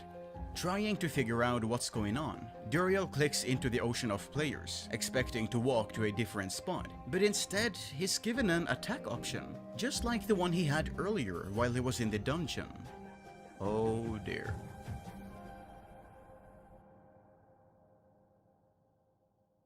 So what just happened? You might be surprised to hear this, but no one is actually 100% sure what the cause for the open world PvP glitch was. In the years that passed, a few theories have circulated in the community. Depending on who you ask, you'll usually hear that it's something to do with either the combat ring, where being expelled from the house while you had combat enabled let you keep it, or the scrying pool, where being able to spectate somewhere else in the game turned you into an invisible player, and being expelled while using it in a PvP enabled room let you spawn there with PvP still enabled. But there's no shortage of other theories, such as it being down to a last minute code change with the kitchen lorder. But here's the thing. Duriel was by the throne room when he got kicked out, using none of those things. And Cursed You's clan party at 96 construction didn't result in the bug, despite also expelling his avid PKing friends then. And it's not like they didn't try finding one. So what gives? Well, searching for answers, I got in touch with one of the most important developers at the time, Mod Ash, to shed some light on the whole situation. Keep that name in mind, we'll be seeing more of him later. Ash didn't know for sure what the exact cause was, but he knows a lot about why it happened, and so do we. As such, we can make some pretty good guesses because of it. How the player-owned house handled combat was weird. When you had PvP challenge mode enabled in the house, it applied a variable to everyone in the house that allowed combat. Literally, a blanket variable of you can attack anyone, anywhere. You can kinda see how things went wrong now, but wait. If this variable allowed you to attack anyone, why does PvP challenge mode only work in the dungeon? That's because the house also had a second variable. If you were on the ground or upper floor, or the house didn't have a dungeon at all, the option to attack other players was hidden. A hacky solution, sure, but if you wanted to make a PvP mode that only applied in the dungeon, it definitely worked. You just had to make sure that these variables were wiped whenever you left the house. Using the portal, teleporting, logging out, the developer of the skill, Mod John A, thought of all possible ways you could leave the house, and made sure this variable was reset when you did any of them. But clearly, something was missed. Knowing what we know now, there's a good chance that this missed check has to do with a piece of high-level furniture, the Greater Magic Cage. Requiring 89 construction, and only a week after the initial release of the skill, most players had never seen one, nor interacted with it. Neither had Cursed You built it when his clanmates believed they had found a bug the day before, as shown in the image they took in the throne room during the same party. All which would explain why the bug wasn't found until now. As the cage is used to trap people, that means additional variables are applied to them, which may have muddied the water for the code. As mentioned earlier, Duriel explained in an interview 3 hours after the event that he was in the throne room to check out the cage. But he's not the only one. A Swedish user on the DI forums explained only an hour after the massacre that also he could attack people after being teleported from the inside of the Greater Magic Cage. None of the J-mods that actually had a part in fixing the bug knew for sure what actually caused the variable to be smuggled out of the house. Even the skill's developer explained in the RuneScape history book that he missed something, but couldn't specify what. Now, obviously, the bug can't be abused today. We're going to be talking more about that later, but to get a true understanding of the Greater Magic Cage's involvement, I made a last attempt to find the cause of the bug by messaging upload manager Mod Easty. As a Jagex employee since 2008, few J-mods know the game's coded secrets better than Easty. As an upload manager, he's been in charge of implementing all code involving hotfixes and new updates since 2010. Next to this, he's had a pretty big interest in bug abuse, keeping in touch with RuneScape's bug abuse curator and learning the ways of how to break the game both internally, but also externally. Some might remember him from the Rotten Potato documentary, where Easty was shown to be in contact with the old bug abuse communities. If anyone at Jagex would be able to look up the code and find the bug, it'd be him. But even Easty couldn't say for sure. The construction code has changed a lot over the years, and the closest we can get to the original code is from August 2007, being the same code of the game used to bring back Old School. Already at that point had Jagex made several changes to avoid the massacre from ever happening again. But Easty could, after reviewing the 2007 code, make a guess at what happened in June of 2006. Hold on for this, cause we're getting a little technical now. When standing in the Greater Magic Cage and somebody pulls the lever, it traps the players inside. If the player chooses to drop them down to the dungeon, an animation plays where the player is falling. As we know, Cursed You expelled everyone from his house whilst our known PKers were in the cage. And the Swedish user did explain the cage was in the process of teleporting him when he was kicked, suggesting the animation had been activated when Cursed You hit the emergency brakes. Based on how the code worked at the time, Easty believes this caused a rare instance where two actions happen in the opposite order of what they're meant to do. Assuming Cursed You expelled everyone in the same game tick as a different player sent the trapped players to the dungeons, the game prioritizes the action activated by the player with the highest player identification number, or PID for short. In 2006, the number each player had depended on how long you had been online on a server. The longer you stayed online, the higher the number you had. And obviously, Cursed You had been online for longer than most of his party guests, making his action of expelling the guests take priority.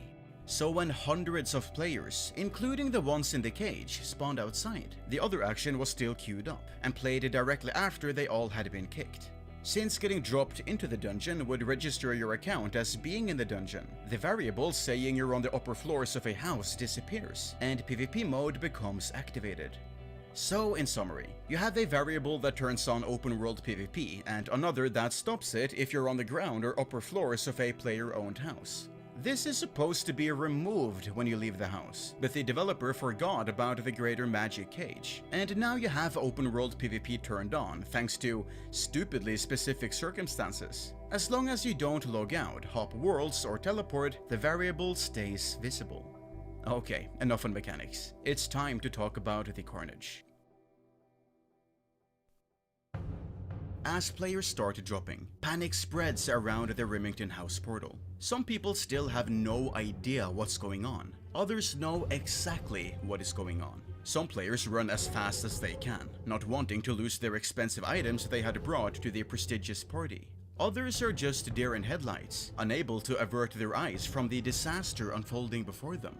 A party hat is quickly lost in the chaos to a player named Yeti90, punching his victims to death with nothing but a pair of boxing gloves. Others are dying to mere shadows, killers avoiding attention by hiding in the masses. Some of the bug abusers likely teleport or hop worlds in an attempt to make the most of this once-in-a-lifetime chance, only to wipe the variable they accidentally smuggled out. Attending player moderators sound the alarm, with their silver crowns piercing through the chat box like a sword of light dispelling the dark. They warn players to run, report the bug abusers, and beg those same abusers to stop before it's too late. Others rush to the player moderator forums to open a direct line with Jagex, hoping to get in touch before these random killings turn into a full-fledged massacre. Meanwhile, at Jagex HQ, moderators Matt K, Mark R, and Murdoch make up the entirety of the community management team this evening. Having been working for just over 6 hours at this point, it wasn't long until they could finally head home, as their shift ended at 2 AM. But as the ones to deal with player moderators, they quickly noticed the reports coming in over their PMod emergency ticket system, all repeating the same warning about open world PvP. You used to get them almost like every day or every week. You'd get something similar, which is like, oh my god, PvP's been enabled in this place. You better get there to see what's going on. So we used to get it all the time. So nobody took it seriously. And then we had about 2-3 more tickets come in. It's like, hang on a minute, we probably ought to go and have a look at this. Mod Mark R and Mod Murdoch jumps in game, teleports to Remington, and quickly discovers that the reports are entirely real. Trying to do what they can to remedy the situation, they start warning players to run away and bank their items. Ironically, this just sends more players towards the hot zones of danger when they could have just logged out and been perfectly safe that way. But it was late at night, people were panicking. None of them were prepared for a situation like this, and it was likely just as chaotic in the office as it was in Remington. While Jagex managed to get some of the abusers, they're actually struggling to get them all. You know how you can't log out of the game until 10 seconds after combat? Turns out even Jagex couldn't get around that requirement. And so if someone attacks a player, and then just attacks someone else within 10 seconds of their last kill, they just can't be logged out. Sure, the moment they stop, they'll be slammed by their ban, but until then, they can just go as long as they want.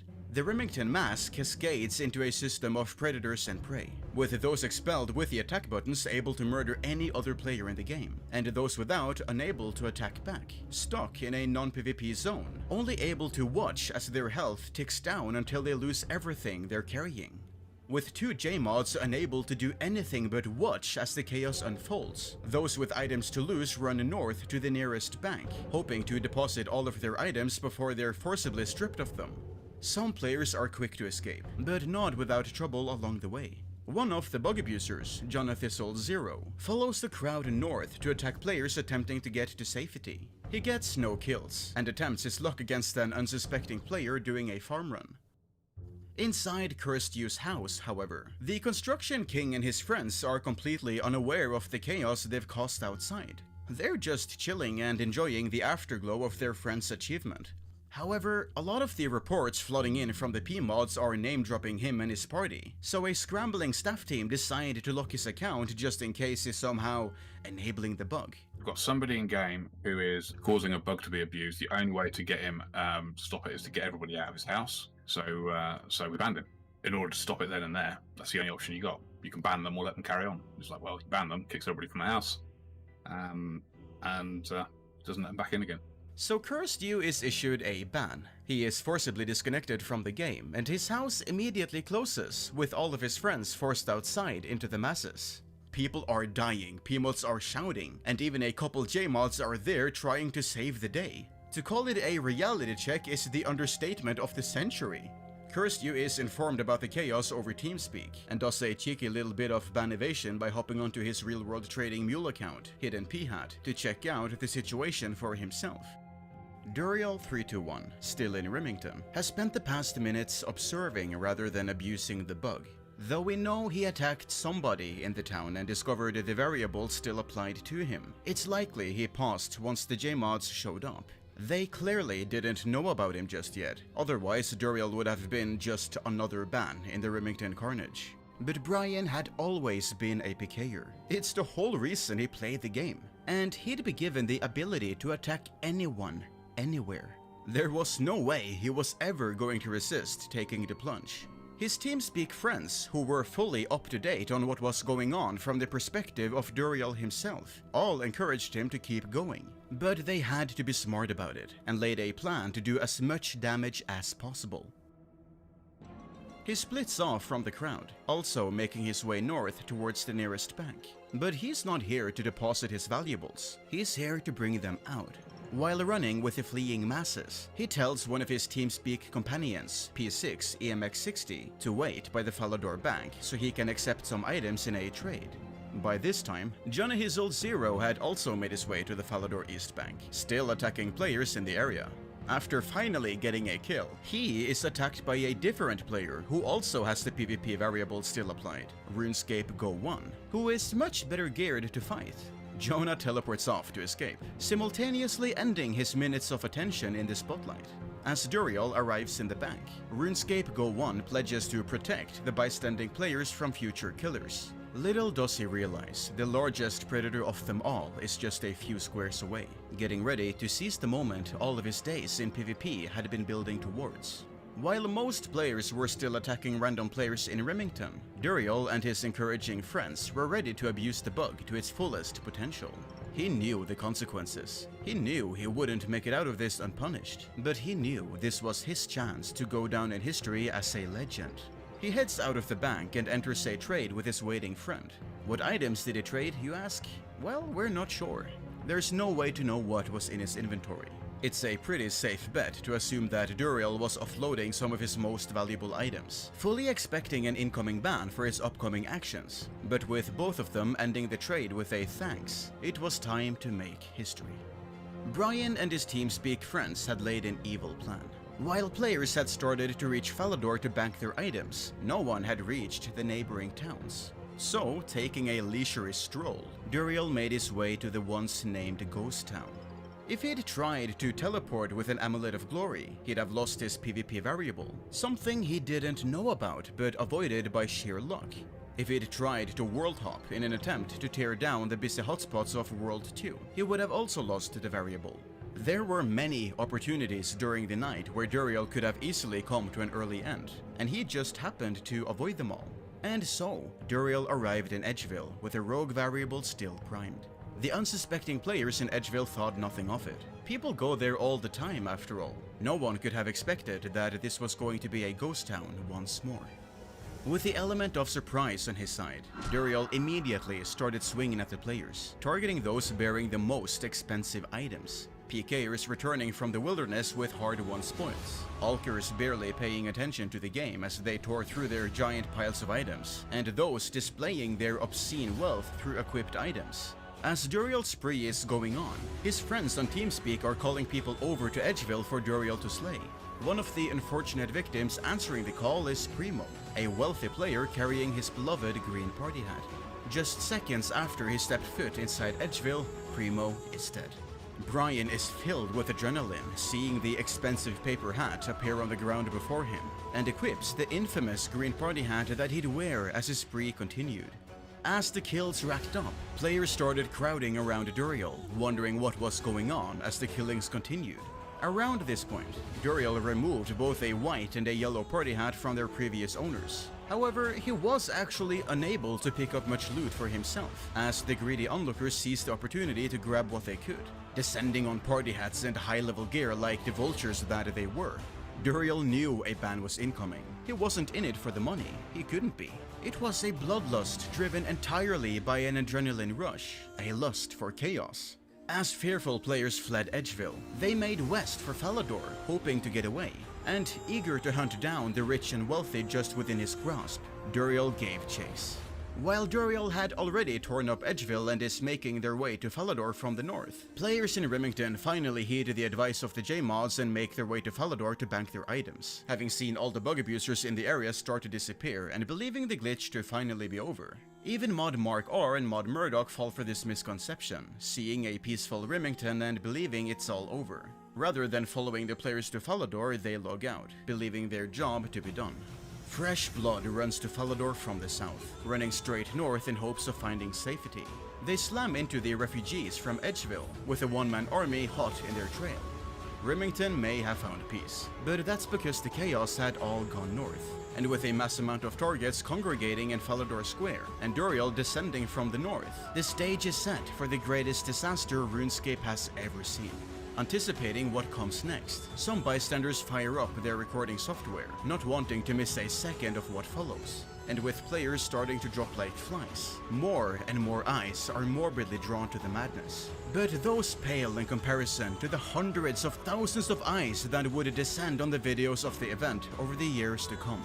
Some of the most infamous RuneScape footage that has ever been uploaded to YouTube.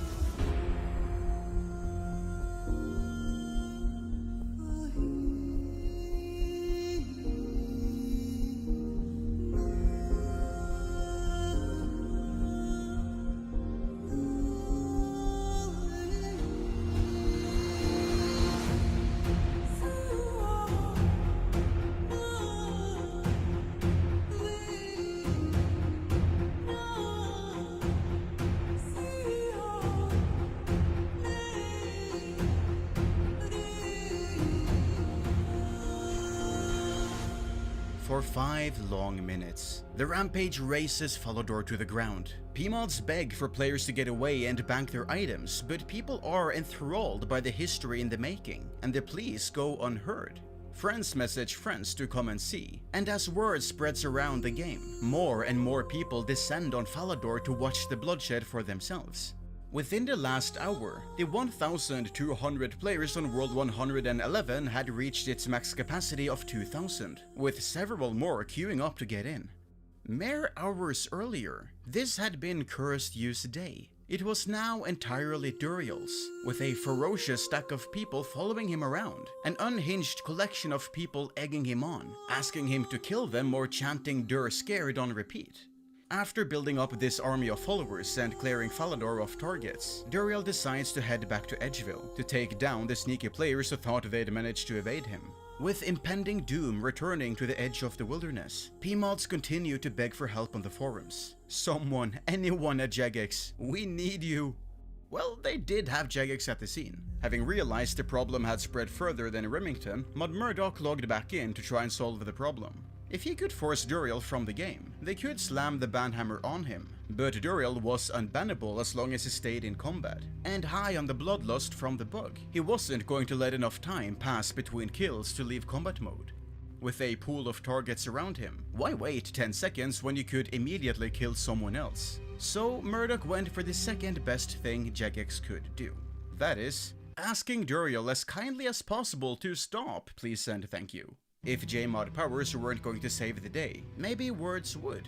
Unsurprisingly, this didn't stop Duriel. However, Murdoch was hot on Duriel's trail. He had to slip up eventually. There was no way he could keep up the perfect murderous pace for hours on end. And sure enough, Duriel slipped up. GHJJF, who just so happened to be the leader of Cursed Use clan, DI, became Duriel's last target, barely surviving next to Barbarian Village. As Duriel heads dead north to Edgeville on the hunt for more victims, too much time passes before he manages to strike again. 10 seconds are quickly gone. Mod Murdoch slams the disconnect button and Duriel is ejected from the game, the almighty train coming to an immediate halt. Duriel hadn't been banned, however, only disconnected. Mod Murdoch were probably more concerned about getting the biggest predator offline before doing anything more complicated. Duriel immediately logs back in, but with the killer variable removed by the logout, his killing spree is done for good. Duriel's not stupid, he knows his time is up. So, with his last moments in Gielinor, he removes his green party hat and trades it to his longtime friend, Voodoo Legion. With his Harlequin prize in the hand of his trusted companion, Duriel turns to dust, disintegrating into nothing as he is disconnected once more, with a permanent ban applied to his account.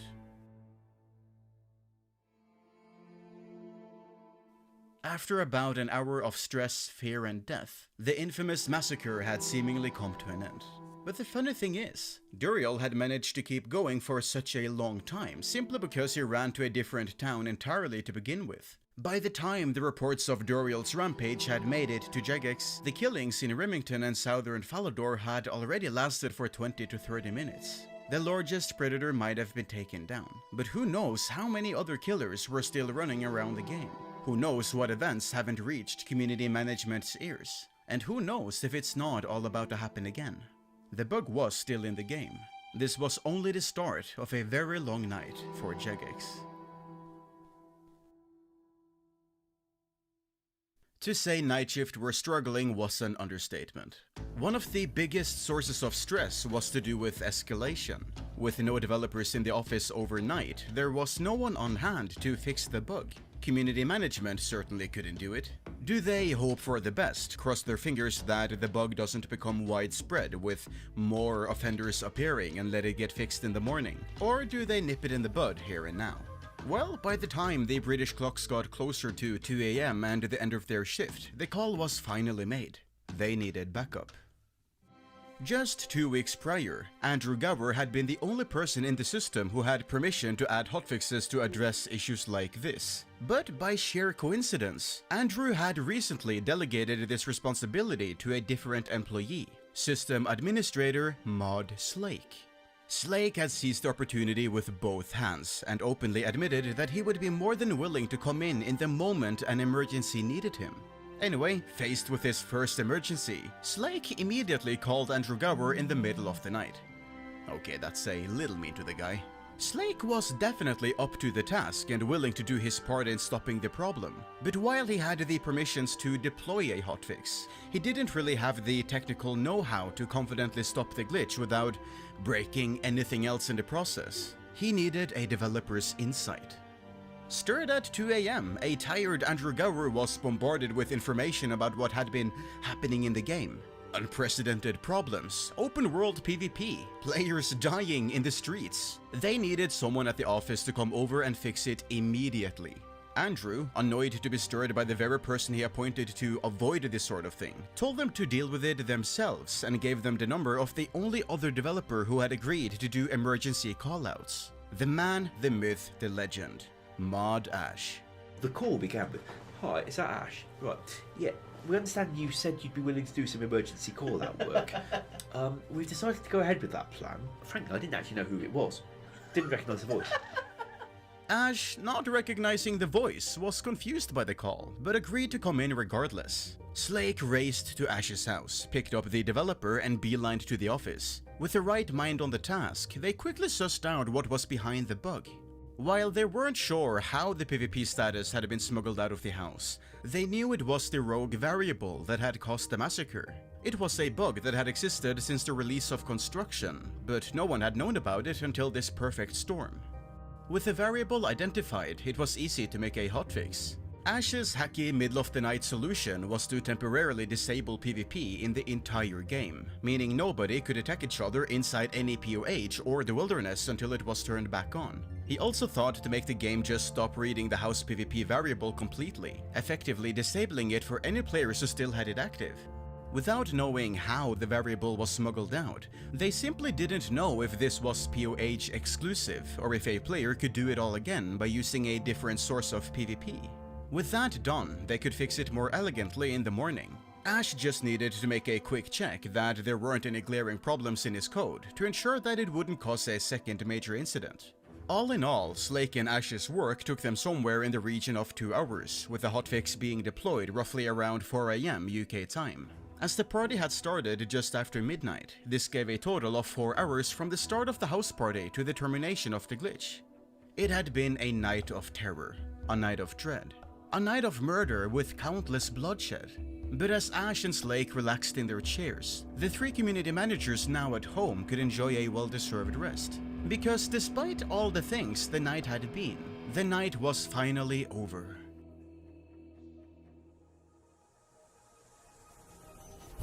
Survivors of the massacre share their testimonies over all major RuneScape forums in the following hours. Long threads tell the tale of the terrors on World 111, calling it the Doomsday Massacre due to the coincidental date of 666.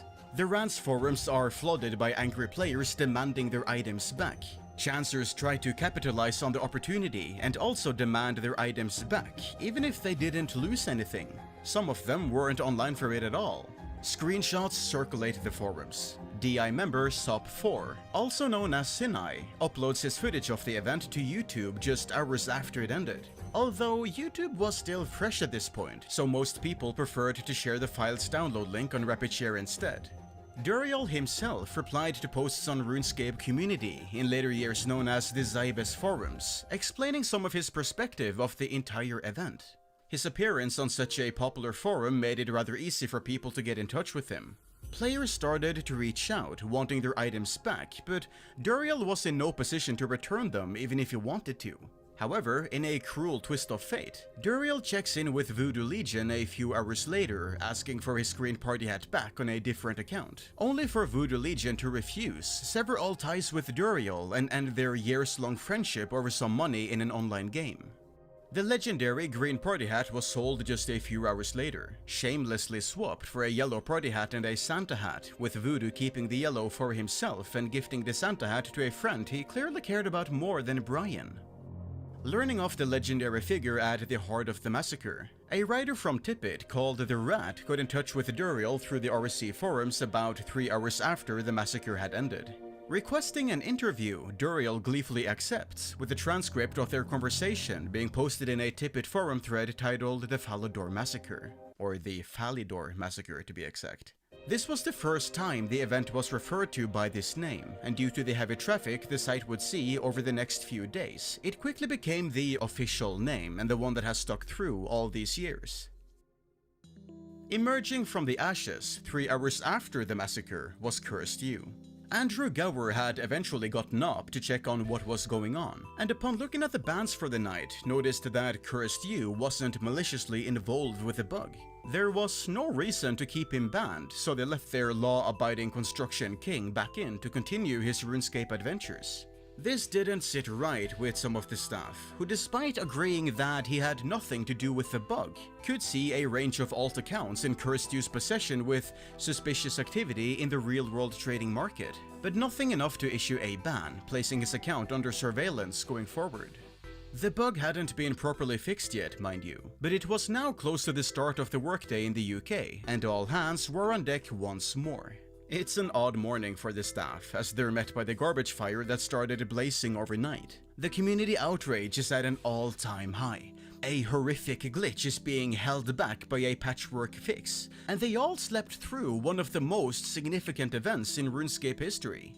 With Jagex being made up mostly of young developers and fresh faces in the industry, it's an unusual and exciting day for them. They've never seen anything like this before. Regardless, they get to work on properly fixing the bug. Andrew Gower, upset that such an event happened in the first place, admonishes his team for not partaking in safer coding practices. During this conversation, he realizes that the in-house programming language, RuneScript, doesn't really have an easy way to check if a player is in a specific location or not. Sure, there are some hacky ways around it, but it leads to stuff like the 2 separate variables for house PvP, which led to the bug anyway. So Andrew just goes away and quickly codes up an entirely new system for the game to fix this.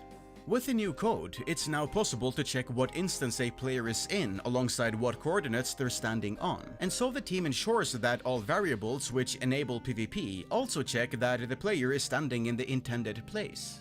Wilderness PvP only works in the wilderness. House PvP only works in a house. You get the picture. Even if you smuggled these variables out somewhere, they wouldn't do anything since you weren't in the correct place. There would never be a disaster of this type or scale ever again. Additional fixes have been made over the years to ensure bugs of similar nature truly cannot happen. Though unrelated to the massacre, the PID system was changed in 2013 to now be in a random order rather than based on who had been online the longest, meaning bug abusers can no longer rely on their actions being prioritized in the system. Other bugs related to the POH and variables have also been fixed in later years, which all in all creates a stack of safety checks before you even touch the ground when you leave a player-owned house. Jagex has basically built a fortress of protection around the bug they couldn't identify for so many years. Having proved himself with his 11th hour 8, Slake gives Modash special permission to deploy hotfixes to the game without requiring a system admin such as Slake to push it through for him. While Mod Ash tends to get a lot of the credit for stopping the massacre, Slake was equally important in saving the day. After all, Slake was the admin on call. He was the one who drove to Ash's house and the office, and the one who pushed the hotfix through. Without him, there was nothing Ash could have done in this situation. But as a last, just as important major change, players could now be banned even if they're busy smacking down people in PvP. As for the people, Paul Garrett took to the Rants forum with some terrible news for the players. Apologizing profusely to all of them, there was nothing they could do for the victims. The system wasn't able to perform a rollback at this time, returning everyone to their state just before the killings, and there was no way they would be able to issue item refunds, as Jagex did not keep a backup of that sort of data, and legitimate requests were being drowned out by a sea of people trying to get free stuff. No one would be getting anything back at all. Imagine permanently losing your best gear and not getting it back solely because some kids were trying to scam the system in wake of a huge tragedy. I know I'd be upset. The discussion on the days following the massacre saw people go back and forth between despising and supporting Duriel. Some players felt a rollback was the right solution, with his ban being reversed alongside it. I mean, who could resist such a tempting glitch? Everyone would go around and kill as many people as they could if given the chance, right? Others thought the ban was justified, given he had exploited one of the most serious bugs the game had ever seen, and knowingly went around murdering people to steal their expensive items. While Duriel was permanently gone from the game, Cursed You was back in business and enjoyed a reasonable status as an online celebrity following the massacre. Despite not taking part in it at all, his name was forever connected to it and everyone knew him. However, he was far from a golden child and received another mute just a few weeks later in July 2006, for reasons unrelated to the massacre. Even in the evidence report, you can see a player calling him a legend. Must have been a nice ego boost for the 16-year-old. Pride comes before the fall, however, and with Jagex actively monitoring his account, only 2 months passed after that fateful night before Cursed You pushed things too far. Or rather, I should say Cursed You, since it was Josh playing on Lincoln's account. While Lincoln was at school, Josh started to brag about real-world trading on the account, while also attempting to sell gold. The ensuing report alerted Jagex to Cursed You's long and shady history on the topic, and so the account was permanently banned for real-world trading on August 26, 2006. Despite being banned, Cursed You still stood his ground that what he did on his account was a solo mission, claiming what ultimately nailed his coffin was actions done by an intelligent account hijacker.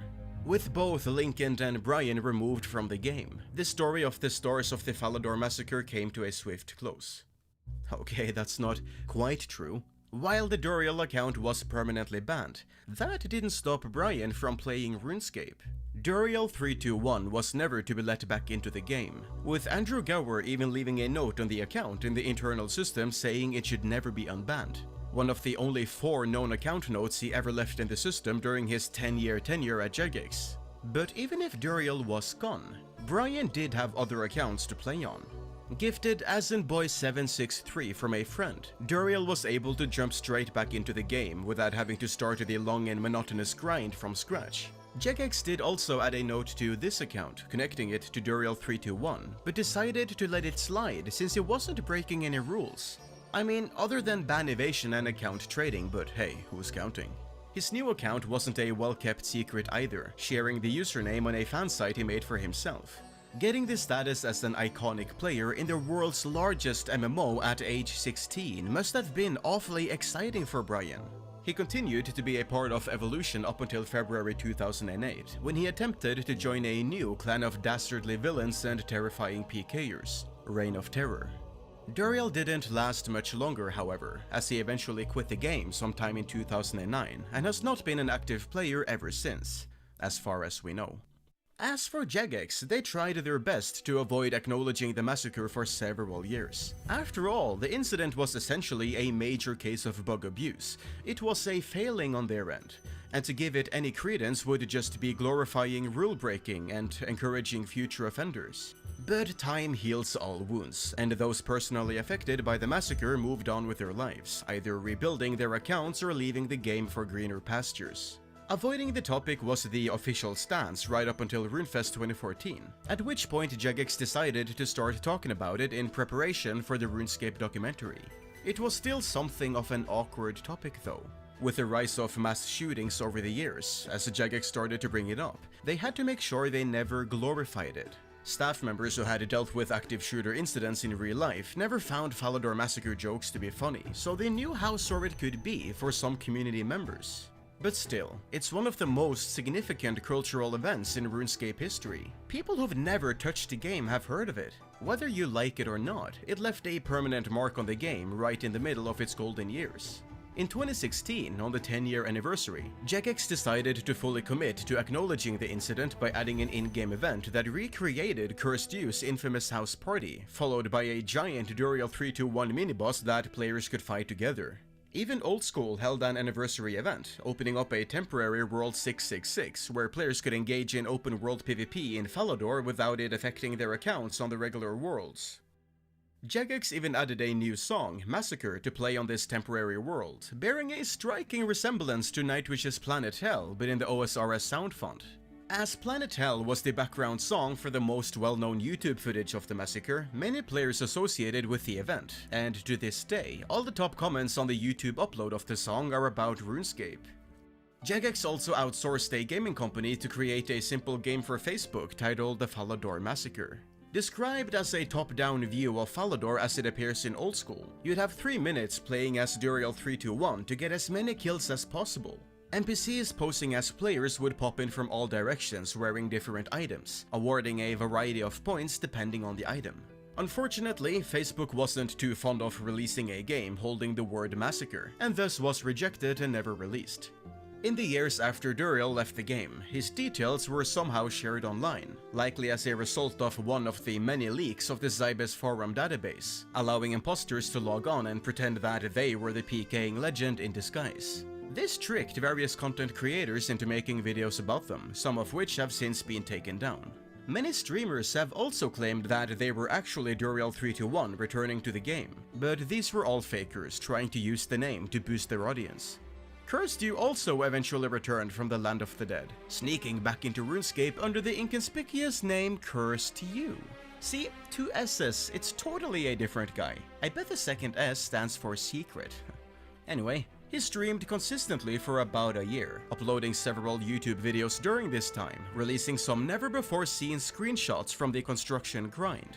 He got in touch with the Jagex moderators and some content creators, sharing his stories before fading away once more, joining Brian in the greener pastures that lie in the world outside of online gaming. Wherever the two of them may be now, they leave behind a legacy that will forever be a part of RuneScape history, gaming history, and all of the players that were there on that fateful day. Thank you all so much for watching this deep dive into RuneScape's most famous bug of all time. It's kind of funny thinking that, even after all these years, we never fixed the actual bug that caused the massacre. They only added workarounds to stop it happening again. Far down in the code, that bug is still there, and honestly might always be there inside RuneScape for the rest of its life. If that isn't a poetic metaphor for the legacy of the massacre, I don't know what is. Anyway, I really hope you've all enjoyed this video. Until next time, my name is Willamicit, and I'll see you all later.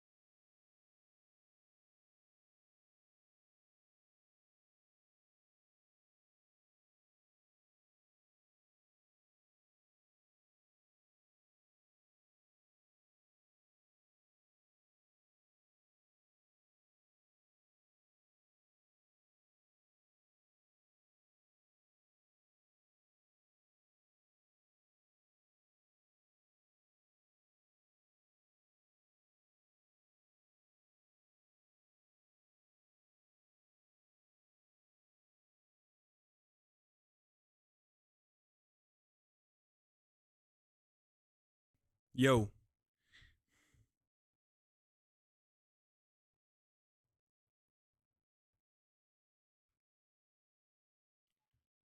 What is up, chat?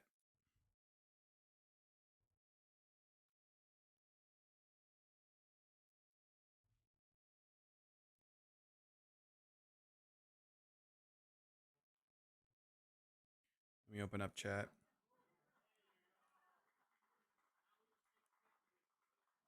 We back, baby.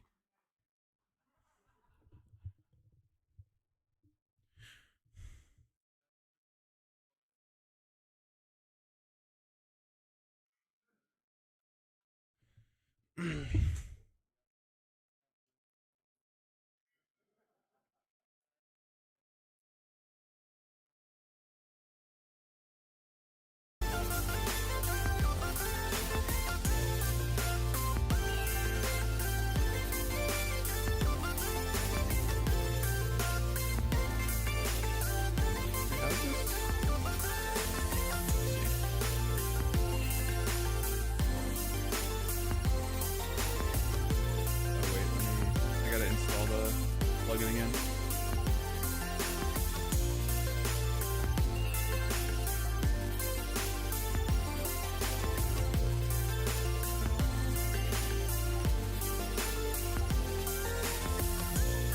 Hey guys.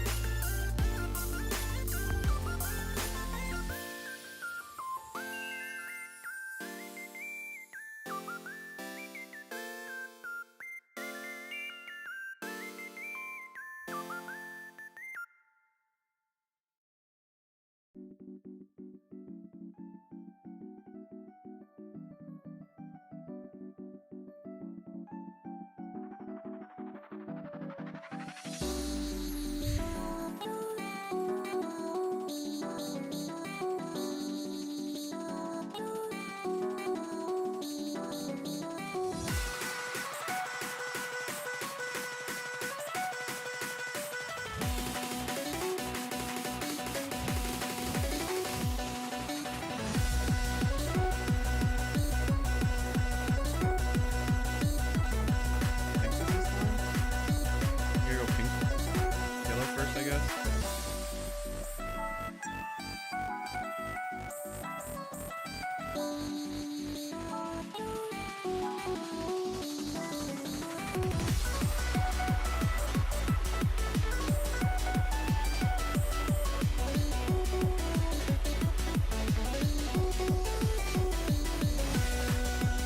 Yeah, I think this is yellow first. What the fuck was that? Oh my god.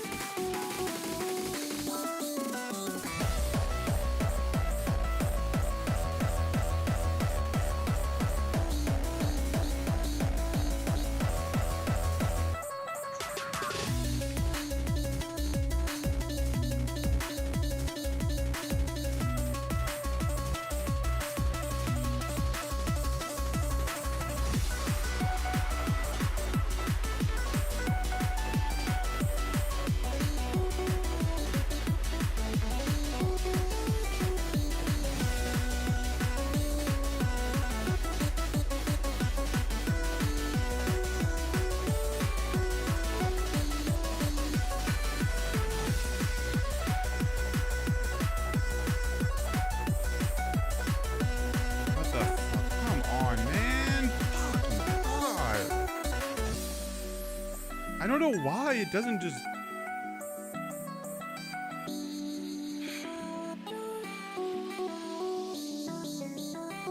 Just turn. I had it and then it just didn't turn all the way.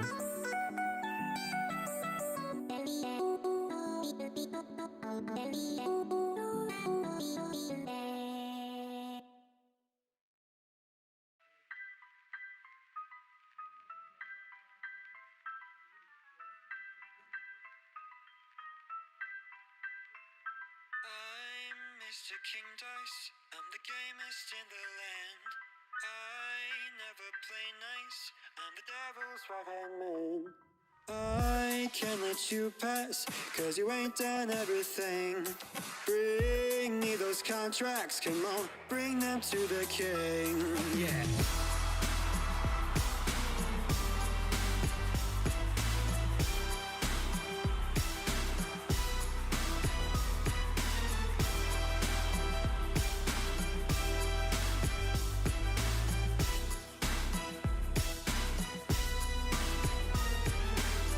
If you haven't finished your task, haven't worked assiduously, no, I cannot let you pass. Don't you mess with me. Don't mess with King Dice. Don't mess with me. Don't mess with King Dice. Don't mess with me. Don't mess with King Dice. Don't mess with me. Don't mess with King Dice. Don't mess with me. I'm Mr. King Dice, he just what I say. The devil has his price, and I'll make sure that you pay. I don't have time to mess around, and I hope you will agree. Bring me those contracts, Brato, don't you mess with me. I just threw late.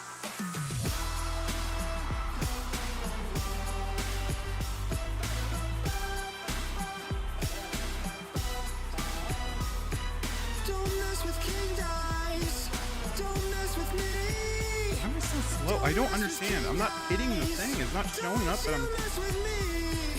Don't mess with King Dice. Don't mess with me. Don't mess with King Dice. Don't you mess with me. Oh,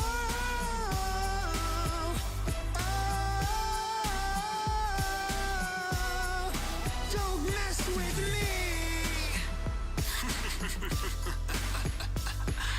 You really think you can mess with me, Cuphead?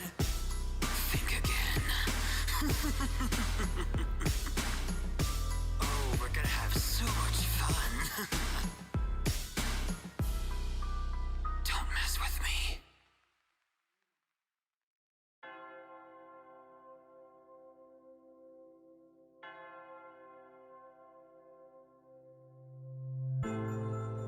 $310. Oh, it's like whatever. I don't know why I'm so slow.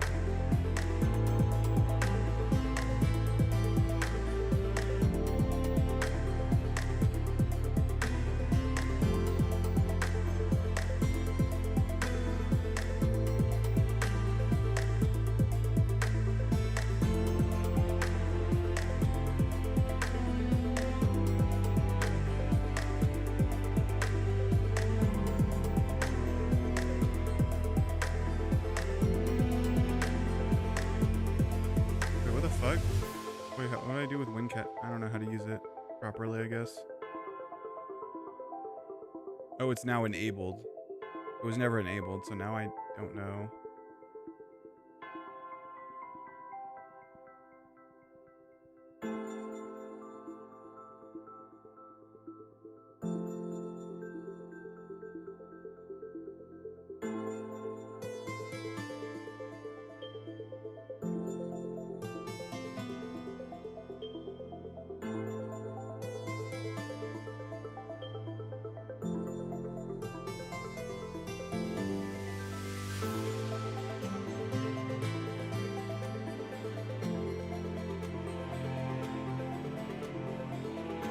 sense, but alright.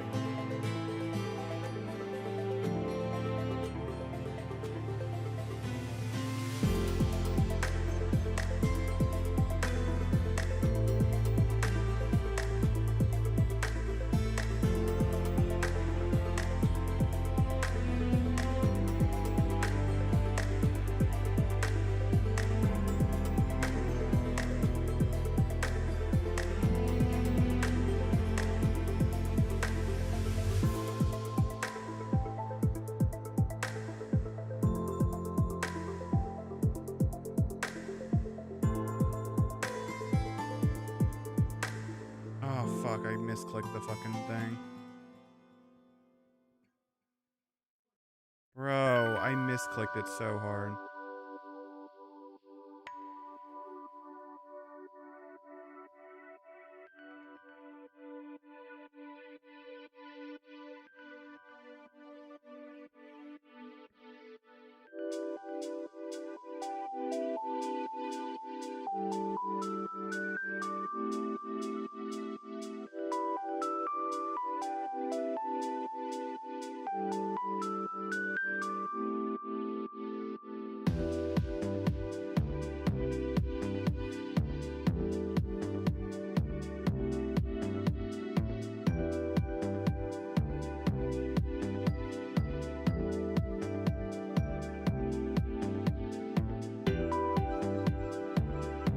Oh, okay, so it gives me extra.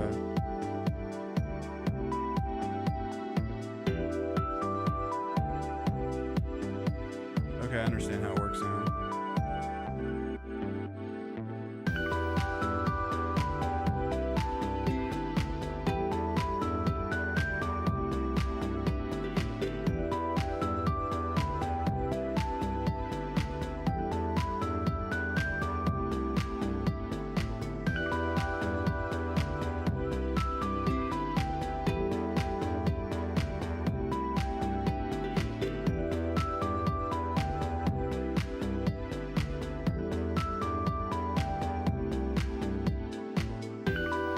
Did it not let me throw a fucking toad? Is that orange? Oh, this is okay.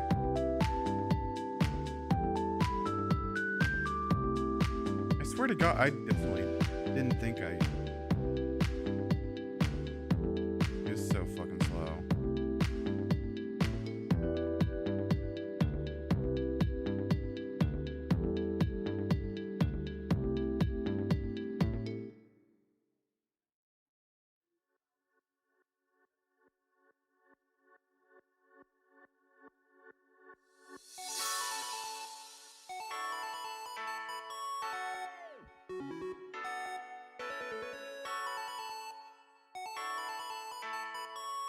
Oh, that was only lap 1. That's what I'm confused.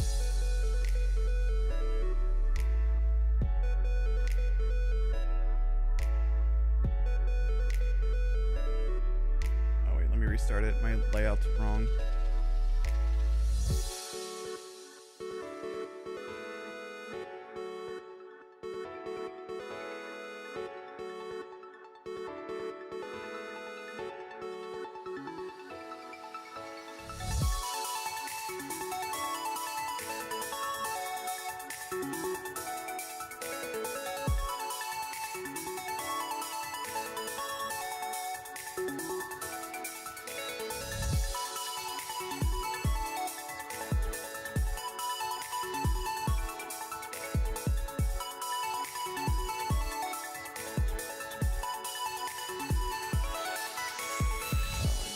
Fall wrong thing.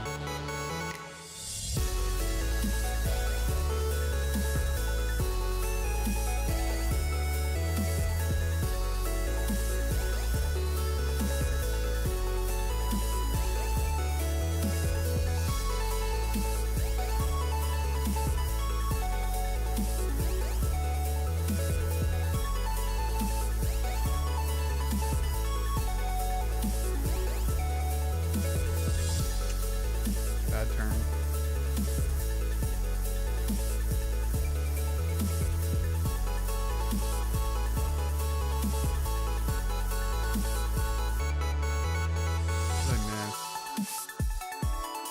I missed something. I don't know what the fuck I missed.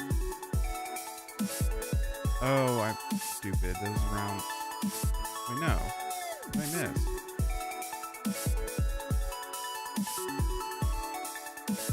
I have no idea.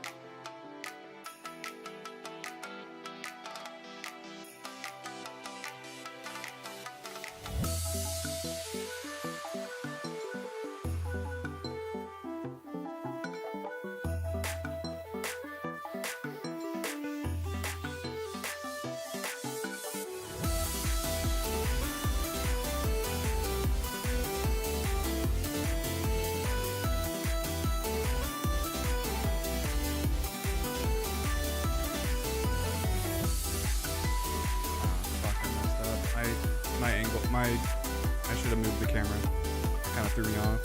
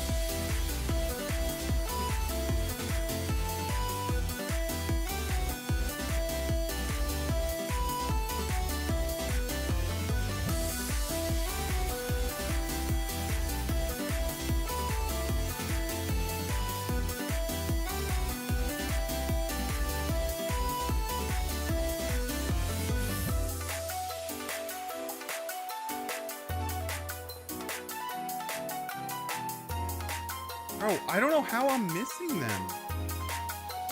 I missed a few. What is going on?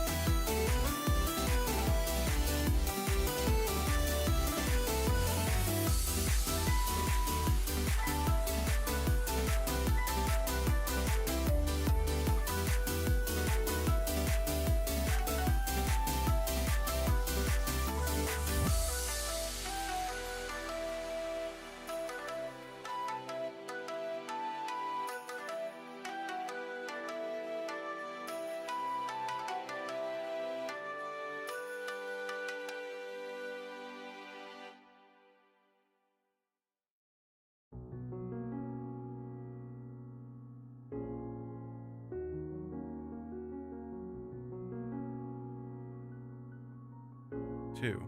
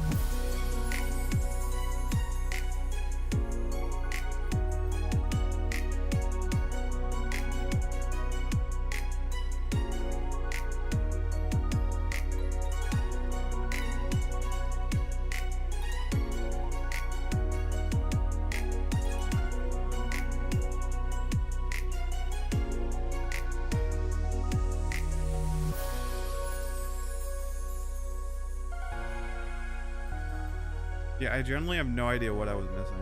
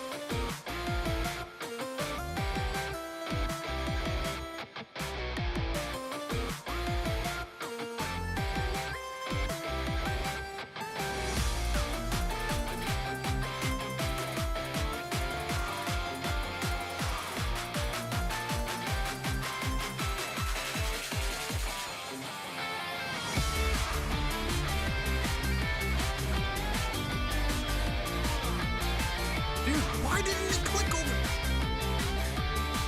Literally clicked it 4 times and just started going straight for no fucking reason.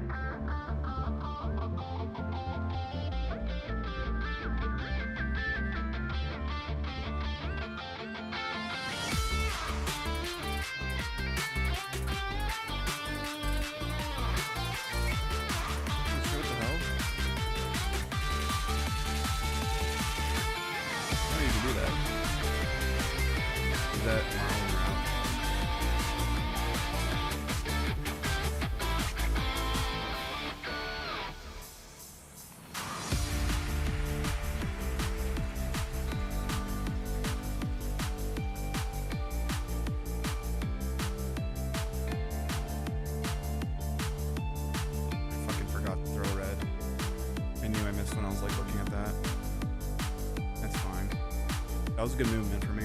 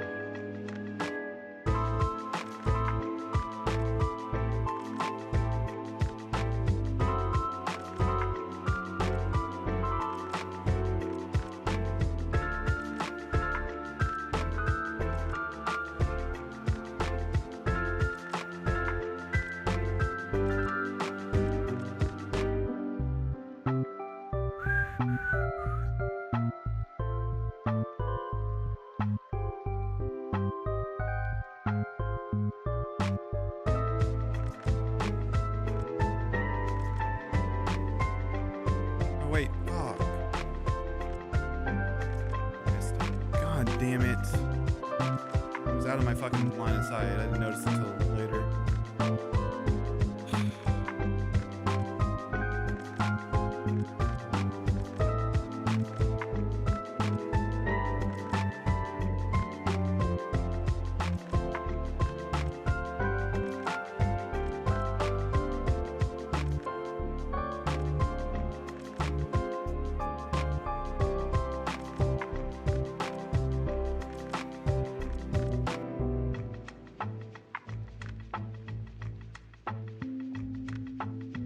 Dude, why is the hitbox so small on the wind catcher?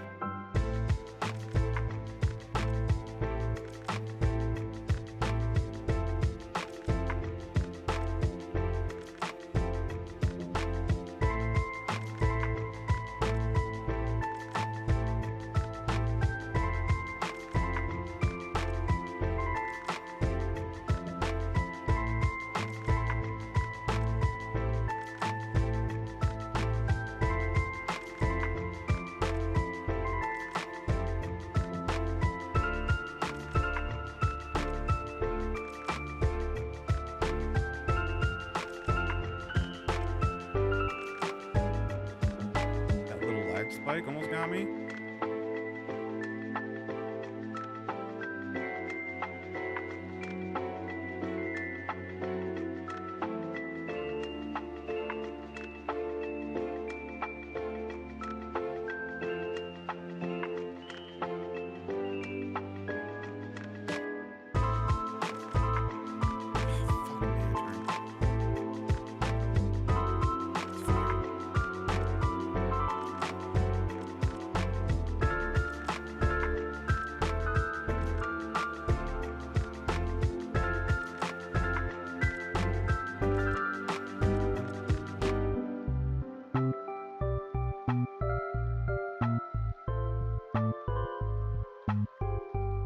Dude, oh my god.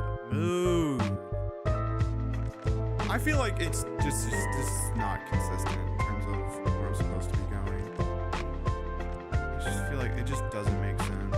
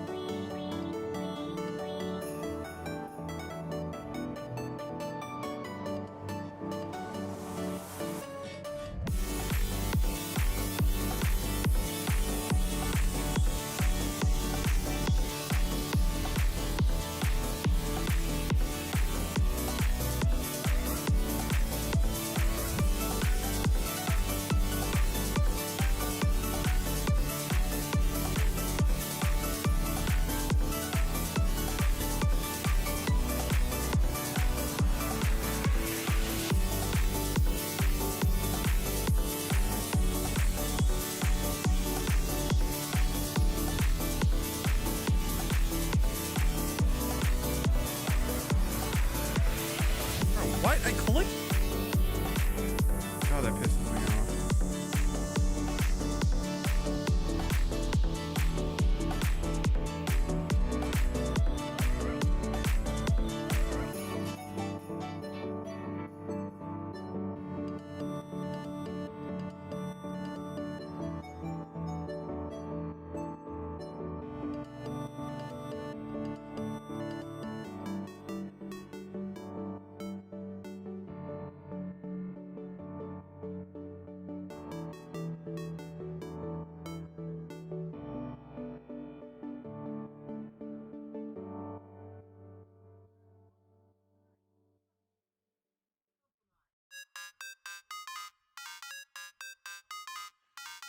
$59.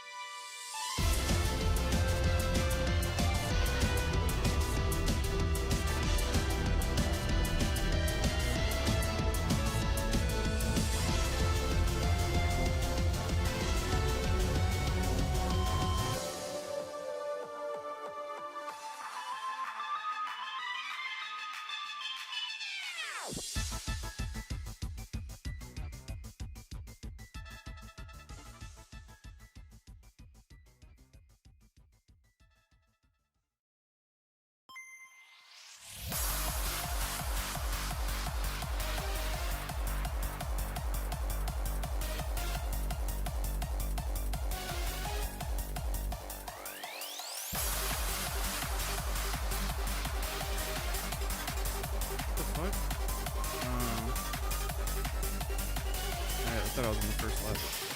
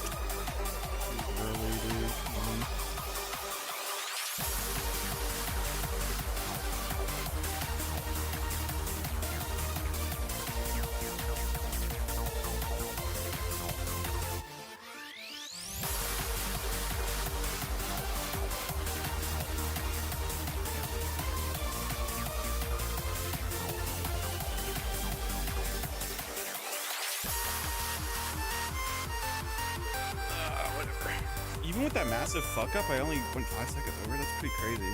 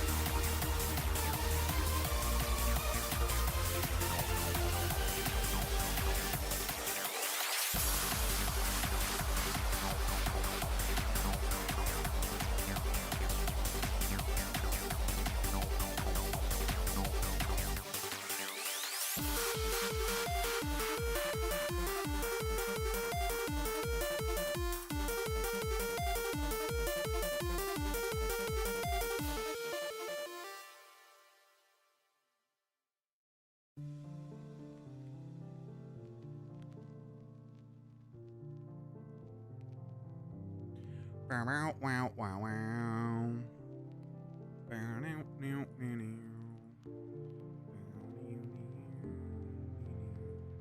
Walking alone takes some faith. Trees are gray, lights are blue haze. Walking alone takes some faith. Wind is pale, cutting through the days. I'd rather be out in the summer rain, getting soaked, yeah, I wouldn't complain. But I think too much and I'm left to blame, feeling strangely the same. I'm drawing pictures around your name. Conversation slowly sketched away with the words I could not say. Couldn't find any way. Walking alone takes some pain. Leave behind lonely lovers' face.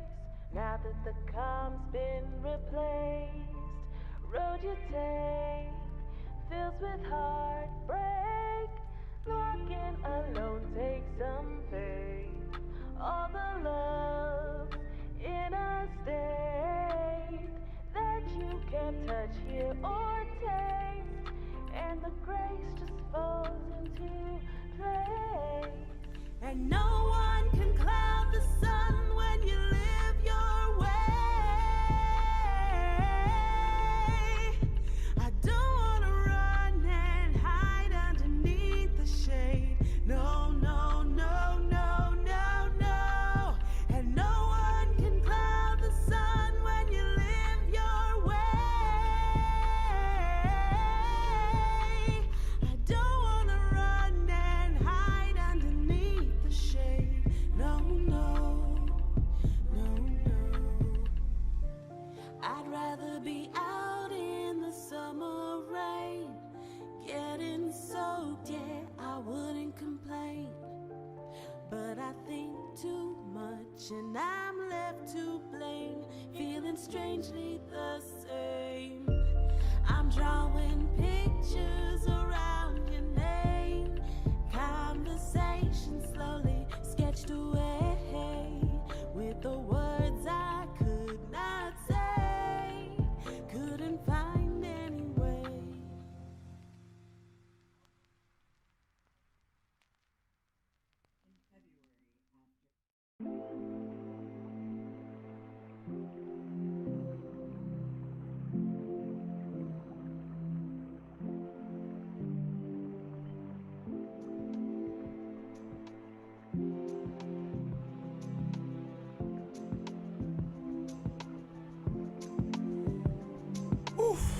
How many? What level am I? 59.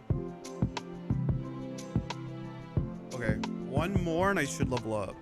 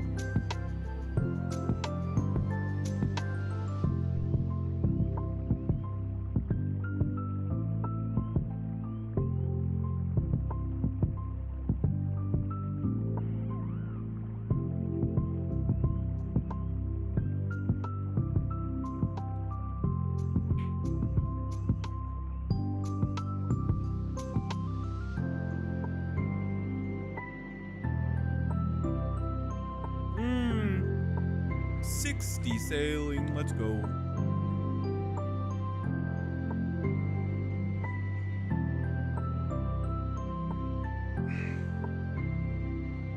Let's go, dude.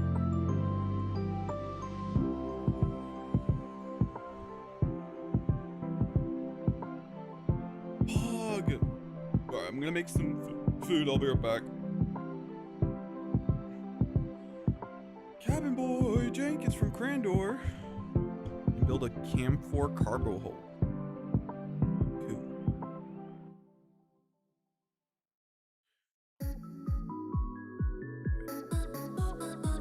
Alright, I'll BRB.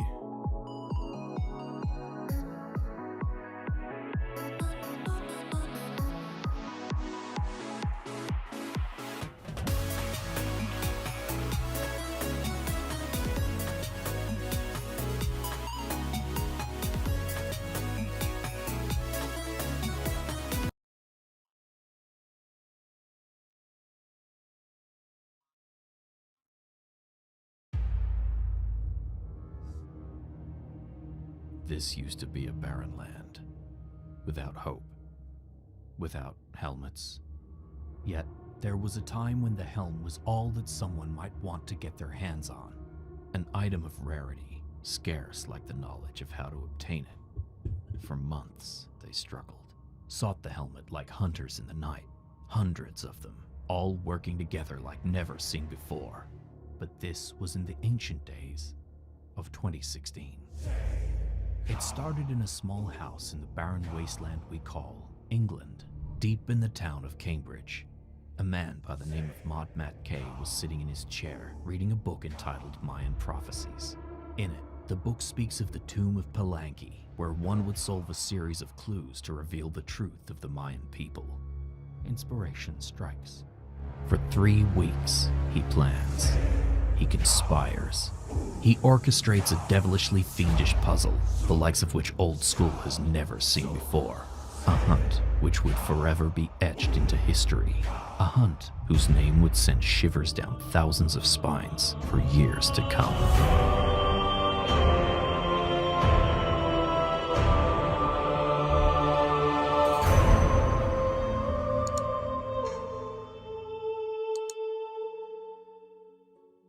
On the 17th of June 2016, Modronen made a post to the RuneScape forums and old school Reddit titled Crack the Clue. Inside he posts a map, similar to the ones you find in clue scrolls, explaining that this would be the first of 4 clues. Together they would form a 5th, extremely difficult clue.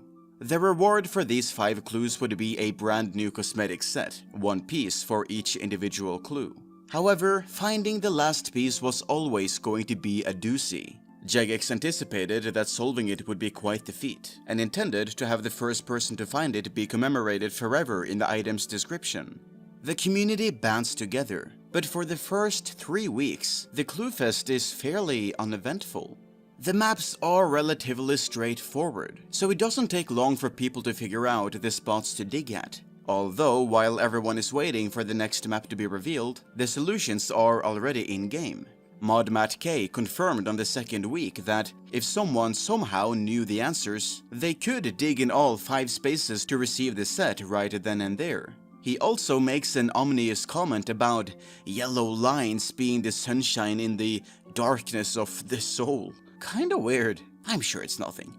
And on 6th of July 2016, the 4th and final map was released.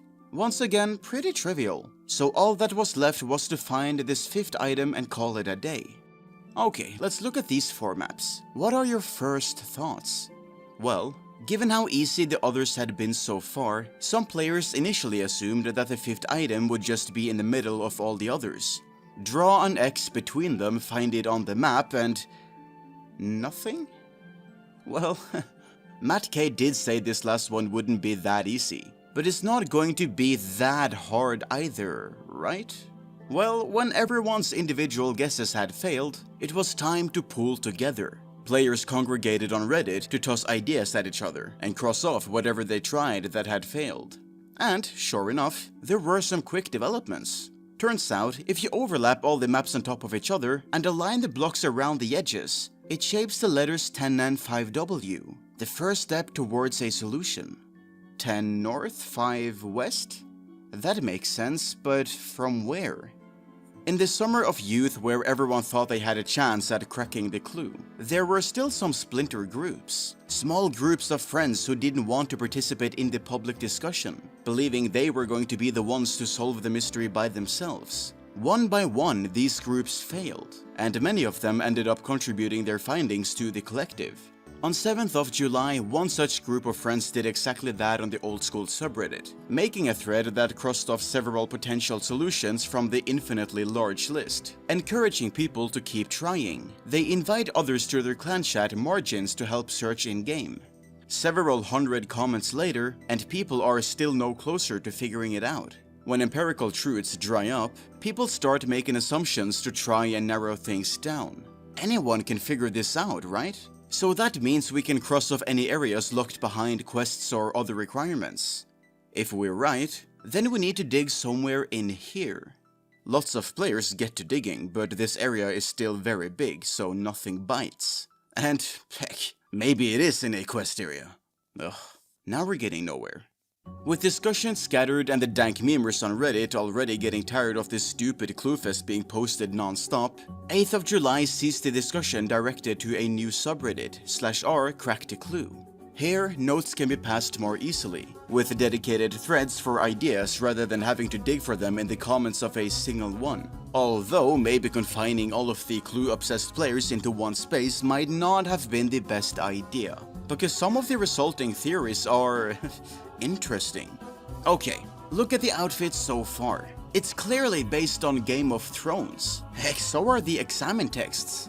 So, what areas in RuneScape are like Game of Thrones? White Wolf Mountain, Ice Mountain, Wintertodt? Well, if all you think about in Game of Thrones is the area north of the wall, that might make sense. Actually, if we're going north of the wall, what about the wilderness? Put a pin in that one for now. So, the final item is called the Helm of Raidwald. Data miners found it, you can't hide anything from them. Except how to actually get the helm, it seems. The image of it is based on the design of a real helmet. A king's helmet. A king who was laid to rest in a burial mound alongside a ship. People try digging on every ship they can climb aboard on. Don't ask me how digging works in a ship. And alongside that, every single mound and graveyard is picked clean. Barrows, checked, nothing. Church graveyards, pretty sacrilegious, still nothing. Little Timmy's pet hamster who we buried in the garden last week. Sorry kiddo, gotta make sure there's no helmet down there. And with every corpse in the game dug up, we still don't have the helmet. Okay, we're missing something. Don't forget 10 and 5W. Let's try each solution again, but dig 10 steps north and 5 steps west from where we last tried. No? Still nothing? Darn. Maybe 10 north, 5 west is a red herring. Matt K might be a trickster like that. What's a less obvious possibility? Taibowane Village. The 10th letter of that is an N, and the 5th is a W. 20 players dig up the entire town, but alas, no helmet is found in the jungle. Wait, Highwayman also fits the criteria. What if we dig on the tiles they spawn? A tile they're standing on? Maybe we need to kill them. Several hundred dead highwaymen later, there's still no helmet to be found. As you can probably tell, the players are going a bit mad, and the mods are loving it. Mod Kieran tweets about how Matt K is the only person who knows how to solve it. This is taken to be a clue for some reason, and arguments break out on the subreddit. At some point, Kieran enters Margin's clan chat to answer some questions and help the clue hunters along. Most importantly, he reveals that anyone can do the clue, so cross off those quest areas for good this time, and that there's more to it than just digging. It's hard to express just how infectious the excitement around Crack the Clue was at this stage. It was hard not to get involved. Everyone wanted their shot at the glory. Even big-time streamers like Fa started to get in on the hunt, and J-mods reveled in it. Kieran reiterated the clues he had given in Margins in Fa's chat, spreading the hint to a much larger audience. Let's look at the maps again. There's something you probably noticed the first time round and screamed at me behind the screen for not mentioning. These little funny circles with lines through them on each map. I'm gonna call them thetas for short, since that's what they are. If you overlap all the maps around a thetas, you get a bunch of fancy shapes, but nothing of note. There were a lot of theories about what you got for overlapping the thetas, but nothing overly helpful or believable. If you've been paying attention at home, though, you might remember an early hint that shows up here. The first hint, actually. Yellow lines are the sunshine in the darkness of the soul. There are yellow lines here, but what do they mean? We're going to have to think harder about this. A few days later, Matt K confirms the clue would only take a couple minutes to solve if you knew the solution. Cheers, Matt. Very helpful. Players were quick to note that the lines actually matched various parts of the world map. While there hadn't been any valid connection between the four maps to make sense of it, people really thought they were onto something. Now, when you think of someone overcoming an insurmountable challenge in old-school RuneScape, who comes to mind? That's right. When things were looking dire in the hunt, the Juggernaut himself stepped up to the plate. Woox was on the case. Woox was convinced the lines were important, and as a legendary content creator, he was one of the high-profile streamers that JMods were tuning in to watch try cracking the clue. On his stream, Matt K soft confirmed the importance of the lines, saying that nothing on the maps were coincidental. Woox was quickly tiring of the limitations of the human eye. He once more threw away the shackles of humanity and became a vessel for the god of gaming to play through. Rather than tick manipulation or perfect playing like he would usually utilize in his enhanced state, Woox put his time into programming. On 31st of July, just 3 weeks after the final clue had been released, Woox spent 10 hours live streaming the development of a program that would transform the yellow lines into dots, align the circles on the clues, and then match the outlines to any successful hits on the world map. When the program was finished on the 3rd of August, the code was executed, and there was only one possible solution. The yellow lines represented a small island with some nature runes on it, deep in the wilderness. Were those Game of Thrones guys onto something? No, don't give them any credit, I'm just kidding. Now, while there were many who saw Woox as a god gamer and a beacon of light on the community, there were also many who wished to tear him down or tarnish his reputation. Some people claimed they had found this days ago, but were downvoted for not keeping up to date with the documents. Others poo-pooed the solution, since the funny thing about this nature rune island was that there was no way to get onto it. If the helm was under the nature rune or something, then it was inaccessible to everyone, so it can't be there according to Kieran's anyone can get it. Well, Kieran once again stepped in and confirmed that the nature rune was relevant. That settles that. Woox had made a significant step towards the final solution. We were closer than ever. But what now? It had been a productive month. Lots of progress had been made, lots of hints had been dropped, lots of secrets had been decoded from the four maps. But it seemed like no one knew what to do next. Days turned to weeks, weeks turned to months. The buzz around the hunt started to die out. The bustling hive of hype faded, and hundreds of eager hunters dwindled to just a handful.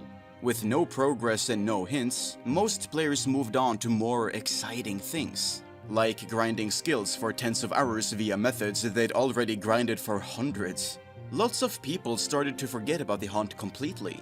A few content creators like Woox and Fa still occasionally livestreamed some attempts to solve it, causing minor spikes in activity and interest to help keep the hunt alive, even if all their leads were dead. Some dedicated players never stopped searching. The members of the Margins clan chat had no intention of giving up, and continued trying to twist and combine the maps in new ways to uncover more secrets. They tried every spot again, now with various numbers of nature runes in their inventory, hoping to strike gold. Alas, they didn't. When they failed to make progress themselves, many players reached out to the developers for more hints, hoping they'll just get enough info to crack the case. But it wasn't until November that they got something out of Mod Matt K, and even then it was only a bolder confirmation of what they had before. Now, instead of anyone can solve it, he confirmed that a new account could get the helm within 30 minutes if they knew what to do. That vastly restricted the map of possible solutions once more, knowing that high-level areas were definitely a no-go. But there were still a lot of potential places for it to be buried. A week later, discussion thrived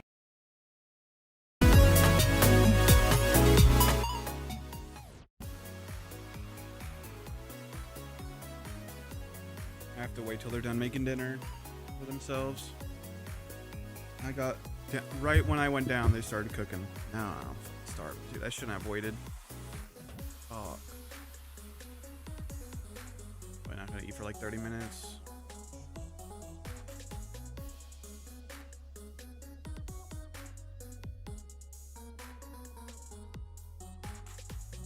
Wait, let me get my camera. Let's go, baby.